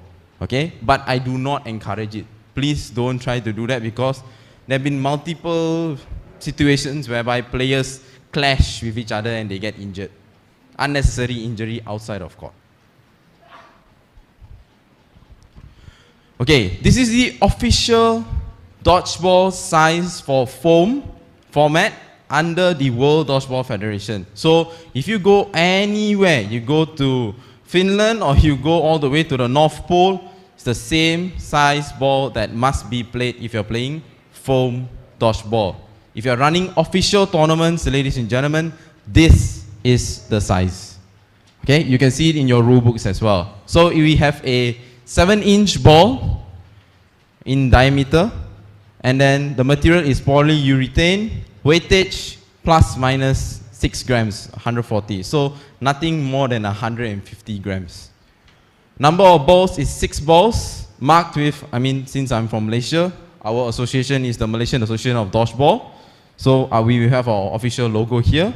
And then you will have a stamp, a white stamp right here.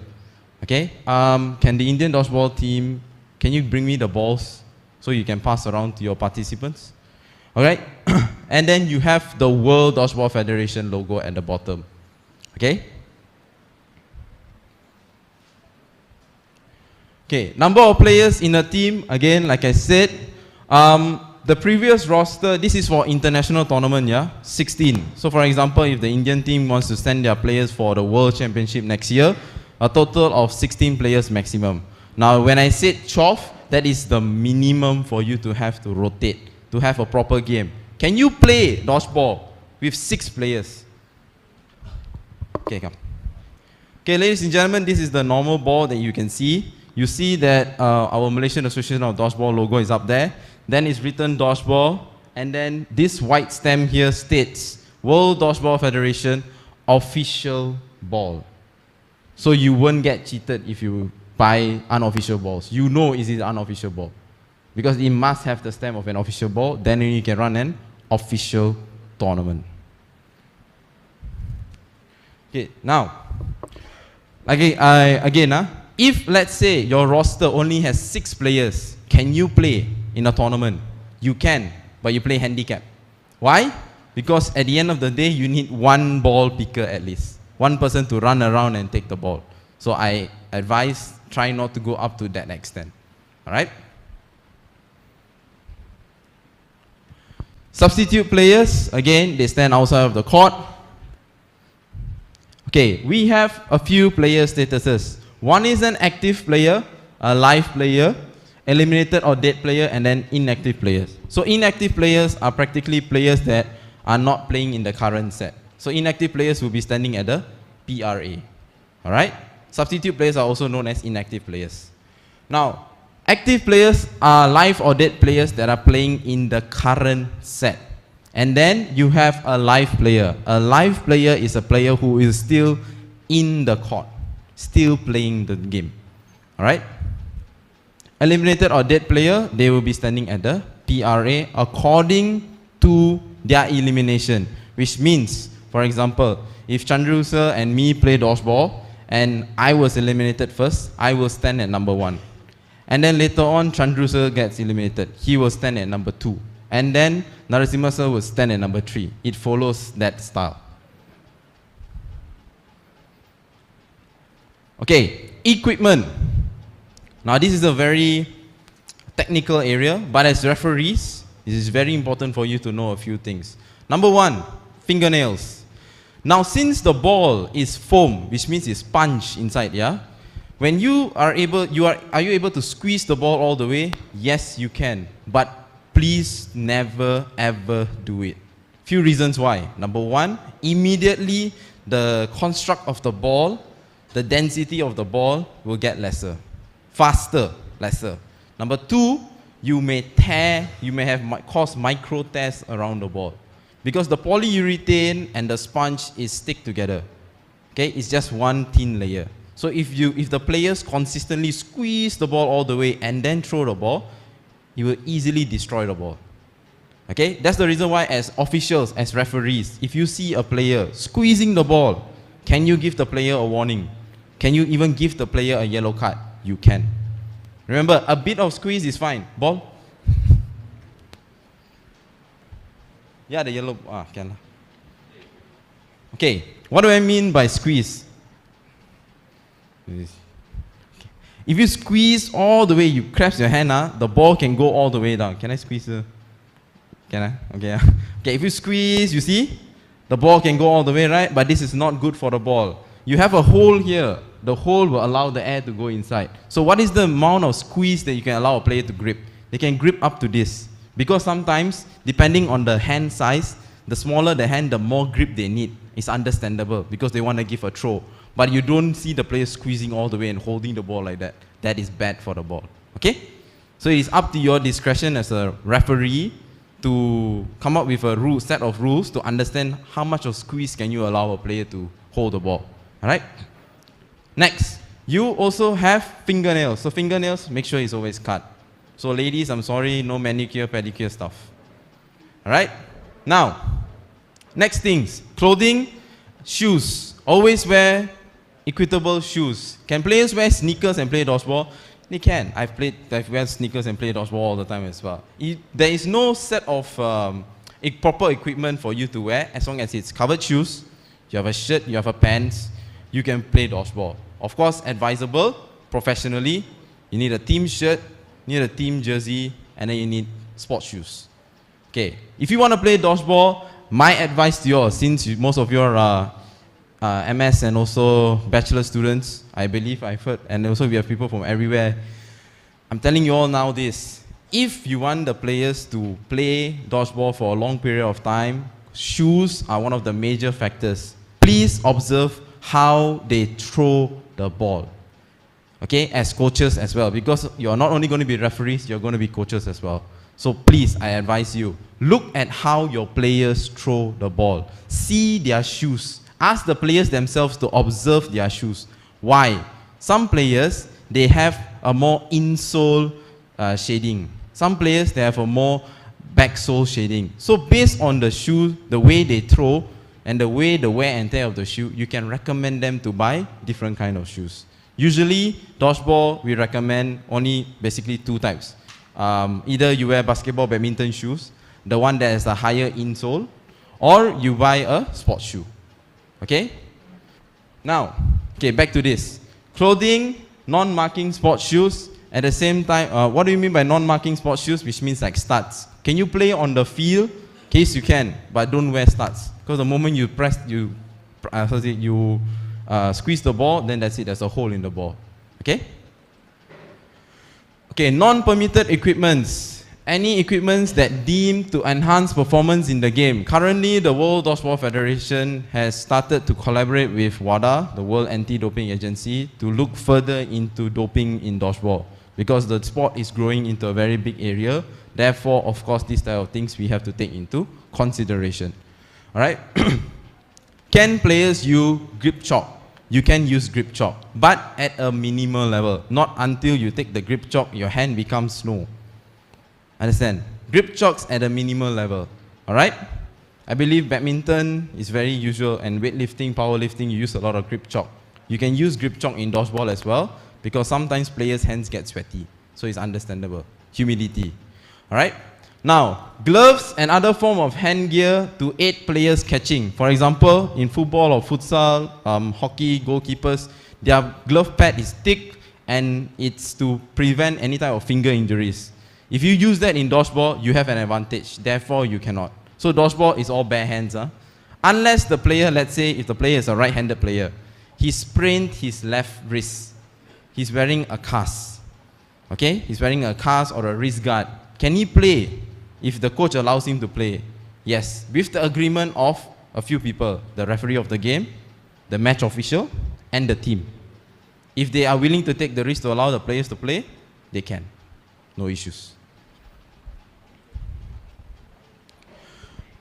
Okay, effect of the equipment. Any part of the equipment that you wear is a part of you. In dodgeball, the moment you wear something, it is a part of you. My watch, my shoes, my shoelace, my shirt is a part of me. So if the ball hits any of these things, it's considered a hit. Okay? So marshals or referees, please make sure to keep a sharp eye to observe all these kinds of things. Because it's all these minor calls that sometimes, of course, we as coaches and players, we want to make sure that dodgeball is a sport where you have integrity, honesty, and sportsmanship. So try to avoid players from cheating and catch cheaters. Very important. Okay, slogans, statements, images, and advertising. In dodgeball, we do not tolerate anything that goes against the community. All right, so it's always supposed to be a very friendly tournament. As you can see, you can even contact our president, Dwayne Sir, and you can talk to him one-on-one. He doesn't mind, he's a very friendly guy. So that's how friendly our community is. No matter where you are, if you play dodgeball, they are ever loving, they are ever welcoming. You can ask the Indian players that. Okay? So to keep it that way, no political, religious, sexual, or personal slogans on innerwear or jerseys are permitted. So I believe if you realize nowadays football players to celebrate, they are not allowed to remove their shirt. You realize? Last time they are allowed to. But then they realize these players, they take a lot of advantage. They put a lot of slogans or whatnot in their innerwear. So nowadays, players get carded for that. Same thing in dodgeball, also happens the same thing. So to avoid all of this, this is why the rule is there. Okay, the authority of the marshal or the referees. All right? Referees have the utmost control and supervision in the game. In dodgeball, we have something called marshal call is final, which means that in a game, you have a maximum of up to 6 marshals. If all 6 marshals come to an agreement stating that team player A is hit, but the player is not a hit, but if the marshal call is a hit, it's a hit. Okay? That is the amount of authority you have in the game. Can the officials or can the team who disagrees with your call make an official complaint on you and your group of marshals after the game? They can. But it is after the game, not during. Yeah? Okay? So that's the reason why, my dear referees, please make sure to uphold integrity, honesty, and sportsmanship. No biasness, no favoritism. Okay, decision of the marshal is final. Oh, my shoelace. Okay? There should be no, if there is dispute, which means that if there's a disagreement between the marshals, then they will stop the game. They will call to come in the center of the court. They will discuss on the final decision. Then only they will give a decision to the team captains only. Managers and coaches are not allowed to come into the discussion. Only captains are allowed. So, for example, if I'm going to stand here, I have a discussion, then I'll call, okay, team captain A, team captain B. This is what we have discussed. This is what the marshals have observed. And this is the decision that we have made. Shake hands to show that there's a mutual agreement between the marshals and the team captains, and then ask them to go back to their courts to inform their respective players. Managers and coaches stand at the side. Okay? Alright, now this is very important. Marshal or referee hand signals. Wherever you go in the world, even if you don't understand the language, I believe everyone can count 1 to 5 in English. And at the same time, you all would have to see this. It's like a traffic police sign. Okay? So you have a few. Number 1, like just now I showed you guys, you'll call left ready, right ready, beep, you blow whistle. A long blow of whistle to start the game. Then you have the 5-second rule. So what is the 5-second rule? In dodgeball, to ensure that a team must throw and the game must continue, you have a 5-second rule. How do you apply the 5-second rule? Okay, now I have 2 sides of the court. Now let's say on my left hand, team A, on my right hand, team B. In dodgeball, always remember, we go by ball aggregate first, then we go by player aggregate. Now what do I mean? I clearly see that my left side has more players compared to my right side. So I will say, left side throw, more players throw. Even though you have 3 balls on the left and you have 3 balls on the right, more players have to throw. Because why? Ball aggregate is the same. The ratio is same, 3-3. So we see players. Alright? Then, after team A throws to team B. Now team B has lesser players, but have 4 balls. So, more balls throw. Right side throw. More balls throw. When you make the call, more balls throw, in your head you're counting 1, 2, 3, 4, 5. Then, on my right side has not thrown the ball. So I call again. More balls throw in 5, 4, 3, 2, 1. If there is no balls thrown until the end of the count of 1, roll ball. Which means all the balls on the right side will be rolled to the left side. So left side will get all the ball. Okay? Okay, then another thing. If let's say, again, martial count, 5, 4, 3, 2, 1 ball from the left side throws to the right side. What happens to the count? The count resets. Clear? Remember, anytime in any moment of the game, again, you can throw, you can catch, you can dodge at any time. Therefore, if the left side throws the ball, the count resets. Okay? So far, any questions? Clear? Quite confusing, right? Again? Okay. Okay, in dodgeball, we always go by ball aggregate, which means ball ratio, then only we go by player ratio. So the team that has more players or more balls will have to throw first. Now, if the ball ratio is the same, then we go by player ratio. So more players throw. But if the ball number is more, then we go more balls throw. Now, if let's say in the beginning of the game, 6 each side, 3 balls each side, how are you going to decide who is going to throw first? You decide with a coin toss. Same thing like football, right? You have a coin toss, same thing in dodgeball as well. But in dodgeball, it's a bit different. It's a bit more confusing. In dodgeball, you have first throw, you have choose court side. So for example, if me and Chandru sir are going to have a coin toss, I win the coin toss. Can I decide I throw first or I choose court? I can. So for example, I say, I want Chandru sir's team to throw first. Can. You can decide that as well. Okay? But you cannot say Chandru's team must play this side of the court. Cannot. You only can pick who gets to throw first. If let's say you say, we want that side of the court, then naturally his team will take the opposite side. Then they will get to choose the leftover, which means if I take court, he will get throw. So Chandru sir will say, I think Dasa's team will have to throw first. Mutual agreement. Clear? Later in the practical, when the game goes on, with the help of the Indian team, then you guys will be able to see it a lot better. Alright? And of course, everyone here will get to touch the ball, and you must play the game. Only if you play, you will understand. Right, next. Blocking. So this is a block sign. At the head, right at the forehead. This is a block sign. Okay? Bounce. What is a bounce? When the ball hits the ground and then hits the player. That is called a bounce. A bounce is not called a hit, yeah? Please remember this. Okay, how do you give a bounce sign? Please remember, block and bounce always show both sides. Which means you have to show to the team A and team B as well. You don't just show team B, bounce. Then just stay there. No. You have to show team A as well. Because maybe team A thinks that they throw and hit him. Correct? So if you only show team B, won't team A get aggravated? Won't they think the marshal is showing favoritism? So you have to show them what call you made. Okay? So always make sure, bounce or block, always show both sides. Always show both sides. Catch.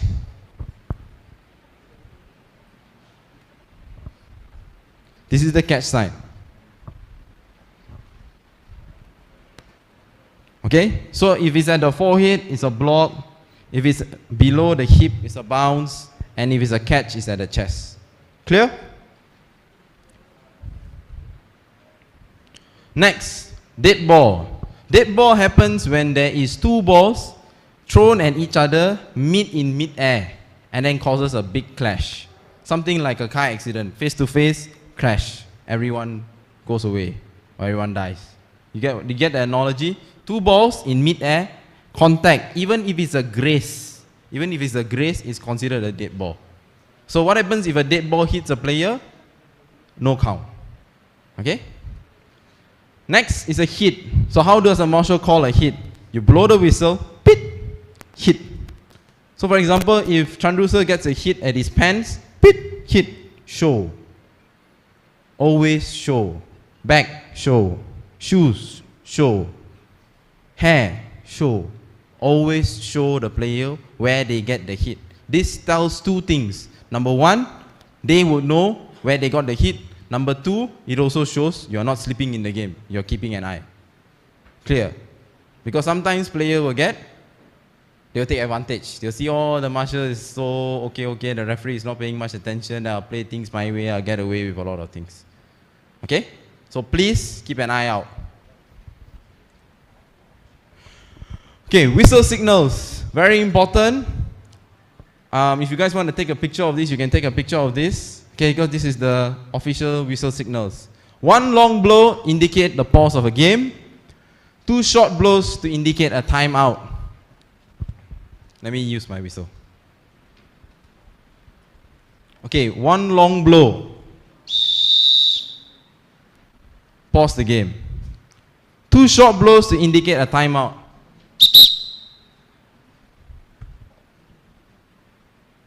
Again, So when you do a T sign, it's a timeout. Alright? Timeout. The manager can call ref. So the referee will see when the game has already subsided in excitement, then they'll do the two short blow. Team B, timeout. How long is the timeout? 1 minute. Okay, next. Three short blows indicates a fall or penalty. This is seldom used. So usually what we'll do is three short blows only happens when the player gets aggravated. For example, if I'm going to call a player on team B, it's a hit. Player's like, no, I don't want to do anything. But the game is still continuing. You have to stop the game. So you do three short blows. Walk towards the player, explain to the player. The player still insists. Then you call the marshal to the center of the court, make a call, and then call the team captain, explain to them the situation, and then they will tell the player. Okay? This is the formality purposes, yeah? I know it's a 2-day, very short course, so you gotta cramp up as much as you can. Alright? Okay, one short and one long blow indicate the end of a set. That is to indicate the end of a half. In an official dodgeball tournament, the game is 40 minutes. Okay? An official dodgeball tournament is 40 minutes. So it's 20 minutes, one half. So when one half ends, blow the whistle, let the team switch side, then play another half. In the second part of the marshalling, you guys will see sudden death, etc., etc.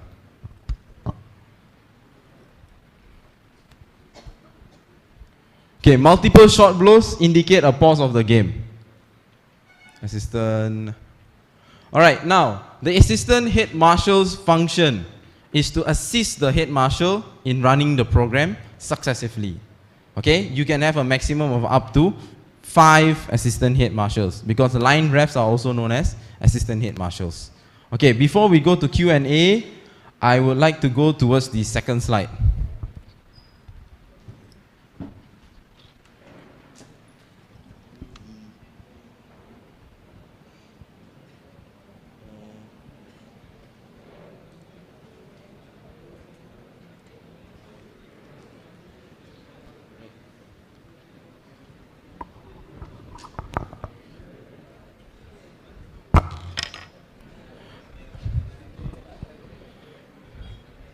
Okay, shall we continue?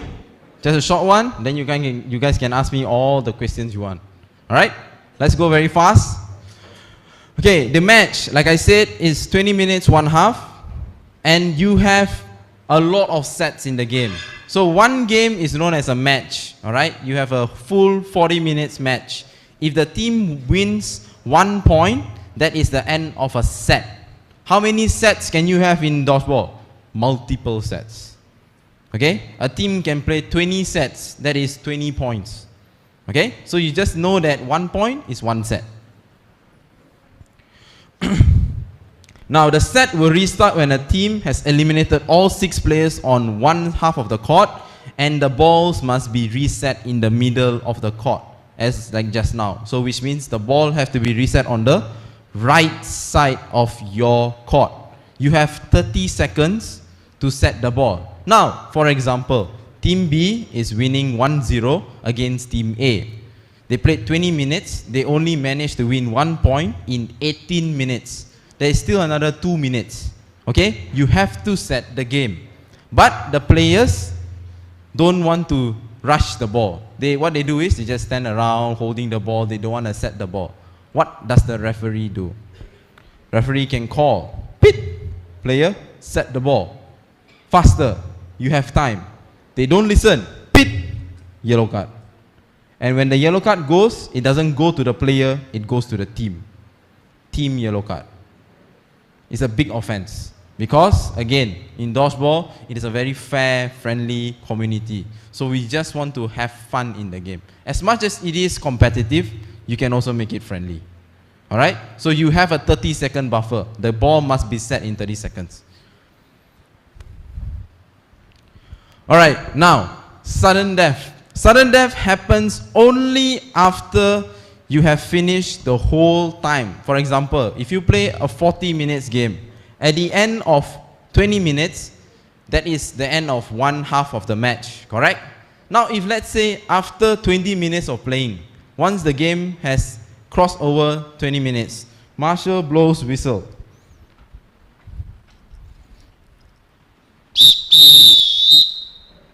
Sudden death, usually Marshal will call like this.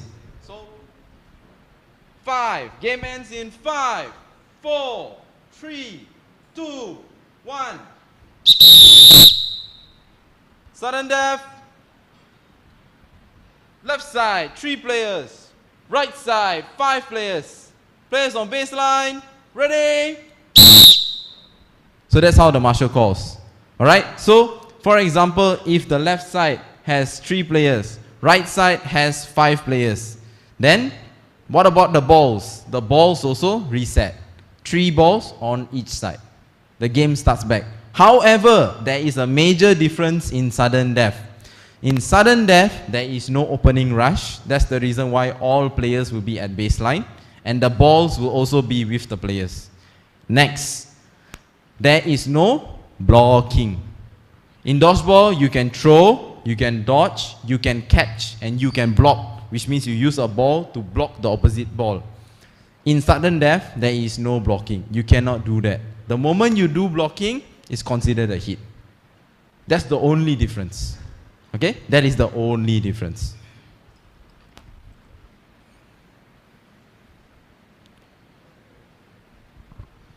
Alright, again, like I said, timeout is actually 60 seconds, not 30 seconds. Okay, if let's say the team plays, okay, we have, after you play 40 minutes, after sudden death mode, draw, 5-5. You need to find a winner, correct? If in football, you have a penalty shootout. In dodgeball, we have a tiebreaker. So what do we do in a tiebreaker? It is a 4 minutes normal mode game, which means you can do dodging, blocking, catching, throwing. Okay? 4 minutes tiebreaker. The first team to win a point in that 4 minutes will be the winner of the match. If let's say, after 4 minutes, you still have players on court, you go into sudden death mode. No time limit. They have to play. If it is a 1 hour sudden death, it is a 1 hour sudden death. You have to ref for that 1 hour until they find a winner.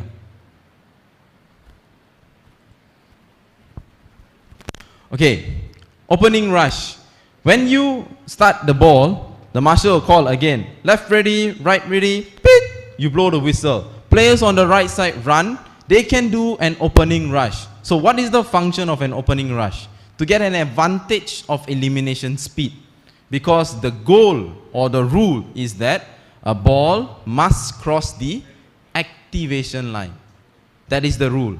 So if the ball crosses the activation line, for example, if I stand here, I am outside of the activation line. My teammate takes the ball and he passes the ball to me. Is the ball activated? The ball is activated. Can I take the ball and throw towards the opponent? I can. So that is a strategy. It's a gameplay. We call it an opening rush. Or in Malaysia, we call it shotgun. We also have double shotgun. We also have seen triple shotgun. Okay? Now, can you have, how many ball retrievers can you have? Maximum, you need 3. Now, opening rush strategy depends on the team. Okay? So, we have 3 balls for opening rush, right? Can you have 3 runners for the ball? You can. But I advise not to. Because the more players run in front, the more chances of them getting eliminated fast. So usually we have 1 or 2 players to run, to take the ball. Next. False start. Okay. In the rule book, you also have something called false start. Now, what is a false start? False start is this. If I'm going to stand on the line, I'm ready. Okay, marshal call. Left ready, right ready. You step forward, you go away. Beep. False start, left side, first warning. Clear? The moment the player ends, the false start rule applies throughout the entire match against the team. Clear? Okay, so if team A versus team B, team A does 2 false start. In that match, does it carry forward to the match team A versus team C? It doesn't. Clear? Again, I repeat, false starts does not carry forward to the next match. False starts doesn't carry forward.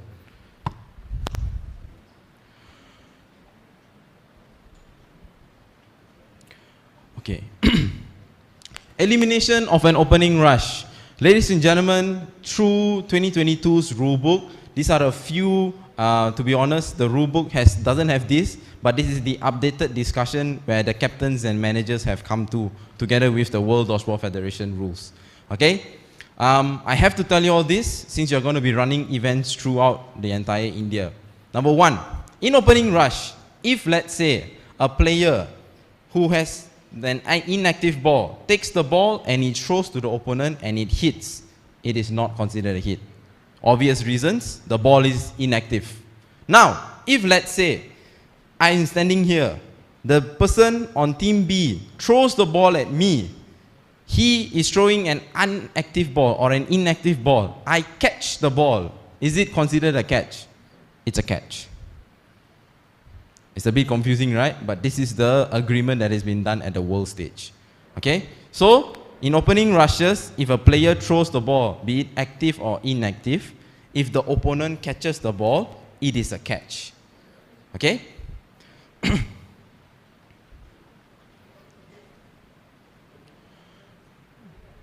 Marshal signal for opening rush is the same thing. Ready? Beep. Elimination, these are all in your rule book. I will not go through it. Okay, catching has to be firm. Player must have pure contact on the ground, or depending on the game of play. What do I mean by game of play? For example, if 2 balls are thrown at a player at the exact moment, he catches 1 ball and he gets hit, it is called a catch and hit. Understand? But if he and then a catch, it is not counted. Clear?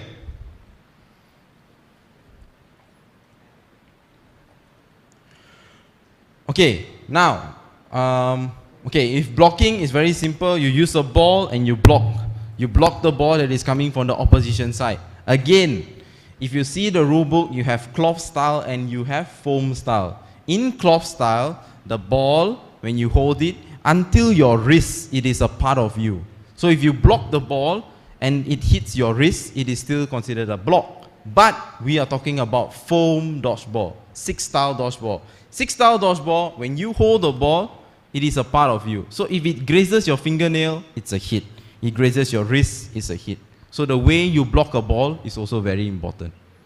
Okay? So referees always keep a ear out.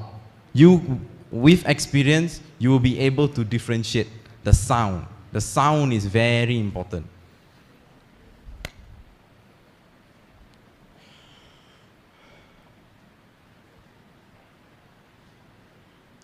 Okay, dodging in dodgeball, usually I will tell my players or I'll advise to all the upcoming coaches and anyone, it depends on the player's imagination and skill. Some players, they are more flexible than others. Some players, they need a bit more of encouragement to dodge. But sometimes, the lesser the dodge, the better. Okay, I've seen players who stand like this. And they survive throughout the whole 20 minutes. I've seen players who jump like him, high up, 4 feet, 5 feet, and still get hit. Completely depends on the player. Okay, whatever they do in the court, the marshal cannot comment. If the player wants to break dance in the court, can they do a break dance in the court? They can. If they survive, then fantastic. You just enjoy the whole showmanship, I guess. Alright, ball retrievers, ball shaggers, or ball pickers, right? A maximum of 3, they cannot exceed into the line of the court. If you all can see the stage here, there's a big tape that is in front. Now, if let's say I am a ball picker, alright, and I'm standing right at the back of the line of the court, can I step on the line of the court? I cannot. What happens when I step the line of the court? Ball picker gets the first warning. And when the ball that the ball picker is holding, you have to roll to the opposite side. Okay? Now, can I do this then? Can I step near the line and put my hand in the court? You can. That one can. But I advise not to. Because 6 foam dodgeball, all 6 balls will be flying non-stop. So you will disrupt the game. So how do you give a best way for you to play dodgeball with ball pickers? You pass the ball to the person who is standing on the right and left side of the court, and they roll the ball into the court. That is the best. So referees just stay alert for ball shaggers. Now, ball retrievers are people who play a very, very important role in dodgeball. But at the same time, as a referee, if you are standing to watch the game, the ball pickers, if they block your view, you have to push them aside. Tell them nicely. Because I've seen referees, okay, I've also advised a lot of my own Malaysian referees. Professionalism is very important. Just because you're an official doesn't give you the right to treat other people like donkeys. Tell them, move aside, I cannot see. You're blocking my view. Okay? Don't raise your voice. Now, procedures following elimination. Once the player is eliminated, they will stand at the PRA. That is common. Okay, once the player gets a catch, the team gets a catch, one player is revived, correct? They cannot enter anywhere besides the back line, the baseline. You must always run and enter from the back. The moment the player, if let's say this is the sideline, and I am standing here, and I step into the sideline to play the game, referee blows the whistle, invalid entry, player goes out to the PRA again. I repeat, players can only enter by the back line. Always come in from the back, never in from the side. Reason being is because one of our Malaysian players, a lot of years back, what he did was, there was no such rules that players can only enter from the back. So, from the PRA, he ran, he somersaulted into the court, take a ball and rush to the opposite opponent. Why? Because the sideline is the entire court, correct? So if the players are allowed to enter anywhere, you can even enter right near the attacking line, take the ball and throw at the opponent. So to avoid advantage, we have come up with this rule. Players are only allowed to come into the court through the baseline. So referees, keep an eye out for this. Yeah? 5-second rules is done. Retrievers done. Dismissal. Okay. Yellow card and red card offenses. As referees, this is one of our biggest responsibilities. In dodgeball, we do not tolerate any type of misbehaviors. Okay? And this is where I said again, the yellow card rule also, ladies and gentlemen, it does not apply to the following set. For example, if Dasa gets 1 yellow card in match 1, will the yellow card be carried forward to match 2? It won't. Yellow card is not carried forward.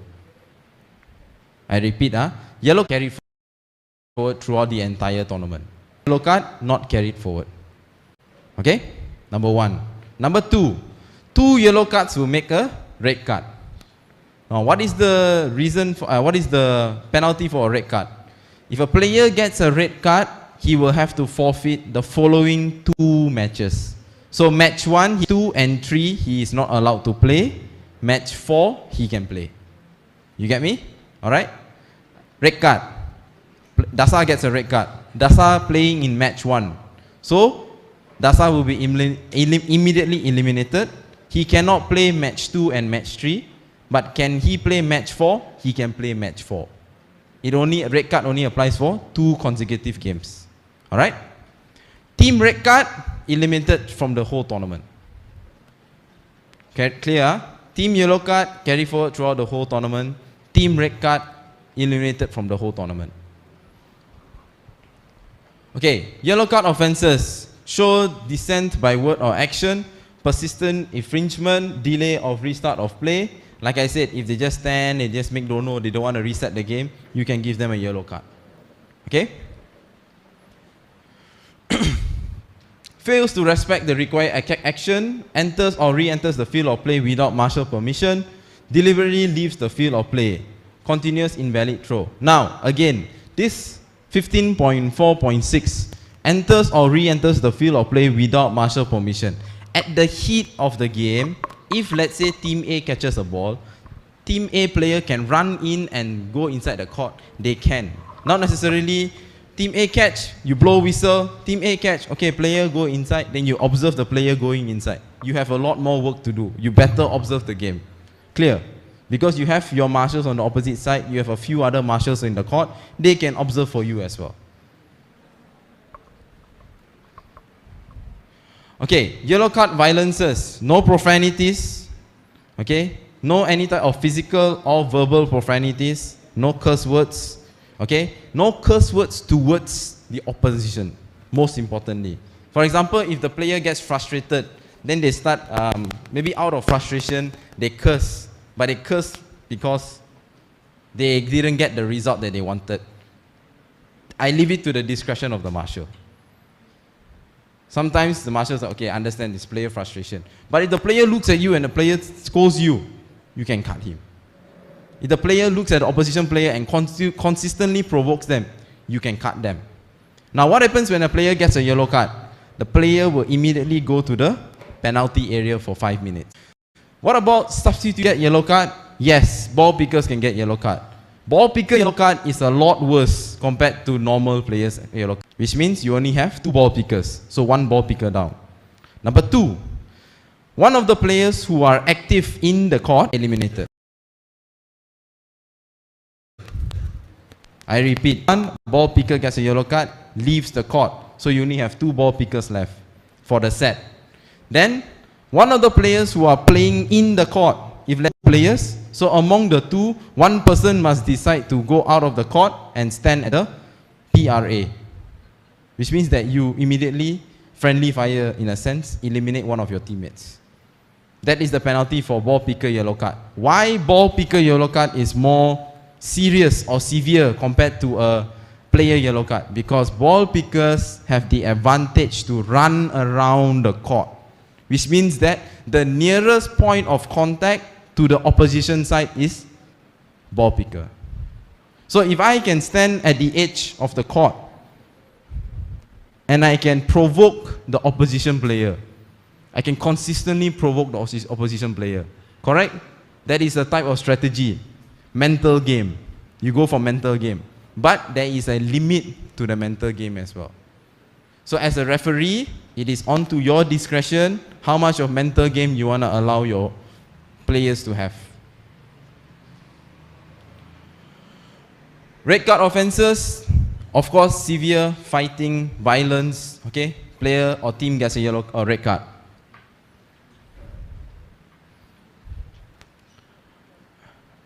Oh, okay. Finally, black card. Now, a black card in Malaysia, what happens is if a player gets a black card, they will be banned for a year or more depending on their severity of the action. Okay?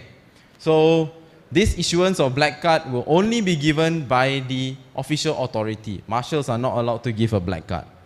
only official authority, which means under the Indian Dodgeball Federation, there will be a subcommittee of rules and regulations, or disciplinary committee. So by the disciplinary sports committee of the Indian Dodgeball Federation, they will have an investigation, carry out the investigation, and then they will come up with the result to maintain the red card or to give a black card to the player, depending on the mistake the player have done.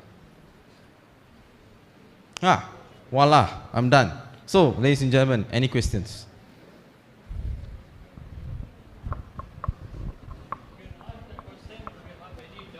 You have any doubts anywhere you want me to repeat again, any other things as well, you can ask me, I can answer to you.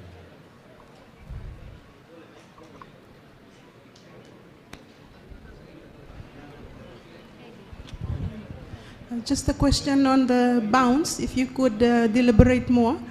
You said that bounce is not considered a hit in your presentation. So if it bounces off the mat or it bounces off a player and touches somebody, it's not considered a hit. If you could explain more, sir. Okay, thank you, ma'am. All right, because we focus on rules and regulations, it is my mistake. I forgot to put a very important slide. We have something called live ball, dead ball in dodgeball. All right? A live ball, dead ball concept. Now, this is a very important concept in dodgeball. Why? Because it's only through live ball and understanding what is a live ball, what is a dead ball, you as a referee and a coach are able to produce better players. So what is a live ball? A live ball is a ball the moment the player releases the ball, he throws the ball, it is out of his hand, he gives life to it. Okay, like a moving car. You drive the car, it moves. Correct? So it's alive. Now, when the live ball hits a player, it is considered a hit. But if the live ball is caught, it is considered a catch. Now here's the more technical part. If I throw a live ball to the opposite side, it hits Mr. Chandru and then it hits Mr. Reddy. Is it called one hit or double kill? It's a double kill. A live ball, until the ball is still on air, it does not hit any other dead object, it is considered a live ball. So what is the dead object in dodgeball, in the court?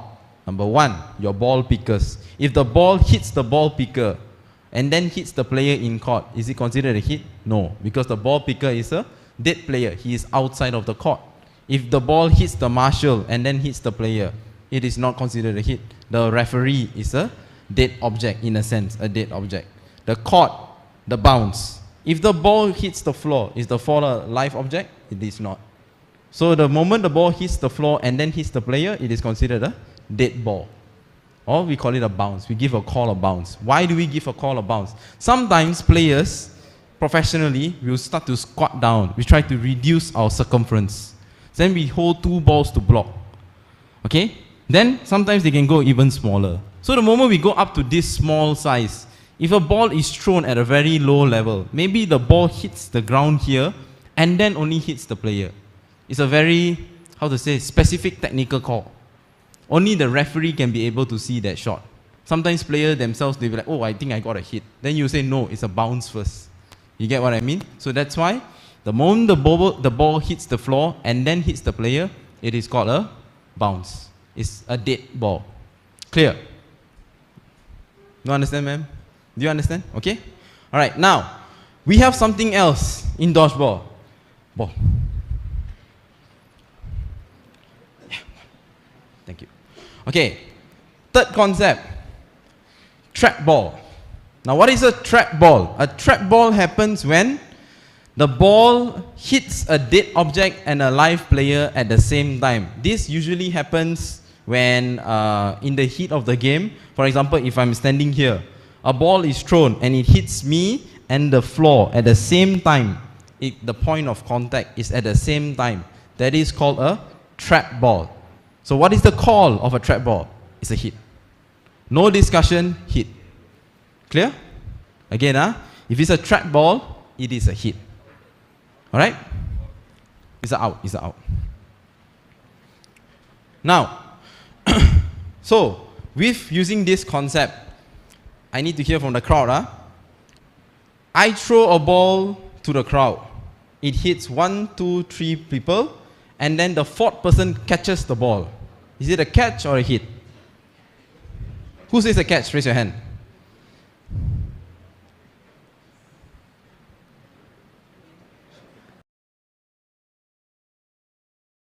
Is it a catch or a hit? Player 2, player 3. Player number 4 manages to catch the ball before it hits the ground. Is it a catch or a hit? Who says it's a catch? Who says it's a hit? Raise your hand. You got to understand the concept better. A live ball is a ball when released to the opposite side. If player 1 gets hit the ball and then player 2 catches the ball, the player 1 acts like a mirror, a reflector. So if player 2 still catches the ball, it's still a catch. It is considered a catch. Alright? So, it happens in any manner. For example, if I try to catch, but I'm unable to catch, Erica catches the ball, it's a catch. If let's say, if I don't catch, Erica doesn't catch, Chandru catches the ball, Mr. Chandru catches the ball, it's a catch. Can players do a lot of things in the court to catch the ball? For example, in volleyball, we have a receiver, correct? Now, if let's say you play a receiver, you receive the ball, you actually tap the ball up and you catch the ball. Is it a catch? Player throws the ball, you tap the ball and you catch the ball. Is it a catch? It's a catch. It's still a catch. Why? Because the ball flies towards the player. The player, instead of catching the ball, hits first, and the ball is still in the air. Live ball, as long as it doesn't hit a dead object, it is a live ball. That's all you have to remember.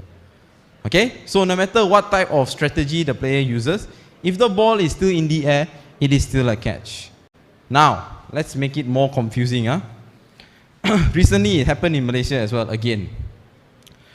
The ball hits me, and the ball flies to the opposite side. My friend jumps and catches the ball. Is it a catch? Is it a catch? It's a catch. Now, let's make it more complicated. The ball hits me, and the ball flies outside of the line, outside of the game boundaries. My friend jumps and taps the ball into the court boundary, and then my teammate catches the ball. Is it a catch? Correct. Very good. You understand the concept. As long as the ball is not hitting the ground, it is a catch. It's like a basketball rebound, you know? Yes. Any other questions? Sorry? Oh, timeouts. Okay, official tournament, you have 2 timeouts throughout the whole game. You can use the timeouts at any time. Anytime. Yeah, if let's say you have 2 timeouts and you want to use both the timeouts at one shot, also can. Sorry? 60 seconds, 1 minute. In the rule book, it's written 30 seconds, but the new one is 60 seconds. It's 1 minute. Sorry?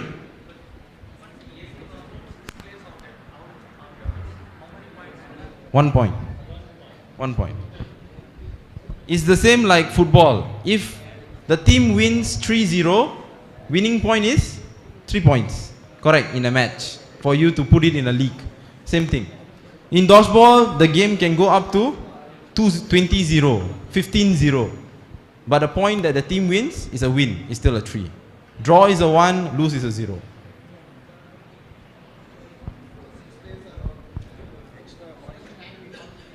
No, 6 players out. Every time 6 players are out, you get 1 point. 1 point. In the whole match, please do not get confused. Don't get confused between matches and league points. When an organizer runs a tournament, you need to find a winner. Okay? So for winning, you get 3 points. For draw, you get 1. For losing, you get 0. I believe this is standard throughout most of the sport. What I mean is, in dodgeball, you have something called a set.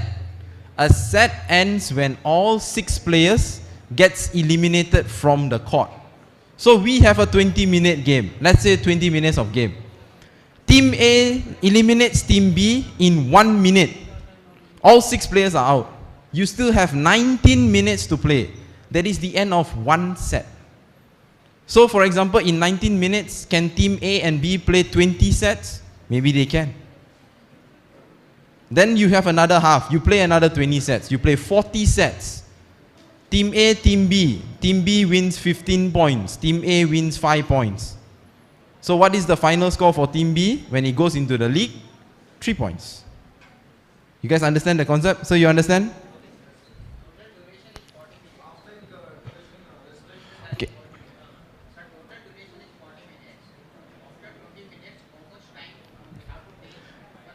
Same question. 5 minutes.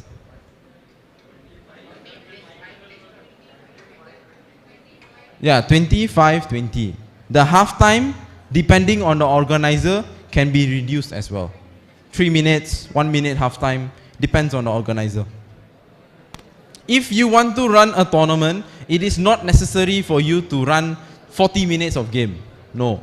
You can run 10 minutes, 15 minutes, 20 minutes. For example, for our Asia Pacific Invitational API, we played a 15-minute game only. There is no time limit for a player to hold the ball. If the player holds the ball for the whole 20 minutes, they hold the ball for the whole 20 minutes. There is no time limit. No time limit, no.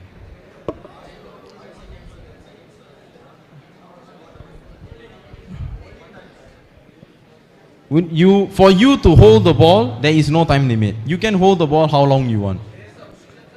Player substitution only happens after the end of a set. So for example, again, yes, no, every set, for example, if you have 20 minutes of game, the first set ends in 3 minutes. If the coach wants to replace all 6 players, they can. And then you play another game. You play another 3 minutes. You want to substitute another 6 inside, you can. Substitution has no limit. It is up to the coach and manager and captain. Their choice.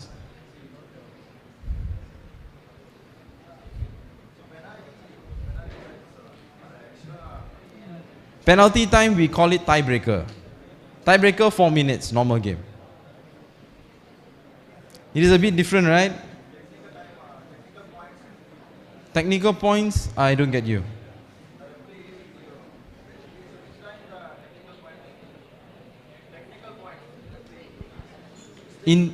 Indoors. Okay. If we are talking about technical points, every official game, for example, if Indian Dodgeball Federation wants to run a league, you have to record every game. Okay. Now, based on the recording, which means post-match, player team A is caught cheating that point. So what can happen? You can have a few penalties. Maybe the team has to forfeit the next match, or the team will have to forfeit the whole that whole match. So player team B will get the point. And that is, I believe that is what you're talking about. Yeah. So technical points always comes post-match, not during the match. Yeah. Yes, I saw a raise of hands. Anyone just now? Yes? Sorry? If a player gets injured, alright? If a player gets injured, what do you do? Number 1, stop the game. Number 2, if the player is really badly injured, you substitute the player. No problem.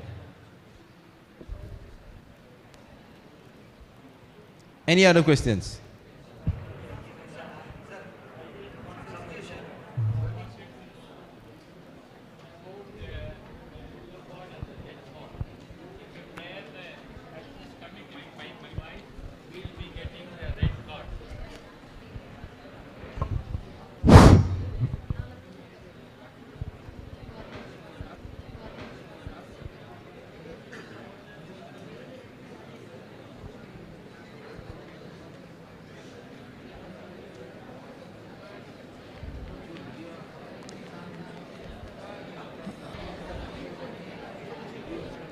Okay, Darshan.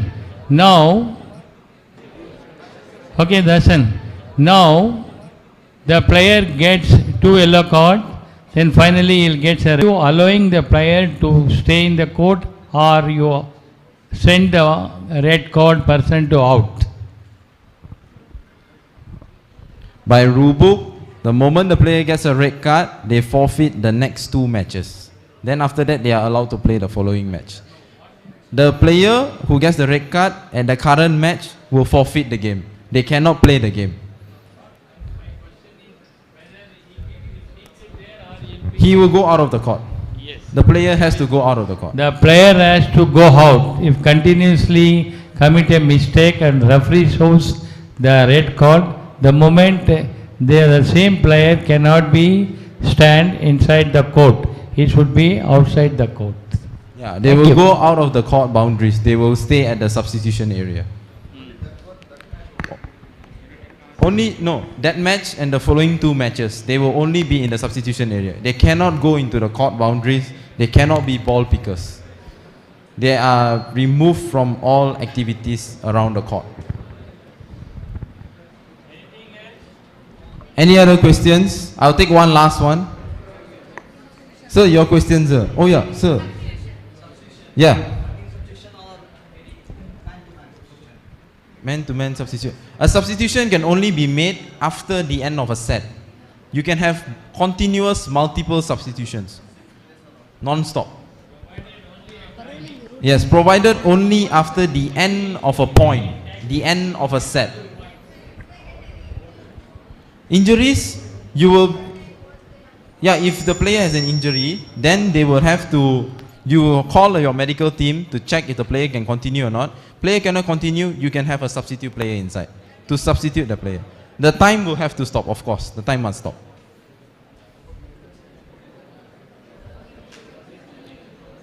Yeah. Sir? Next. Or we will have a practical session downstairs for a while. Okay, I'll take one final question.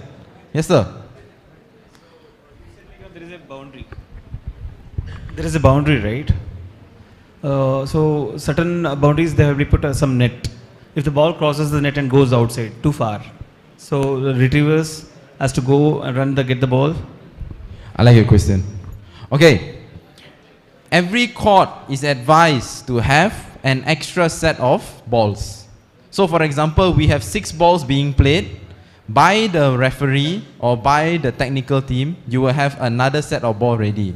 So like your question, sir, if the ball flies too far, okay, because the court is too near, the ball flies away to court 3, 4, the technical team will pass another ball to the respective team. That's it. To make the game go faster. If not, mean the referee has to pause the time, wait for the ball, let the ball come, blow the whistle, let the game to continue. Yeah. This happened in API as well. I believe the India team would have experienced it. Right? A lot of balls flying haywire here and there. Yeah. All right. Based on the organizers, we are going to have a short 15-minute demonstration downstairs. Right, Vijay? Yeah. So 15 minutes of demonstration just for you all to see practically how the game is played. And then after that, we'll go for lunch. Yeah? So I'll pass over back to the organizer. Thank you so much. You've been a very lovely crowd.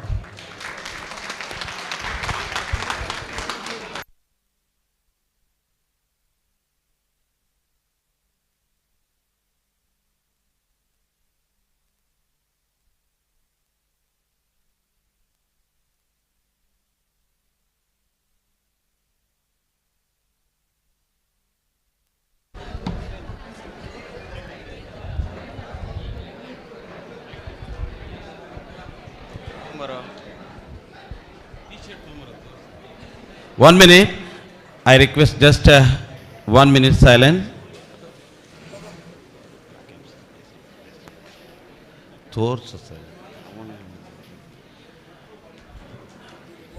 All the representatives, just 1 minute attention. Please sit down.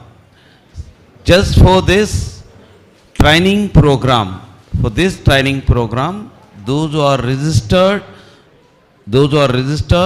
and those who are willing to buy the t-shirt, we have extremely designed with the World Dodgeball logo and Indian Dodgeball logo.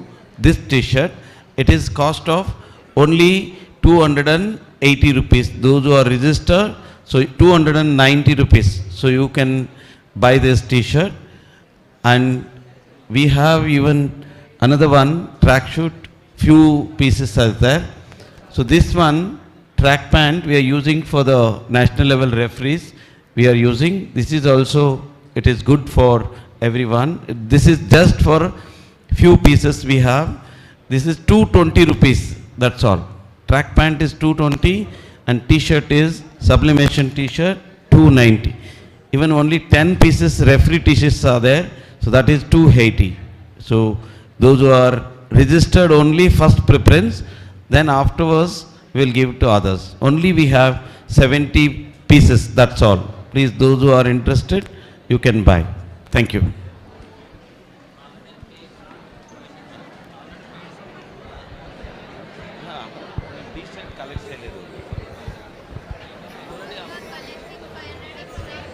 It is not included t-shirt.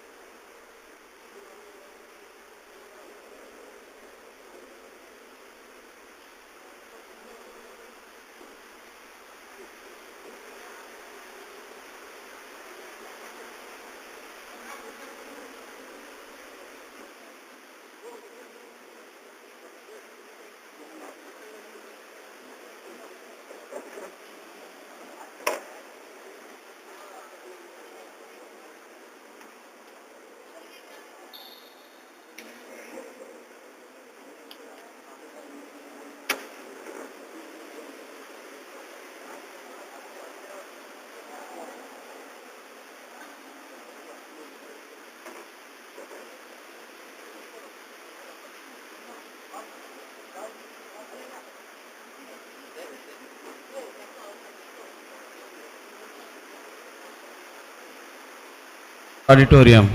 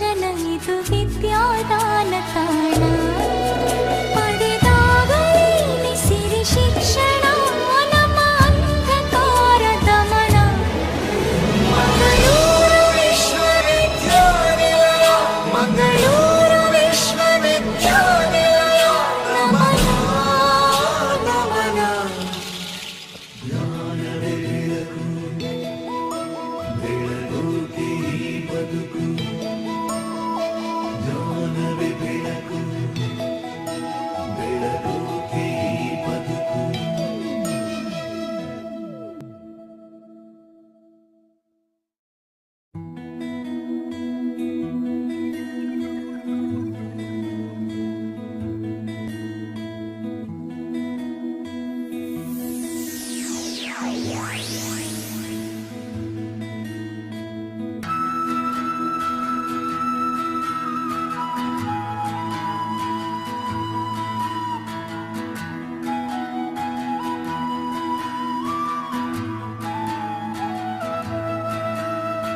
ಜ್ಞಾನವೇ ಬೆಳಕು ಬೆಳಗೋಕೆ ಈ ಬದುಕು ಜ್ಞಾನವೇ ಬೆಳಕು ಬೆಳಗೋಕೆ ಈ ಬದುಕು ಎರೆಯುತ್ತ ಜ್ಞಾನ ತೆರೆಸುತ್ತ ಕಣ್ಣ ಈ ವಿದ್ಯೆ ಹೊನ್ನ ಕಿರಣ ದಿನ ಪಾಠ ಪಠಣ ಗುರು ಬುದ್ಧಿ ವಚನ ಇದು ವಿದ್ಯಾದಾನ ತಾಣ ಪಡೆದಾಗಲೇ ಸಿರಿ ಶಿಕ್ಷಣ ನಮ್ಮ ಅಂಧಕಾರ ದಮನ ಮಂಗಳೂರು ವಿಶ್ವವಿದ್ಯಾನಿಲಯ ಮಂಗಳೂರು ವಿಶ್ವವಿದ್ಯಾನಿಲಯ ನಮನ ನಮನ ಜ್ಞಾನವೇ ಬೆಳಕು ಬೆಳಗೋಕೆ ಈ ಬದುಕು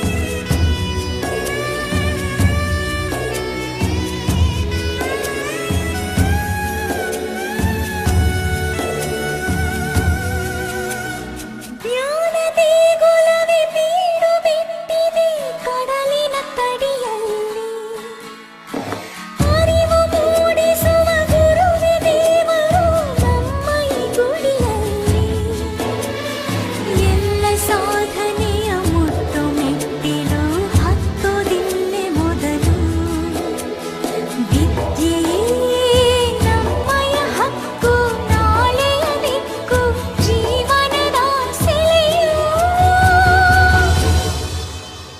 ಜ್ಞಾನವೇ ಬೆಳಕು ಬೆಳಗೋಕೆ ಈ ಬದುಕು ಎರೆಯುತ್ತ ಜ್ಞಾನ ತೆರೆಸುತ್ತ ಕಣ್ಣ ಈ ವಿದ್ಯೆ ಹೊನ್ನ ಕಿರಣ ದಿನ ಪಾಠ ಪಠಣ ಗುರು ಬುದ್ಧಿ ವಚನ ಇದು ವಿದ್ಯಾದಾನ ತಾಣ ಪಡೆದಾಗಲೇ ಸಿರಿ ಶಿಕ್ಷಣ ನಮ್ಮ ಅಂಧಕಾರ ದಮನ ಮಂಗಳೂರು ವಿಶ್ವವಿದ್ಯಾನಿಲಯ ಮಂಗಳೂರು ವಿಶ್ವವಿದ್ಯಾನಿಲಯ ನಮನ ನಮನ ಜ್ಞಾನವೇ ಬೆಳಕು ಬೆಳಗೋಕೆ ಈ ಬದುಕು ಜ್ಞಾನವೇ ಬೆಳಕು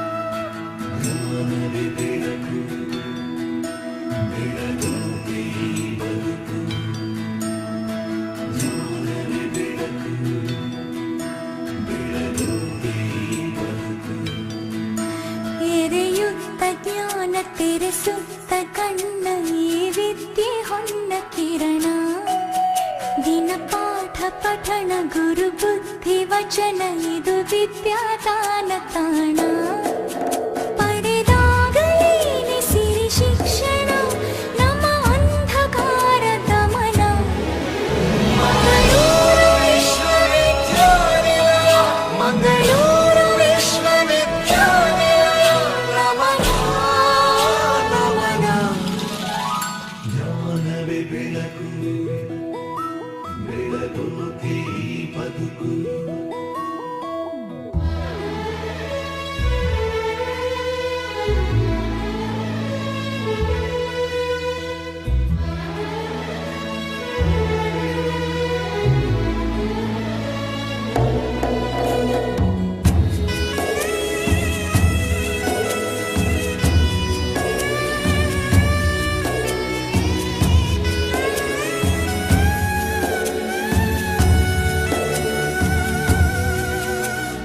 ಜ್ಞಾನದೇ ಗೊಲವೇ ಬೀಡು ಬಿಟ್ಟಿದೆ ಕಡಲಿನ ತಡಿಯಲ್ಲಿ ಅರಿವು ಮೂಡಿಸುವ ಗುರುವೇ ದೇವರು ನಮ್ಮ ಈ ಗುಡಿಯಲ್ಲಿ ಎಲ್ಲ ಸಾಧನೆಯ ಮುಟ್ಟು ಮೆಟ್ಟಿಲು ಹತ್ತೋದಿಲ್ಲೇ ಮೊದಲು ವಿದ್ಯೆಯೇ ನಮ್ಮಯ ಹಕ್ಕು ನಾಳೆಯ ದಿಕ್ಕು ಜೀವನದ ಸೆಲೆಯು ಜ್ಞಾನವೇ ಬೆಳಕು ಬೆಳಗೋಕೆ ಈ ಬದುಕು ಎರೆಯುತ್ತ ಜ್ಞಾನ ತೆರೆಸುತ್ತ ಕಣ್ಣ ಈ ವಿದ್ಯೆ ಹೊನ್ನ ಕಿರಣ ದಿನ ಪಾಠ ಪಠಣ ಗುರು ಬುದ್ಧಿ ವಚನ ಇದು ವಿದ್ಯಾದಾನ ತಾಣ ಪಡೆದಾಗಲೇನೆ ಸಿರಿ ಶಿಕ್ಷಣ ನಮ್ಮ ಅಂಧಕಾರ ದಮನ ಮಂಗಳೂರು ವಿಶ್ವವಿದ್ಯಾನಿಲಯ ಮಂಗಳೂರು ವಿಶ್ವವಿದ್ಯಾನಿಲಯ ನಮನ ನಮನ ಜ್ಞಾನವೇ ಬೆಳಕು ಬೆಳಗೋಕೆ ಈ ಬದುಕು ಜ್ಞಾನವೇ ಬೆಳಕು ಬೆಳಗೋಕೆ ಈ ಬದುಕು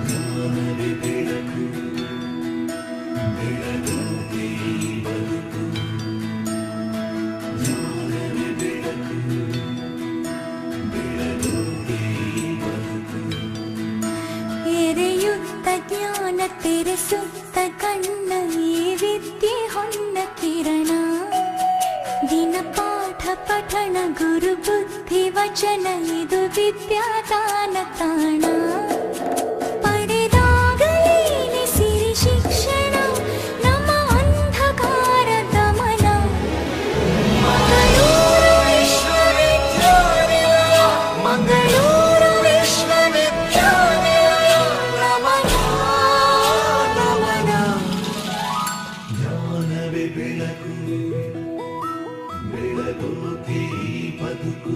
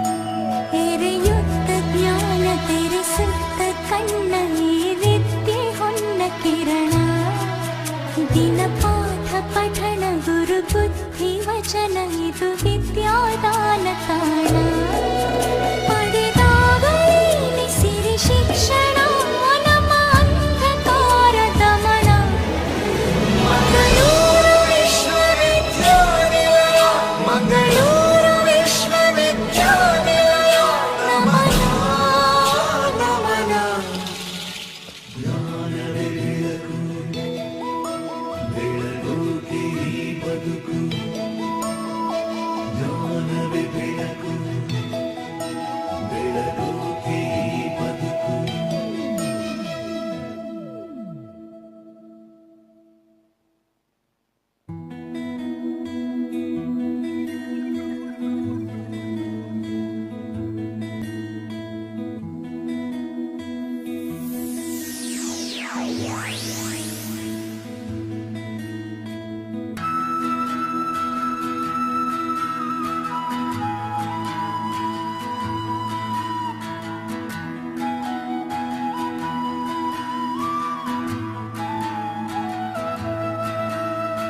ಜ್ಞಾನವೇ ಬೆಳಕು ಬೆಳಗೋಕೆ ಈ ಬದುಕು ಜ್ಞಾನವೇ ಬೆಳಕು ಬೆಳಗೋಕೆ ಈ ಬದುಕು ಎರೆಯುತ್ತ ಜ್ಞಾನ ತೆರೆಸುತ್ತ ಕಣ್ಣ ಈ ವಿದ್ಯೆ ಹೊನ್ನ ಕಿರಣ ದಿನ ಪಾಠ ಪಠಣ ಗುರು ಬುದ್ಧಿ ವಚನ ಇದು ವಿದ್ಯಾದಾನ ತಾಣ ಪಡೆದಾಗಲೇ ಸಿರಿ ಶಿಕ್ಷಣ ನಮ್ಮ ಅಂಧಕಾರ ದಮನ ಮಂಗಳೂರು ವಿಶ್ವವಿದ್ಯಾನಿಲಯ ಮಂಗಳೂರು ವಿಶ್ವವಿದ್ಯಾನಿಲಯ ನಮನ ನಮನ ಜ್ಞಾನವೇ ಬೆಳಕು ಬೆಳಗೋಕೆ ಈ ಬದುಕು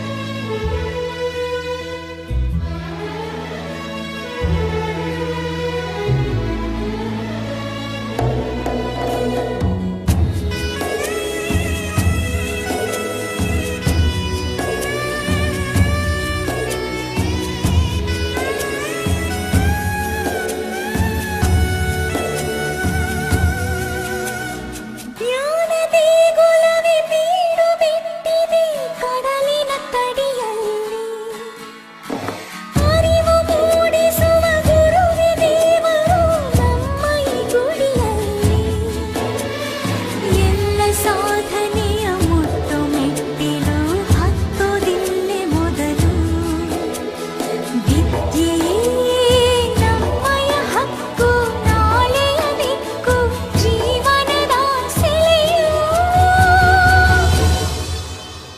ಜ್ಞಾನವೇ ಬೆಳಕು ಬೆಳಗೋಕೆ ಈ ಬದುಕು ಎರೆಯುತ್ತ ಜ್ಞಾನ ತೆರೆಸುತ್ತ ಕಣ್ಣ ಈ ವಿದ್ಯೆ ಹೊನ್ನ ಕಿರಣ ದಿನ ಪಾಠ ಪಠಣ ಗುರು ಬುದ್ಧಿ ವಚನ ಇದು ವಿದ್ಯಾದಾನ ತಾಣ ಪಡೆದಾಗಲೇ ಸಿರಿ ಶಿಕ್ಷಣ ನಮ್ಮ ಅಂಧಕಾರ ದಮನ ಮಂಗಳೂರು ವಿಶ್ವವಿದ್ಯಾನಿಲಯ ಮಂಗಳೂರು ವಿಶ್ವವಿದ್ಯಾನಿಲಯ ನಮನ ನಮನ ಜ್ಞಾನವೇ ಬೆಳಕು ಬೆಳಗೋಕೆ ಈ ಬದುಕು ಜ್ಞಾನವೇ ಬೆಳಕು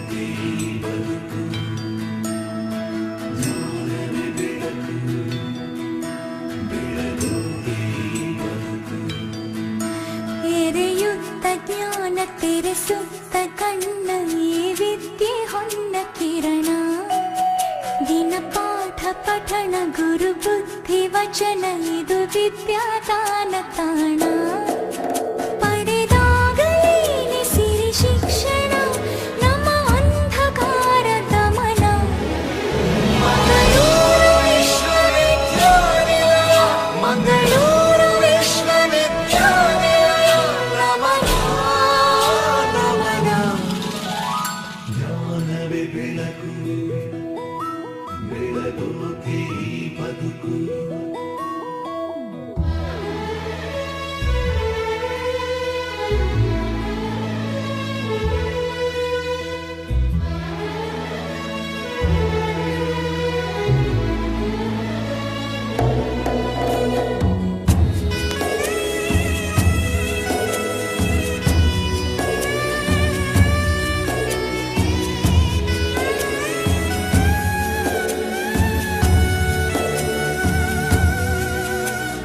ಜ್ಞಾನದೇ ಗೊಲವೇ ಬೀಡು ಬಿಟ್ಟಿದೆ ಕಡಲಿನ ತಡಿಯಲ್ಲಿ ಅರಿವು ಮೂಡಿಸುವ ಗುರುವೇ ದೇವರು ನಮ್ಮ ಈ ಗುಡಿಯಲ್ಲಿ ಎಲ್ಲ ಸಾಧನೆಯ ಮುಟ್ಟು ಮೆಟ್ಟಿಲು ಹತ್ತೋದಿಲ್ಲೇ ಮೊದಲು ವಿದ್ಯೆಯೇ ನಮ್ಮಯ ಹಕ್ಕು ನಾಳೆಯ ದಿಕ್ಕು ಜೀವನದ ಸೆಲೆಯು ಜ್ಞಾನವೇ ಬೆಳಕು ಬೆಳಗೋಕೆ ಈ ಬದುಕು ಎರೆಯುತ್ತ ಜ್ಞಾನ ತೆರೆಸುತ್ತ ಕಣ್ಣ ಈ ವಿದ್ಯೆ ಹೊನ್ನ ಕಿರಣ ದಿನ ಪಾಠ ಪಠಣ ಗುರು ಬುದ್ಧಿ ವಚನ ಇದು ವಿದ್ಯಾದಾನ ತಾಣ ಪಡೆದಾಗಲೇನೆ ಸಿರಿ ಶಿಕ್ಷಣ ನಮ್ಮ ಅಂಧಕಾರ ದಮನ ಮಂಗಳೂರು ವಿಶ್ವವಿದ್ಯಾನಿಲಯ ಮಂಗಳೂರು ವಿಶ್ವವಿದ್ಯಾನಿಲಯ ನಮನ ನಮನ Hello, check.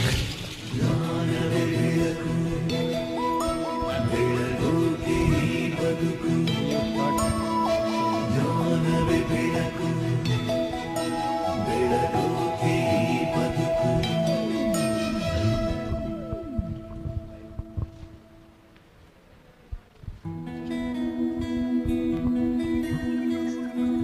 Test.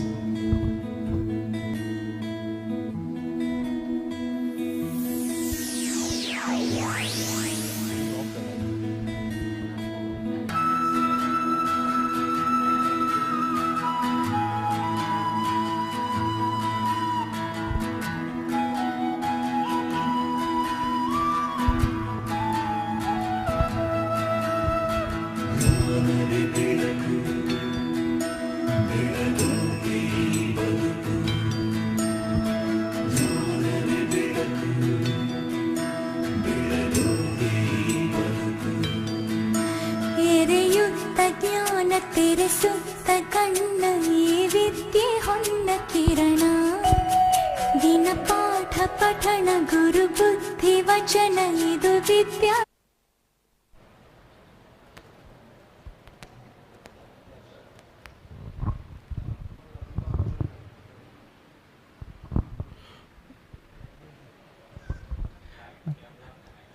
Hi everyone. I would like to thank the CEO of Indian Dodgeball Federation, Mr. Chandrasekhar, the Secretary General of Indian Dodgeball Federation, Mr. Narasimha Reddy.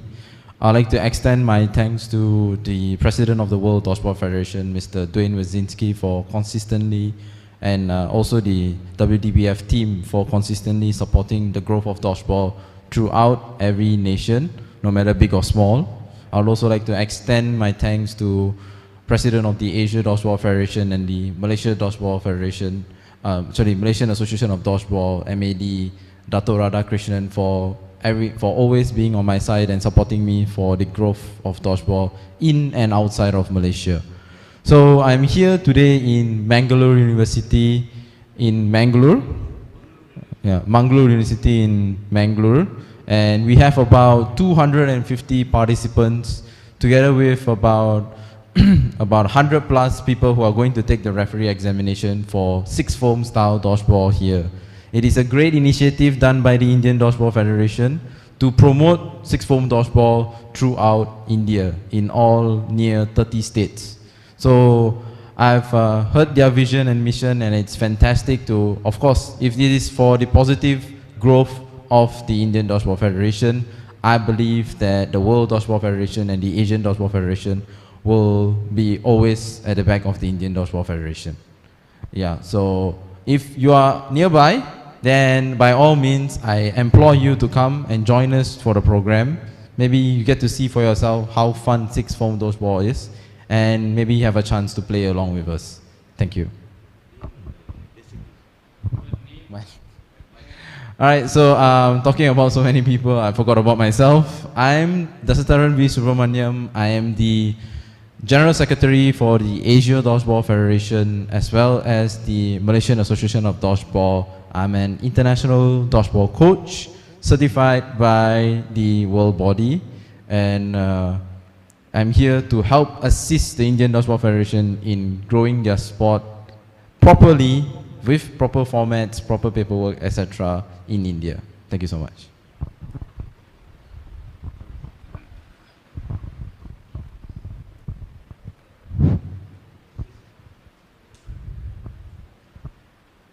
I am Chandrasekhar. I am the CEO of the Dodgeball Federation of India.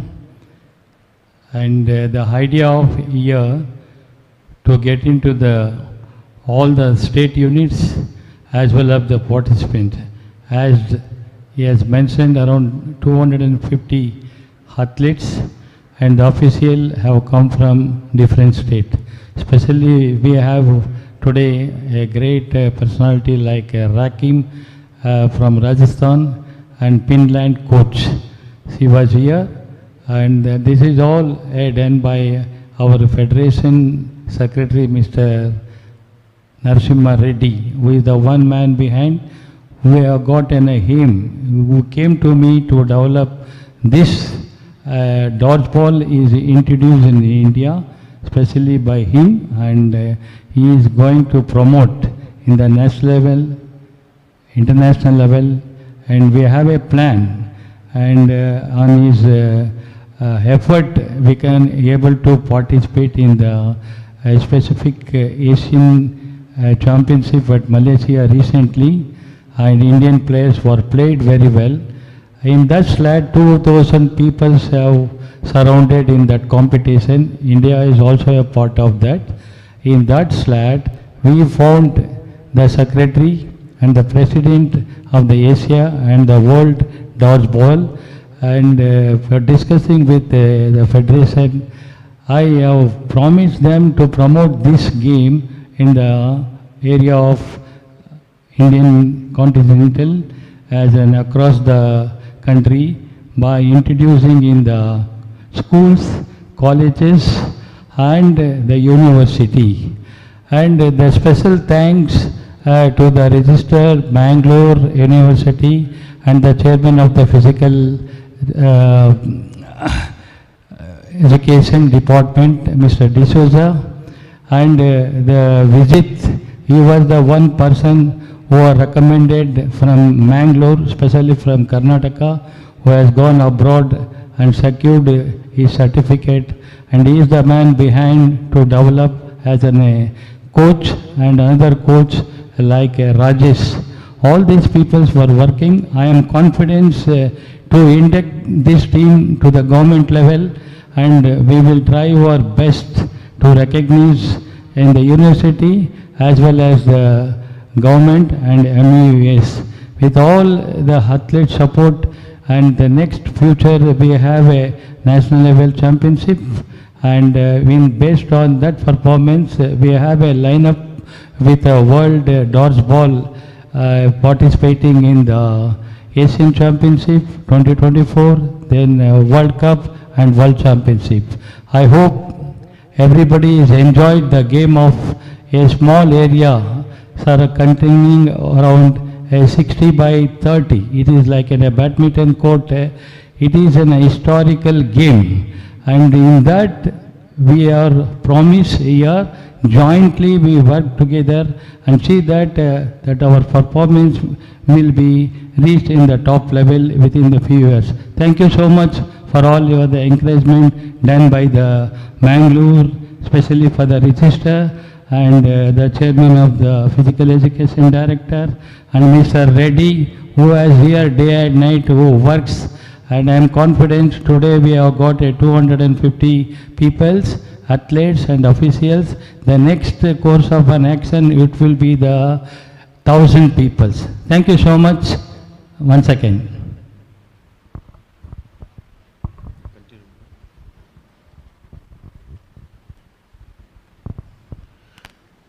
Good day for all of them.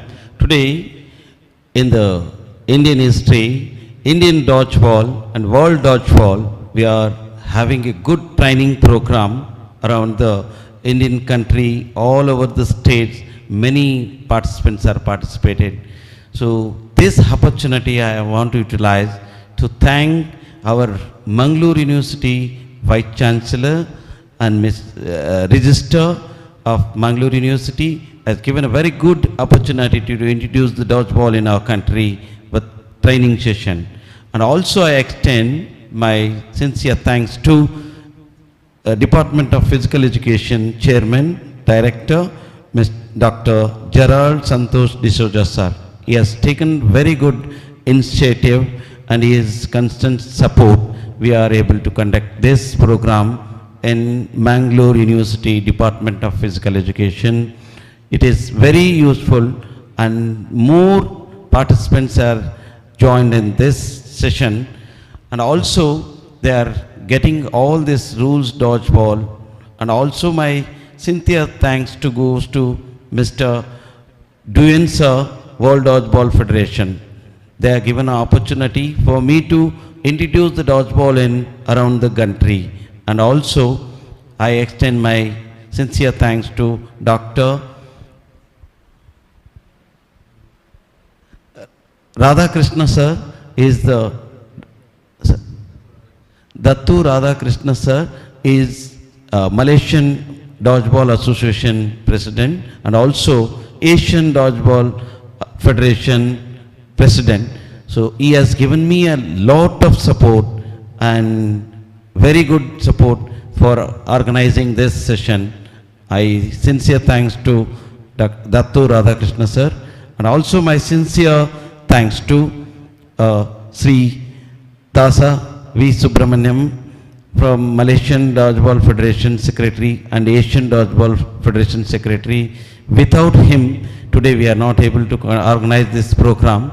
He has come over from Malaysia and here he is taking the training session of theory and practical, and he is giving the information about the dodgeball. So in our country, many of them are playing this dodgeball game known as, earlier we are playing with different, but now we are playing with the world dodgeball rules, according to the world dodgeball rules. I am very happy to say today more than 250 people have been come for registration and they are attending this program.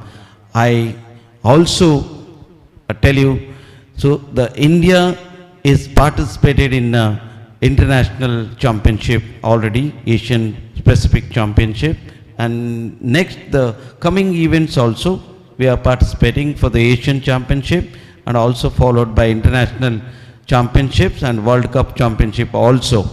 Here we are working for promotion of the dodgeball along with the World Dodgeball and Malaysian Asian Dodgeball Championship, and all rules and regulations we are just following as the direction which given by the world.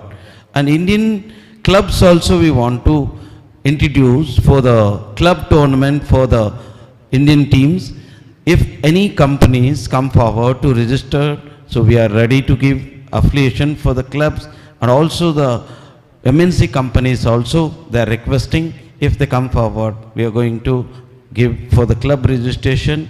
And around the country many states we have already affiliated, more than 20 states we have affiliation. If any other states people are ready to carry this dodgeball in their own state to promote we are almost welcome everyone. So we are giving the opportunity by the Indian Dodgeball Federation.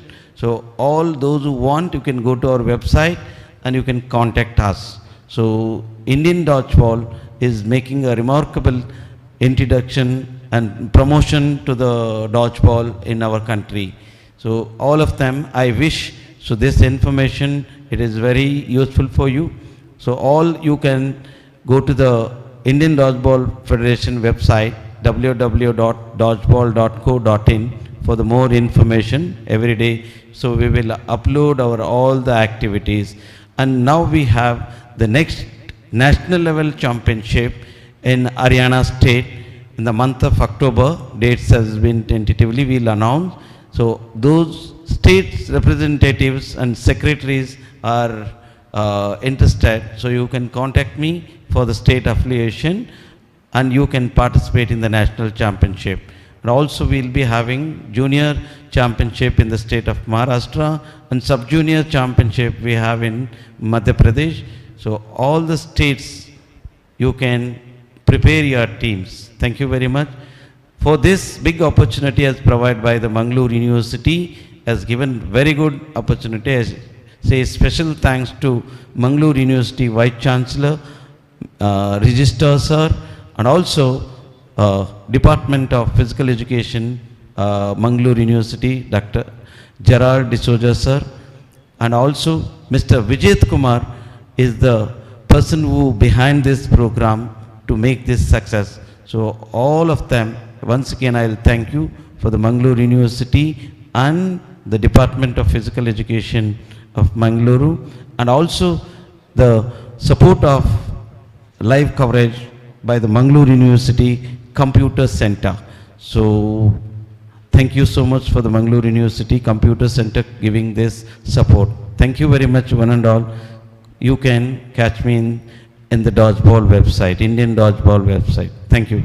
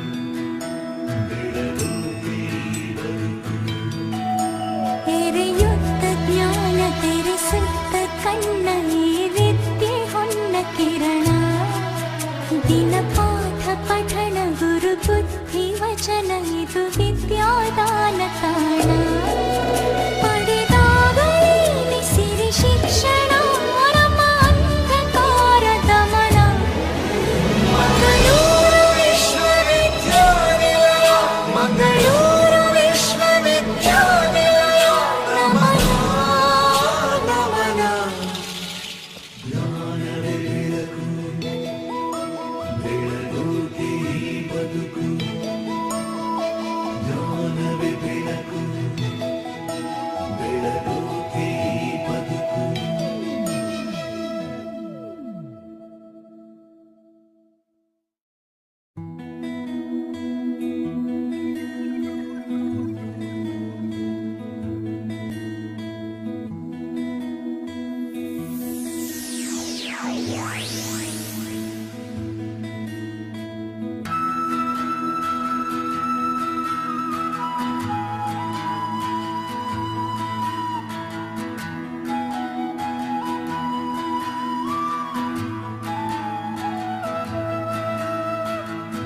ಜ್ಞಾನವೇ ಬೆಳಕು ಬೆಳಗೋಕೆ ಈ ಬದುಕು ಜ್ಞಾನವೇ ಬೆಳಕು ಬೆಳಗೋಕೆ ಈ ಬದುಕು ಎರೆಯುತ್ತ ಜ್ಞಾನ ತೆರೆಸುತ್ತ ಕಣ್ಣ ಈ ವಿದ್ಯೆ ಹೊನ್ನ ಕಿರಣ ದಿನ ಪಾಠ ಪಠಣ ಗುರು ಬುದ್ಧಿ ವಚನ ಇದು ವಿದ್ಯಾದಾನ ತಾಣ ಪಡೆದಾಗಲೇನೆ ಸಿರಿ ಶಿಕ್ಷಣ ನಮ್ಮ ಅಂಧಕಾರ ದಮನ ಮಂಗಳೂರು ವಿಶ್ವವಿದ್ಯಾನಿಲಯ ಮಂಗಳೂರು ವಿಶ್ವವಿದ್ಯಾನಿಲಯ ನಮನ ನಮನ ಜ್ಞಾನವೇ ಬೆಳಕು ಬೆಳಗೋಕೆ ಈ ಬದುಕು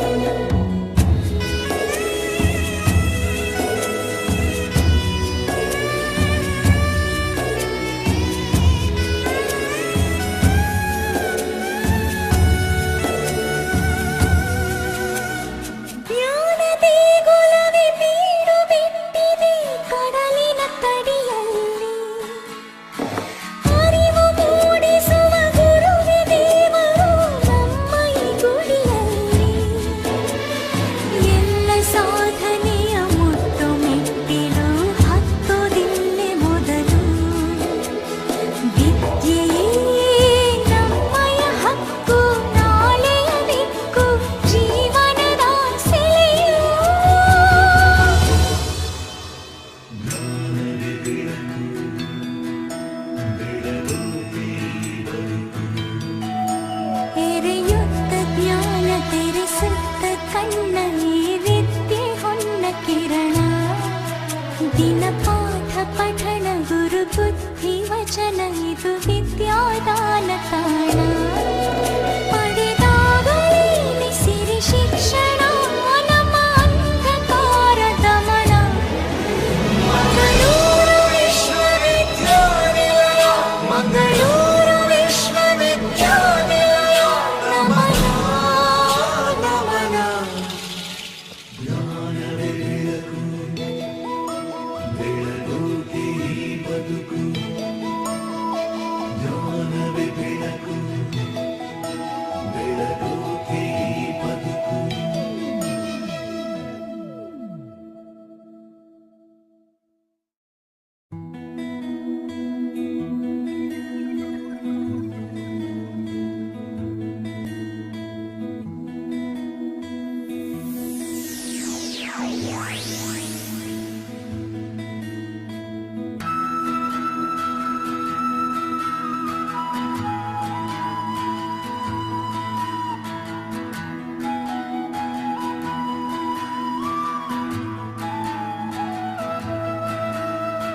ಜ್ಞಾನವೇ ಬೆಳಕು ಬೆಳಗೋಕೆ ಈ ಬದುಕು ಜ್ಞಾನವೇ ಬೆಳಕು ಬೆಳಗೋಕೆ ಈ ಬದುಕು ಎರೆಯುತ್ತ ಜ್ಞಾನ ತೆರೆಸುತ್ತ ಕಣ್ಣ ಈ ವಿದ್ಯೆ ಹೊನ್ನ ಕಿರಣ ದಿನ ಪಾಠ ಪಠಣ ಗುರು ಬುದ್ಧಿ ವಚನ ಇದು ವಿದ್ಯಾದಾನ ತಾಣ ಪಡೆದಾಗಲೇನೆ ಸಿರಿ ಶಿಕ್ಷಣ ನಮ್ಮ ಅಂಧಕಾರ ದಮನ ಮಂಗಳೂರು ವಿಶ್ವವಿದ್ಯಾನಿಲಯ ಮಂಗಳೂರು ವಿಶ್ವವಿದ್ಯಾನಿಲಯ ನಮನ ನಮನ ಜ್ಞಾನವೇ ಬೆಳಕು ಬೆಳಗೋಕೆ ಈ ಬದುಕು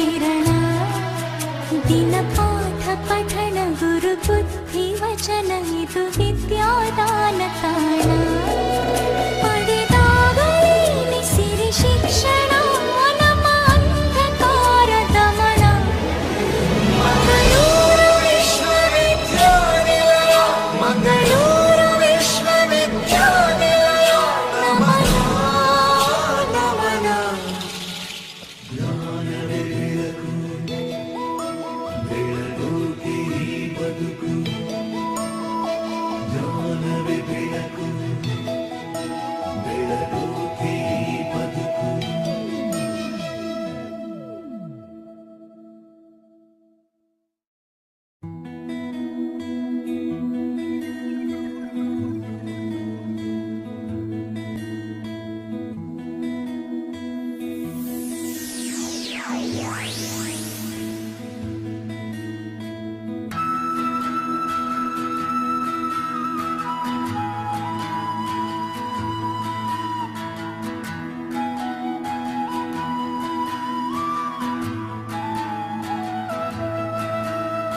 ಜ್ಞಾನವೇ ಬೆಳಕು ಬೆಳಗೋಕೆ ಈ ಬದುಕು ಜ್ಞಾನವೇ ಬೆಳಕು ಬೆಳಗೋಕೆ ಈ ಬದುಕು ಎರೆಯುತ್ತ ಜ್ಞಾನ ತೆರೆಸುತ್ತ ಕಣ್ಣ ಈ ವಿದ್ಯೆ ಹೊನ್ನ ಕಿರಣ ದಿನ ಪಾಠ ಪಠಣ ಗುರು ಬುದ್ಧಿ ವಚನ ಇದು ವಿದ್ಯಾದಾನ ತಾಣ ಪಡೆದಾಗಲೇನೆ ಸಿರಿ ಶಿಕ್ಷಣ ನಮ್ಮ ಅಂಧಕಾರ ದಮನ ಮಂಗಳೂರು ವಿಶ್ವವಿದ್ಯಾನಿಲಯ ಮಂಗಳೂರು ವಿಶ್ವವಿದ್ಯಾನಿಲಯ ನಮನ ನಮನ ಜ್ಞಾನವೇ ಬೆಳಕು ಬೆಳಗೋಕೆ ಈ ಬದುಕು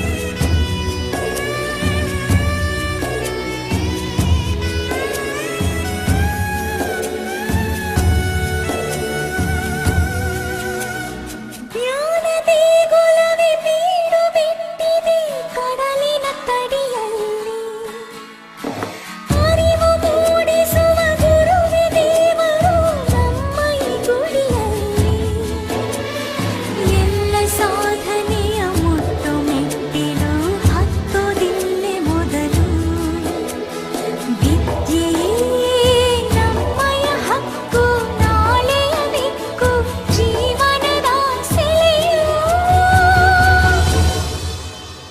ಜ್ಞಾನವೇ ಬೆಳಕು ಬೆಳಗೋಕೆ ಈ ಬದುಕು ಎರೆಯುತ್ತ ಜ್ಞಾನ ತೆರೆಸುತ್ತ ಕಣ್ಣ ಈ ವಿದ್ಯೆ ಹೊನ್ನ ಕಿರಣ ದಿನ ಪಾಠ ಪಠಣ ಗುರು ಬುದ್ಧಿ ವಚನ ಇದು ವಿದ್ಯಾದಾನ ತಾಣ ಪಡೆದಾಗಲೇನೆ ಸಿರಿ ಶಿಕ್ಷಣ ನಮ್ಮ ಅಂಧಕಾರ ದಮನ ಮಂಗಳೂರು ವಿಶ್ವವಿದ್ಯಾನಿಲಯ ಮಂಗಳೂರು ವಿಶ್ವವಿದ್ಯಾನಿಲಯ ನಮನ ನಮನ ಜ್ಞಾನವೇ ಬೆಳಕು ಬೆಳಗೋಕೆ ಈ ಬದುಕು ಜ್ಞಾನವೇ ಬೆಳಕು ಬೆಳಗೋಕೆ ಈ ಬದುಕು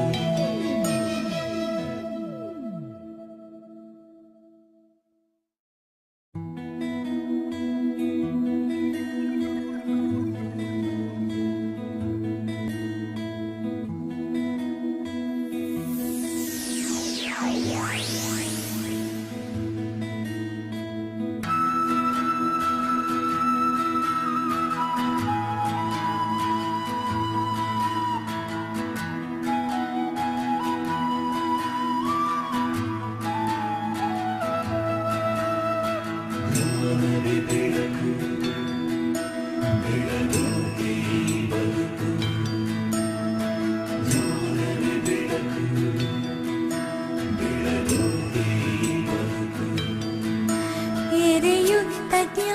ತೆರೆಸುತ್ತ ಕಣ್ಣ ಈ ವಿದ್ಯೆ ಹೊನ್ನ ಕಿರಣ ದಿನ ಪಾಠ ಪಠಣ ಗುರು ಬುದ್ಧಿ ವಚನ ಇದು ವಿದ್ಯಾದಾನ ತಾಣ ಪಡೆದಾಗಲೇನೆ ನಮ್ಮ ಅಂಧಕಾರ ದಮನ ಮಂಗಳೂರು ವಿಶ್ವವಿದ್ಯಾನಿಲಯ ಮಂಗಳೂರು ವಿಶ್ವವಿದ್ಯಾನಿಲಯ ನಮನ ನಮನ ಜ್ಞಾನವೇ ಬೆಳಕು ಬೆಳಗೋಕೆ ಈ ಬದುಕು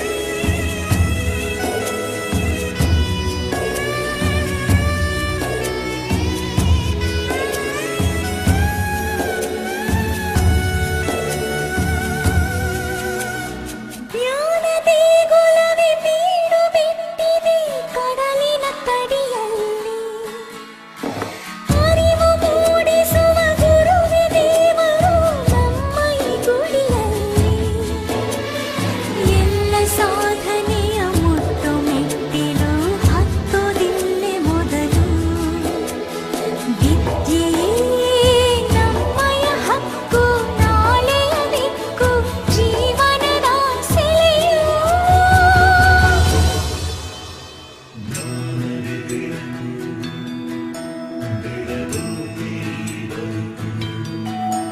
ಎರೆಯುತ್ತ ಜ್ಞಾನ ತೆರೆಸುತ್ತ ಕಣ್ಣ ಈ ವಿದ್ಯೆ ಹೊನ್ನ ಕಿರಣ ದಿನ ಪಾಠ ಪಠಣ ಗುರು ಬುದ್ಧಿ ವಚನ ಇದು ವಿದ್ಯಾದಾನ ತಾಣ ಪಡೆದಾಗಲೇನೆ ಸಿರಿ ಶಿಕ್ಷಣ ನಮ್ಮ ಅಂಧಕಾರ ದಮನ ಮಂಗಳೂರು ವಿಶ್ವವಿದ್ಯಾನಿಲಯ ಮಂಗಳೂರು ವಿಶ್ವವಿದ್ಯಾನಿಲಯ ನಮನ ನಮನ ಜ್ಞಾನವೇ ಬೆಳಕು ಬೆಳಗೋಕೆ ಈ ಬದುಕು ಜ್ಞಾನವೇ ಬೆಳಕು ಬೆಳಗೋಕೆ ಈ ಬದುಕು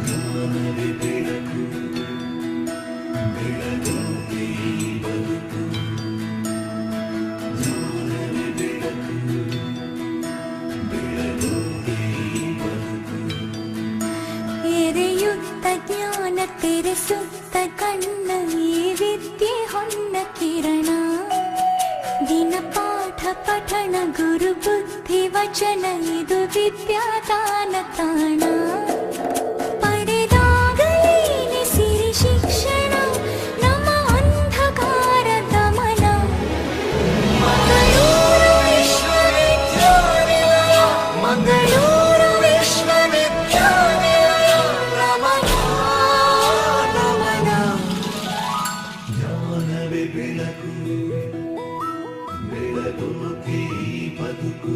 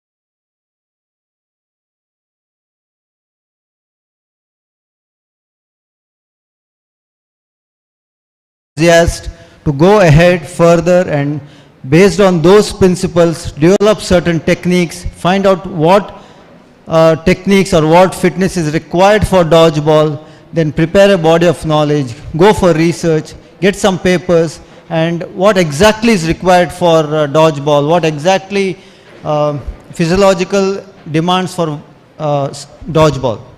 Right. So on this occasion, I would like to do a certain, these are my contents of the presentation. First we'll go for different kinds of fitness, then we'll go for the energy systems and how we can implement this for dodgeball. Yeah, next. So introduction to fitness, as we all know, certain things as physical education personnel, we all know these things, many of these things, so I'll just go through it fast. So as you all know, fitness is something which we can, which we are able to do without much fatigue. That is, whatever work you do, you should be able to do that with ease, not by unduly getting tired. And what are the purpose of fitness? Purpose of fitness is one thing, to develop competitive fitness, competitive when you are competing in competitions.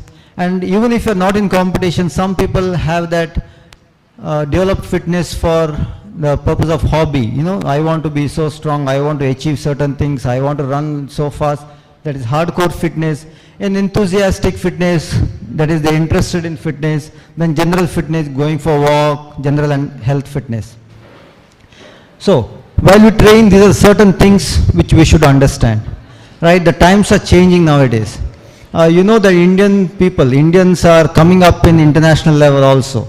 At one point of time, some 10 years back, we couldn't even dream of getting an Olympic, forget an Olympic medal, we couldn't even dream of getting into the finals of Olympics. When PT Usha got 4th place, that was the highest, and it got, it got publicized for many, many years afterwards also. PT Usha got the 4th place. But right now, we have a gold medal in javelin throw also, and so many athletes are doing so well in junior events at international level. Why is this? Because of the improvement in sports sciences, because of the improvement in training methods, training knowledge, nutrition knowledge, because all those things play a role in international excellence. So here the principle of progression, as you all know, we have to progress, that is overload principle we say, that is if today if you're doing so much, tomorrow we have to keep on increasing the load, we have to increase the load so that our body gets adapted and we become more and more fitter. Then continuity, this is one important thing which we people don't understand or we don't think we understand. Continuity. We play for 1 month a year and we expect to achieve gold medals or achieve to do excellence. That is not possible, because continuity means there should be consistency in practice, right? We are in the university level here. We have seen in the last 20 years before, even if you practice for 1 month or 2 months a year, we could have achieved something into university level, but not nowadays. Nowadays, only those universities which have a sports hostel kind of setup only win. They only achieve. Just by practicing for 15 days camp won't help you at all. So principle of continuity is important. Principle of specificity. Specificity in the sense, you can go for general training, but at the same time, at least 75% of your training should be very specific. Now, when you come to dodgeball, what is required for dodgeball? Dodgeball, of course, I still have to see the game exactly, but as far as I understand dodgeball, mainly you require shoulder strength, you require the power, you require the accuracy, you require the jumping power, you require reflexes, reactions, and vision, very important. So how much practice you are giving to these things? It's not enough just if you play the game, go for the gym and all, but this specific kind of, this general fitness, general strength should be translated to specific fitness. So specificity is important. Overload, like I said, overload is important. Principle of adaptability. Adaptability comes through all these other principles. When there is consistency, your body adapts. I tell my students, we improve because of adaptation. Human being adapts. Only by running consistently over kilometers and kilometers, your aerobic system adapts. We do not think and improve. We do not think and improve, but we get conditioned and improve. We adapt and improve. Without thinking, our body adapts. Right? Then reversibility. Reversibility here, if you stop practice, you go back to zero. You go back to ground zero. Again, you have to start from zero. For that purpose, even at the end of the season, you don't go for a complete rest, but you just go for a transition phase. Then load and recovery. Load and recovery, I can't you can't overstress on load and recovery, because that's the most important thing, one of the most important things in training. Because many of us, if it was only load, I think many of us would have become Olympic champions. They say if just by practice, if I could achieve something, many of us would have become, but that's not the thing. Here recovery is more important than loading, because the more you load, the more recovery gets, the body adapts. Recovery is very, very important, but the youngsters, what they do, they're so enthusiastic, they feel if I take 1 day of rest, my training is over, my improvement goes. If you take 1 day of rest, you get much more, your body adapts. We call it super compensation, we say. So you train, load, give less recovery, once again load, recovery, ultimately your body will adapt to a higher load. So these are some of the principles which we as trainers, we have to adapt. So what are the different types of fitness which we have to, any game, whether it is hockey, football or volleyball, any game, there are different kinds of systems which gives us energy, right? So we'll just go through some of the systems. So one is aerobic fitness. Now aerobic fitness, as we all know, like I said, all of us are aware of all these things, but I'll just give a brief input. So aerobic fitness, we take in oxygen and it is used to produce energy which we use for activity. Right now we are sitting, we are taking in oxygen. Even when we sleep, we require energy. For all the body processes, metabolism, we require energy, and for that energy, oxygen is used. Oxygen is the most important thing, more than your nutrition, more than your practice, whatever.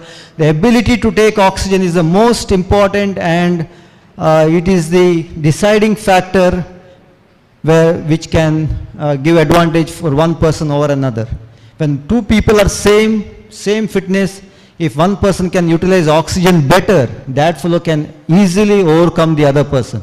So aerobic fitness is nothing but the ability to take oxygen, utilize it for production of energy. Now this is not a simple thing. It is simple while talking, but actually it requires a whole body, the whole mechanism of the body is required to do the simple task. For example, if you got a good respiratory system, very healthy respiratory system, you can take enough oxygen.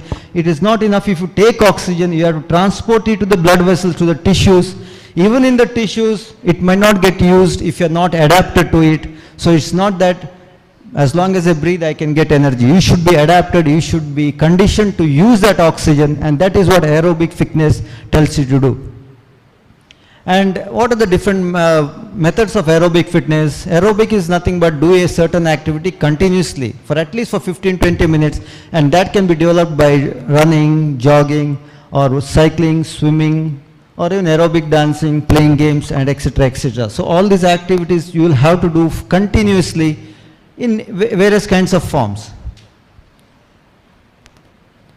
Okay, so when we talk of aerobic exercise, is it enough if we just walk around, walk for 5 kilometers, walk for 3 kilometers? There are certain rules. Okay, now for example, now you can see in the mornings people go for walks, right? They take their dogs, they wear their house dress, they go for walks. At the most, what it helps is to become fresh, that's all. No aerobic capacity is improved as such. Only thing you become, maybe you feel happy. But otherwise, if you want to get some aerobic benefits, as I said, there should be adaptability by your body, and if it has to be adapted by your body, you should put certain kind of demand on your body. When you're going for a higher classes, you just don't just study plus and minus till you reach 10th standard. You go for advanced mathematics, right? So even here, you have to put demands on your body, and they say, as per research, at least around 150 to 200 minutes per week of aerobic exercise you have to do. That is, 200 minutes means around 3 hours. Over a period of 7 days, at least 3 hours totally, at least 3 hours of continuous exercise, aerobic exercise. And the important thing is intensity. If you want to derive the benefits of aerobic exercise or aerobic workout, the intensity is very important. Of course, any workout intensity is important. And in aerobic exercise, what is the intensity you have to do? You have to go for at least, you have to raise your heart rate level, right? At least to 50 to 80%, between 50 and 80% of your maximum heart rate. So what is the maximum heart rate? Next. So maximum heart rate, there is a simple formula which says 220 minus age. Suppose we are, I'm 30 years of age, 220 minus 30 is 190, and in that 190 I will take 50 to 80%. That is 190 will be 95 to, and the 30% maybe 130. 95 to 130, only then you will get aerobic benefit. Suppose you see people going for a walk in the morning, if you just see the heart rate, it might be just maybe 90, 95 because they're going too slow.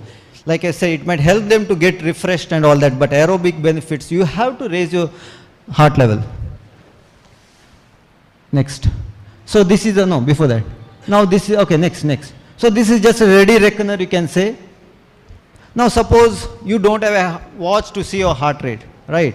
Everyone cannot buy a watch, or everyone will not have a watch. There is something called as bog rate of perceived, PRE, that RPE, that is rate of perceived exertion. That is normally when you jog, when you walk. If someone is with you, you should be able to talk with them. You should be able to, of course, you are breathing hard, at the same time you should be able to talk with them. At least that level you have to go for any kind of jogging or running. If you go too fast, in this 1 to 10 scale, you should be at least around 4 to 5 is enough for to get aerobic workout. If you go too fast, then it goes into anaerobic workout. So whenever you're going for a long running, a long training, see that you should be able to either talk, or if you're alone, you can even sing a certain song, without too easily, but you'll be able to even talk with someone. So that is how you have to do your aerobic exercise or aerobic workout. Next. So this, like I said before, this will help in the body's ability to take in oxygen, use oxygen to produce energy, and give oxygen to all the cells of the body, and your ability to recover also. Next. So next we come to anaerobic fitness, right? Now anaerobic fitness is not for everyone, not for people who want health or just simple fitness, because anaerobic puts lot of demand on a person. Anaerobic will raise your heart rate even to 180, 190, 200 also if your age is less. But even otherwise 171, it will raise your heart rate to around 90%, 95%.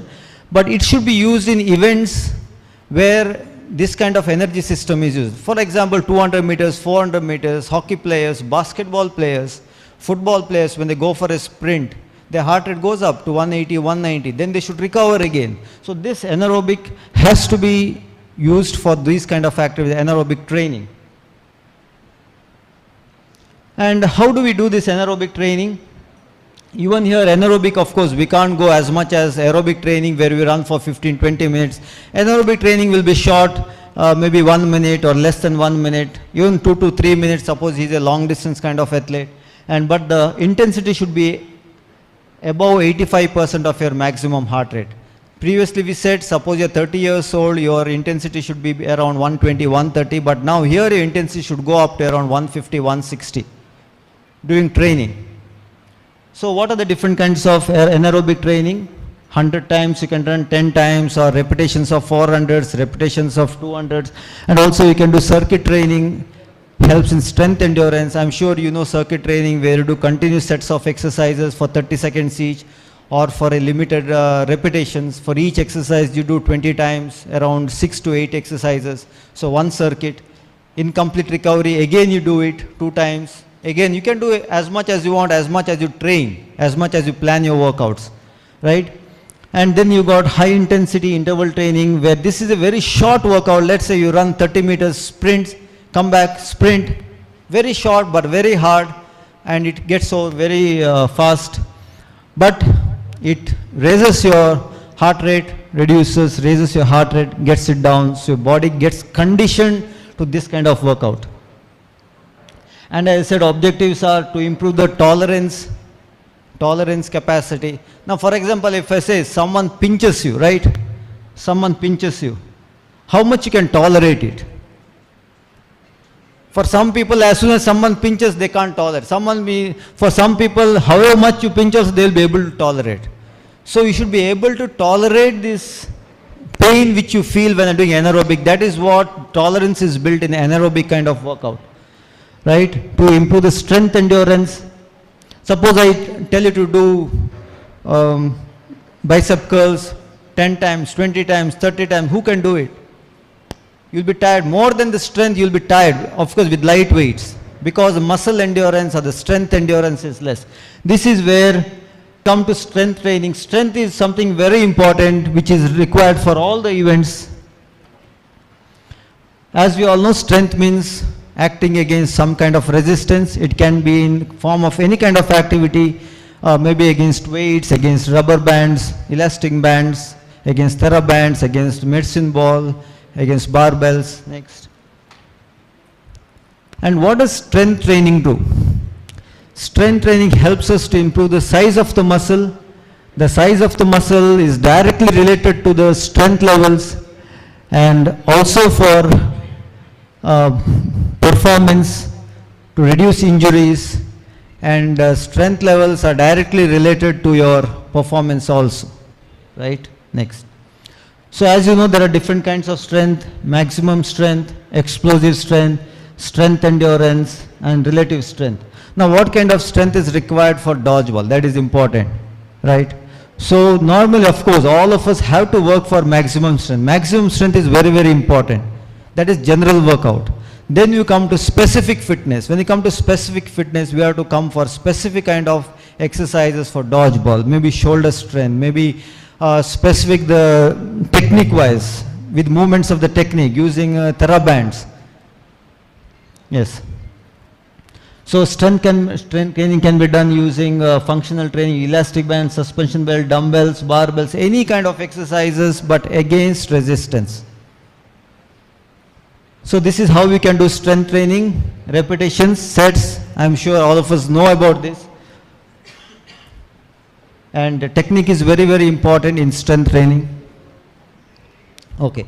So these were the different kinds of energy system. This is different kinds of training which we could do for a particular game.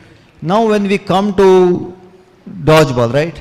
Now this workshop is about dodgeball. When we come to dodgeball, what kind of fitness we require? That is important.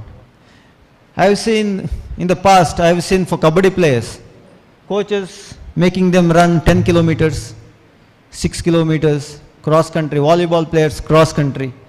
Do they require cross country? Do volleyball players or kabaddi players require cross country? Do we? I don't know. You should tell me. It is the habit which we have come. Any game, they have to do this compulsory. They have to do this much of training. They have to run so much.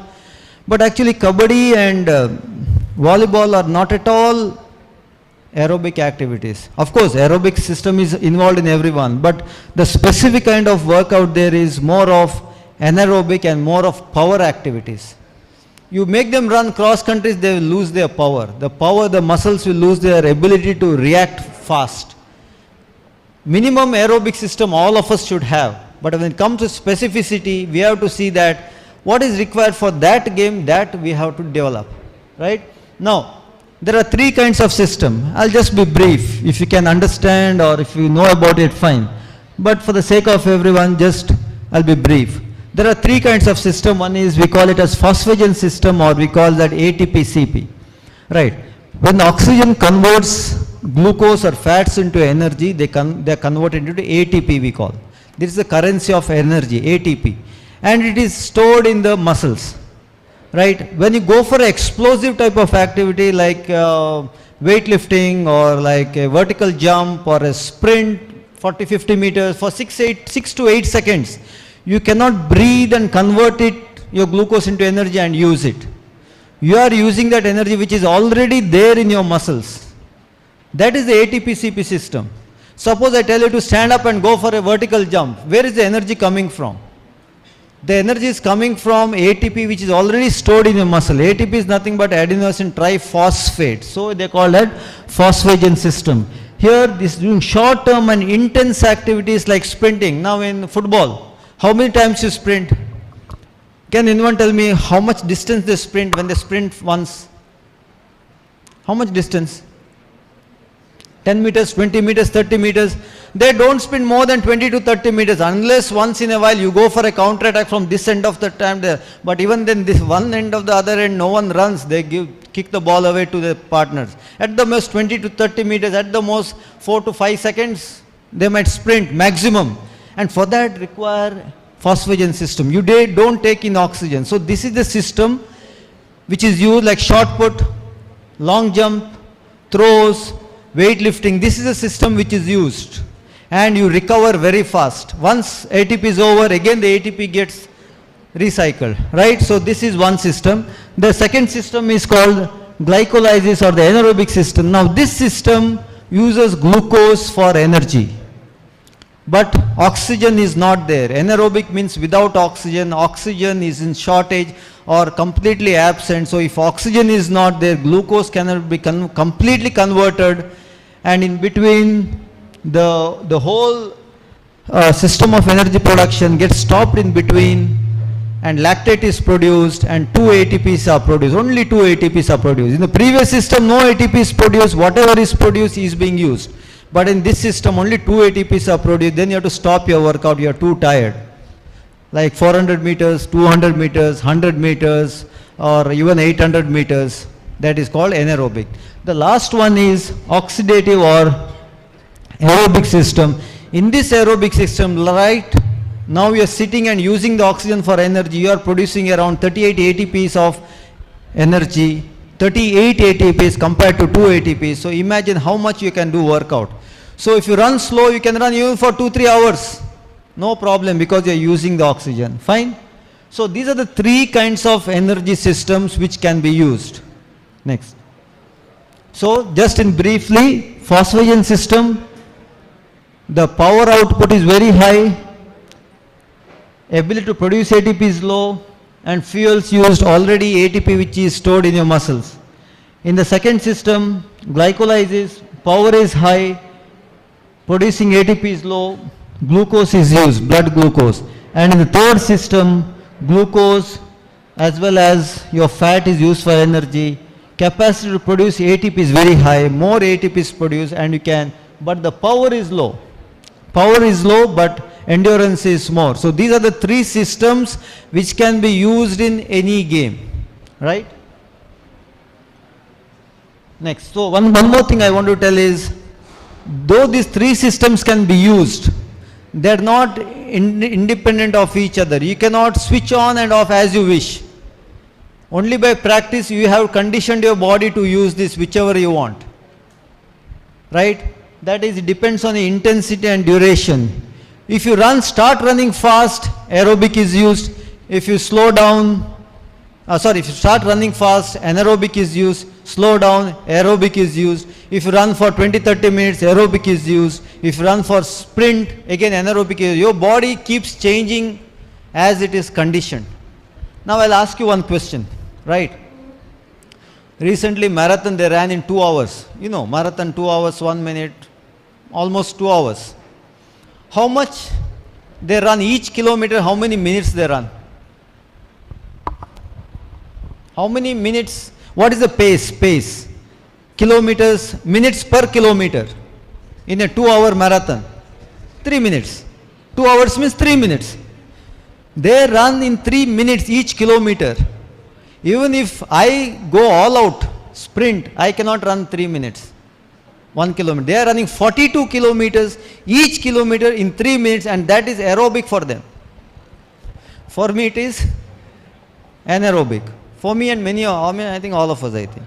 It is anaerobic.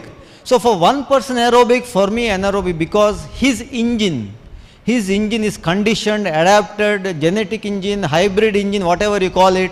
So he has got so much of mileage. We don't have any mileage because our engine, not only our engine is like this, but we haven't trained also. Our Indians have got, even their engine is very good, but not as much as those Africans. Their engine is different. But why I am telling is that your body decides on how it is conditioned. You train and condition your body to use oxygen either in aerobic or anaerobic. Yes, next. Now this is a simple, now see, in different games, what is the energy system used, percentage wise? Now see, in hockey, 50% ATP, 20 aerobic, anaerobic, and oxygen 30, right? Whereas in sprints, 90% it is ATP because it is all about power. There is only 10 seconds, 11 seconds. Let's see volleyball. Volleyball is 80% ATP, 5% and 15%. 80% of the energy comes from ATP CP in volleyball. Why? Do they run? How much they run? The volleyball coaches are there. How much they run? Hardly they go 2 meters, that's it, 2 minutes. That to walking or doing shuffling, that's all. But how much they jump? In a 5-setter, how many times they jump? Power. Every time they're using ATP, power. But since they have to wait for the almost 5 sets, means almost, let's say 1.5 hours, they have to stand in the ground. So aerobic also is important for certain. So for them 15% is aerobic. But for games like distance running or hockey, aerobic is 30. Now where does dodgeball come here? I don't know. You have to do the research now. You are all experts because dodgeball is a new game. Now you have to do the research. That's what I want to stress on this. Only when such kind of studies come in any game, that time that game commands some kind of a respect or some kind of importance. Okay? So this is an example. I am just giving an example of hockey. So hockey is a field sport where ATP piece is 40, lactic acid, that is anaerobic, is under 40, aerobic is 20 because they have to play for almost 60 to 70 minutes they have to play. So aerobic is very important for recovery, for staying on the ground for 70 minutes. At the same time when they do sprints, have you seen hockey? Many of you have seen hockey. Now with the turf, game has become so fast. In 1 second, in 5 seconds the ball goes to the other end, another 5 seconds ball travels to the other end. Can the players travel from there to here in 5 seconds, 10 seconds? Almost 100 meters, 90 meters, at least 50 meters from midfield to back. Impossible. So much of anaerobic energy is required, sprints is required, ATP piece is required. So 40% ATP, anaerobic lactic acid is 40% and aerobic will be 20 because you have to spend the time on the ground. Next. So this is what this is about the hockey which I told just now. Next. So coming back to, let's summarize what we have learned. These are the aerobic activities which you can do, right? And next is the anaerobic activities in the form of light interval training, in the form of interval training, fast, slow, and in the form of circuit training or high intensity interval training. And then next is the strength training which you can do using different equipment, right? Now we have to decide, what kind of a game, because even I haven't seen, tomorrow I will be seeing dodgeball also. Maybe we will be recording the dodgeball. Now how we can go about seeing what is happening in the game? First thing is, those who are interested in doing the research, some kind of suggestions I can give. First thing, you have to check the heart rate. If I got a heart rate monitor, maybe while playing the game, may not be competition as such, but while playing a competitive practice, while practicing, you can put the heart rate monitors on the players on different positions. Those are dodging. And you can, after they finish, you can sync it with your software and you can see when the heart rate went up, when the heart rate went down, what is the rate of heart. If the heart rate is always high, then it is an anaerobic activity. If the heart rate is within the range, it becomes aerobic activity. And then in the video you can see how many times they have jumped, how many times, how high they have jumped, or how many lateral movements they have done, how fast movements they have done. You can record these activities. That is research, and you can find out player A, so many times he has jumped, so many times around. In a video we can see, suppose 9 meters, we can make a intelligent guess, 2-3 meters he has gone fast, side left, in so many seconds, so much fast movements he has done in a whole game, and his heart rate was always this much. Now we can try to find out what is the energy system a dodgeball player is using, and based on that energy system we have to give him training. We have to, any game for that matter, if we give training, we have to give specificity in training is very, very important. There is periodization. In a periodization, at least around 10 to 11 months, 1 month may be recovery, transition phase. In 11 months, at least there will be off season, mid season and competitive season. leaving the off season, maybe off season 2-3 months, you can do general workout, general endurance, aerobic endurance. After that, at least for the 75% of the workout, that is a training period, you have to be specific. At least 50, 60, 70% of workout should be specific so that they develop. That is how people perform nowadays. And that is how the Indians are performing nowadays, because this kind of sports science, this kind of knowledge and this kind of expertise, the Indians have developed. Because I have heard from many people in hockey also. What do they say when we want to win? What do we say? We have to win. Chalo bhaiya, karna hai, ye karna hai, wo karna hai, jabardasti so khelo, aisa khelo, waisa khelo. Other than that, nothing. Will that help us? No. The practice should come by talking technical, by giving practice. We had a coach, hockey coach. So many of the coaches are over here. How many coaches keep screaming during the game? We had a hockey NIS coach. He used to say, NIS staff, faculty, he used to say, you shout here in training, you won't shout in the match. Because when you train your players to do a certain things in practice, in the match you don't require to shout, because they had trained to do 1 or 2 words, do this, do that, over here, some kind of signal, some kind of oral players will do, because they have been trained. But in training we keep quiet, training we don't talk, and in the match we want to coach in the match. Most of the coaches coach during the match more than during the practice. That is why coaching is important, training is important, and this is what you have to plan your workout. And one more important thing I have to tell you, like I said, recovery is important. Even now they have recognized that recovery, rest is very, very important. Sleep, nutrition is very, very important. 3 important things: practice, that is activity, sleep or rest, nutrition. Right? Don't sacrifice one for the other. All the 3 things. Nutrition is very, very, very important.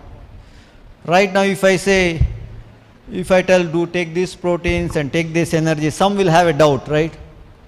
Does it really work? If we eat protein, does it really help our muscles? If I give some kind of a poison, will you doubt that? Will you doubt that? You won't even touch that. You know it will have an effect. And why don't you think that even this will have an effect? This will have an effect, slow and steady, a cumulative effect it will have. Cumulative effect, right?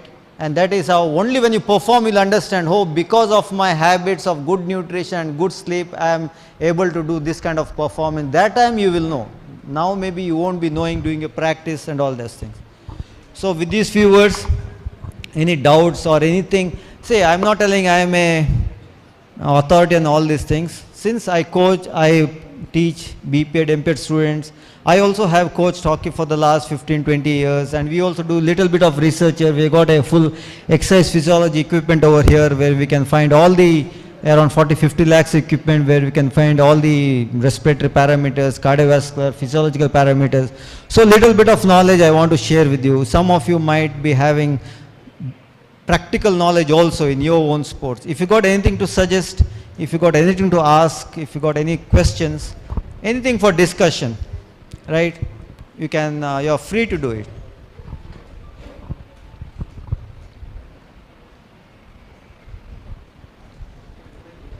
What about the Indian players? What did you feel was your experience compared to you and compared to the foreign players?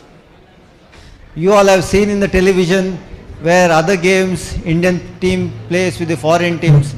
So now you have been put in that, you have been put into that role. Now you yourself have gone into the, ring. So what did you feel? Sir ಒಂದು doubt ಇದೆ. ಹೇಳಿ sir. ಈಗ ನಮ್ಮದು ಗ್ರಾಮೀಣ ಪ್ರದೇಶದ ಮಕ್ಕಳಿರ್ತಾರೆ, ನಮಗೆ 1 hour ಅವರಿಗೆ practice ಮಾಡಿಸ್ಬೇಕು. ನೀವು ಹೇಳಿದ್ರೆ ರಿಲ್ಯಾಕ್ಸ್ ಮಾಡಿಸ್ಬೇಕು ಅವ್ರಿಗೆ ಅಂತ. ಈಗ ಅವನು ಊರಿಗೂ ಹೋಗಬೇಕು, ಟೈಮು ಫಾಲೋ ಮಾಡಬೇಕು, ಮತ್ತು ಅವನದೇ ಆದ ಸಮಸ್ಯೆಗಳಿರ್ತವೆ. ಇದನ್ನು ಹೆಂಗೆ ಮಾಡೋದು sir? For those of, he is telling that when the rural people, they've got limited time to work along with all other problems. See, always a coach, even we have seen NIS, I'll tell you one thing. NIS, they gave us a lot of, I think many people have done NIS here or maybe knowing about NIS. We got a lot of punishment, front rolls, everything. We did that. Okay. So then we went for the pedagogy. We had to go to schools.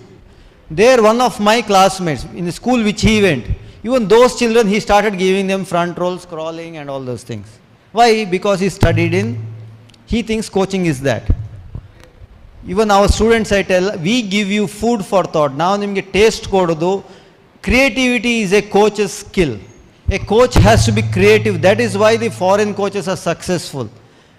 What we do, if we have undergone NIS or some kind of coaching, what we have learned, same thing we do. We cannot do that. We have to adapt, we have to be creative. Now, like what you said, you have to be creative in your aspect. For example, we cannot avoid him having less kind of, see, it is always better to do little less workout than over workout.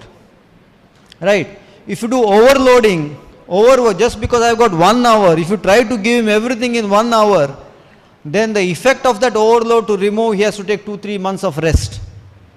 It's just like taking eating. Instead of eating 2-3 times, overeating and going to doctor for the next 3 days, it's better to have medium so that you can digest. So, avanige see, training is not about getting fatigued. Training is not even about getting tired and exhausting and collapsing. Training is about getting stimulating your physiological systems. We have a wrong notion. They say in periodization, in a 7-week micro plan. No, not micro plan. Yeah, micro plan, 7 days. In that, at the most 1 day or 2 days, you have to go for above 90%, not more than that. 1 day. Other days, you are just giving some kind of, you're pinching hard. As soon as you get tired, relax. I should not get so hard that next day I can't do anything. Same thing, when this kind of problems are there, you have to train keeping all that into, you have to factor all those problems into your training. ನಿಮಗೆ time ಇಲ್ವಾ, ಕಡಿಮೆ ಮಾಡಿ. ಆದರೆ ಆ ಕಡಿಮೆ ಪೀರಿಯಡಲ್ಲಿ ಅವರಿಗೆ ಅಂತ ಹೇಳ್ತೇವೆ ಸ್ಟಿಮ್ಯುಲೇಟ್ ಮಾಡುವಂಥ ವರ್ಕೌಟ್ ಕೊಡಿ. Second, they can't recovery slow, then don't give so much of hard workout all the 7 days. Give may be 3 days, 1 day recovery. ಅವ್ರಿಗೆ ಯಾಕೆ ಹೋಗಿ ಬರಲಿಕ್ಕೆ ಸುಸ್ತಾಗುತ್ತೆ, get tired going home and coming back. Nutrition ಸರಿ ಇಲ್ಲ, you help them in the nutrition. At the same time nutrition ತಕ್ಕಂತೆ practice ಕೊಡಿ. If your nutrition is slow, you have to take it into consideration while giving practice. So all that is taken into consideration. ಎಷ್ಟು ಹೊತ್ತು ಮಲಗ್ತೀಯಪ್ಪ? How many hours you are sleeping? 5 hours, 6 hours, 7 hours? Sleep for at least 7 hours. Sir, no sir, I have to go for work. Okay, fine. Then I'll reduce my training. What is your diet like? No, you have to eat all these kind of things, proteins, carbohydrates, all this you have to eat. No sir, I can't afford it. Fine, ಸ್ವಲ್ಪ practice ಕಡಿಮೆ. ಸ್ವಲ್ಪ practice. You have to do, as a coach, you have to tailor, make your practice through those people. Okay? You can't say, I have learned so much of things. Whether you have sleep, whether you have rest, whether you have nutrition, I don't care. I have learned so many things. Today, 20 kilometers, you have to run 20 kilometers if you do all those kind of things. So, creativity and adaptability to work out, adjustments to work out is a coach's personal, and like we said, one man's food is another man's poison. All workouts won't work out for everyone. There is a saying, there is nothing succeeds like success. Dhoni, you know Dhoni's got all kind of unorthodox shots. What a helicopter shot, what are the shots are there? But they're succeeding, right? So he's famous. If they're not succeeding, he would have been thrashed by the commentators. What kind of a player he is, he does not have technique. But because his technique is working, he is successful. So nothing succeeds like success. Most important thing is success, whatever way you do. So if an athlete is like this, adjust your training so that you get success. And there have been world champions in athletics, they say, 200 meters, you have run gold medals in Olympics, doing 20 times repetitions also. And there are athletes who have won gold medal doing 6 times repetitions also. So it all depends on the athlete, how much load he can tolerate, and what load will help him improve.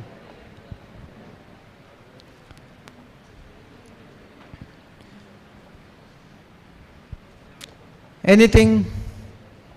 Any questions? So more important things await you after this. There will be a workshop on, I think, on the game. And tomorrow, I think, there will be exam as well as this thing, or that examination of your officiating exam, right? So all the best to you all. Those have come from far and wide. As a host, if you can spend one more day, you can even go around Mangalore, maybe 20-30 kilometers away. So there are a lot of temples, beaches. Those are not come from beach area. So enjoy the area. And once again, thank you all for patient listening. Thank you.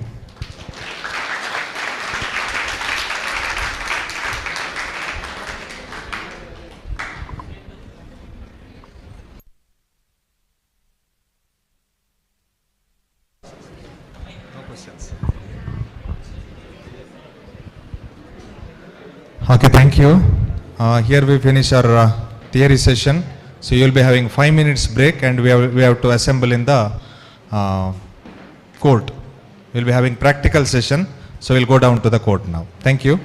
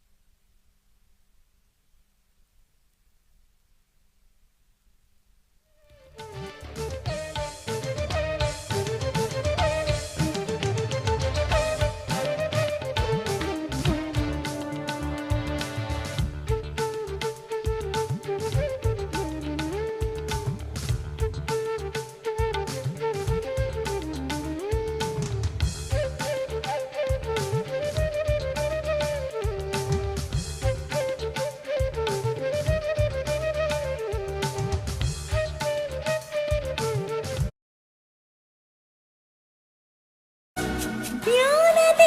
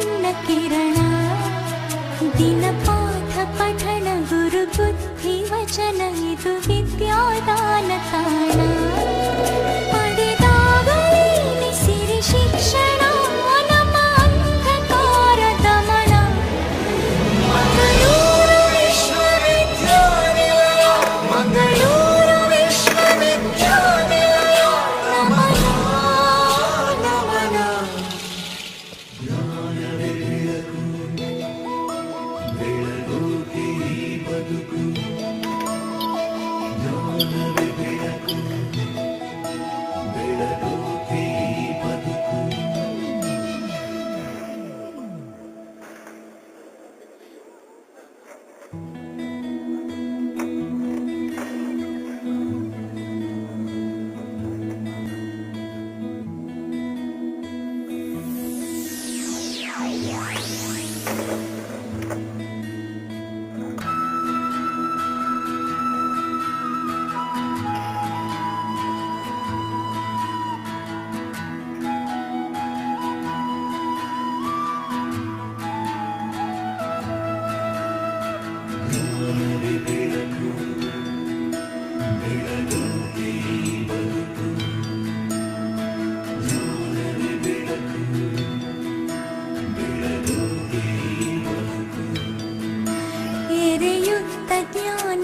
ತೆರೆಸುತ್ತ ಕಣ್ಣ ಈ ವಿದ್ಯೆ ಹೊನ್ನ ಕಿರಣ ದಿನ ಪಾಠ ಪಠಣ ಗುರು ಬುದ್ಧಿ ವಚನ ಇದು ವಿದ್ಯಾದಾನ ತಾಣ ಪಡೆದಾಗಲೇನೆ ಸಿರಿ ಶಿಕ್ಷಣ ನಮ್ಮ ಅಂಧಕಾರ ದಮನ ಮಂಗಳೂರು ವಿಶ್ವವಿದ್ಯಾನಿಲಯ ಮಂಗಳೂರು ವಿಶ್ವವಿದ್ಯಾನಿಲಯ ನಮನ ನಮನ ಜ್ಞಾನವೇ ಬೆಳಕು ಬೆಳಗೋಕೆ ಈ ಬದುಕು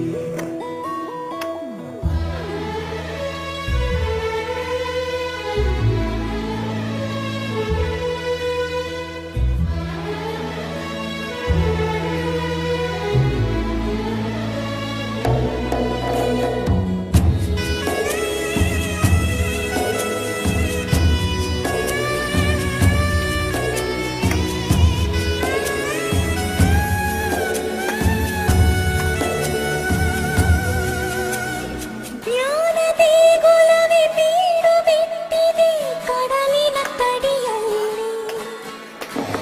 ಅರಿವು ಮೂಡಿಸುವ ಗುರುವೆ ದೇವರು ನಮ್ಮ ಈ ಗುಡಿಯಲ್ಲಿ ಎಲ್ಲ ಸಾಧನೆಯ ಮುಟ್ಟು ಮೆಟ್ಟಿಲು ಹತ್ತೋದಿಲ್ಲೆ ಮೊದಲು ವಿದ್ಯೆಯೇ ನಮ್ಮಯ ಹಕ್ಕು ನಾಳೆಯ ದಿಕ್ಕು ಜೀವನದ ಸೆಲೆಯು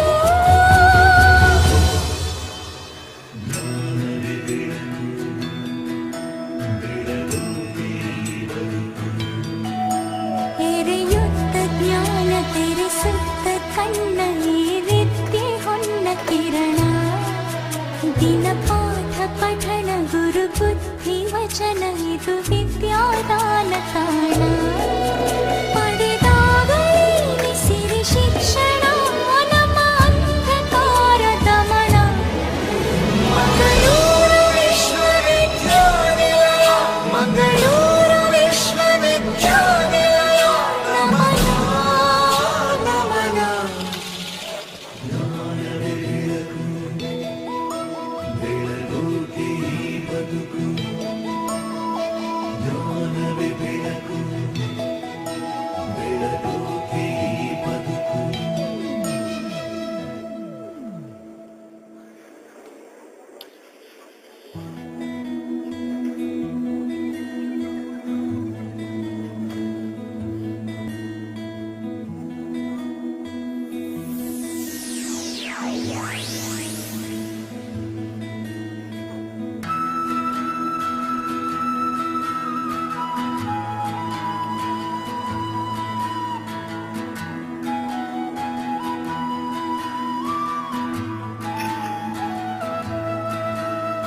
ಜ್ಞಾನವೇ ಬೆಳಕು ಬೆಳಗೋಕೆ ಈ ಬದುಕು ಜ್ಞಾನವೇ ಬೆಳಕು ಬೆಳಗೋಕೆ ಈ ಬದುಕು ಎರೆಯುತ್ತ ಜ್ಞಾನ ತೆರೆಸುತ್ತ ಕಣ್ಣ ಈ ವಿದ್ಯೆ ಹೊನ್ನ ಕಿರಣ ದಿನ ಪಾಠ ಪಠಣ ಗುರು ಬುದ್ಧಿ ವಚನ ಇದು ವಿದ್ಯಾದಾನ ತಾಣ ಪಡೆದಾಗಲೇನೆ ಸಿರಿ ಶಿಕ್ಷಣ ನಮ್ಮ ಅಂಧಕಾರ ದಮನ ಮಂಗಳೂರು ವಿಶ್ವವಿದ್ಯಾನಿಲಯ ಮಂಗಳೂರು ವಿಶ್ವವಿದ್ಯಾನಿಲಯ ನಮನ ನಮನ ಜ್ಞಾನವೇ ಬೆಳಕು ಬೆಳಗೋಕೆ ಈ ಬದುಕು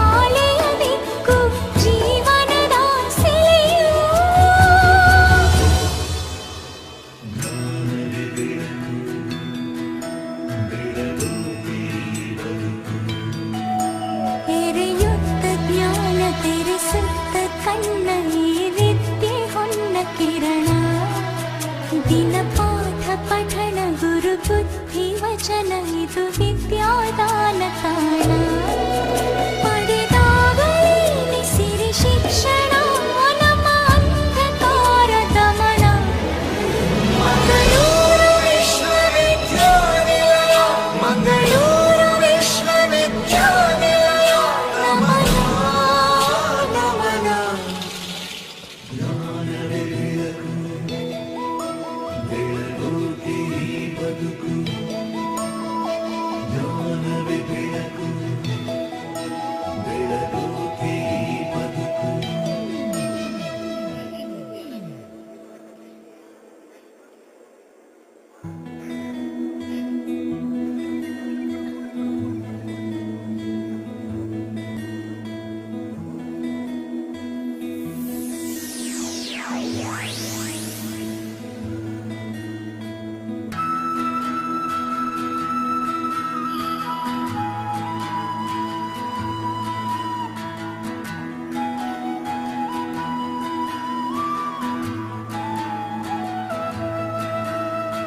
ಜ್ಞಾನವೇ ಬೆಳಕು ಬೆಳಗೋಕೆ ಈ ಬದುಕು ಜ್ಞಾನವೇ ಬೆಳಕು ಬೆಳಗೋಕೆ ಈ ಬದುಕು ಎರೆಯುತ್ತ ಜ್ಞಾನ ತೆರೆಸುತ್ತ ಕಣ್ಣ ಈ ವಿದ್ಯೆ ಹೊನ್ನ ಕಿರಣ ದಿನ ಪಾಠ ಪಠಣ ಗುರು ಬುದ್ಧಿ ವಚನ ಇದು ವಿದ್ಯಾದಾನ ತಾಣ ಪಡೆದಾಗಲೇ ಸಿರಿ ಶಿಕ್ಷಣ ನಮ್ಮ ಅಂಧಕಾರ ದಮನ ಮಂಗಳೂರು ವಿಶ್ವವಿದ್ಯಾನಿಲಯ ಮಂಗಳೂರು ವಿಶ್ವವಿದ್ಯಾನಿಲಯ ನಮನ ನಮನ ಜ್ಞಾನವೇ ಬೆಳಕು ಬೆಳಗೋಕೆ ಈ ಬದುಕು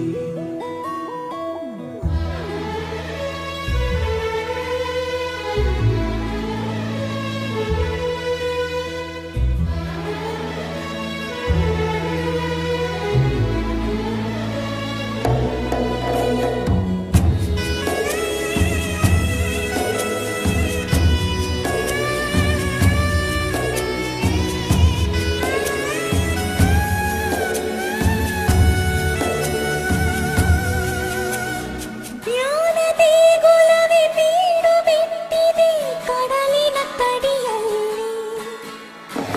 ಅರಿವು ಮೂಡಿಸುವ ಗುರುವೇ ದೇವರು ನಮ್ಮ ಈ ಗುಡಿಯಲ್ಲಿ ಎಲ್ಲ ಸಾಧನೆಯ ಮುಟ್ಟು ಮೆಟ್ಟಿಲು ಹತ್ತುವುದಿಲ್ಲೇ ಮೊದಲು ವಿದ್ಯೆಯೇ ನಮ್ಮಯ ಹಕ್ಕು ನಾಳೆಯ ದಿಕ್ಕು ಜೀವನದ ಸೆಲೆಯು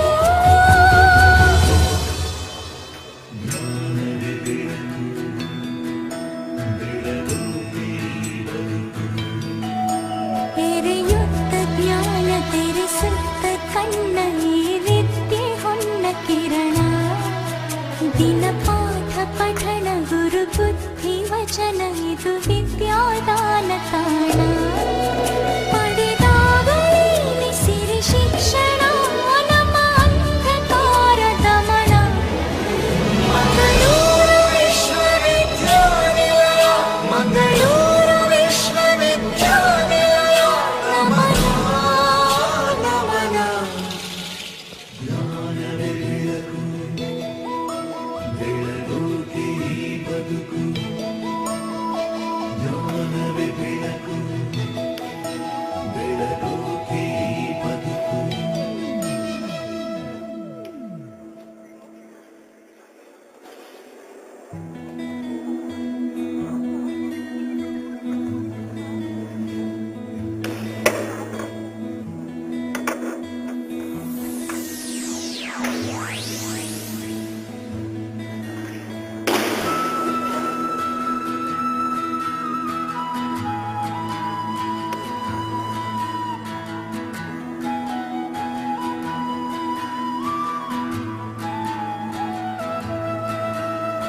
ಜ್ಞಾನವೇ ಬೆಳಕು ಬೆಳಗೋಕೆ ಈ ಬದುಕು ಜ್ಞಾನವೇ ಬೆಳಕು ಬೆಳಗೋಕೆ ಈ ತೆರೆ ಸುತ್ತ ಕಣ್ಣ ಈ ವಿದ್ಯೆ ಹೊನ್ನ ಕಿರಣ ದಿನ ಪಾಠ ಪಠಣ ಗುರು ಬುದ್ಧಿ ವಚನ ಇದು ವಿದ್ಯಾದಾನ ತಾಣ ಪಡೆದಾಗಲೇನೆ ಸಿರಿ ಶಿಕ್ಷಣ ನಮ್ಮ ಅಂಧಕಾರ ದಮನ ಮಂಗಳೂರು ವಿಶ್ವವಿದ್ಯಾನಿಲಯ ಮಂಗಳೂರು ವಿಶ್ವವಿದ್ಯಾನಿಲಯ ನಮನ ನಮನ ಜ್ಞಾನವೇ ಬೆಳಕು ಬೆಳಗೋಕೆ ಈ ಬದುಕು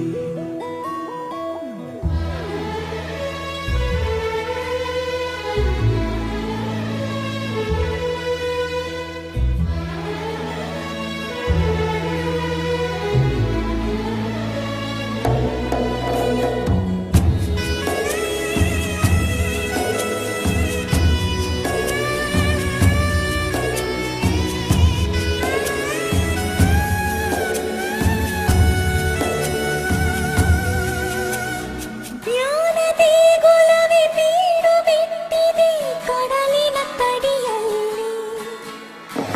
ಅರಿವು ಮೂಡಿಸುವ ಗುರುವೆ ದೇವರು ನಮ್ಮ ಈ ಗುಡಿಯಲ್ಲಿ ಎಲ್ಲ ಸಾಧನೆಯ ಮುಟ್ಟು ಮೆಟ್ಟಿಲು ಹತ್ತುವುದಿಲ್ಲೆ ಮೊದಲು ವಿದ್ಯೆಯೇ ನಮ್ಮಯ ಹಕ್ಕು ನಾಳೆಯ ದಿಕ್ಕು ಜೀವನದ ಸೆಲೆಯು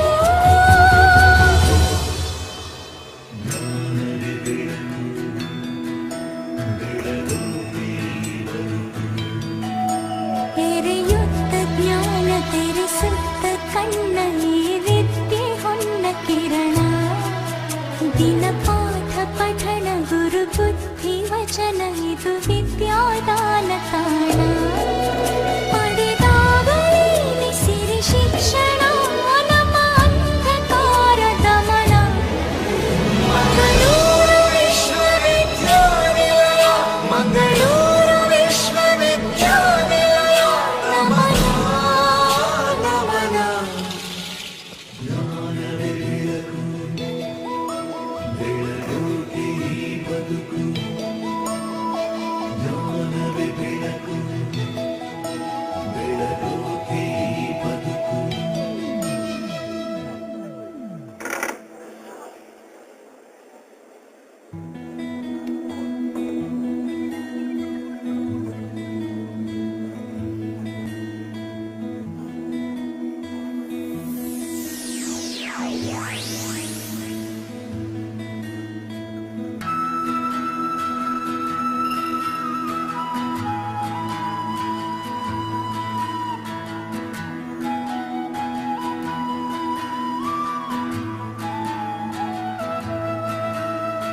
ಜ್ಞಾನವೇ ಬೆಳಕು ಬೆಳಗೋಕೆ ಈ ಬದುಕು ಜ್ಞಾನವೇ ಬೆಳಕು ಬೆಳಗೋಕೆ ಈ ಬದುಕು ಎರೆಯುತ್ತ ಜ್ಞಾನ ತೆರೆಸುತ್ತ ಕಣ್ಣ ಈ ವಿದ್ಯೆ ಹೊನ್ನ ಕಿರಣ ದಿನ ಪಾಠ ಪಠಣ ಗುರು ಬುದ್ಧಿ ವಚನ ಇದು ವಿದ್ಯಾದಾನ ತಾಣ ಪಡೆದಾಗಲೇನೆ ಸಿರಿ ಶಿಕ್ಷಣ ನಮ್ಮ ಅಂಧಕಾರ ದಮನ ಮಂಗಳೂರು ವಿಶ್ವವಿದ್ಯಾನಿಲಯ ಮಂಗಳೂರು ವಿಶ್ವವಿದ್ಯಾನಿಲಯ ನಮನ ನಮನ ಜ್ಞಾನವೇ ಬೆಳಕು ಬೆಳಗೋಕೆ ಈ ಬದುಕು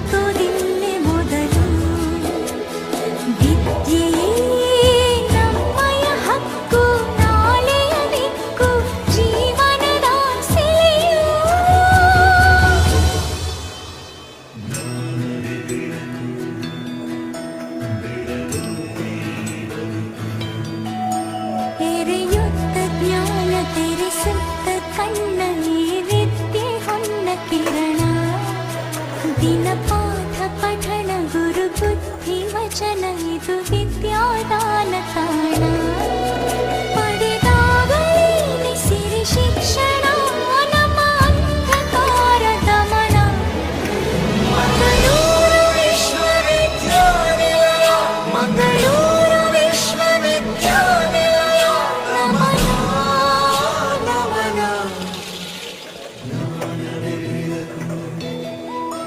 ಬೆಳಕು ಜ್ಞಾನವೇ ಬೆಳಕು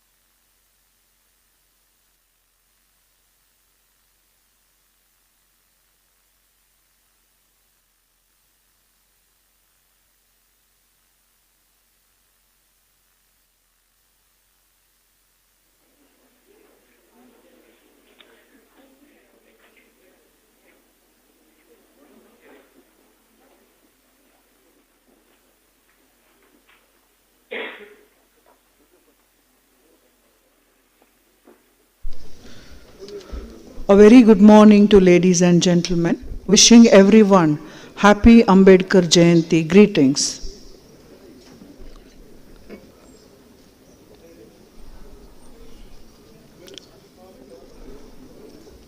The 14th of April is celebrated as Ambedkar Jayanti to mark the birth anniversary of Baba Saheb Dr. Bhimarao Ambedkar, who is known as Architect of Constitution of India. Well, today all of us celebrate this day in a very different way, but with the base dominant sentiments of joy, respect and reverence to the most respected Dr. Bhimarao Ambedkar, who is the crusader of liberation of downtrodden section of the society. We have renowned guests for the day, the Honorable Vice Chancellor of Mangalore University, Professor P. Subramanya Edapaditaya, Chief Guest Professor N. Chinnaswamy Sosale, Professor Kishore Kumar Sike, the Honorable Registrar of Mangalore University, Professor Raju Challanava, Registrar Evaluation, Professor Sangappa, the Finance Officer of Mangalore University, who arrived in this hall amidst of this august gathering. Dr. B.R. Ambedkar is regarded as one of the India's most significant personalities. His birthday is commemorated with such a pride as Ambedkar Jayanti. The name and reform of this great Indian patriot will live on in history and in the hearts of all Indians forever. Mangalore University is commemorating this day with respect and pride. May I call upon my co-host of the program, Dr. Dhananjaya Kumble, the Professor of Kannada, for further briefing.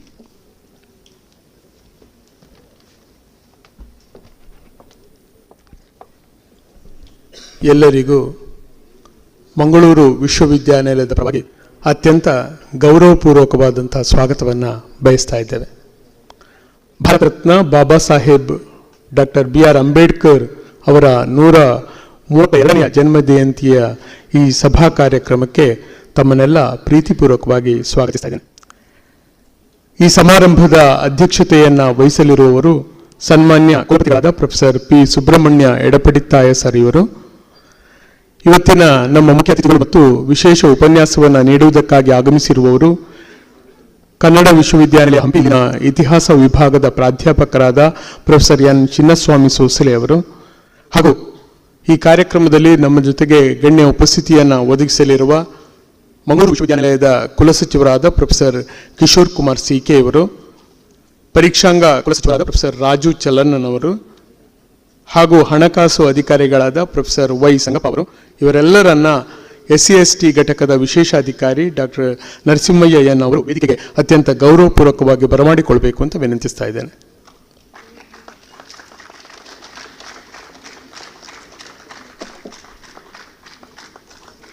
ಅಧ್ಯಕ್ಷತೆಯನ್ನು ವಹಿಸಲಿರುವ professor P. Subrahmanya ಎಡಪಡಿತಾಯರು ಸನ್ಮಾನ್ಯ ಕುಲಪತಿಗಳು, ಹಾಗೆಯೇ ಮುಖ್ಯ ಅತಿಥಿಗಳಾದ professor N Chinnaswamy Sosale ಅವರು, ಹಾಗೆ ಎಲ್ಲ ಗಣ್ಯರಿಗೆ ಪ್ರೀತಿಯ ಸ್ವಾಗತ.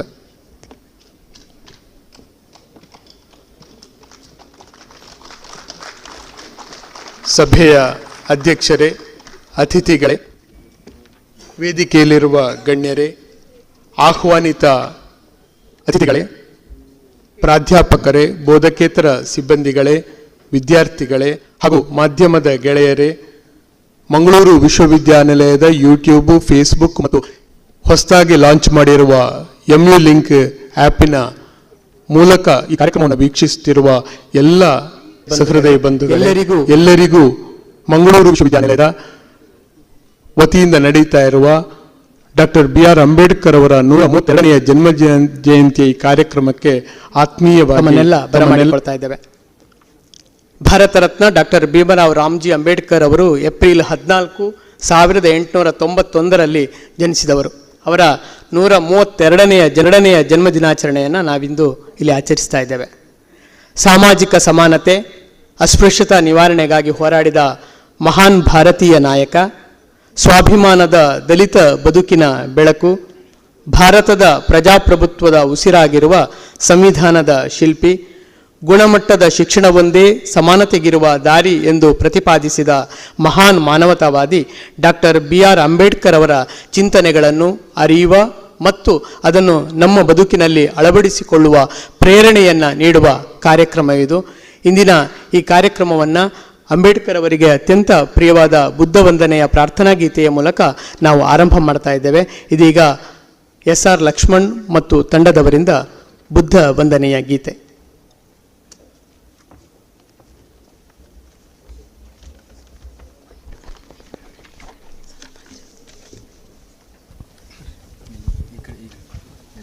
ನಮೋ ತಸ್ಸ ಭಗವತೋ ಅರ್ಹತೋ ಸಮ್ಮಾ ಸಂಬುದ್ಧಸ್ಸ. ನಮೋ ತಸ್ಸ ಭಗವತೋ ಅರ್ಹತೋ ಸಮ್ಮಾ ಸಂಬುದ್ಧಸ್ಸ. ನಮೋ ತಸ್ಸ ಭಗವತೋ ಅರ್ಹತೋ ಸಮ್ಮಾ ಸಂಬುದ್ಧಸ್ಸ. ಬುದ್ಧಂ ಶರಣಂ ಗಚ್ಛಾಮಿ, ಧಮ್ಮಂ ಶರಣಂ ಗಚ್ಛಾಮಿ, ಸಂಘಂ ಶರಣಂ ಗಚ್ಛಾಮಿ. ದ್ವಿತೀಯಂಪಿ ಬುದ್ಧಂ ಶರಣಂ ಗಚ್ಛಾಮಿ, ದ್ವಿತೀಯಂಪಿ ಧಮ್ಮಂ ಶರಣಂ ಗಚ್ಛಾಮಿ, ದ್ವಿತೀಯಂಪಿ ಸಂಘಂ ಶರಣಂ ಗಚ್ಛಾಮಿ, ತೃತೀಯಂಪಿ ಬುದ್ಧಂ ಶರಣಂ ಗಚ್ಛಾಮಿ, ತೃತೀಯಂಪಿ ಧಮ್ಮಂ ಶರಣಂ ಗಚ್ಛಾಮಿ, ತೃತೀಯಂಪಿ ಸಂಘಂ ಶರಣಂ ಗಚ್ಛಾಮಿ.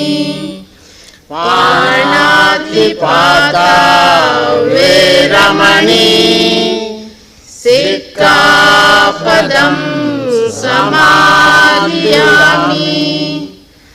ಅದಿನ್ನದಾನ ವೇರಮಣಿ, ಸಿಕ್ಖಾಪದಂ ಸಮಾದಿಯಾಮಿ.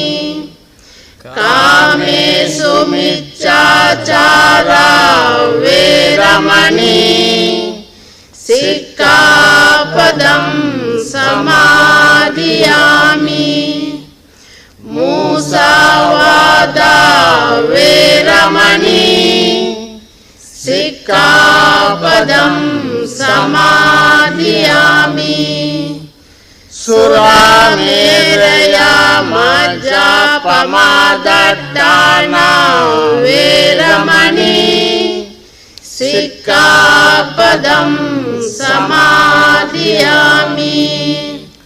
ಸರ್ವ ಪಾಪಸ್ಸ ಅಕರಣಂ, ಕುಶಲಸ್ಸ ಉಪಸಂಪದಾ, ಸಚಿತ್ತ ಪರಿಯೋದಪನಂ, ಏತಂ ಬುದ್ಧಾನ ಶಾಸನಂ.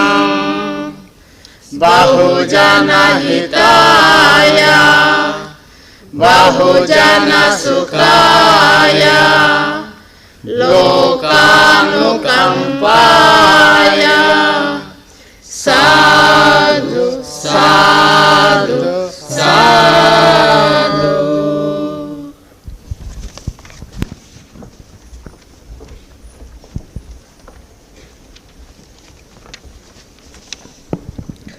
It was to overcome the caste system that Ambedkar had decided to adopt Buddhism after scrutinizing all the prominent religions of over 10 years. On 14th October 1956, Ambedkar converted to Buddhism along with close to 3,65,000 of his followers in Nagpur. He took a life-altering decision as it was the only method for Dalits to denounce the caste system and to gain equality. Hence, to signify this, today's formal program is started with Buddha Vandana. A round of appreciation to S.R. Lakshman for that Buddha Vandana. S.R. Lakshman is a firm worshipper of Buddhism. Along with him, we also had our research scholars of Mangalore University who joined for Buddha Vandana. A round of appreciation to the team of students for that performance. And now, may I request our Honorable Registrar of Mangalore University, Professor Kishore Kumar C.K., for the welcome and introductory remarks about today's program as well as today's chief guest. Over to you, sir.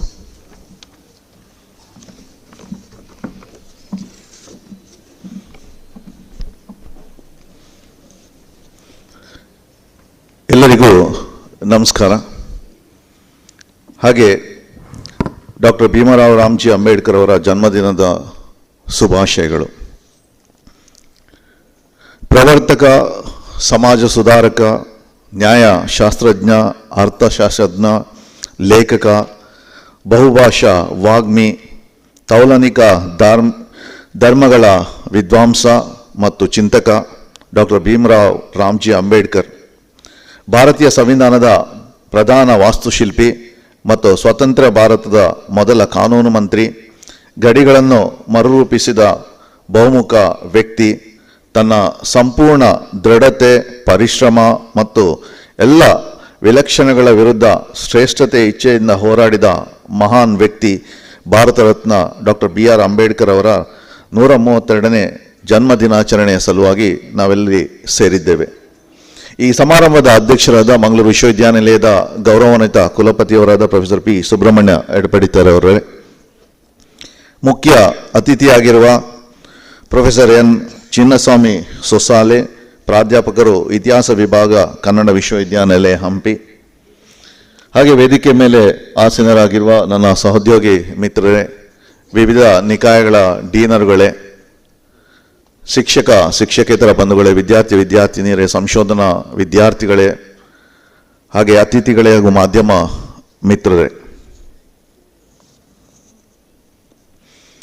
ಶತಮಾನದ ಆರಂಭದಲ್ಲಿ ಭಾರತದಲ್ಲಿ ಪೂರ್ವಗ್ರಹ ಮತ್ತು ಜಾತಿ ತಾರತಮ್ಯದ ಗೋಡೆಗಳನ್ನು ಧೈರ್ಯದಿಂದ ಎದುರಿಸಿ ಜಾತಿ ವ್ಯವಸ್ಥೆ ಮತ್ತು ಸಾಮಾಜಿಕ ಆರ್ಥಿಕ ಅಭಾವದ ಅಸಮಾನತೆಗಳ ವಿರುದ್ಧ ಆದರ್ಶಪ್ರಾಯವಾಗಿ ಹೊರಹೊಮ್ಮಿದವರು ಮತ್ತು ಲಕ್ಷಾಂತರ ಜನರನ್ನು ಜಾತಿ ವ್ಯವಸ್ಥೆಯಿಂದ ಕಾಪಾಡಿದ ಡಾಕ್ಟರ್ ಬಿ ಆರ್ ಅಂಬೇಡ್ಕರ್ ಅವರು. ಅವರ ಜೀವನದ ಪ್ರಯತ್ನದ ಸಂದರ್ಭಗಳ ಹೊರತಾಗಿಯೂ ಸಾಧನೆಗಳ ಸ್ಫೂರ್ತಿದಾಯಕ ಕಥೆಯಾಗಿದೆ ಮತ್ತು ಸಾಮಾಜಿಕ ನ್ಯಾಯ ಮತ್ತು ರಾಷ್ಟ್ರೀಯ ಪುನರ್ಜೀವನದ ದೊಡ್ಡ ಕಾರಣಕ್ಕಾಗಿ ವೈಯಕ್ತಿಕ ಕಲಾವನ್ನು ಮೀರಿ ಚಲಿಸುವ ಅದಮ್ಯ ಚೇತನರಾಗಿ ಕಾಣಿಸಿಕೊಂಡವರು. ಕಾನೂನು, ಅರ್ಥಶಾಸ್ತ್ರ ಮತ್ತು ರಾಜಕೀಯ ವಿಜ್ಞಾನದಲ್ಲಿ ಅವರು ನಡೆಸಿದ ಸಂಶೋಧನೆಗಾಗಿ ಅಸಾಮಾನ್ಯ ವಿದ್ವಾಂಸರಾಗಿ ಶ್ರೇಷ್ಠ ಸ್ಥಾನವನ್ನು ಪಡೆದರು. ಅವರು ಸಾಮಾಜಿಕ ನ್ಯಾಯ ಮತ್ತು ಸಮಾನತೆ ಆದರ್ಶಗಳಿಂದ ಆಧಾರವಾಗಿರುವ ಆಧುನಿಕತೆಯ ಪ್ಯಾನ್ ಇಂಡಿಯಾ ದೃಷ್ಟಿಯೊಂದಿಗೆ ರಾಷ್ಟ್ರೀಯ ನಾಯಕರಾಗಿ ಹೊರಹೊಮ್ಮಿದವರು. ಭಾರತದ ಸ್ವಾತಂತ್ರ್ಯ ಆಂದೋಲನವು ಎಳೆತವನ್ನು ಪಡೆಯುತ್ತಿದ್ದಂತೆ ಸಮಾಜದ ಅಂಚಿನಲ್ಲಿ ಗುಂಪುಗಳಿಗೆ ರಾಜಕೀಯ ಹಕ್ಕುಗಳು ಮತ್ತು ಸಾಮಾಜಿಕ ಸ್ವಾತಂತ್ರ್ಯಕ್ಕಾಗಿ ದಣಿವರಿಯಿಲ್ಲದೆ ಶ್ರಮಿಸಿದವರು. ಭಾರತದ ಮೊದಲ ಪ್ರಧಾನಮಂತ್ರಿ ಜವಾಹರ್ಲಾಲ್ ನೆಹರು ಅವರು ಭಾರತದ ಸ್ವಾತಂತ್ರ್ಯದ ಸಮಯದಲ್ಲಿ ಡಾಕ್ಟರ್ ಅಂಬೇಡ್ಕರ್ ಅವರಿಗೆ ಒಂದು ಮಹತ್ವದ ಜವಾಬ್ದಾರಿಯನ್ನು ನೀಡಿದ್ದರು. ಅವರು ಆಗಸ್ಟ್ 29, 1947 ಸಂವಿಧಾನ ರಚನಾ ಸಮಿತಿ ಅಧ್ಯಕ್ಷರಾಗಿ ನೇಮಕಗೊಂಡರು.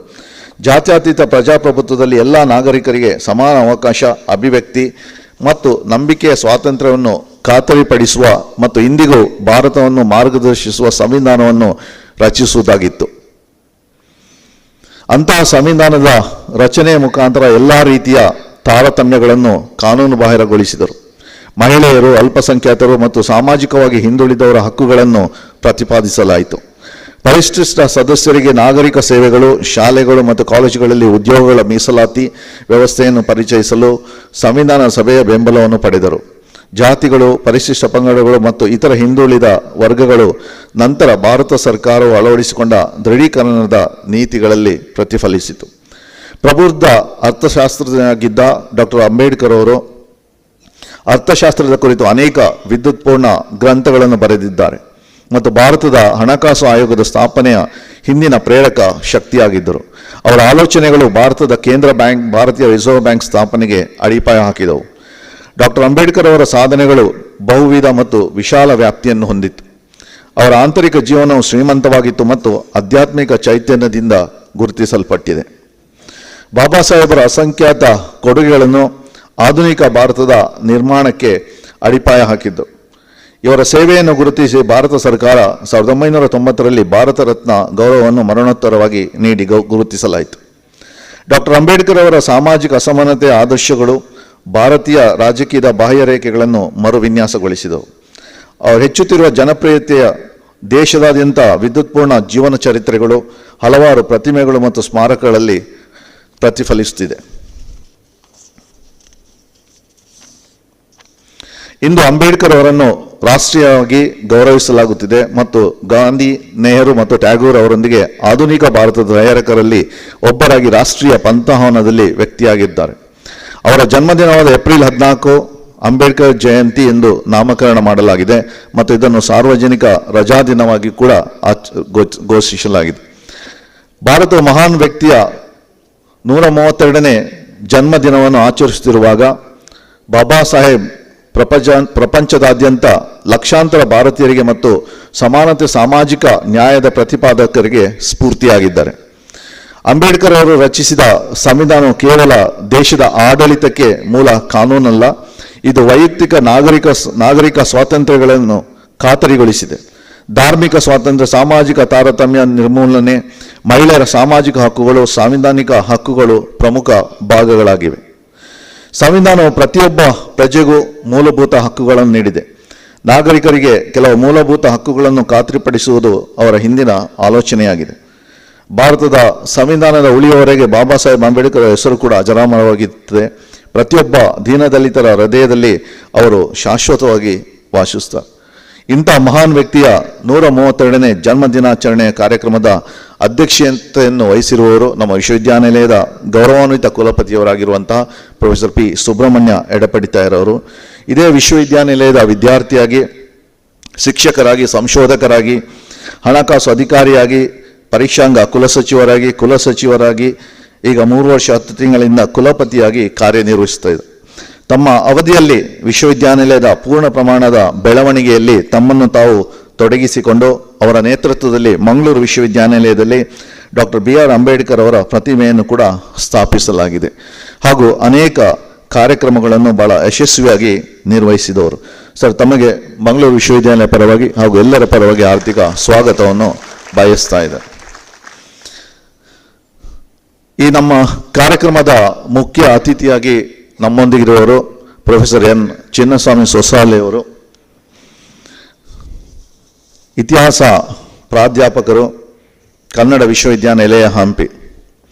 ಪ್ರೊಫೆಸರ್ ಎನ್ ಚಿನ್ನಸ್ವಾಮಿ ಸೊಸಾಲೆಯವರು ಮೈಸೂರು ಜಿಲ್ಲೆಯ ಟಿ ನರಸೀಪುರ ತಾಲೂಕಿನ ಸೊಸಾಲೆ ಗ್ರಾಮದವರಾಗಿದ್ದು, ಶ್ರೀಯುತರು ಪ್ರಸ್ತುತ ಕನ್ನಡ ವಿಶ್ವವಿದ್ಯಾಲಯ ಹಂಪಿ ಇಲ್ಲಿ ಚರಿತ್ರೆ ವಿಭಾಗದಲ್ಲಿ ಪ್ರಾಧ್ಯಾಪಕರಾಗಿ ಸೇವೆ ಸಲ್ಲಿಸ್ತಾ ಇದ್ದಾರೆ. ಮಾನಸ ಗಂಗೋತ್ರಿ ಮೈಸೂರು ಇಲ್ಲಿ 1992ರಲ್ಲಿ MA ಇತಿಹಾಸ ಪದವಿಯನ್ನು ಉನ್ನತ ಶ್ರೇಣಿಯೊಂದಿಗೆ ಪಡೆದು ತದನಂತರ ಆಧುನಿಕ ಮೈಸೂರು ಸಂಸ್ಥಾನದಲ್ಲಿ ಗ್ರಾಮೀಣಾಭಿವೃದ್ಧಿ, ಸಾಂಸ್ಕೃತಿಕ ಅಧ್ಯಯನ 1880-1940 ಎಂಬ ವಿಷಯದಲ್ಲಿ PhDಯನ್ನು ಪಡೆದು 27 ವರ್ಷಗಳ ಬೋಧನಾ ಹಾಗೂ ಸಂಶೋಧನಾ ಅನುಭವ ಇರುವ ಶ್ರೀಯುತರ ಅಧ್ಯಯನ ಆಸಕ್ತಿ ಕ್ಷೇತ್ರಗಳು ಇಂತಿವೆ.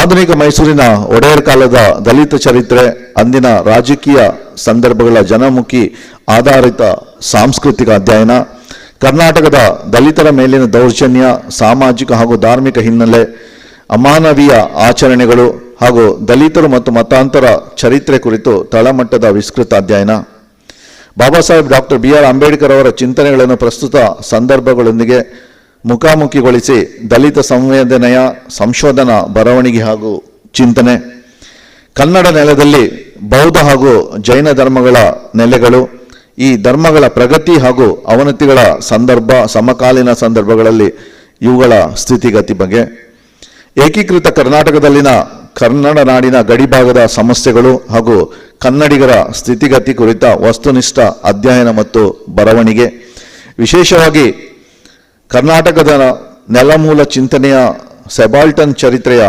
ಬರವಣಿಗೆಯ ಅಧ್ಯಯನ, ಅಲಕ್ಷಿತಗೊಳಗಾಗಿರುವ ಸ್ಥಳೀಯ ತಳ ಸಮುದಾಯಗಳ ಚರಿತ್ರೆಯನ್ನು ಮುಂದಿನ ಪೀಳಿಗೆಗೆ ತಿಳಿಸುವುದು ಹಾಗೂ ದಾಖಲೀಕರಣ, ಸಂವಿಧಾನಾತ್ಮಕ ತತ್ವ ಸಿದ್ಧಾಂತಗಳನ್ನು ಹಾಗೂ ವಾಸ್ತವದ ಚರಿತ್ರೆಯ ಕುರಿತು ಜನಮುಖಿ ಆಧಾರಿತ ಬರವಣಿಗೆ ಹಾಗೂ ಉಪನ್ಯಾಸ ಸರಣಿ ಇವರ ಅಧ್ಯಯನದ ಆಸಕ್ತಿ ಕ್ಷೇತ್ರಗಳು. ಸೊ ಹಾಗೆ ಅಖಿಲ ಭಾರತ ಕನ್ನಡ ಸಾಹಿತ್ಯ ಸಮ್ಮೇಳನಗಳು, ಕನ್ನಡ ಪುಸ್ತಕ ಪ್ರಾಧಿಕಾರ ಹಾಗೂ ಕನ್ನಡ ಸಾಹಿತ್ಯ ಪರಿಷತ್ ಆಯೋಜಿಸಿರುವ ಸಮಾವೇಶಗಳಲ್ಲಿ ಸಂಪನ್ಮೂಲ ವ್ಯಕ್ತಿಯಾಗಿ ದಲಿತ ಸಂವೇದನೆಯ ಕುರಿತು ಹಲವಾರು ಉಪನ್ಯಾಸಗಳನ್ನು ಮಂಡಿಸಿದ್ದಾರೆ.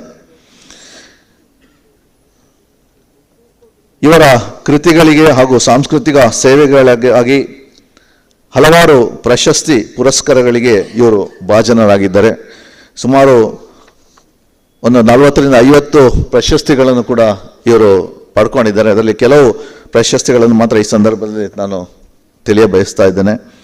ಭಾರತೀಯ ಸಮಾಜ ಮತ್ತು ದಲಿತರೆಂಬ ಕೃತಿಗೆ ಅಖಿಲ ಭಾರತ ದಲಿತ ಸಾಹಿತ್ಯ ಪರಿಷತ್ತಿನಿಂದ ಉತ್ತಮ ವಿಮರ್ಶಾ ಕೃತಿ ಪ್ರಶಸ್ತಿ, ದಲಿತರು ಮತ್ತು ಮತಾಂತರ ಒಂದು ಚಿಂತನೆ ಎಂಬ ಕೃತಿಗೆ ಸ್ಫೂರ್ತಿಧಾಮ ಚಾಮರಾಜನಗರ ಇವರು ನೀಡುವ ಉತ್ತಮ ಸಂಶೋಧನಾ ಪುಸ್ತಕ ಪ್ರಶಸ್ತಿ, ನಾಲ್ವಡಿ ಕೃಷ್ಣನ ಮೈಸೂರು ಮತ್ತು ನಾಲ್ವಡಿ ಕೃಷ್ಣರಾಜ ಒಡೆಯರ ಕಾಲದ ಮೈಸೂರು ಸಂಸ್ಥಾನದಲ್ಲಿ ದಲಿತರು ಎಂಬ ಸಂಶೋಧನಾ ಕೃತಿಗೆ ಮೈಸೂರಿನ ರಾಜಶ್ರೀ ಡಾಕ್ಟರ್ ನಾಲ್ವಡಿ ಕೃಷ್ಣರಾಜ ಒಡೆಯರ್ ಪ್ರತಿಷ್ಠಾನ ಅವರಿಂದ ಮಹಾರಾಜ ನಾಲ್ವಡಿ ಕೃಷ್ಣರಾಜ ಒಡೆಯರ್ ದತ್ತಿ ಪುಸ್ತಕ ಪ್ರಶಸ್ತಿ, ಕೆ ಸಿಂಗಾರಿಗೌಡ ಪುಸ್ತಕ ಪ್ರಶಸ್ತಿ, ಡಾಕ್ಟರ್ ರಾಘವ್ ಸಾಹಿತ್ಯ ಪ್ರಶಸ್ತಿ, ದಲಿತರ ಬದುಕು ಮೆಲುಕು ಎಂಬ ಕೃತಿಗೆ ಕರ್ನಾಟಕ ರಾಜ್ಯ ದಲಿತ ಸಾಹಿತ್ಯ ಪರಿಷತ್ ಗದಗ ಅವರಿಂದ ದತ್ತಿ ಪ್ರಶಸ್ತಿ, ಕನ್ನಡ ಸಾಹಿತ್ಯ ಪರಿಷತ್ ಉತ್ತಮ ದಲಿತ ಸಂವೇದನೆ ಕುರಿತ ಕೃತಿಗಳಿಗೆ ಕೊಡಮಾಡುವ ಪ್ರೊಫೆಸರ್ ಎಲ್ ಬಸವರಾಜು ಪುಸ್ತಕ ಪ್ರಶಸ್ತಿ,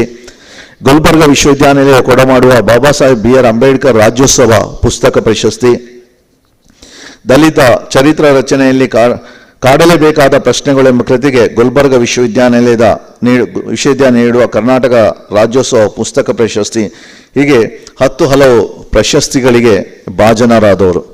ಸರ್, ತಾವು ನಮ್ಮ ಮಂಗಳೂರು ವಿಶ್ವವಿದ್ಯಾನಿಲಯಕ್ಕೆ ಈ ಕಾರ್ಯಕ್ರಮಕ್ಕೆ ಮುಖ್ಯ ಅತಿಥಿಯಾಗಿ ಆಗಮಿಸಿದಿರಿ. ತಮಗೆ ಮಂಗಳೂರು ವಿಶ್ವವಿದ್ಯಾಲಯ ಪರವಾಗಿ ಹಾರ್ದಿಕ ಸ್ವಾಗತವನ್ನು ಬಯಸ್ತಾ ಇದ್ದೇನೆ. ಈ ದಿನ ನಮಗೆಲ್ಲ ಡಾಕ್ಟರ್ BR ಅಂಬೇಡ್ಕರ್ ಅವರ ಜೀವನ ಚರಿತ್ರೆ ಬಗ್ಗೆ ನಾಟಕದ ಮೂಲಕ ತಿಳಿಸಲು ದೂರದ ಬೆಂಗಳೂರಿನಿಂದ ಬಂದಿರುವ ಶ್ರೀಯುತ R ವೆಂಕಟರಾಜು ಹಾಗೂ ಪಂಪ ಸಾಂಸ್ಕೃತಿಕ ಮತ್ತು ಸಾಮಾಜಿಕ ಕೇಂದ್ರ ಬೆಂಗಳೂರು ತಂಡದವರಿಗೂ ಕೂಡ ಈ ಸಂದರ್ಭದಲ್ಲಿ ವಿಶ್ವವಿದ್ಯಾಲಯ ಪರವಾಗಿ ಹಾರ್ದಿಕ ಸ್ವಾಗತವನ್ನು ಬಯಸ್ತಾ ಇದ್ದೇನೆ. ಈ ನಮ್ಮ ಕಾರ್ಯಕ್ರಮದಲ್ಲಿ ಭಾಗವಹಿಸಿರುವ ನಮ್ಮ ವಿಶ್ವವಿದ್ಯಾನಿಲಯದ ಎಲ್ಲ ಸಿಂಡಿಕೇಟ್ ಮತ್ತು ಅಕಾಡೆಮಿಕ್ ಕೌನ್ಸಿಲ್ ಸದಸ್ಯರಿಗೂ, ವಿವಿಧ ನಿಕಾಯಗಳ ಡೀನರ್ಗಳನ್ನು, ಅತಿಥಿಗಳನ್ನು, ಶಿಕ್ಷಕೇತರ ಬಂಧುಗಳನ್ನು, ವಿದ್ಯಾರ್ಥಿಗಳನ್ನು, ಸಂಶೋಧನಾ ವಿದ್ಯಾರ್ಥಿಗಳನ್ನು ಹಾಗೂ ಮಾಧ್ಯಮ ಮಿತ್ರರನ್ನು ಈ ಕಾರ್ಯಕ್ರಮಕ್ಕೆ ಆರ್ಥಿಕವಾಗಿ ಸ್ವಾಗತಿಸ್ತಾ ಇದ್ದೇನೆ. ಮತ್ತೊಮ್ಮೆ ಎಲ್ಲರಿಗೂ ಸ್ವಾಗತವನ್ನು ಬಯಸಿ ನಾನು ಸ್ವಾಗತ ಭಾಷಣವನ್ನು ಮುಗಿಸ್ತೀನಿ. ಜೈ ಹಿಂದ್.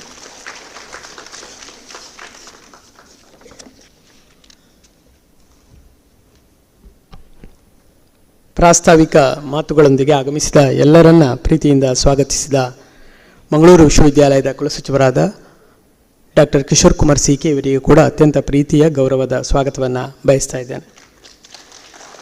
ಇದೀಗ ಆಗಮಿಸಿರುವ ಅತಿಥಿಗಳಿಗೆ ಸ್ವಾಗತೋಪಚಾರ ಪುಷ್ಪಗುಂಡವನ್ನು ನೀಡುವುದರ ಮೂಲಕ ಇವತ್ತಿನ ಈ ಸಮಾರಂಭದ ಮುಖ್ಯ ಅತಿಥಿಗಳಾದ ವಿಶೇಷ ಉಪನ್ಯಾಸವನ್ನು ನೀಡಲಿರುವ ಹಂಪಿ ವಿಶ್ವವಿದ್ಯಾನಿಲಯದ ಪ್ರಾಧ್ಯಾಪಕರಾದ ಪ್ರೊಫೆಸರ್ ಎನ್ ಚಿನ್ನಸ್ವಾಮಿ ಸೋಸಲೆ ಅವರಿಗೆ ಗೌರವಪೂರ್ವಕ ಸ್ವಾಗತದ ಕಾಣಿಕೆಯನ್ನು ನೀಡಬೇಕು ಅಂತ ಸಮಾರಂಭದ ಅಧ್ಯಕ್ಷರು ಸನ್ಮಾನ್ಯ ಕುಲಪತಿಗಳು ಆದ ಪ್ರೊಫೆಸರ್ PS ಎಡಪಡಿತಾಯ ಸರ್ ಅವರಲ್ಲಿ ವಿನಂತಿಸ್ತಾ ಇದ್ದೇನೆ.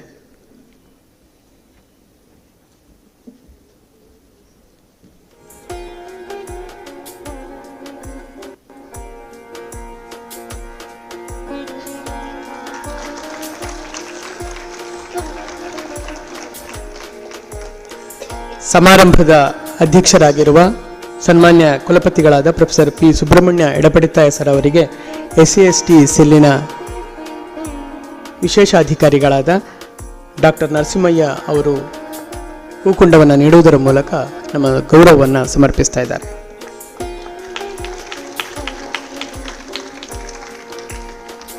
ಮಂಗಳೂರು ವಿಶ್ವವಿದ್ಯಾನಿಲಯದ ಕುಲಸಚಿವರಾದ ಡಾಕ್ಟರ್ ಕಿಶೋರ್ ಕುಮಾರ್ CK ಅವರಿಗೆ ಮಾನವಿಕ ನಿಕಾಯದ ಡೀನ್ ಆಗಿರುವ ಪ್ರೊಫೆಸರ್ ಜಯರಾಜ್ ಅಮೀನ್ ಅವರು ಆಗಮಿಸಿ ಗೌರವವನ್ನು ಸಮರ್ಪಿಸಬೇಕು ಅಂತ ವಿನಂತಿಸ್ತಾ ಇದ್ದೇನೆ.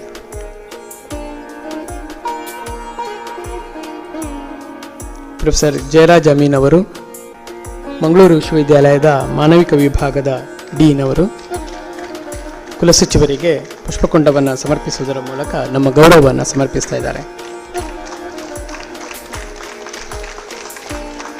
ವೇದಿಕೆಯಲ್ಲಿ ತಮ್ಮ ಉಪಸ್ಥಿತಿಯನ್ನು ಒದಗಿಸಿರುವ ಮಂಗಳೂರು ವಿಶ್ವವಿದ್ಯಾನಿಲಯದ ಪರೀಕ್ಷಾಂಗ ಕುಲಸಚಿವರಾದ ಪ್ರೊಫೆಸರ್ ರಾಜು ಚಲ್ಲಣ್ಣನವರವರಿಗೆ ಕನ್ನಡ ವಿಭಾಗದ ಮುಖ್ಯಸ್ಥರಾದ SVP ಕನ್ನಡ ಅಧ್ಯಯನ ಸಂಸ್ಥೆ ಅಧ್ಯಕ್ಷರಾದ ಪ್ರೊಫೆಸರ್ ಸೋಮಣ್ಣ ಅವರು ಪುಷ್ಪಕುಂಡವನ್ನು ನೀಡುವುದರ ಮೂಲಕ ಬರಮಾಡಿಕೊಳ್ತಾರೆ.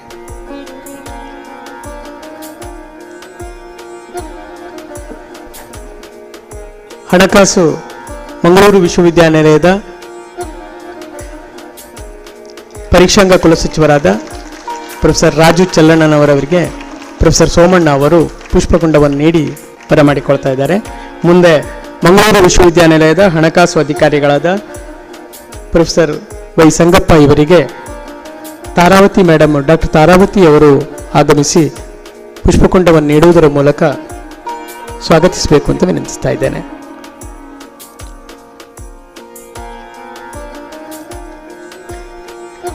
ಪ್ರೊಫೆಸರ್ ತಾರಾವತಿ ಅವರು ಹಣಕಾಸು ಅಧಿಕಾರಿಗಳಿಗೆ ಪುಷ್ಪಗುಂಡವನ್ನು ನೀಡಿ ಸ್ವಾಗತಿಸ್ತಾ ಇದ್ದಾರೆ.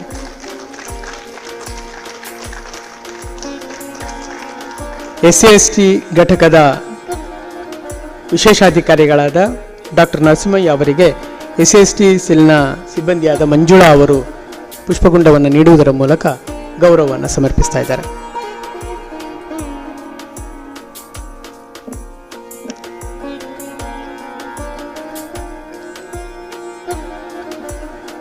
ಈ ಕಾರ್ಯಕ್ರಮದ ಸಂಘಟನೆ ಹಿಂದೆ ನಿರಂತರ ದುಡಿದ ನರಸಿಂಹಯ್ಯ ಅವರಿಗೆ ನಮ್ಮ ಗೌರವ. ಇವತ್ತಿನ ಕಾರ್ಯಕ್ರಮದ ಸ್ವರೂಪ ಹೀಗಿರುತ್ತೆ. ಈಗ ಈ ಸಭಾ ಕಾರ್ಯಕ್ರಮದ ಬಳಿಕ ಅಂಬೇಡ್ಕರ್ ಎನ್ನುವ ಪಂಪ ಸಾಂಸ್ಕೃತಿಕ ಮತ್ತು ಸಾಮಾಜಿಕ ಕೇಂದ್ರ ಬೆಂಗಳೂರು ಇಲ್ಲಿನ ತಂಡದವರಿಂದ ಅಂಬೇಡ್ಕರ್ ಎನ್ನುವ ನಾಟಕ ಬೆಳಗಿನ ಅವಧಿಯಲ್ಲೇ ನಡೀತದೆ ಅನ್ನೋದನ್ನು ಸಭಾಸದರ ಗಮನಕ್ಕೆ ನಾನು ತರ್ತಾ ಇದ್ದೇನೆ. ಮುಂದೆ ಕಾರ್ಯಕ್ರಮವನ್ನು ಮುಂದುವರಿಸಬೇಕು ಅಂತ ಡಾಕ್ಟರ್ ಯಶಸ್ವಿನಿ ಅವರಲ್ಲಿ ವಿನಂತಿಸ್ತಾ ಇದ್ದೇನೆ.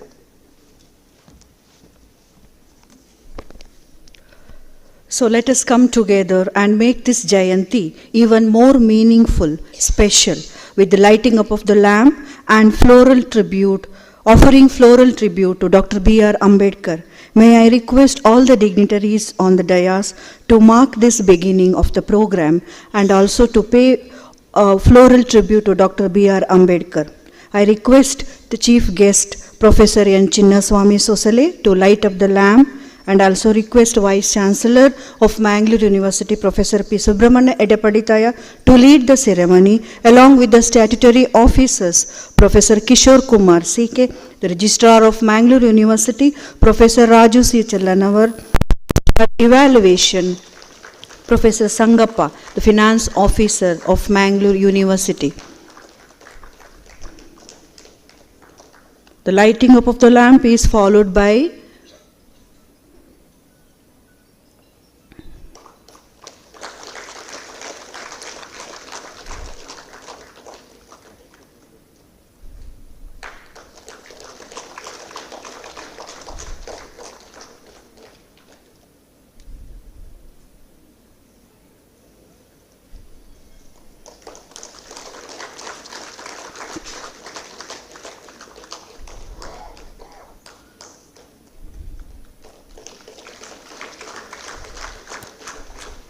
The lighting of the lamp is followed by offering floral tribute to Dr. B.R. Ambedkar. I request all the dignitaries to pay the respect.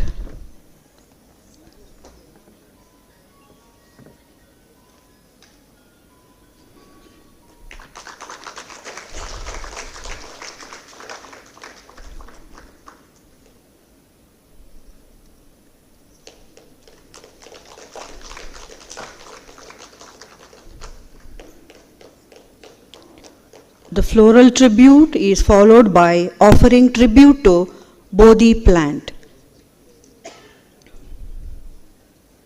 I request all the dignitaries to pay the tribute to Bodhi plant.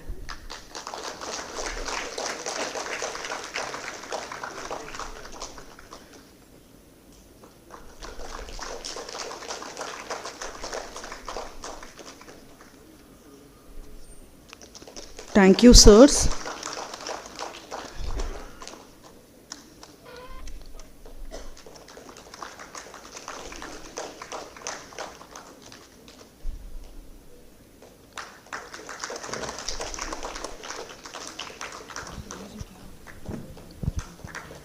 Thank you, sirs.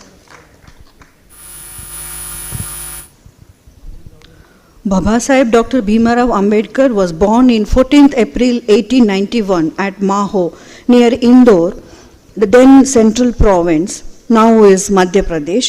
He was a 14th child of his parents.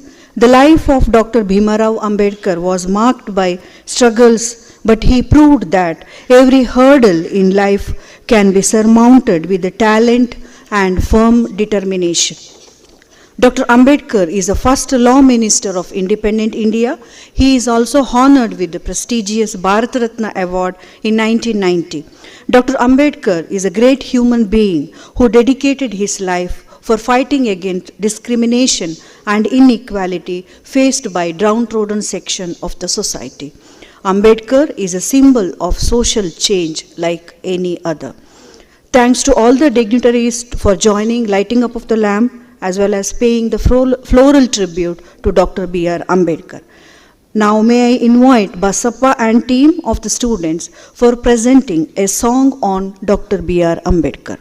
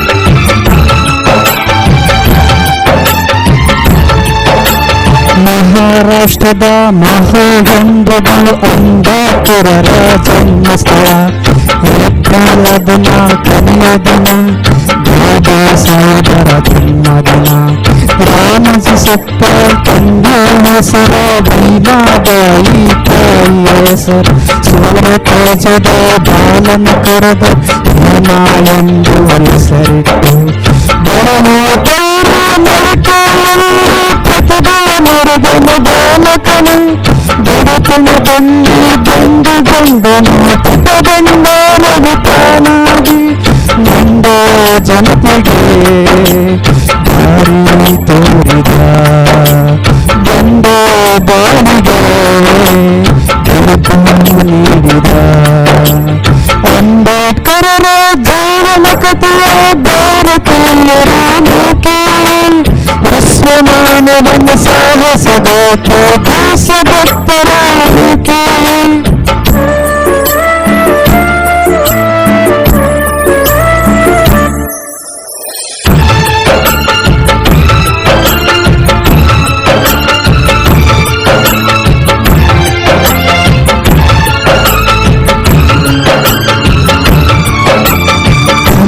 ಕರುಗಳು ನೀರನ್ನು ಕುಡಿಯುವ ಭೂತಾಯಿಗೆ ಸೇರಿದ ಕೆರೆಯಲ್ಲಿ ಮನ ನೀರನ್ನು ಕುಡಿಯಲು ಹೋದ ಅಪರಾಧಿಗಳು ಬಿಡಲಿಲ್ಲ ದೂರದ ಊರಿಗೆ ತಂದ ನೋಡಲು ಗಾಡಿಯ ಪಯಣಿಸಿ ಹೊರಟಾಗ ಗಾಡಿ ಸವಾರನು ಜಾತಿಯ ತಿಳಿದು ಪ್ರೇಮನ ಭೂಮಿಗೆ ನೂಕಿದನು ಈ ಅನ್ಯಾಯದ ಕೊನೆಗಾಣಿಸುವ ದಾರಿಯ ಬೇಲನ್ನು ಯೋಚಿಸಿದ ದೇಶ ವಿದೇಶದಿ ಪದವಿಯ ಪಡೆದು ಹೋರಾಟವನ್ನು ರೂಪಿಸಿದ ನಂದ ಜನತೆಗೆ ದಾರಿ ತೋರಿದ ಬಂದ ಬಾಳಿಗೆ ಬೆಳಕು ನೀಡಿದ ಅಂಬೇಡ್ಕರರ ಜೀವನ ಕಥೆಯ ಭಾರತೀಯರ ಕೇಳಿ ವಿಶ್ವಮಾನವನ ಸಾಹಸದ ದೇಶಭಕ್ತರ ಕೇಳಿ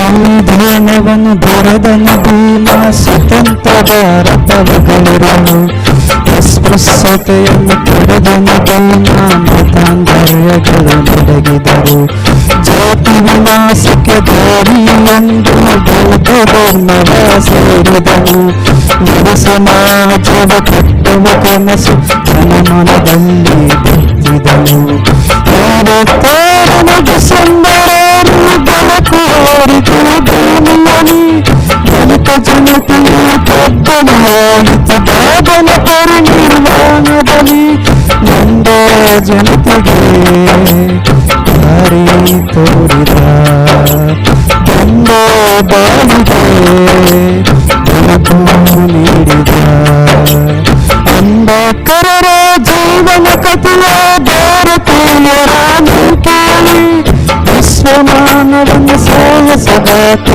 ದೇಶಭಕ್ತರನ್ನು ಕೇಳಿ ಅಂಬೇಡ್ಕರರ ಜೀವನ ಕಥೆಯ ಭಾರತೀಯರ ಕೇಳಿ ವಿಶ್ವಮಾನವನ ಸಾಹಸಗಾತಿ ದೇಶಭಕ್ತರನ್ನು ಕೇಳಿ ನಂದ ಜನತೆಗೆ ದಾರಿ ತೋರಿದ ಬಂದ ಬಾಳಿಗೆ ಬೆಳಕು ನೀಡಿದ ಅಂಬೇಡ್ಕರರ ಜೀವನ ಕಥೆಯ ಭಾರತೀಯರ ಕೇಳಿ ವಿಶ್ವಮಾನವನ ಸಾಹಸಗಾತಿ ದೇಶಭಕ್ತರನ್ನು ಕೇಳಿ ವಿಶ್ವಮಾನವನ ಸಾಹಸಗಾತಿ ದೇಶಭಕ್ತರನ್ನು ಕೇಳಿ ವಿಶ್ವಮಾನವನ ಸಾಹಸಗಾತಿ ದೇಶಭಕ್ತರನ್ನು ಕೇಳಿ.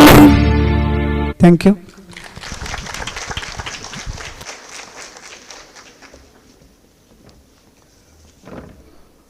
We acknowledge the word of appreciation to Mr. Basappa, the Research Scholar of Physics Department, Mangalore University, for presenting that beautiful and meaningful song on Dr. B.R. Ambedkar.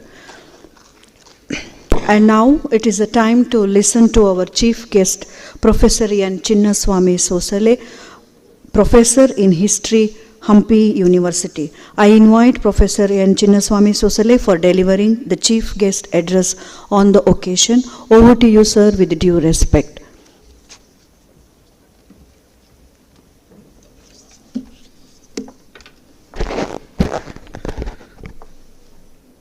ಎಲ್ಲರಿಗೂ ಜೈ ಭೀಮ್ ವಂದನೆಗಳು.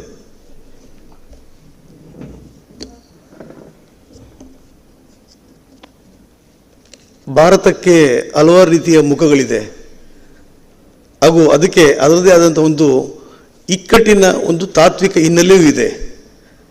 ಆದರೆ ಭಾರತೀಯರಿಗೆ ಬಹುಮುಖವಾದಂಥ ಚಿಂತನೆ ಇದೆ, ಬಹುಮುಖವಾದ ದಿಕ್ಕುಗಳಿವೆ, ಬಹುಮುಖವಾದಂಥ ಬಾಗಿಲುಗಳಿವೆ.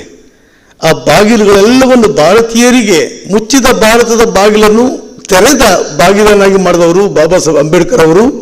ಆ ಬಾಬಾ ಸಾಹೇಬ್ ಅಂಬೇಡ್ಕರ್ ಅವರ 132ನೇ ಜನ್ಮದಿನದ ಹಾರ್ದಿಕ ಶುಭಾಶಯಗಳನ್ನ ಪ್ರೀತಿಪೂರ್ವಕವಾಗಿ ಸಂತೋಷದಿಂದ ಹೇಳ್ತಾ, ಯಾಕಂದರೆ ಸಂತೋಷ ಅಂತ ಯಾಕೆ ಹೇಳ್ತೀನಿ ಅಂತಂದರೆ ಅವರ ಹುಟ್ಟೇ ಸಂತೋಷ, ಅವರ ಬದುಕೇ ಸಂತೋಷ, ಅವರ ಜೀವನವೇ ಸಂತೋಷ, ಅವರು ಬಿಟ್ಟು ಬದುಕು ಇವತ್ತಿಗೂ ಸಂತೋಷವಾಗಿ ಇರಬೇಕು ಅಂತ ಬಯಸುವ ಭಾರತ. ಅದಕ್ಕಾಗಿ ನಾವು ಸಂತೋಷವಾಗಿ ಆಚರಣೆ ಮಾಡುವ ಈ ಸುಂದರ ಸಮಾರಂಭದ ಅಧ್ಯಕ್ಷತೆ ವಹಿಸಿರುವಂತಹ ನಮ್ಮ ಹಿರಿಯರು, ಕನ್ನಡ ನಾಡಿನ ಸಾಂಸ್ಕೃತಿಕ ಚಿಂತಕರು, ಶೈಕ್ಷಣಿಕ ಮೇಧಾವಿಗಳು, ವಿಶ್ವವಿದ್ಯಾಲಯದ ಇವತ್ತಿನ ರೂವಾರಿಗಳು ಆಗಿರುವಂತಹ ಪ್ರೊಫೆಸರ್ ಸುಬ್ರಹ್ಮಣ್ಯ ಎಡಪತ್ತಾಯ ಅವರು. ಎಡಪಡಿತಾಯ ಅವರು ತುಂಬ ನಾನು ಇಲ್ಲಿ ಹಿಸ್ಟ್ರಿ ಡಿಪಾರ್ಟ್ಮೆಂಟ್ಗೆ ಬಂದು ಹೋಗೋ ಸಂದರ್ಭಗಳಲ್ಲೂ ಅವರು ಈ ಎಲೆಕ್ಷನ್ ರಿಜಿಸ್ಟರ್ ಆಗಿದ್ದಾಗಲೂ ಭೇಟಿ ಮಾಡಿದ ಸಂದರ್ಭಗಳು, ಪ್ರೊಫೆಸರ್ ಲೋಕೇಶ್ ಅವ್ರ ಜೊತೆ ಬೇರೆ ಬೇರೆ ಸಂದರ್ಭಗಳಲ್ಲಿ. ಇವತ್ತು ಕುಲಪತಿಗಳಾದ ಇದೇ ಫಸ್ಟ್ ಭೇಟಿ ಮಾಡ್ತಿರೋದು. ಆದರೆ ಅವ್ರು ಕುಲಪತಿ ಆದಾಗ ನನಗೆ ಫೋನ್ ಮಾಡಿ ಅವ್ರು ಇಷ್ಟ ಮಾಡಿದ್ದುಂಟು. ಆದರೆ ಯಾಕೆ ಈ ಮಾತು ಹೇಳ್ತೀನಿ ಅಂತಂದರೆ, ನಾವು ನೀವೆಲ್ಲ ಒಂದು ವಿಶ್ವವಿದ್ಯಾಲಯ ಚೌಕಟ್ಟಲ್ಲಿ ರಾಜ್ಯದ ಹಲವಾರು ವಿಶ್ವವಿದ್ಯಾಲಯ ಹೋಗ್ತಾ ಇದ್ದೀವಿ. ಪ್ರಾಚೀನ ವಿಶ್ವವಿದ್ಯಾಲಯ ಅಂತ ಕರೆಸುವಂಥ ಮೈಸೂರು, ಮಧ್ಯಕಾಲದ ವಿಶ್ವವಿದ್ಯಾಲಯ ಕರೆಸುವಂಥ ಧಾರವಾಡ, ಪುನಃ ಇನ್ನೊಂದು ಆಧುನಿಕ ಕಾಲಘಟ್ಟದ ಮೈಸೂರು ಒಂದು ವಿಶ್ವವಿದ್ಯಾಲಯ ಅಂತ ಕರೆಸ್ಕೊಳ್ಳುವಂಥ ಬೆಂಗಳೂರು, ಇವತ್ತಿನ ವಿಶ್ವವಿದ್ಯಾಲಯಗಳು, ಇದ್ಯಾವ ವಿಶ್ವವಿದ್ಯಾಲಯಗಳಲ್ಲೂ ಇಲ್ಲದಿರುವಂಥ ಒಂದು ಬೌದ್ಧಿಕ ಕೆಲಸವನ್ನು ಗ್ರಂಥಾಲಯದ ಮುಂದೆ ಅಂಬೇಡ್ಕರ್ ಎಂಬ ಬೌದ್ಧಿಕ ಶಕ್ತಿಯನ್ನು ನಿಲ್ಲಿಸಿದಾರಲ್ಲ, ಅದಕ್ಕಾಗಿ ಅವ್ರಿಗೆ ನಾನು ಹೃದಯಪೂರ್ವಕವಾಗಿ ಭೀಮ ನಮನ ಸಲ್ಲಿಸ್ತಾ ಇದ್ದೀನಿ. ನಾನು ಕರೆಕ್ಟ್, ದೇವಾಲಯದ ಗಂಟೆ ಬಾರಿಸಿದರೆ ಜ್ಞಾನ ಬರ್ತದೋ ಇಲ್ಲೋ ಗೊತ್ತಿಲ್ಲ, ಆದರೆ ಗ್ರಂಥಾಲಯದ ದೀಪ ಉರಿತಾ ಇದ್ರೆ ಜ್ಞಾನ ಬರುತ್ತೆ ಅನ್ನೋದಕ್ಕೆ ಇದೆಲ್ಲವೂ ಸಾಕ್ಷಿ ಅನ್ನೋದಕ್ಕೆ ಒಂದು ನಿದರ್ಶನ.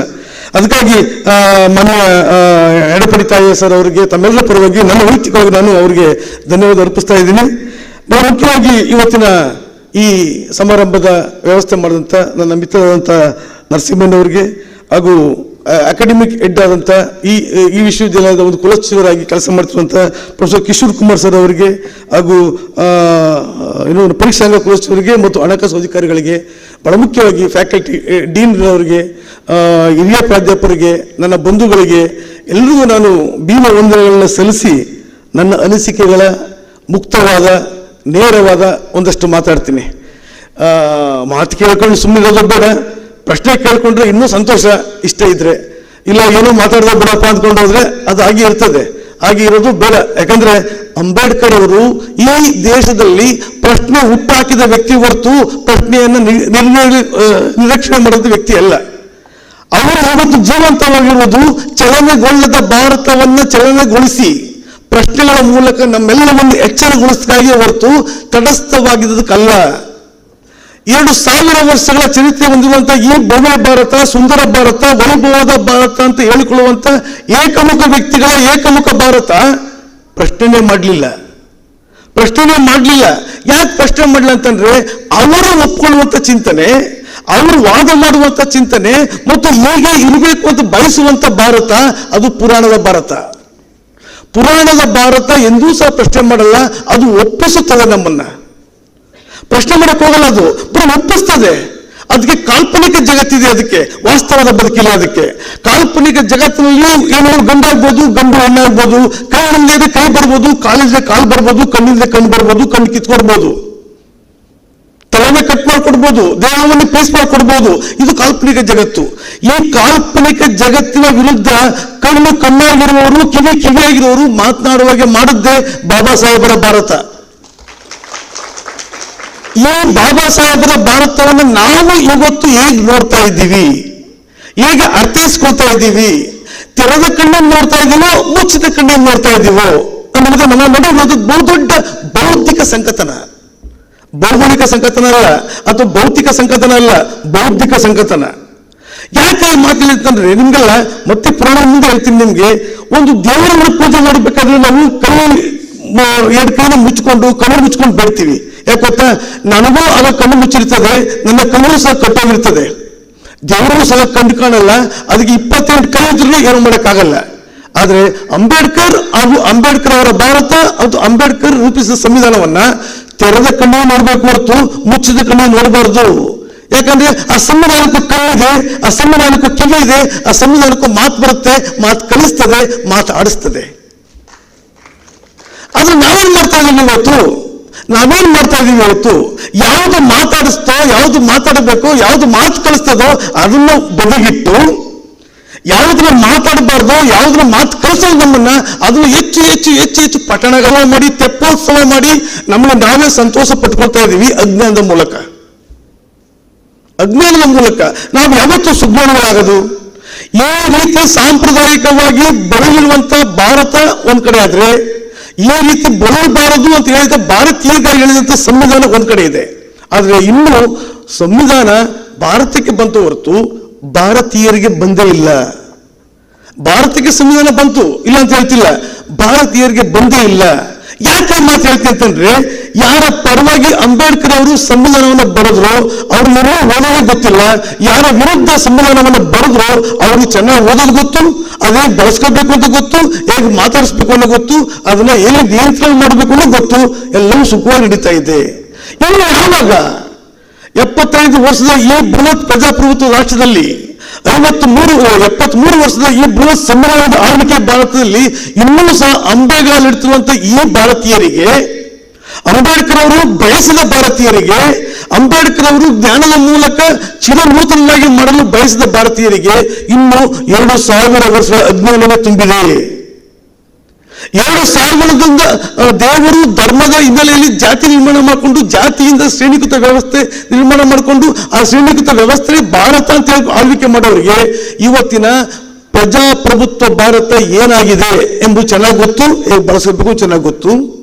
ಆದ್ರೆ ಇವರಿಗೆ ಪ್ರಭುತ್ವದ ಭಾರತವೂ ಗೊತ್ತಿರಲಿಲ್ಲ, ಪ್ರಜಾಪ್ರಭುತ್ವದ ಭಾರತ ಕಲ್ಪನೆ ಗೊತ್ತಿಲ್ಲ. ಅದರಿಂದ ಇವರು ಕೇವಲ ಭಾರತ ಪ್ರಜೆಗಳಾಗಿರೋ ಹೊರತು ಭಾರತ ಪ್ರಜಾತತ್ವ ವ್ಯವಸ್ಥೆ ಪ್ರಜೆಗಳಾಗಿಲ್ಲ. ಇದು ಬಹುದೊಡ್ಡ ದುರಂತ, ಇದನ್ನ ಬಾಬಾ ಸಾಹೇಬ್ ಅಂಬೇಡ್ಕರ್ ಅವರನ್ನ ನೋಡುವ, ಗ್ರಹಿಸಿಕೊಳ್ಳುವ ದೃಷ್ಟಿಕೋನ ಡಿಪೆಂಡ್ ಆಗುತ್ತೆ ನಮಗೆ.